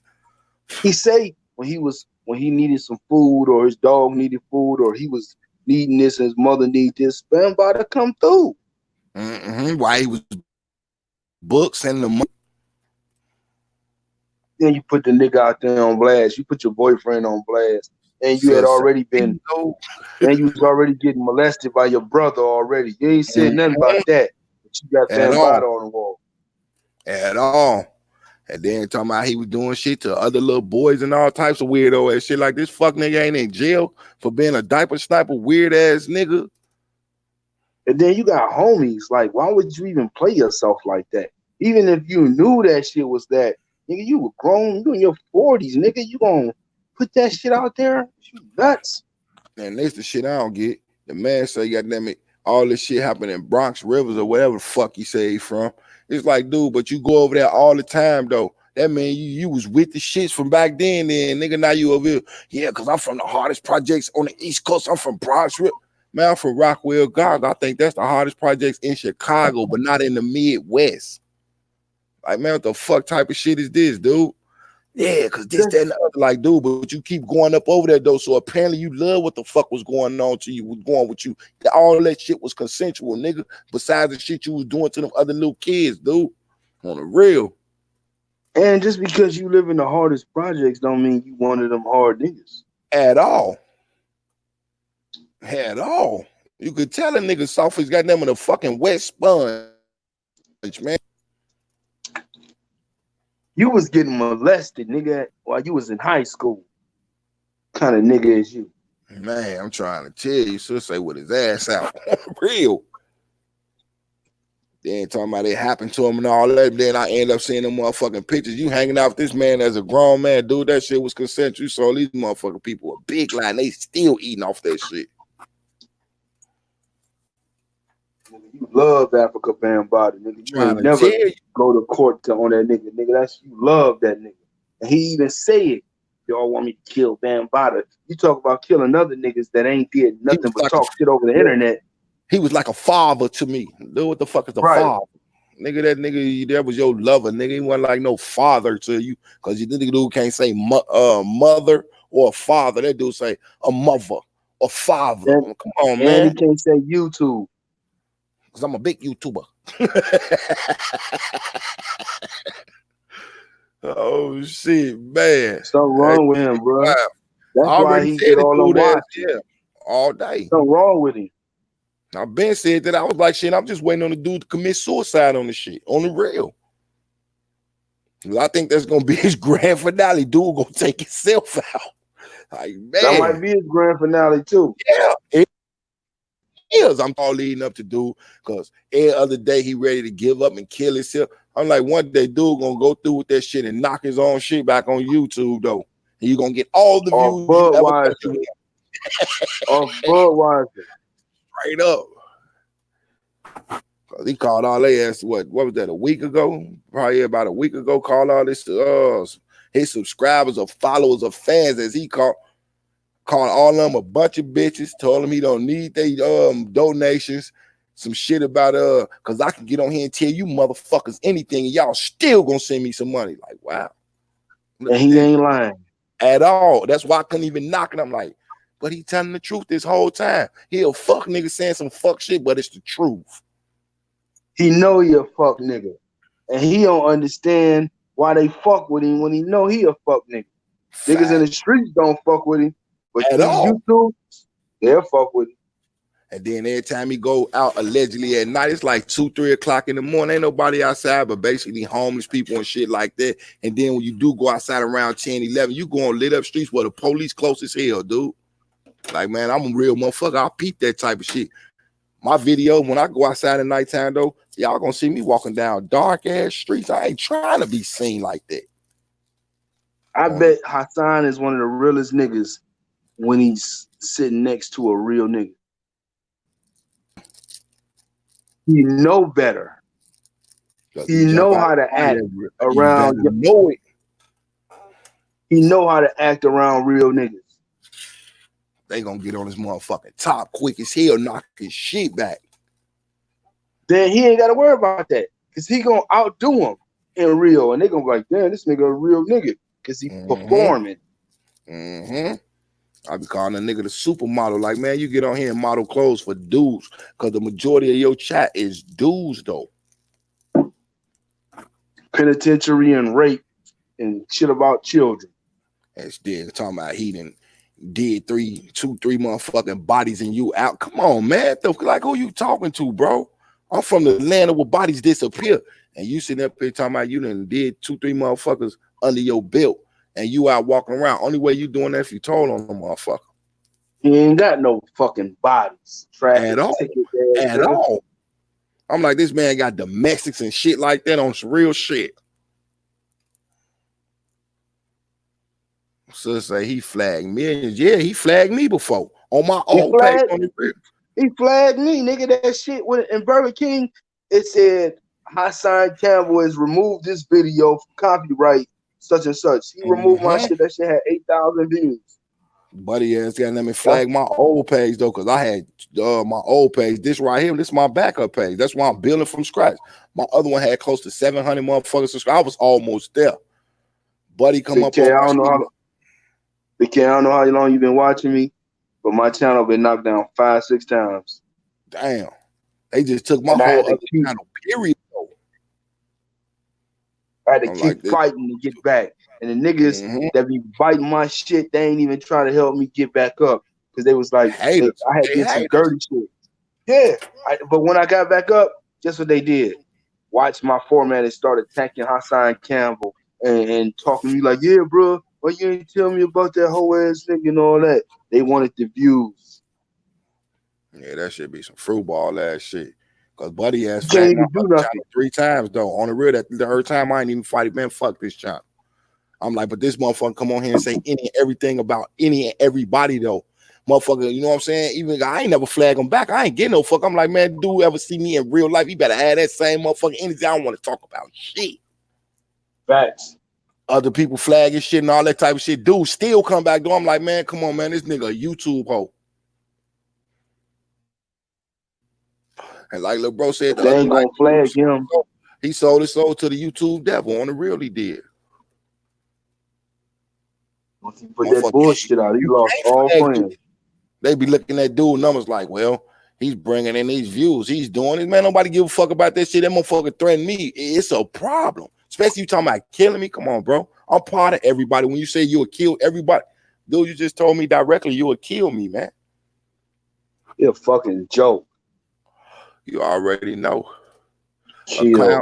A clown with no makeup. Well, actually, he do wear makeup because that shit he be putting on, the dude look like a fucking throwback from the mid-80s, early 90s type shit. Like, man, nobody bullshit in his hair. Man, on a real big goofy ass head. Who the fuck still wear motherfucking old ass Bluetooth like that though? Like that nigga, that was his first Bluetooth. He still got that motherfucker. He's a cornball. King Ernest, a bunch of them old Queens Flip. It's a bunch of these old corny ass niggas. Yeah, I done seen a few of them. And I'll be looking at them niggas, you know what I'm saying, some type of way. I'll be like, you know what? As long as they keep that energy where the fuck they in, don't bring it to them. I ain't got shit to say to them niggas, man. So everybody wanted me to turn away from Cy and from Tommy. And they ain't never did shit to me. Fuck, I'm turning away from them for shit. Cy shouted me out more than once. That's love. You got a big ass platform on my. I fuck with Cy. I talk to that nigga on the phone. Yeah, he shouted me out. He the one who squashed that beef with me and Buddy ass though. That's what they were still kind of on, you know what I'm saying, somewhat good terms though. Like, well, the brother don't want no smoke from you.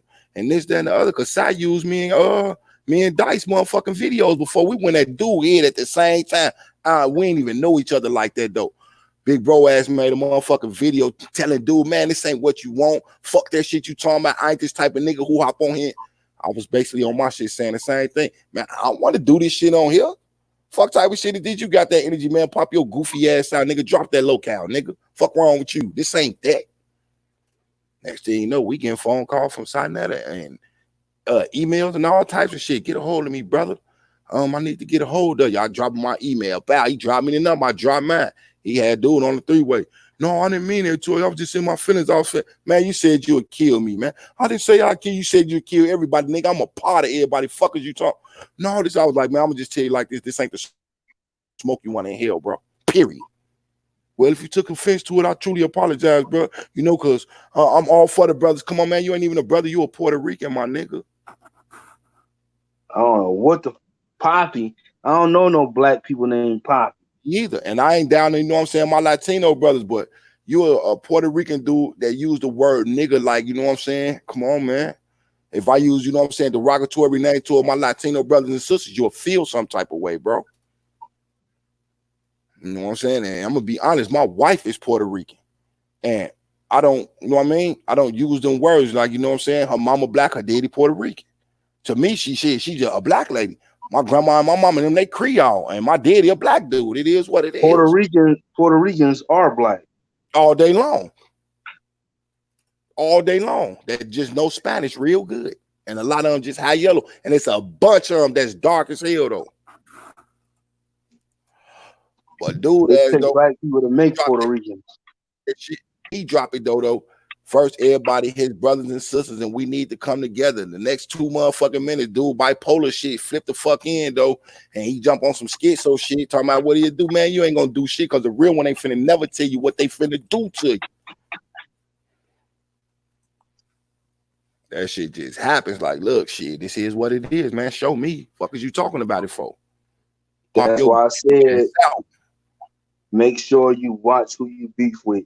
That's why I always check to see where a motherfucker at, so I ain't gotta worry about no dumb shit as far as with me or the next person. That nigga in another city, we could talk hella shit, and it's cool. That's big. Nigga tell me drop the location. I'm like, nigga, I'm not coming all the way out there, nigga. I'm gonna keep killing you right here. Mm-hmm. Because the nigga that said that in the comments. Like, man, fuck them on the real. I ain't even finna get their ass my energy like that, man. Fuck these niggas. Let me keep doing this YouTube thing and rocking who I rock with. Long thing talking about, you know what I'm saying? Here's the location. Up, so you said the right shit. You asked for this. And I'm beating you already. Why would I need to come out there when I'm beating you already right here, nigga? You losing the fight. You mad, not me. On the real, got all in his feelings and some more shit though. I got 40,000 views off you, nigga, back to back. I'm killing you, pimp. You better step it up. Talking about me, drop the location, bitch. Ain't nobody driving 50,000 miles. On the real shit, cause I think I got like 215. You know what I'm saying? People that rock with me up on this shit though.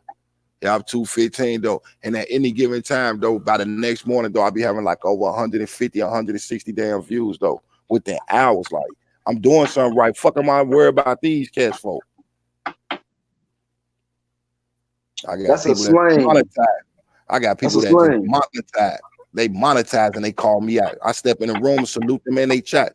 They stop what they doing sometimes. You know, my man came out in the room. That's bro right there. Y'all ain't fucking with bro. Go over there and fuck with bro. Go check him out. Y'all want to see some real positive shit. He'll put up videos. He'll be on there, you know what I'm saying? That fuck shit and nothing like that. He be talking about real shit that affect everybody all day. But I ain't finna get on here and do that. My street shit stay in the street. You know what I mean? Like, you know, like when you do your real stories with you and shit, you tell people what you've been through. You know what I mean? Like that shit statute of limitations type shit that ain't nobody saying. And I'll be listening like, this is a real one right here, though. And then you seen the one where you was talking about the cab driver on some real shit. I used to be on that same shit. Like, man. Yeah, told me. Yeah, we used to do that same motherfucking shit. Hey, I'm gonna go ahead and leave this phone and leave a dummy phone, and then it don't even work, man. Hold my phone, I'll be back. Man, fuck that phone. On the real, thanks for the ride, my nigga. Thanks for the ride, nigga. Creep show. Try to tell you. Call it, but remember how we got that? We call a motherfucker from the payphones, quick as hell. Where you at? I'm in front of such and such store. Okay, cool. I ain't give you no address. Well, where you going? I give you a street, not an address. Okay, stop right here. I'm gonna leave this bag, like you say. I done did the shit with the bag of trash. So that's why I'm like, man, it's a real one, because the shit that he's saying is a real shit, though, on the real. Hey, I'm gonna leave my bag of clothes right here. I'm gonna be back whole time. You got a bag of garbage sitting in your shit. Mm-hmm. For real. And I laughed at that shit, though. He showed my little brother, like, look, y'all remember this shit? He like, where he from, the shot? I'm like, no, bro, from the East Coast. You sure, man, bro, from the East Coast? Man, we used to do that same shit. I say the same shit, bro. We used to do this shit. Because it's real, man. These niggas ain't been in the street, man. You ain't just gotta be killing niggas. You already know. Niggas think you gotta be killing niggas to be street niggas. Nigga, get fuck out of here. Niggas all type of shit you do in the streets. That's why I be laughing at motherfuckers. Like, man, that to me, that shit was some fun shit, though. And then you say, they get the motherfucking jakes on your heels, though. Too late, I'm already gone. I ain't finna come back outside so they can see me. I'm gonna wait for some hours. And remember I said, A bitch almost got me knocked for $3.95. Mm-hmm. But them dollar That cabs, bitch you was already know they playing. coming when you call them quick as hell, though. They want that couple of dollars. Hey, bro, it got so bad. When I call a cab, I call like 2-3 cabs. So to hurry up, they all would be like, "Oh hell no, not you, not For you." real. You sit right here till they come back. Them bitches knew who I was. We definitely had them motherfucking things. That shit used to be fun in a motherfucker to us. Like, I know this goofy motherfucker ain't fair. Okay, cool. I'm gonna leave this bag. I'm gonna be right back, my man. Give me about 2-3 minutes. And look, it ain't even just about the bag you got in the car. It's the conversation you give them while y'all going through the ride. Like, you just such a real nigga. On the real, you already know. Especially if it's around game time. I wasn't even too much into sports and shit. Like, who you got going on the World Series? Oh, I'm looking for such and such to win. Like, yeah, you know what? What you think about they season? So it is, you know, shit like that though. They comfortable in a motherfucker. Cool, I'm out of here. Yeah, because that's what it's about, making them comfortable all day. That's why when I heard you say and that, then I burn your ass. Laugh to that shit. I'm like, damn, we used to do this same shit. Yeah, you said I hit a nigga with an empty shoebox. Like, come on, man. I had no PlayStation. I hit a nigga with an empty shoebox and told him it was a PlayStation in it. If he would have just stuck his hand back there and opened up the box, he would have seen it was nothing in there. But I knew how to talk to the nigga. Mm-hmm. I got a brand new PlayStation 2. My bitch kicked me out, bro. I'm taking whatever. I know some bread. You feel me? Ain't shit in the box. Order. On the real. Games and all, man. What you say y'all could give me for this? Okay, run that. Can you throw extra 10 on this shit, man? Look, see what this game is. I'll be on all types of shit. Look at this remote control right here. This wireless, my nigga. Well, this motherfucker still almost brand new. Had it for like a week, man. Run me some.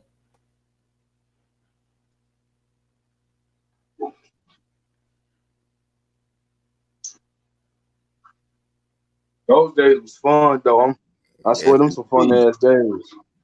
I'd be telling motherfuckers like, man, it's because of niggas like us. They make your ass pay with that credit card now on the real. Right. Like we don't even got those cable. We don't even got those taxis no more. The Uber and shit put them niggas out of business. Yeah, Uber and Lyft definitely took their ass down. You definitely got to have a motherfucking credit card for them. Hell yeah, they need to, and you need to know who the fuck you riding with. Hell yeah. I done blew with a motherfucking Uber driver on some real shit. Talking about, I smell it, man. You got it, man. You trying to buy some of this shit? The fuck? Even now, when I'm in the Uber, I talk to him because I need to fill out who the fuck you is. Hell yeah. Well, there definitely been some weird motherfuckers driving them shits nowadays too on some real shit. Right, and I want to make a nigga comfortable to let him know I ain't on no dumb shit. Mm-hmm.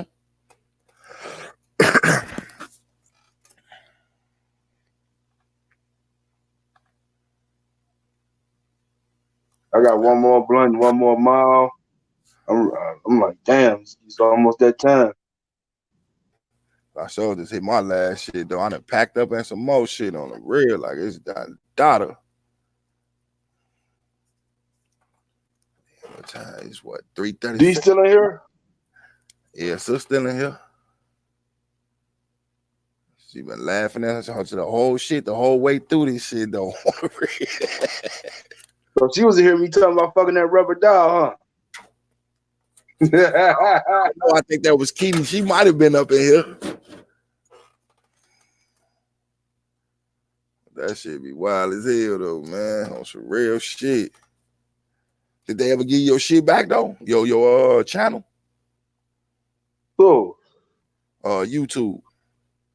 No, I had to start over 6, 7. I started over like 5, 6 times. Man, these motherfuckers be on some super hater shit on life. I didn't know what to say. I didn't really know like how to put my shit. A few niggas tried to tell me, but I never won none of my shit. Yeah, I told you after that third strike they threw at me. I'm like, man, I ain't finna fight this shit, man. Fuck this channel. But a few niggas took my channel down. Like I Smoke Hip Hop. A few other niggas took my channel down. I feel bad from Buddy ass though. Them dude a fucking weirdo.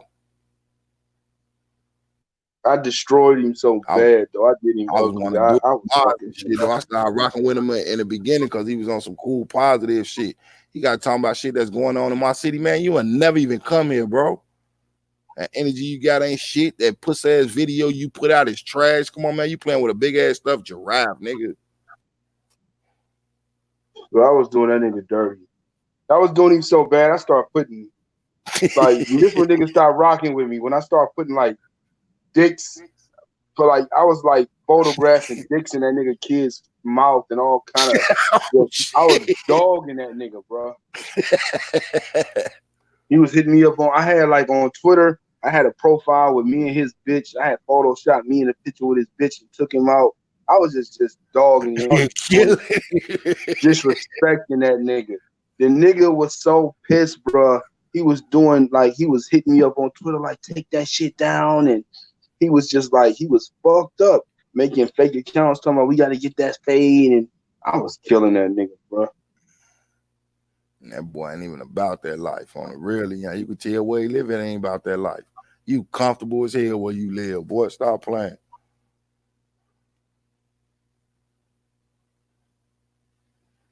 I came in shitting on Battle Truth, and then I shitted on everybody else that tried to talk. And that's how I did my shit. Then niggas started coming behind me. Like, we got the Wave Gang or whatever. I don't know if you heard of Wave Gang. You know, you got like Pretty Money, a few other niggas, my nigga Dollar Sign Fats. That shit crazy. I ain't never even heard of them niggas though. I don't even drift off toward they motherfucking way. Cause shit, me and my little bro Philly, you know what I'm saying? He my day one. He was the first dude ever to pop on my shit though, cause we was rocking the other chats together. We was on smoke shit. Her buddy ass was over there talking buku shit though. We both came at his ass though. He ain't say nothing. And I on some real shit. Nothing. I smoke hip hop. He ain't say shit back to me when I said something like, man, you know what, bro? This ain't this ain't what you want, my nigga. I'm like, I already know what the fuck you be on, boy. Your ass is a nigga put up in the motherfucking suburbs. We see your videos. You comfortable as hell where you live at, nigga.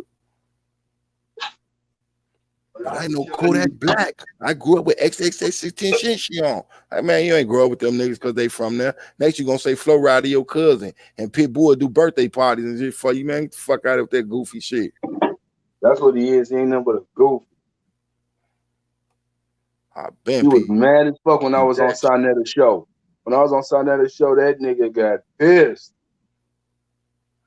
I've been seeing what it was about with that nigga. Like, come on, man. You ain't even built for this shit like that, bro. A nigga playing with ducks. Comfortable as hell, though. With that ugly ass old West Indian looking woman you over there with, nigga. That bitch about 50 something, 30 something. That shit just wild as hell. He tried to put me in this video, bro. I left a comment and the nigga threw my face in his video and shit. I know he wish he never did that because I've been roasting him ever since. I chased him out the rap community because that's where I'm from. He went to the black community. One of my niggas found him and then we chased him out of there. That buddy ass be on some super goofy shit. That's why I just fell back from his head. Like, man, I wouldn't even make no video about this nigga. Man, ain't even worth my motherfucking time. Because at the end of the day, though, when Buddy got the action around, like, asking motherfuckers that he claimed from Chicago that he fucked with, those motherfuckers in the chat, like, man, we know, bro. Man, look, I'm looking, I'm like, man, don't tell this nigga shit, period. You ain't got to tell him nothing about me. I'm a grown-ass man. I can handle this. Bro, you don't know I'm from Chicago, bro. I know people in Chicago. I be like, man, shut your weak voice ass up, bitch. You saw. I always talk about, and he killed me with this one, because, yeah, people be everybody be calling, man. I'm part of everybody. I ain't never called your ass, man. Get your ass out there with that shit, nigga. Yeah, they be hitting me up because my sources in Chicago is this. And then, goddamn it, when Lowski said something about Duck was supposed to be dead and all this shit, though. We sitting right here with this nigga like, man, my nigga ain't never dead. Get the fuck out of here, man. He on live while motherfuckers saying he did, though. This nigga took the story and ran with the shit, though. This is an exclusive. FBG Duck was killed. Like, damn, he killed? How? He right here in front of me. How is he dead? My nigga went on live and some more shit. Why dude was talking about he was dead then? He called Lowski all type of fuck niggas. Now he over there rocking on this nigga page. Like, man, if I ain't never seen a dick sucker in my life, man, this nigga is one of them. And I don't even take shots at people up on this shit, though. When it comes to a fuck nigga, I call a fuck nigga fuck nigga. You a fuck nigga, nigga, you a fuck nigga.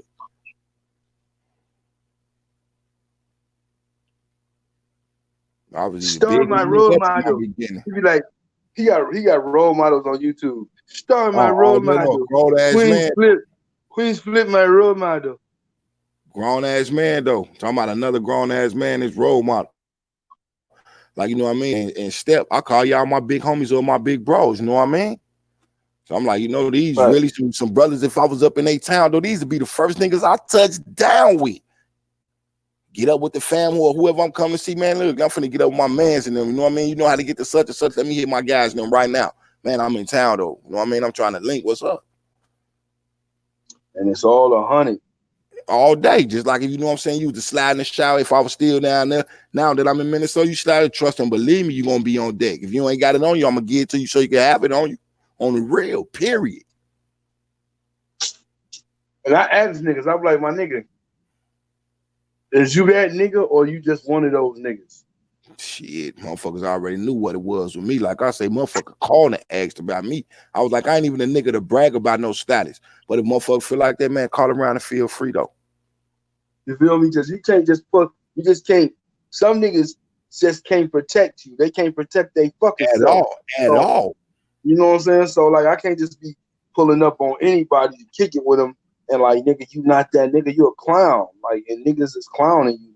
Nigga, I'm not good no longer. Like I say, motherfucker called and asked about me, then seen me with the guys down there, motherfucker, because I know FBG ducking up. Like, nigga, you don't know these niggas. I ain't never seen you, nigga. Goddamn it, I'm people and these niggas, folks over on this end. I be over here fucking with them. I ain't never heard about these niggas that be on here talking about they know my man. I'm like, nigga, I got footage with me and this nigga, goddamn it. You see me working security, because that was my job. Working security for them, like a legitimate job, getting checks from them. You know, they doing their little parties and they doing their concerts and shit, man. Look, it is what it is. I ain't saying that these was my guys and I rock with them like that, but it was a mutual respect. Still communicate with my man. My man's on goddamn it fucking IG when I pop up on there. Not on no motherfucking IG live. We been a motherfucking, you dig me, the little DMs and shit on video chat talking to each other type shit. Like, man, I ain't got to prove nothing to these niggas though. A few motherfuckers calling down there, Lily. They was like, big KI, light skin, blue eyes, always wearing the plaits. Hell yeah, we know him. Why? What's up? And like jump aggressive on the motherfucker. What's up? Like, no, just seeing if you know, bro. Hell yeah, we know what's up. Yeah, what's up? On the real, they be about that shit, don't these shorties. Duck them shorties to me. I'm hella older than bro now. Motherfuckers be like, man, them niggas really taking up for you, man. Look, man, you ain't got to tell me what the fuck these brothers doing, man. Fuck is you even asking about me for type shit? If I told you you good when you slide through, nigga, and you with me, you good, nigga. I be in O Block and over on 63rd. Now what? I'm rocking with two sides that's enemies to each other, but they know I'm a mutual dude, though. Like, I ain't with this fuck shit. I ain't mad at you because them niggas mad at you. You ain't did shit to me. Right. If I'm rocking with a motherfucker, best believe ain't nobody gonna touch them. You gotta do it to me too. I was like, you don't find too many real ones left in this motherfucking world. These niggas be some motherfucking lames to me. That's why we call them goofies and goofies. And I know old Chicago niggas. Remember, I tell you, nigga, I don't know like how the game is now, but I know old Chicago niggas when I was in Job Corps and niggas was serious. All day. Folks and brothers, both sides were serious. Yes, indeed. And I rock with them ones from the old days. I don't rock with these new age cats, man. Like, man, these little niggas that get you killed or will try to kill you themselves on some fuckboy shit. We had a nigga named Sick Nick. We had a nigga named Sick Nick that was GD. He stabbing everything, nigga. Nigga don't matter. As soon as you get into a fight, he's stabbing you up. You better know it. Motherfuckers just don't be knowing. It's real niggas left in this motherfucking world, though. A lot of people don't be understanding it. That's why I tell them when I get on here, man, I try to leave my street shit in the street. Oh shit, salute Jones Financial. What's the word with it, family? But yeah, I be telling motherfuckers, I leave my street shit in the street, though. I ain't gotta prove nothing to these weak ass niggas. That's why I tell them, man, when I see you or you see me, make sure you got that same energy. I don't want to talk about shit. Definitely ain't finna argue with you on social media. So you call the police, say this is what he said to me and all this shit doing, and then something happened to you. I'm the first motherfucker they coming to see. No, man. I ain't gonna be able to do that one. I come from the land of real motherfuckers. One no popping out no motherfucking cameras and record shit. Nigga, we finna get it in and we ain't.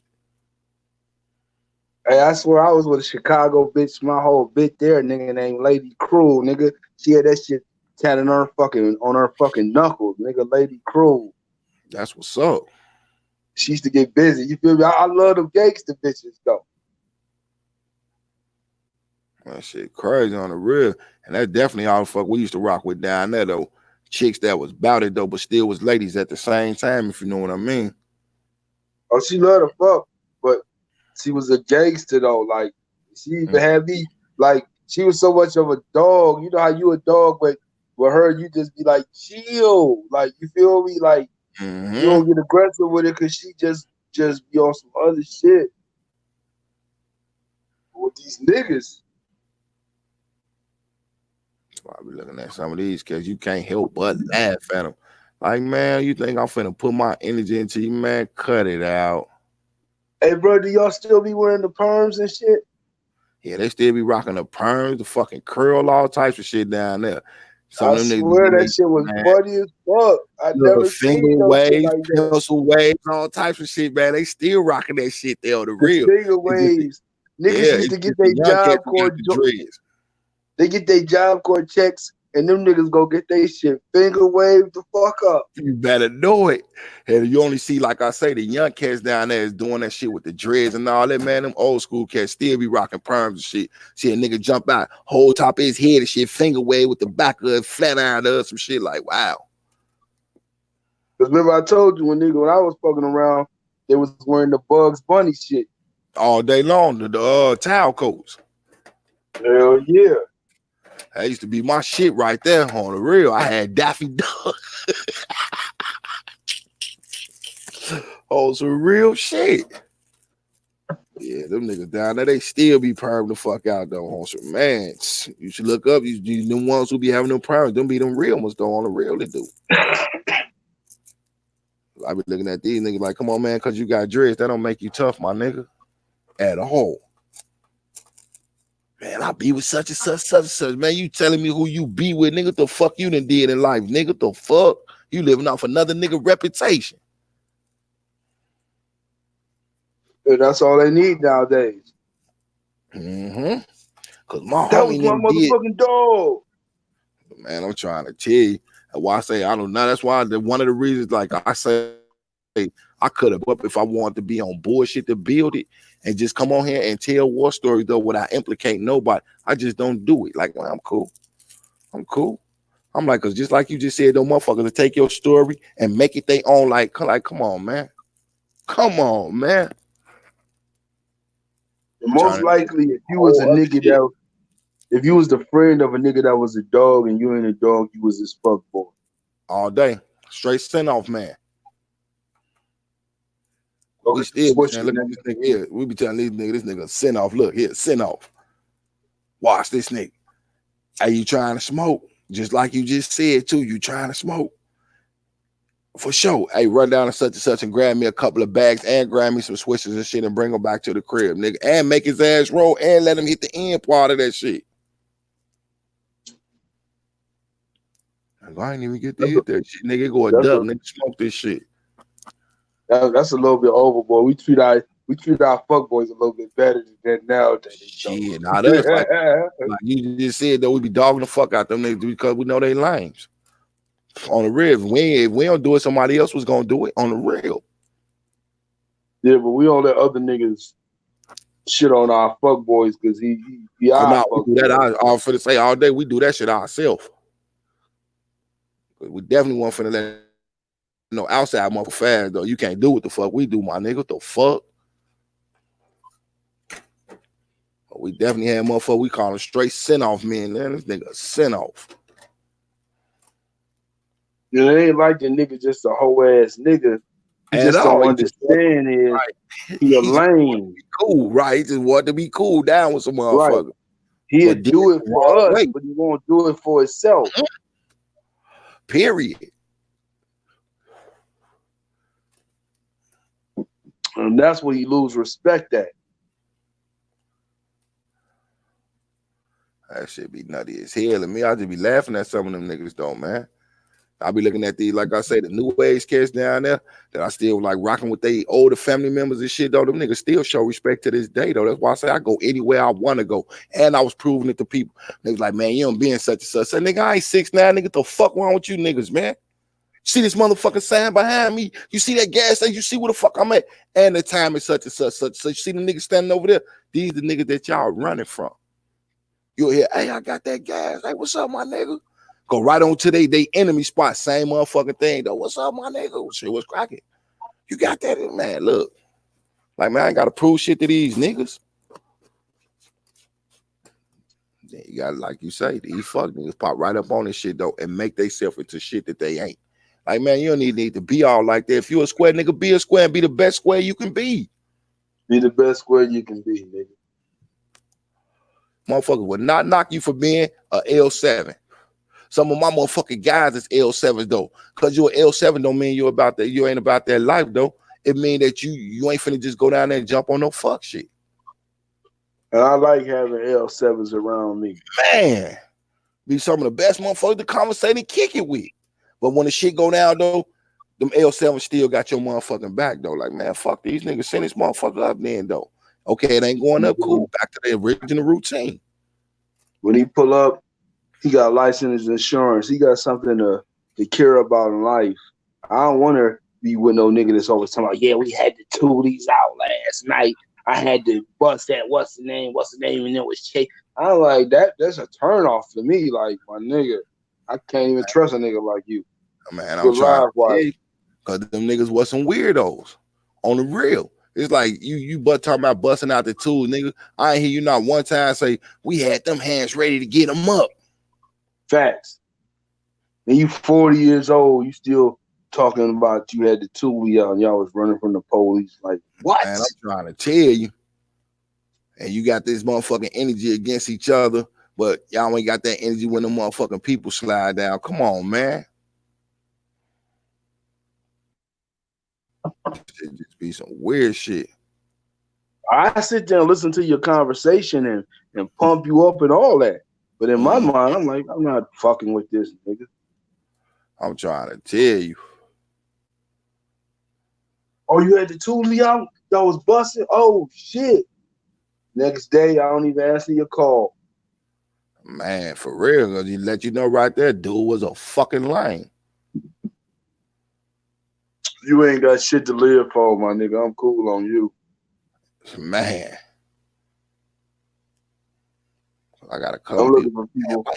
Why you be dropping vids and shit up on here about that? I done seen the video where you was with bro now.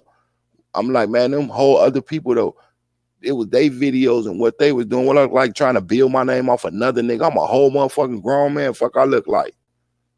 No, I was just saying though, that'll get your shit going, man. Look, I ain't on that shit. There's a couple of people that told me to pop up videos they didn't see me in. Like, man, I ain't know you really fuck with FBG and them like that. Man, I fuck with OTF and Breezy and all. Now what? Like, man, it ain't like these some dudes that I go kicking with. These is shorties to me, man. It's a mutual respect type thing. I don't come over here fucking with y'all, so don't come fucking with me.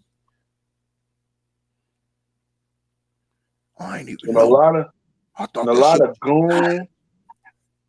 of goon niggas that be doing all that fuck shit, they respect niggas who got something to live for because they want to be just like it. You better know it. I always say that same shit like, man, I got something going on in life. I ain't on that bullshit these fuck niggas out here on. I just ain't with the fuck shit, period. Like, I got them whole kids that's still young and grandbabies. I ain't with that. But I'm like, I don't mistake it for a motherfucker being a punk, though. At all. And niggas will tell him, like, oh, he ain't no hoe, but he done his work. He put in his work. See, that's what these niggas don't feel. You ain't gotta keep putting in work. As long as you put in your work, shit you establish you good. I ain't saying you do nothing. Bitch ass nigga, who the Man, fuck I'm is you? trying to tell you. And then look, you ain't gonna see me do nothing unless I'm doing it to your ass though. Because by you saying you ain't see me do nothing, make you think me you one of them motherfuckers with tail. Like, well, I just don't do it. Like, you know what, man? Fuck these niggas. I ain't got shit to prove to these dudes, man.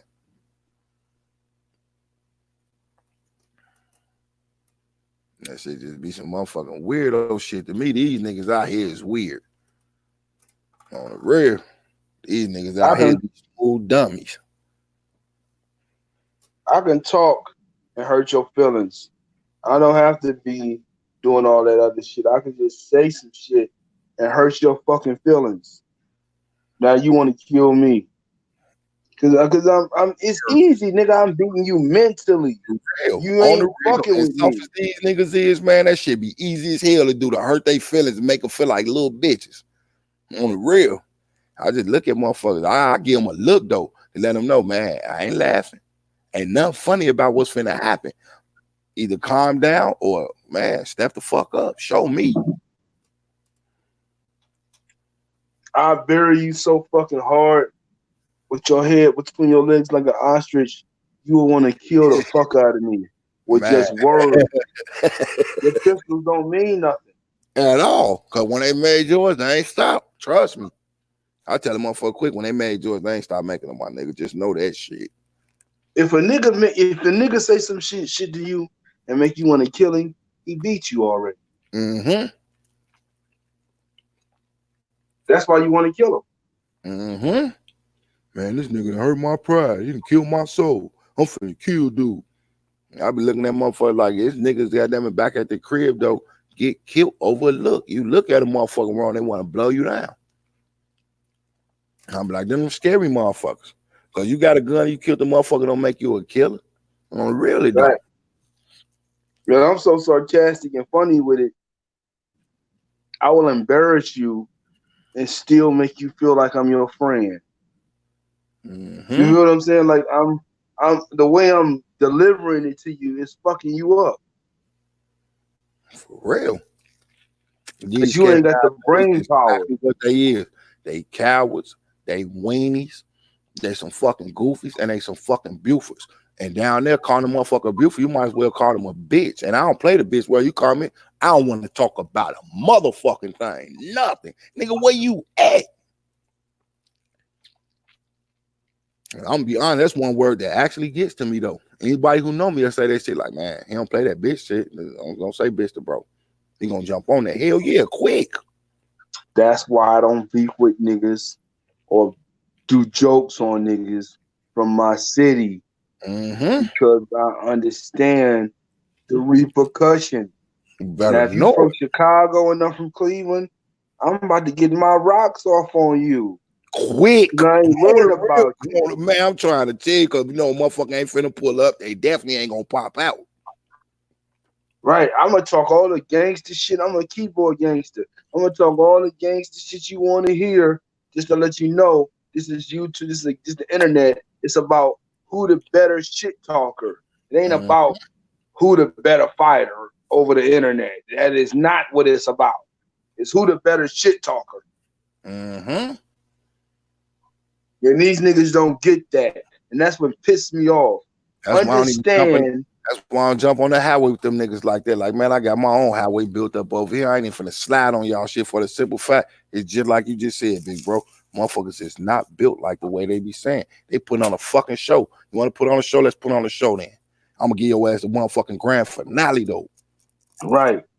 And understand, ain't nothing wrong with being a keyboard gangster, because you understand is this ain't for real.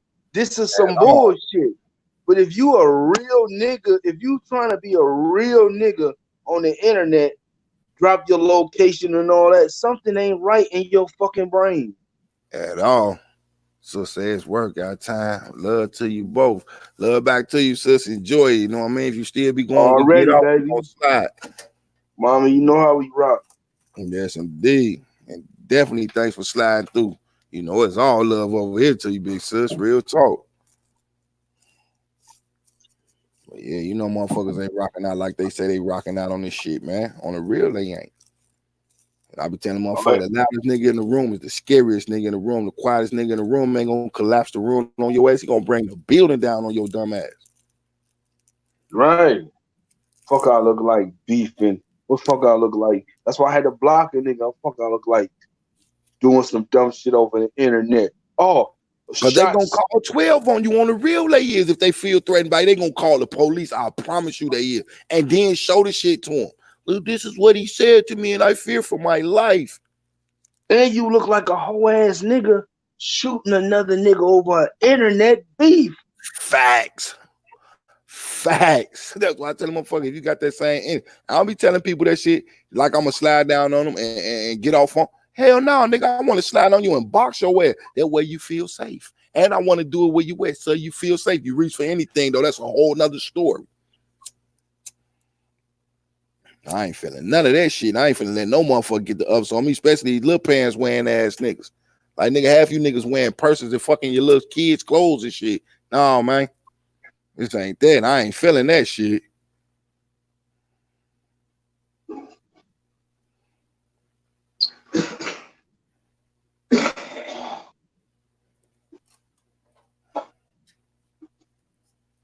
Everybody nowadays, drop your location. Drop your man. We in different cities, man. Fuck a location. And the only motherfucker I tell them drop their location if they're in the same city, though. Motherfuckers that be somewhere else, I ain't studying their ass. Like, man, I already know you ain't no shit, bro. You on this shit looking for views and clicks and shit. Go for it. That's what's gonna get you rocks out. And you mad, nigga. I'm over here happy as fuck that I know I got your bitch ass mad over there.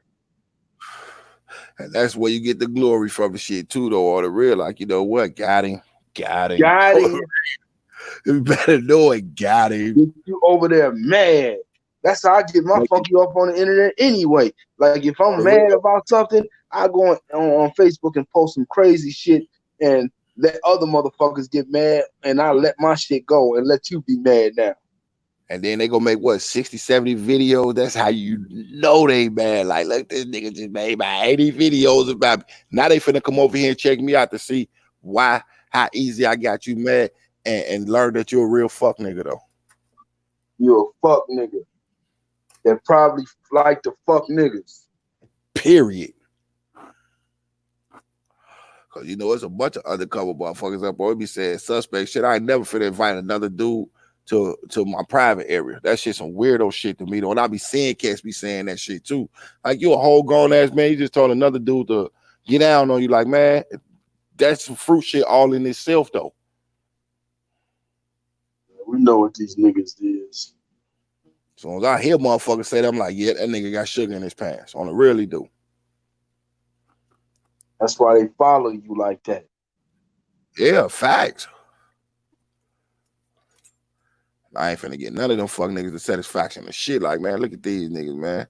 I look like stop and make a video about you, man. Go ahead on. Like, bro, you mad. I done made my fucking point by you just getting mad. And when I drop blogs on niggas, it don't be for me to get views, because I don't even know if I'm gonna get views off you. But when I go in on you, it's because you done did some fuck shit and something told me to go in on your dumb ass. So that's why it's so authentic. That's why I get a lot of views, because it's authentic. It's like, I'm not trying to get views off you. I'm just going in on your dumb ass because I wasn't feeling that shit you were talking. These motherfuckers literally get mad though. Like, how the fuck is you mad though? Like, bro, you're super duper mad. You over here literally telling your chat, man, this nigga over here, woo, wop the bam. Like, you know what? You finna send me some of your motherfucking chat. They ain't even finna fuck with you after they hear the shit I got to say. Facts, because I ain't worried about you. Period. Like, oh, y'all can't check me out because y'all man's mad at me. Man, y'all man's a fucking lame, period, though. Y'all see how he had to go make videos about me? Go through my shit. You ain't got to watch me. Just go through it. I bet you don't see nothing labeled about this fuck nigga. Who won? And they only in there for the entertainment anyway. That's it. Like, you ain't even seeing me doing videos about him. Who want to make no videos about this nigga? I told a nigga what the fuck was on my mind. He couldn't accept it. Now he mad though. He in his feelings. He feeling a little feminine right now. Right. And I could easily drop videos of Hassan every fucking day. People always be like, bro, drop some Hassan, drop some King, earn the videos. But that ain't what I'm here for. Like, they don't understand when I drop that shit, it's because I felt them niggas was on some sucker shit. And I'm not going to keep doing it because to get views, because then I'd be just as worse as them niggas. In that order. And that's what motherfuckers be looking for too, because they want motherfuckers to be on some straight page bullshit. Like, man, ain't nobody on this shit because y'all want a motherfucker to be on this shit, man. I was responding to a fuck nigga. Let him know he was a fuck nigga, period. And then proving that he a fuck nigga. When you get your numbers, my nigga, you're going to see how your audience try to control you. They feel like they own you once you get where you need to be, they feel like they own you. And if you ain't moving the way they want you to move, they'll move against you. All day. I already know how that go. And I let them know on every video, everybody who slide in, I let them know. Y'all know I ain't no YouTube, I ain't no podcaster, I ain't none of that shit.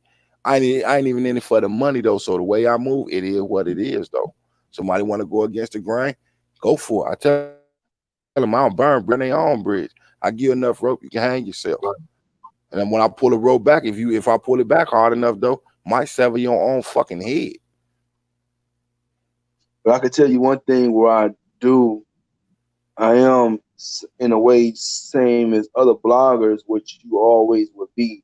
Once you start getting like 1,000, 5,000, 10,000 views, you don't want to even, like I tell them, don't put me in a box, but I'm a battle rap blogger. But my battle rap blogs don't do no real numbers.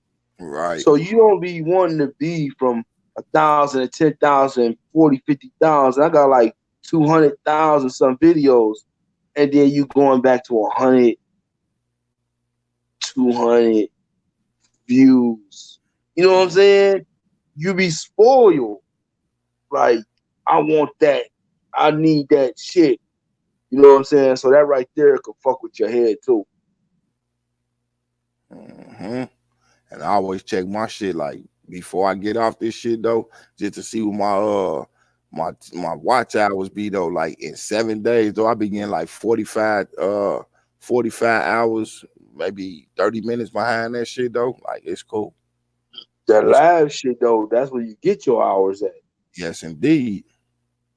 And it take a special type of nigga or a blogger to do lives. I was telling my nigga, he's like, bro, start going live. I'm like, really, that ain't my thing.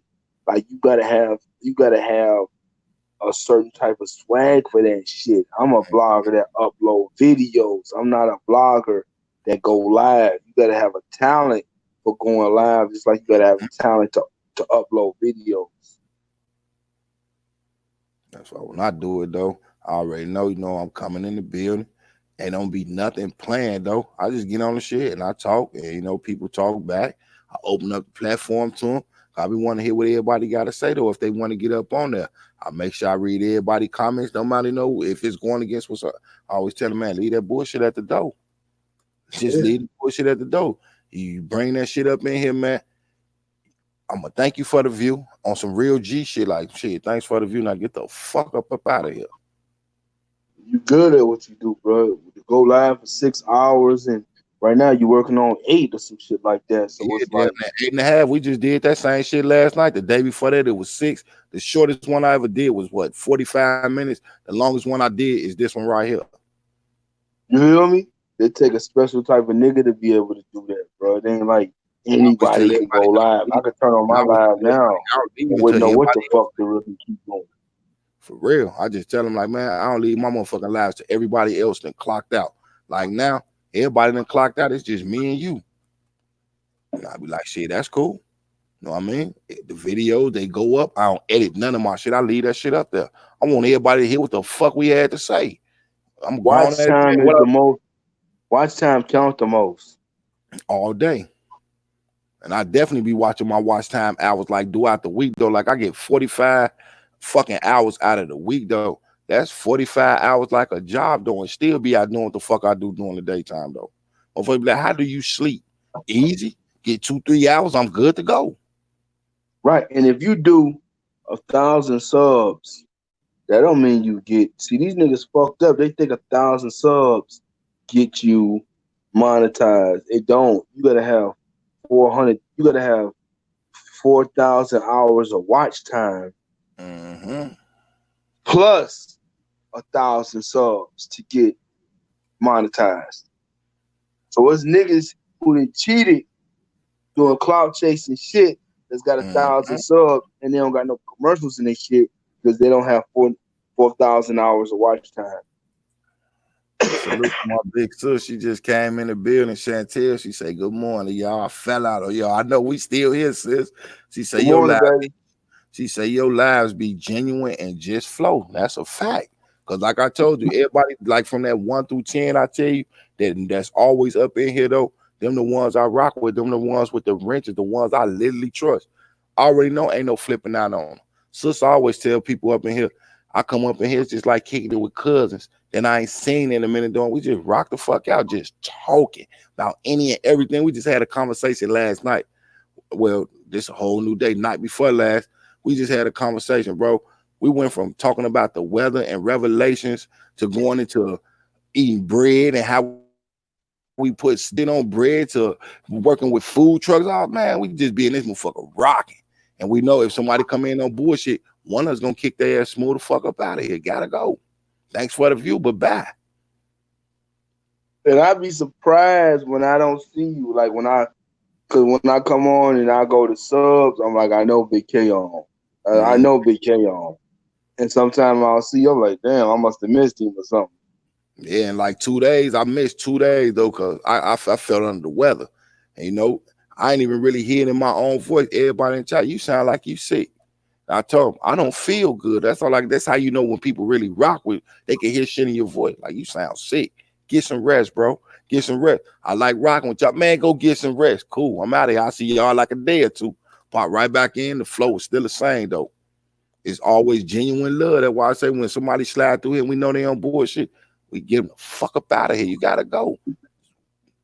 It's plain and simple. We ain't finna, get that motherfucker take our glory, still our shining nut. And I always remind them, this is our channel. We built this together. Without y'all, I don't have a channel. That's how I work with everybody. You got motherfuckers. So somebody disagree with you, they want to kick you out. Like, damn, how you gonna kick the people out because they don't agree with the fuck shit you on? Because that's the way the game works. Yes, I understood that. Yes, I understood that. These niggas, that's how they keep that cult following. They get rid of all the negative shit that they feel, and they keep the people that love them, and that's how they work it. You gotta learn this shit. You gotta learn this shit.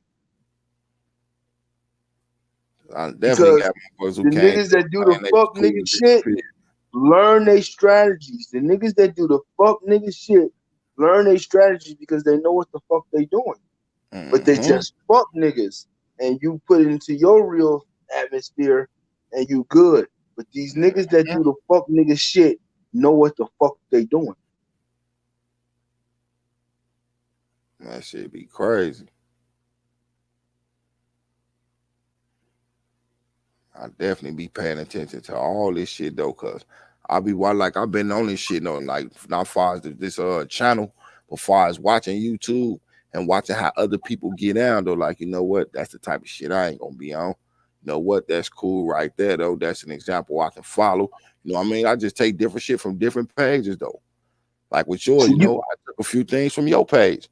Like when you come on, you be speaking about things though, like your little story from back in the day type shit. You don't implicate nobody on no bullshit. You don't implicate yourself in bullshit. Now tell them if y'all hear me tell a story or something, I'm gonna definitely tell y'all, but don't expect to hear the gory part or no names to fall behind this shit on the real.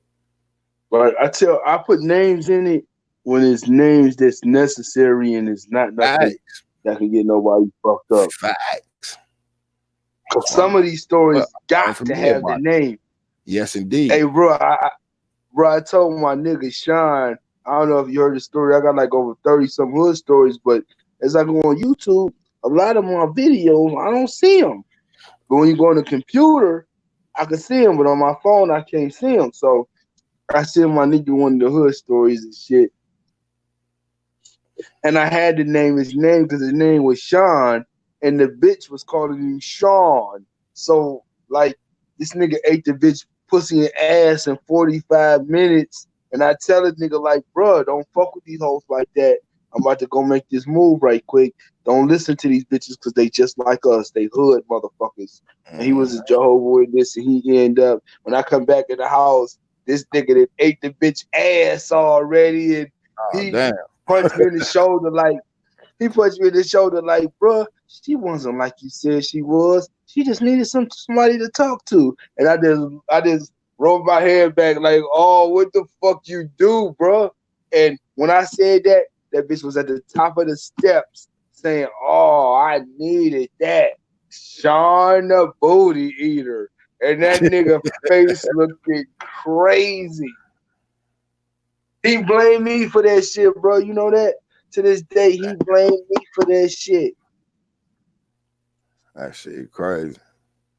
Because he ate some ass, and I told him, don't listen to these bitches because they worse than us. And he still crazy on real. That shit be nuts. He just told his ass flat out, though. Nah, he mad. He like, you said my name, nigga. I'm like, bro, I had to say your name because the bitch was calling you Sean. That's what made this shit so funny. That shit crazy. He like, you ain't go nothing like that. I'm like, well, how it go, bro? He's like, it ain't go like that. Nigga, yes, it did. Nigga, I don't forget nothing. At all.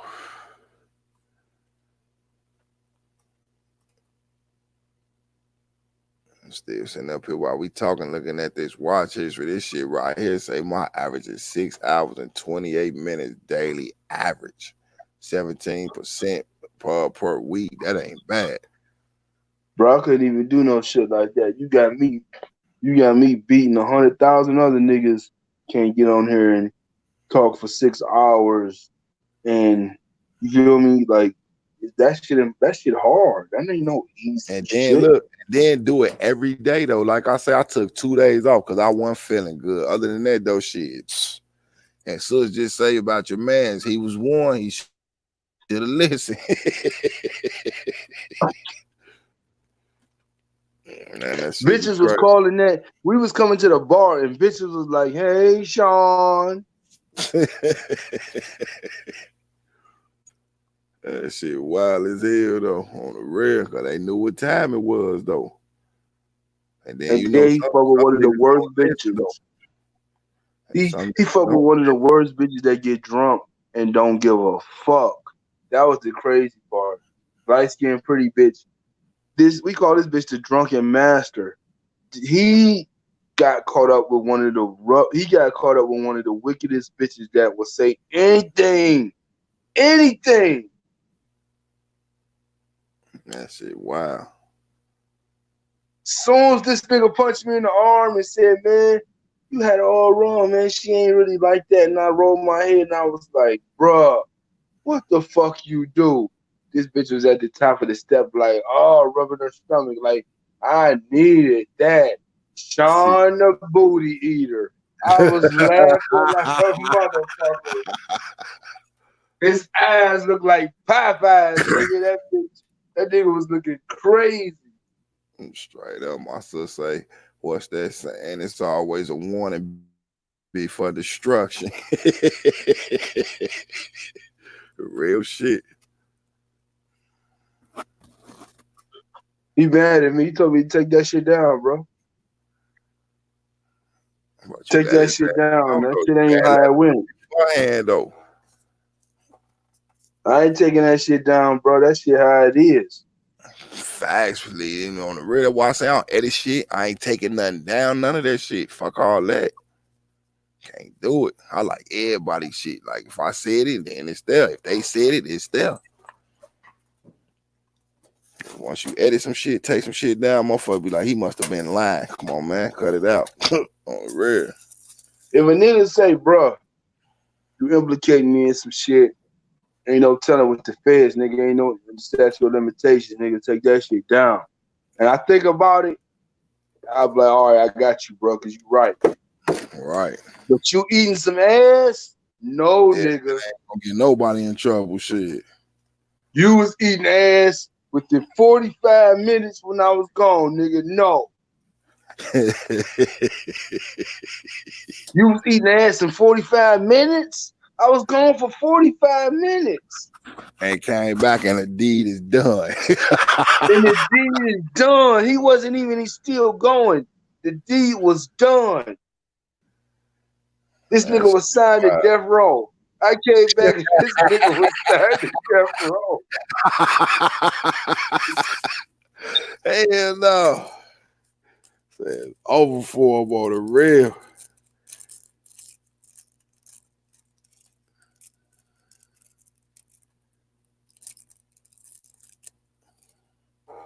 I know these motherfuckers better stop. Goddamn it, playing with the motherfucking numbers up on his live though. They be hating on this shit though on the real. Hey, bro. The crazy part is he was a cornball Jehovah Witness, and I named the Jehovah Witness shit in there. He like, bro, you making the Jehovah Witnesses look bad and all this. No, he made the Jehovah Witnesses look bad.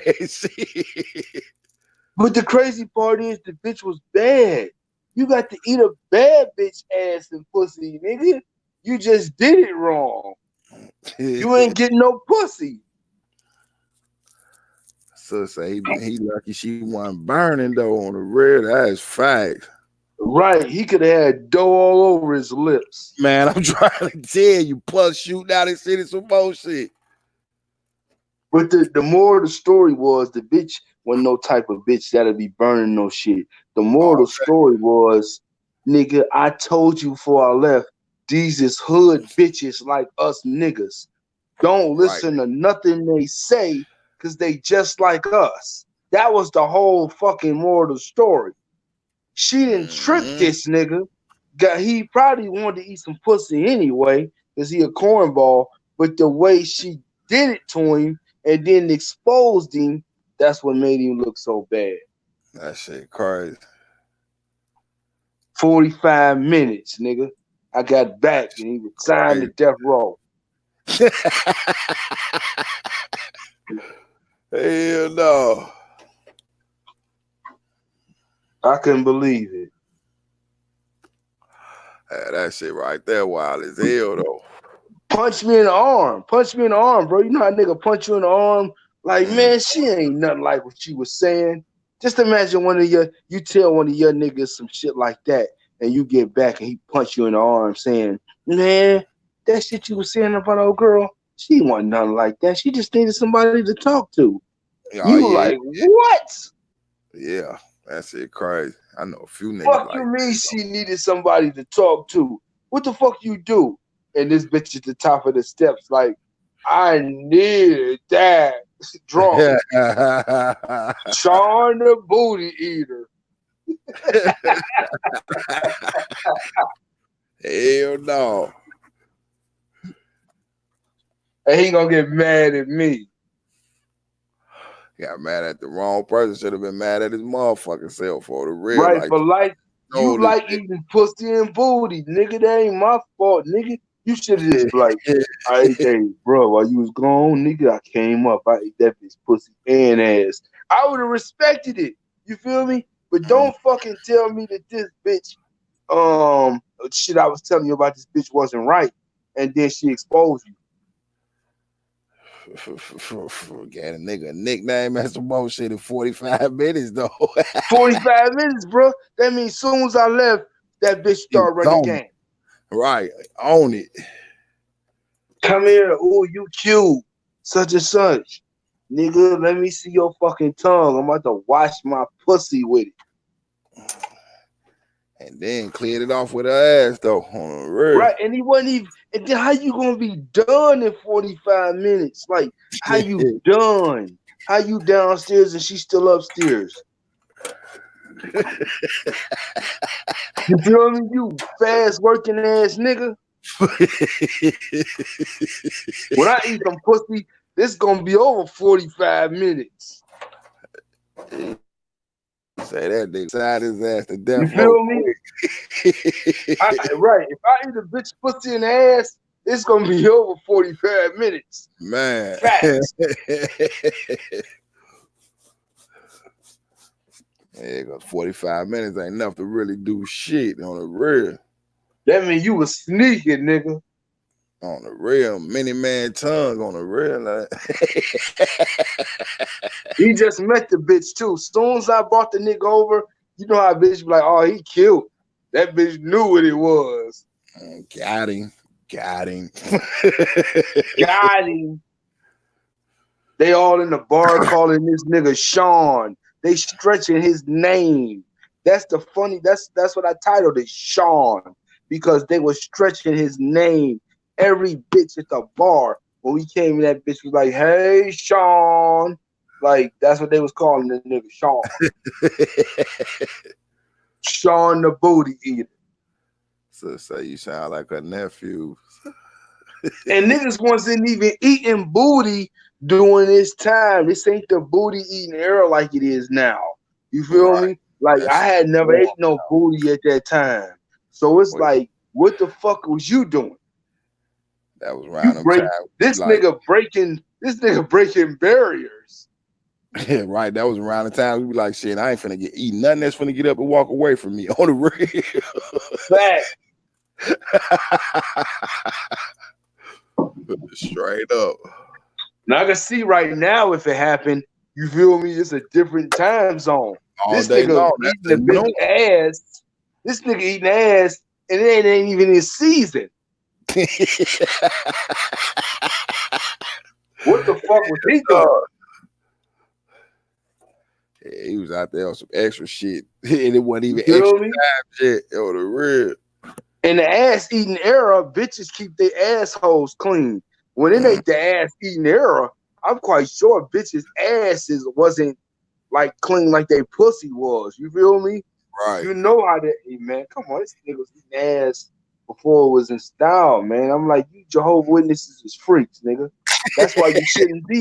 You feel me? That's why you fucking need to be regular where you would have known better, because you a freak, nigga. You ain't had no pussy in so long, you do whatever. On the real. If I do this, I know I'm gonna get some. Like, wow. Didn't get no pussy. Never fucked her. Just ate it and got it over with. That's the worst right there, though. She came like a motherfucker and wiped her fucking pussy and shit off with the towel or whatever she did, and you was sitting there with a hard dick and your mouth full of dough.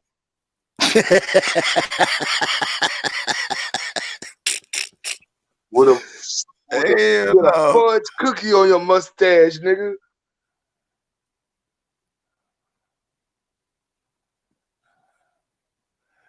That nigga was nuts. He's still my brother, though. Don't suck on shit. That's gonna get up and walk away. You better do it. And he's still my brother to this day, but he still got like he know how fucked up I am as a person.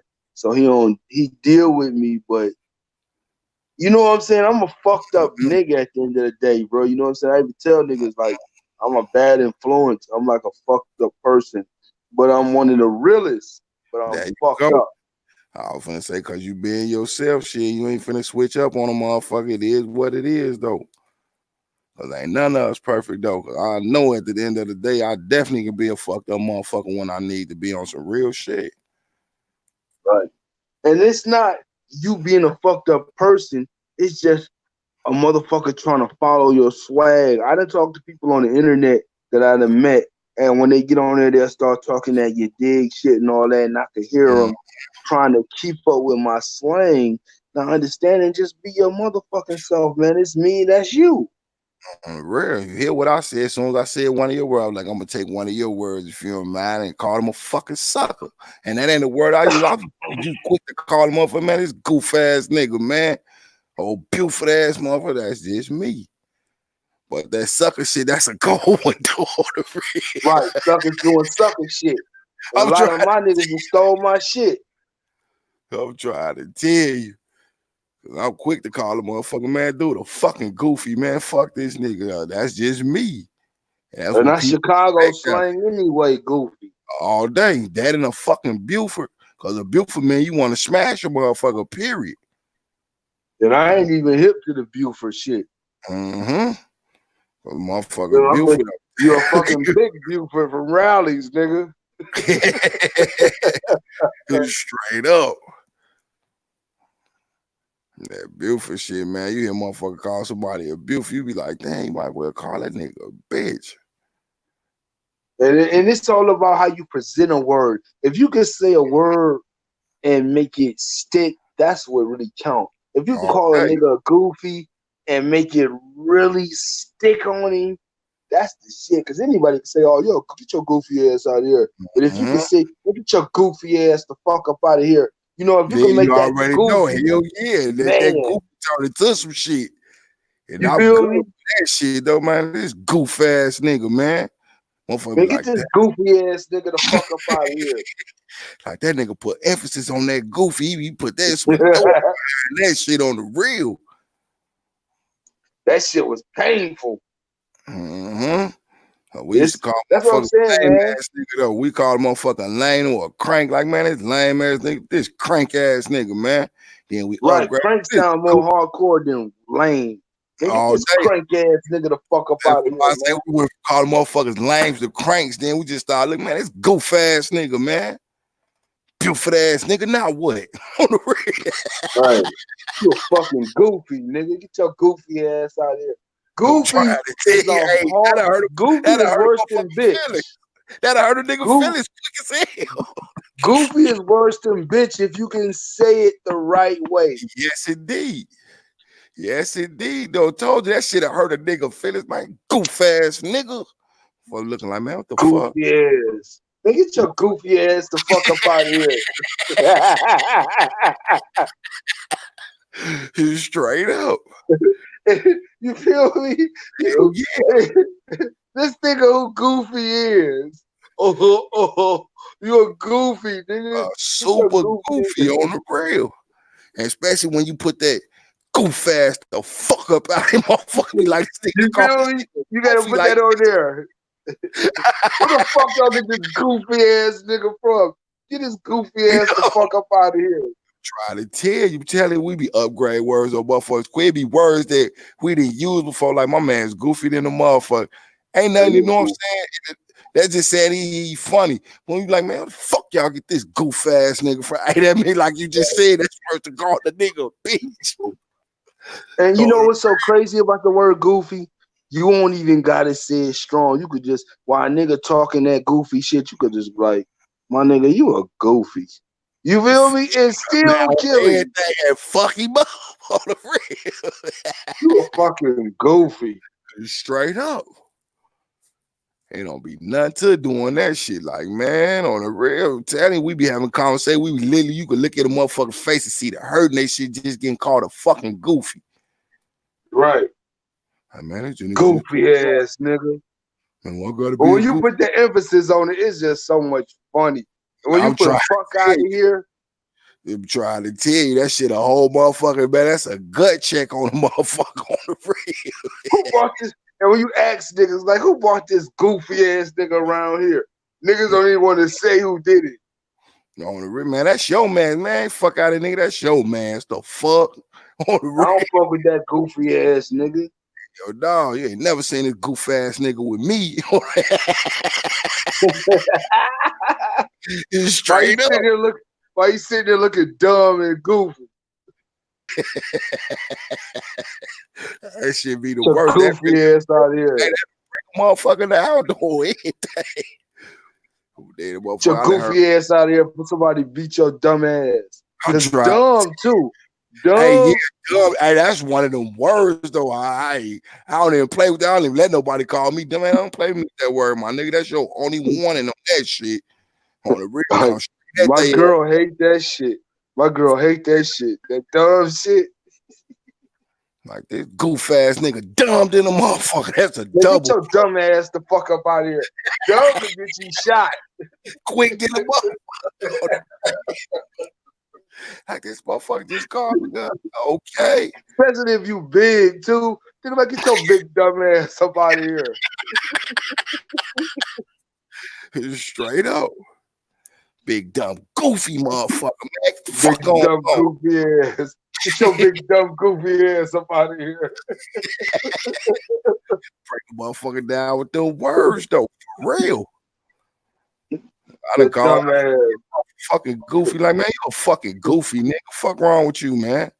That shit you was talking sound dumb as fuck with your goofy ass.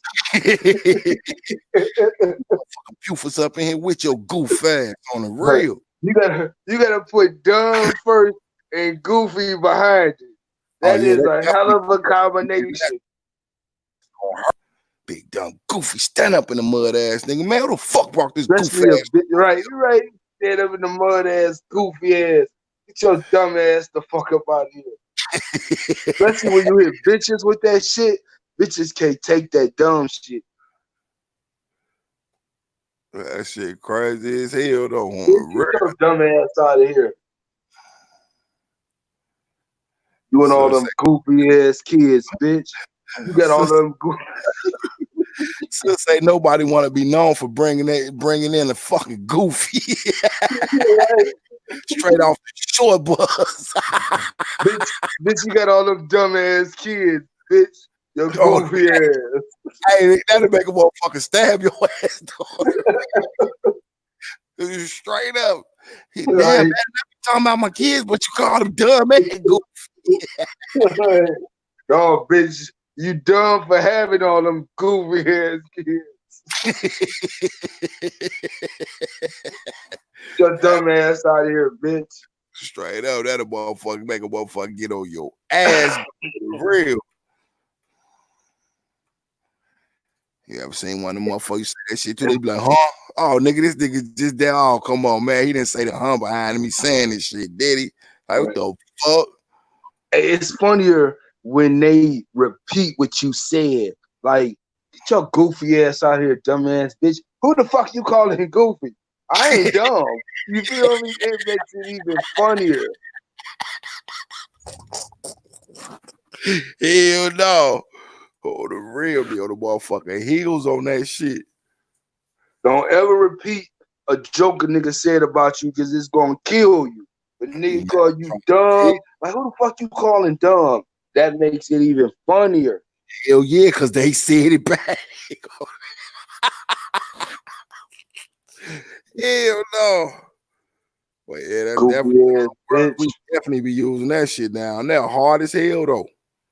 You ever said some shit to a motherfucker like after like it's almost over after both of y'all starting to stop on your conversation and right before like it get quiet for a hot second and right when it get quiet you be like goofy ass bitch.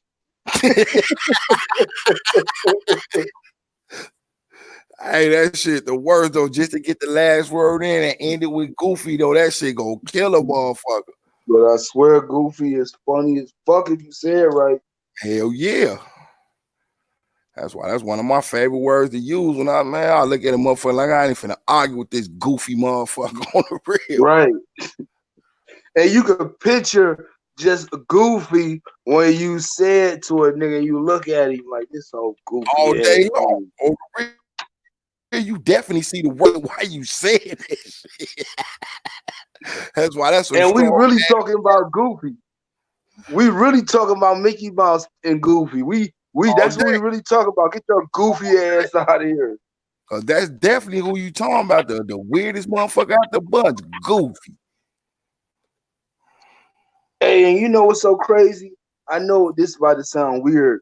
Do you know what Goofy is though? Do you know what kind of animal that dude Goofy is? He a fucking cow. He not even a dog. He really a cow. I always thought the motherfucker was a fucking dog. He a cow.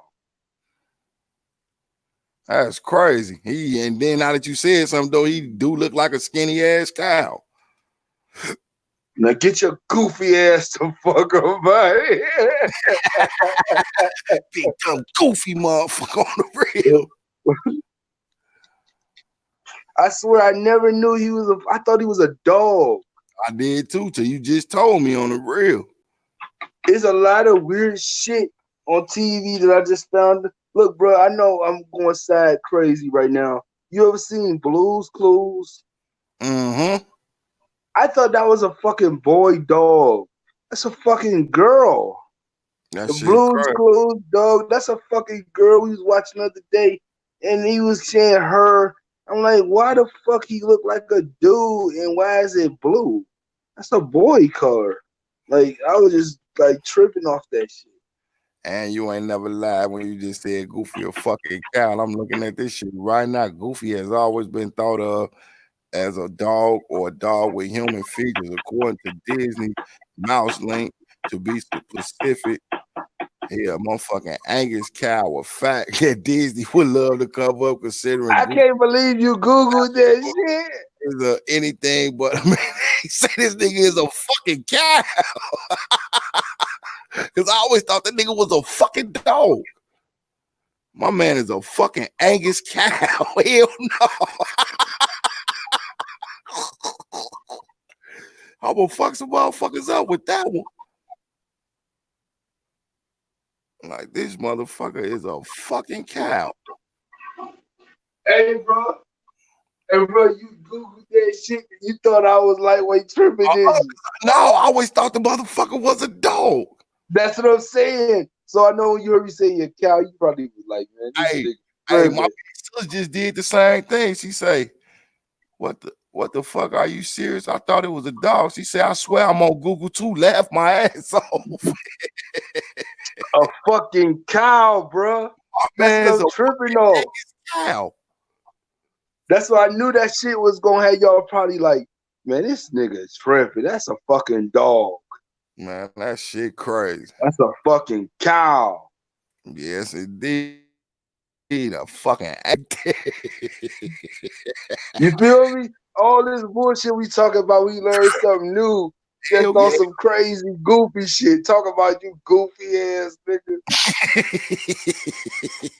A fucking dog. We thought that bitch was a dog. That's a fucking cow.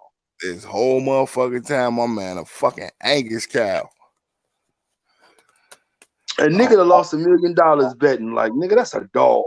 Man, I always thought that motherfucker was a dog. And if you look at him, he don't look shit like a dog. If we think about it. No. That's why I just said, now that you said, he looked like an anorexic cow for real, though. I swear I'll be looking at shit and I heard that shit. I'm like, that's a fucking cow. Yeah, that shit crazy. I thought Blue's Clues was a fucking boy. Like, this a fucking girl with a nigga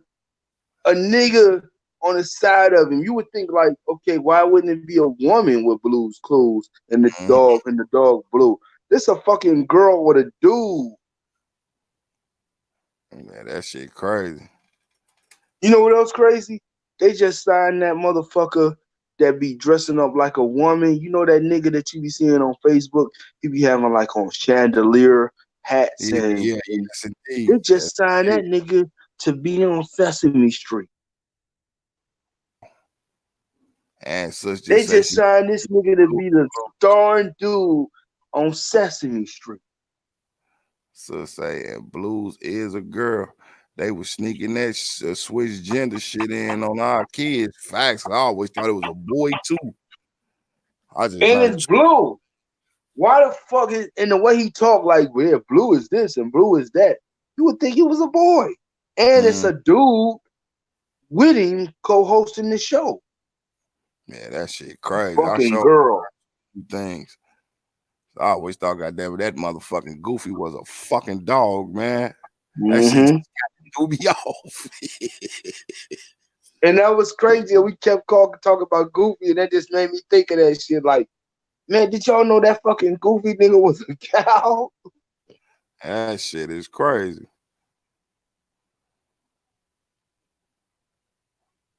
I definitely just learned me 2 new motherfucking things up in here.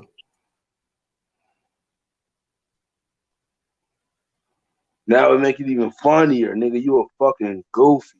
And I don't even know what the fuck really is. You so much of a goofy. I don't even know what the fuck you is. Cause even though you're a cow, bitch, in my mind, you still a dog. Cause no matter that it's telling us that he a cow in our minds, that's still a fucking dog. On the real. But when you look at him, he don't look shit like a dog. At all. He look like a fucking goofy. Hell no. Now I sure just learned something new, man. Shit crazy. I couldn't believe that you Googled it though. I ain't even gonna lie. Cause the whole time I thought the motherfucker was a dog. I'm like, hey, that motherfucker can't be no cow. That motherfucker, I mean, a fucking cow instead of a fucking dog, an Angus cow. They tell you exactly what type of cow this motherfucker is. Hey, bro, tell me how it went in your mind when I said that was a cow. Did you lightweight have doubts like this nigga tripping? Oh, I'm thinking like shit, my whole motherfucking time I'm knowing what the fuck Goofy, I'm thinking this really a fucking dog. Like, damn, is he getting the right one up out of here? This motherfucker is a fucking cow. He ain't even a bull, he a cow. He's built nothing like a fucking cow. Hell no. Man, that shit crazy.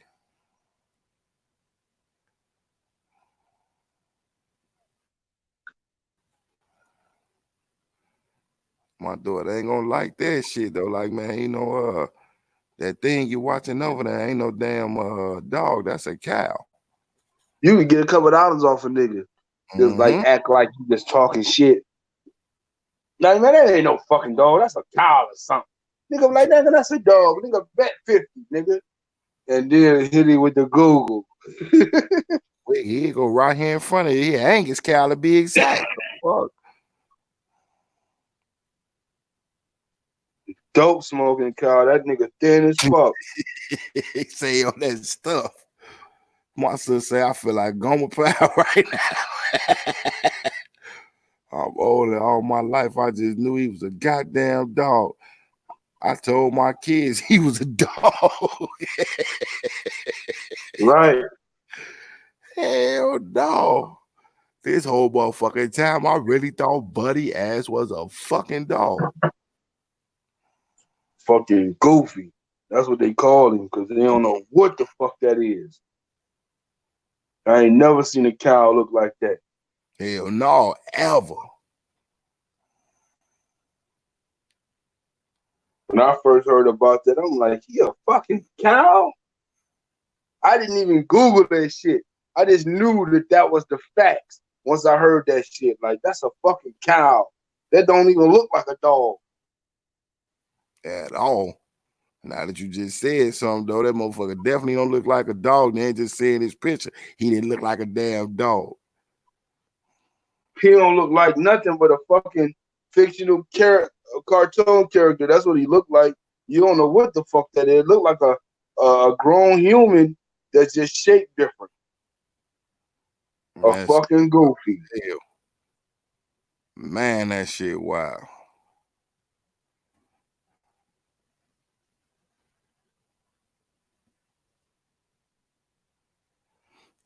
Slide my ass up off this shit. We've been on this motherfucker for 9 hours. Hell no.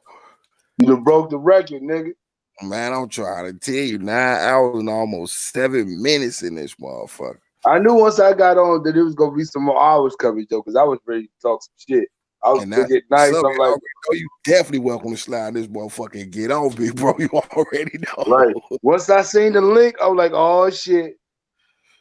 Slide right up in, and then I see your shit popped up like, shit, let's get Big Bro up in this motherfucker real quick. Yeah, I can't wait till you get your shit all the way up so when you monetize and doing shit like this, it's gonna be crazy for you. So but I ain't gonna lie, bro. I ain't gonna lie to you. I'm gonna keep it real with you all the way, honey. I don't know what you're trying to do, but don't hold back nothing. Don't hold back nothing, man. I know my whole shit is about blow. What's actually talk all this about. That's why I put let's talk. And then with my descriptions in it, it's always just open conversation. It don't get no better than that though. That's some simple but cool ass shit. Cause that mean we come in this motherfucker talk about anything, real shit. What I'm saying is, you on here to get you some money, or you just on here to have some fun? Shit, a little bit of both. Cause I'm wanting to monetize. Then I look at the money shit like I'm gonna get that from the commercials and got. But having fun, I like coming on here and chit chat with people on some real shit though. That's why I tell them I ain't always got to start a conversation. Anybody sliding in, start a conversation. I ain't got to take the flow. I'll throw that link in and let anybody take over this motherfucker on the real. Cause it's gonna get harder. All this 6 and 9 hour shit you doing, it's gonna get harder. When you get a fan base, it's gonna become a job. Right now, it's just, like I do what I do. Wait till you get 900, 1,000 subscribers. It's gonna be harder to do this shit. It's not gonna be as easy as it is right now. How you just get on and do that, unless you mastered it and you got, because you gotta have your mind right for this shit. I was just this gonna ain't say just no regular shit. It's a real job. Some shit with this right here though. I'm gonna be honest. I was only nervous one time. That was my first live. This right here, I don't come with notes or nothing. I just slide on and it just flows natural. Just like my big sister just said. We just get on here and we chit chat. We just enjoy people, you know what I mean? Each other company type shit. You know what I mean? For people from around the world. You ain't got no pressure on you. You ain't got no pressure on you. That's why. That's why it's so natural. And that's why it's so easy. Ain't nobody doing what we doing though. Wait till you get some pressure on you though. I'm just telling you the facts. I'm not shitting on you nothing. Wait till you get some pressure on you. I feel you. And you're gonna talk about so much shit by the time you get 1,000 subscribers that you're gonna be looking like, and then your mind can start fucking with you like it do me. Like, these old fake ass niggas. Like, you gotta, for you to do this YouTube shit, you gotta be focused. Like, I don't give a fuck about what nobody doing but me. And that's how you do it. And see, a nigga like me, I can't focus like that because I feel like if I'm gonna talk that real shit, it's gotta also apply to me too.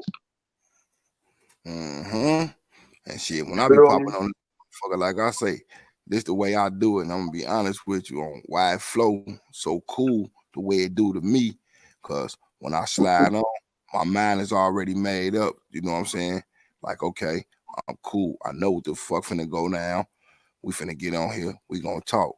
The conversations be serious, and then we get them ones where you know what I mean, it ain't so serious. I know, you know what I'm saying, like how it's come, cause I've been on here before. I told you my other page though, I got damn near the 700. I already knew what it was though, but it wasn't like what I'm doing right now though. It was just me getting on, doing what I had to do up on this motherfucker. I was dropping vids here and there though, but they wasn't about nobody. It was always about shit that pertained to everybody, shit that, kind of help everybody else. And that was it. And I'm like, okay, with this, it's going to be the same shit though, but a little bit better though, because I'm familiar with the people who slide in though. I know, like you say, the news going to come. They're going to be on that dumb shit. I'm going to get them trolls. I'm prepared for all that shit. And that's on. It's not about the people and that type of shit. The pressure comes when you start making money. That's where the pressure comes. Cause I gotta make $100 this whole month. I gotta make at least $150 this whole month for me to get a paycheck. That's when it become hard. When you gotta know. See, it's easy when you ain't getting no money. But when you start getting money, it's hard as a motherfucker. Because you gotta make $150 that month to get that $100. It's really $100, but YouTube take they cut. They on all day. So you looking like, damn, I can't get on here and just be talk. I can't have 4, 5, 6, 8 fucking niggas in my motherfucking live. I need 50, 60 niggas in my live. I need this video every time I drop to do at least 1,000, because 1,000 ain't nothing but like $9, $10.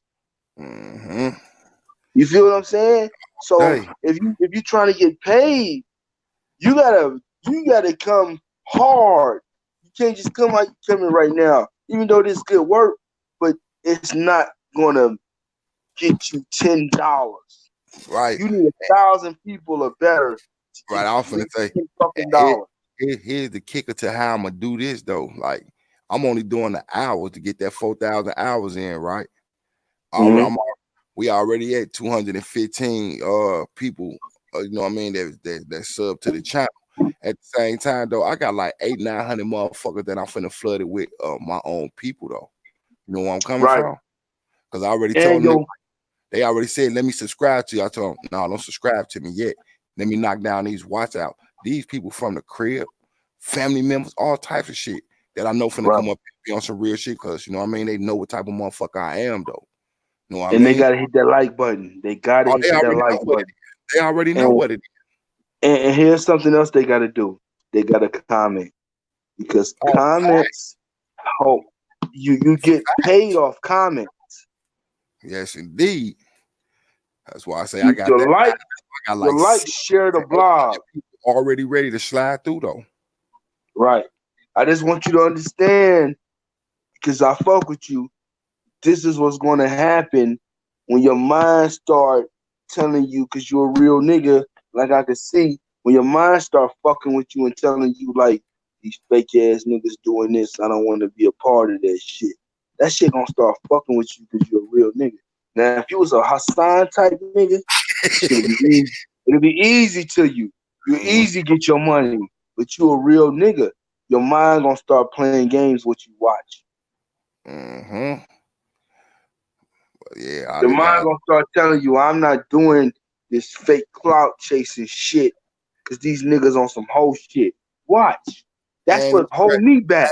Hey, and it's crazy you just said that shit though, because I had a little group of motherfuckers I was rocking out with, and they end up being on that same shit you just saying, on some goofy ass fake shit. And I feel back myself like, you know what? I ain't fucking with these niggas. It is what it is type shit. Real. Definitely feel back from some motherfuckers that was on that exact same bullshit. And that's what's the hard part about being a real nigga. A real nigga can hold you back.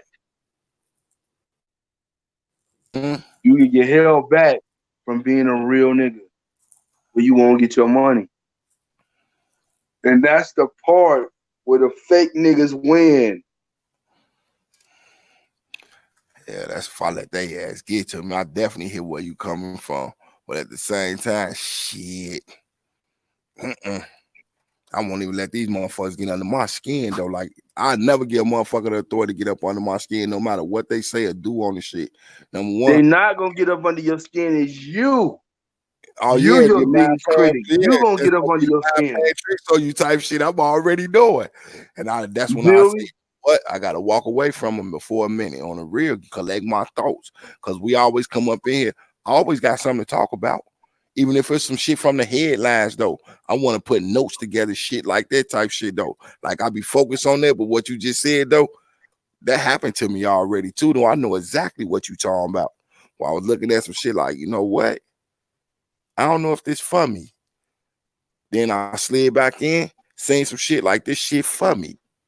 I know what you talking about, that mad game shit. I definitely know. That shit gonna happen 50,000 times to you because you a real nigga.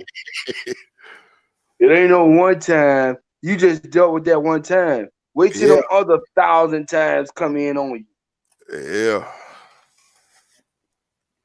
I got 3,000 subscribers. Damn near 3,000 subscribers, and I can't get past the shit that be going in my mind. I could have probably easily had 5,000-10,000 subscribers, but me being a real nigga fucks that up. It hurt me because I can't do what other niggas doing while other fake niggas could easily do it because they fake and they like, nigga, fuck that, I clout chasing whatever. But when you a real nigga, it fucks you, it fuck your money up because you like, I can't do that. I'm not placing myself in that shit. You rather have a respect than get the fucking money. And ain't nothing wrong with that, my nigga, because at the end of the day, if your channel get knocked down, they'll be back fucking with you because you a real nigga. You ain't just go after the money. Right. So stay grounded, nigga. As long as you stay grounded, I'm gonna be here fucking with you. And if That's you what's ain't up. grounded, I'm gonna come holler at you like, K. Don't do it. That's what's up. That's how you know them be the real ones.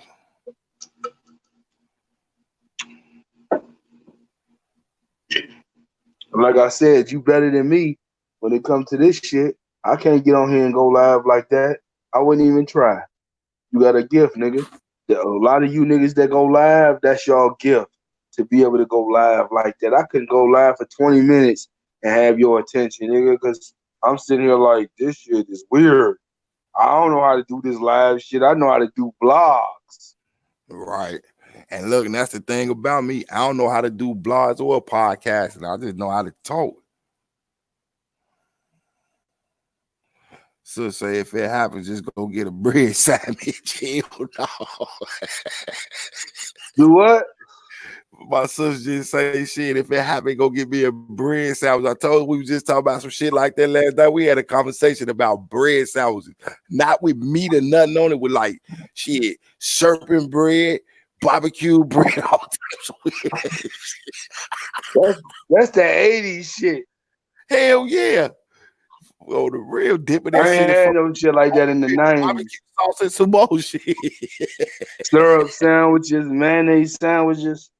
Niggas ain't got to worry about. That's why when I hear niggas nowadays talk about this struggle, I be like, when was you struggling in the 2000s? Like, where? Man, I'm trying to tell you struggles unless they live through that shit.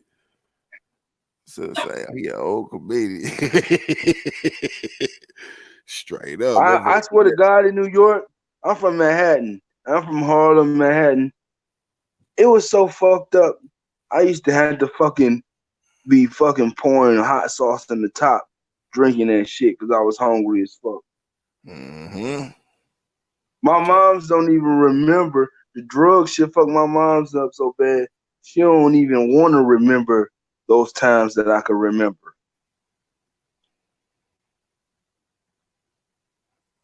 No, I done been through some shit to my damn self though on the real. We was lucky, goddamn it, like I said, had them few pack of hot dogs and that motherfucking bologna with the red thing around that shit when we was little on some real shit. Had to go over your friend's house, nigga, spend the night to eat. Mm-hmm. Your cousins, whoever lived close that they was comfortable with shit on the real. Like, what you say, your mama said I could spend the night? Cool. It's a school night, I'm gonna bring my clothes on the real. But I had one of them grannies that held a nigga down though. One on my cousin them house though. They ain't had no food. I always wanted to go home. I want to go home on the real. My grandma definitely made me sure my little sister had something.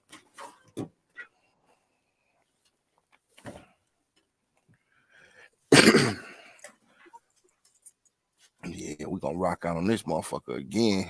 Shit, my motherfucker, on the real. I definitely want to finish this convo. You see us up in here, bro, sliding in on some real shit. Throw you up on the panel and let you take over this motherfucker for a minute on the real. I do it with everybody on the real. They don't know what the struggle was like. Nigga, we was living like how the TV show The Wire was. That's where the fuck we come from. Like, that's how fucked that's up where it they got was. them ideas from on the real. They got them ideas from real life motherfuckers on the real. They don't understand that shit. They be making up shit. Oh, this sound like it was a real struggle. You can't tell niggas from the 70s and 80s about no struggle, man, living in the 2000s, my nigga. There's no struggle in the fucking 2000s. Hell no, they already been said that shit. They got it way better than what we had as kids, though. You won't. I ain't seen a nigga with holes in his tennis shoes since the early 90s. Mm-hmm. You feel what I'm saying? And rocking the motherfuckers, hanging out with your friends and some more shit, because that shit was normal on the real. It was. Nigga, you ain't having pro wings and LA gears and weird shit. You motherfuckers was rocking Jordans and Nikes and all that good shit. Y'all ain't had to rock that shit. We was all fucking types of with. weird ass shit. On the real, motherfucker be like, what's Lotto shit? Some shoes we thought was the shit because we could take the things off the side and put different colors on them. Motherfucker cost $12. You feel me? And Lotto's was the shit with the Mickey Mouse shit. You feel Hell me? yeah. Adiodoras. Mm-hmm. We made shit look good. Companies that wasn't shit. And all types of shit. Now, motherfucker, like you say, rocking Air Max, fucking Jordans, motherfucking brand new fucking Reeboks. That shit cost like $80-$90. Shit, we wished. Them bitches was 40. Reeboks ain't cost no fucking money when we was coming up. Yeah, now them motherfuckers $20-$30. Now them bitches 80 and up. Hell yeah, the same ones we was rocking too. Air Force Ones, $50 to $74. Them And bitches is starting off at $100. $100. That shit is crazy as fuck. If you had on some Jordans, your peoples had fucking money. Yes, indeed. We had holes in our shoes, wearing our cousin's shoes that was too big for you. Your fucking haircuts. You got your hair cut by your cousin that didn't even really know how to cut hair. You feel me? You go to school looking crazy. This nigga experimenting on you. I'm trying to tell you, hairline this shit pushed back. One side of your head, if you thought you had a fade, was higher than the other side. I'm already knowing. Real shit. Hey, bro. Let me tell you a hood story that I ain't dropped yet. I'm gonna break it short. I'm gonna drop this hood story too, but I'm gonna put the full thing together. I got my hair cut by my cousin. This nigga gave me like 3 lines on the side, a chili bowl, some other shit. I was so embarrassed. I was scared to go to school, bro. He fucked my hair up to me so bad. I was scared to go to school. I had to go to school. I went to school, and there was this nigga named Mike, and he was like a little dog type nigga. This nigga had the same fucking hairstyle that I had. And why this nigga was charging me, bro, in 6th grade, this nigga was charging me like I stole his fucking hairstyle and had to, like, this nigga was waiting for me after school and shit. And if it wasn't for my niggas, like, no, this my nigga, he cool. This nigga wanted to fight me, bro. Now, remember, I was going to school scared because how bad my shit looked. It was another nigga in school who had the same hairstyle, and he wanted to fight me because he felt like I bit his style. That shit crazy. And just didn't know you didn't even like your shit on the real. That was the craziest shit I ever came across in my life, bro. This nigga wanted to fight me. He had the same hairstyle, and this nigga act like I bit his style when I was scared to death to come to school to see, for people to see my shit like that. I couldn't believe no shit like that, bro. That shit wild as hell. That shit wild. That's wild as fuck. Thought you That's bit super his wild. shit. I almost got my ass kicked by a nigga. You didn't even want. By a hairstyle I didn't even want. How the fuck do he have the same hairstyle that I got? Did my cousin cut his hair too? I was just gonna ask you, was your people over there cutting everybody hair? I couldn't believe it. You wanted to fight you over a haircut. Man, I swear he was waiting for me after school. I was nervous as fuck. That shit wow. My nigga's like, no, this my nigga, he cool as fuck, such and such. He's like, that nigga got my hair cut. I couldn't believe that shit, bro. This ain't no joke. This is real life. I believe it on some real shit. That be that type of shit you can't make up on the real. You can't make it up, bro. This nigga had the same hairstyle. This nigga seen me at lunchtime and started like looking over me and was like, man, what the fuck? Like, and we was in 6th grade. We was little niggas. I might have been in the 5th, and this nigga wanted to fight. And he was there. He was there after school waiting on me. That shit, wow. I had like 3 lines, a chili bowl, some other bullshit in my hair. My sister just said the same thing I said. Your cuz was in the hood cutting everybody hair. Cutting everybody. I'm like, this nigga must be related to me, and I don't know it.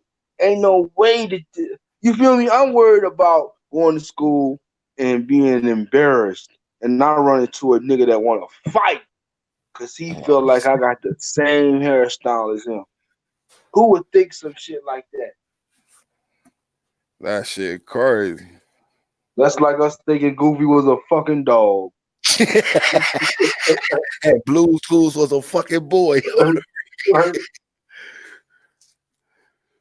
Straight up. I'm gonna tell that hood story for y'all too. I'm gonna put the whole shit together though, because that was the wild shit. I'm dead on that one. Well, shit, I'm finna get ready and roll up out this motherfucker. It's 5:15. We've been on this motherfucker for 9.5 hours. You feel me? Now your bread would have been if you was monetized. Man, that shit'd be lovely right now. And I'm done though. All my shit gone. I got like a piece of blunt left. So I'm done. No, that's what's up. Shit on some real Great shit. talking to you, Big K. You feel me? Shit, too, big bro. On the real, I told you when the lights on over here, man, slide through. You definitely can hop up on the panel, big bro. You already know when I come through. That's what I be looking like. Hit me with the link, nigga. All day. And I'll be back on this motherfucker at 6, between 6 and 7 tonight again, though. I do it every night. I'm coming to fuck with you, man. I might not be able to hit you 6, 7 because I don't get back in the house till like 9:30, 10 o'clock. Be on this motherfucker on the real. Right. I see you. You know I'm checking in. Yes, indeed. Big up, homie. No doubt, no doubt. Good looking out, big bro. Already, man. All right.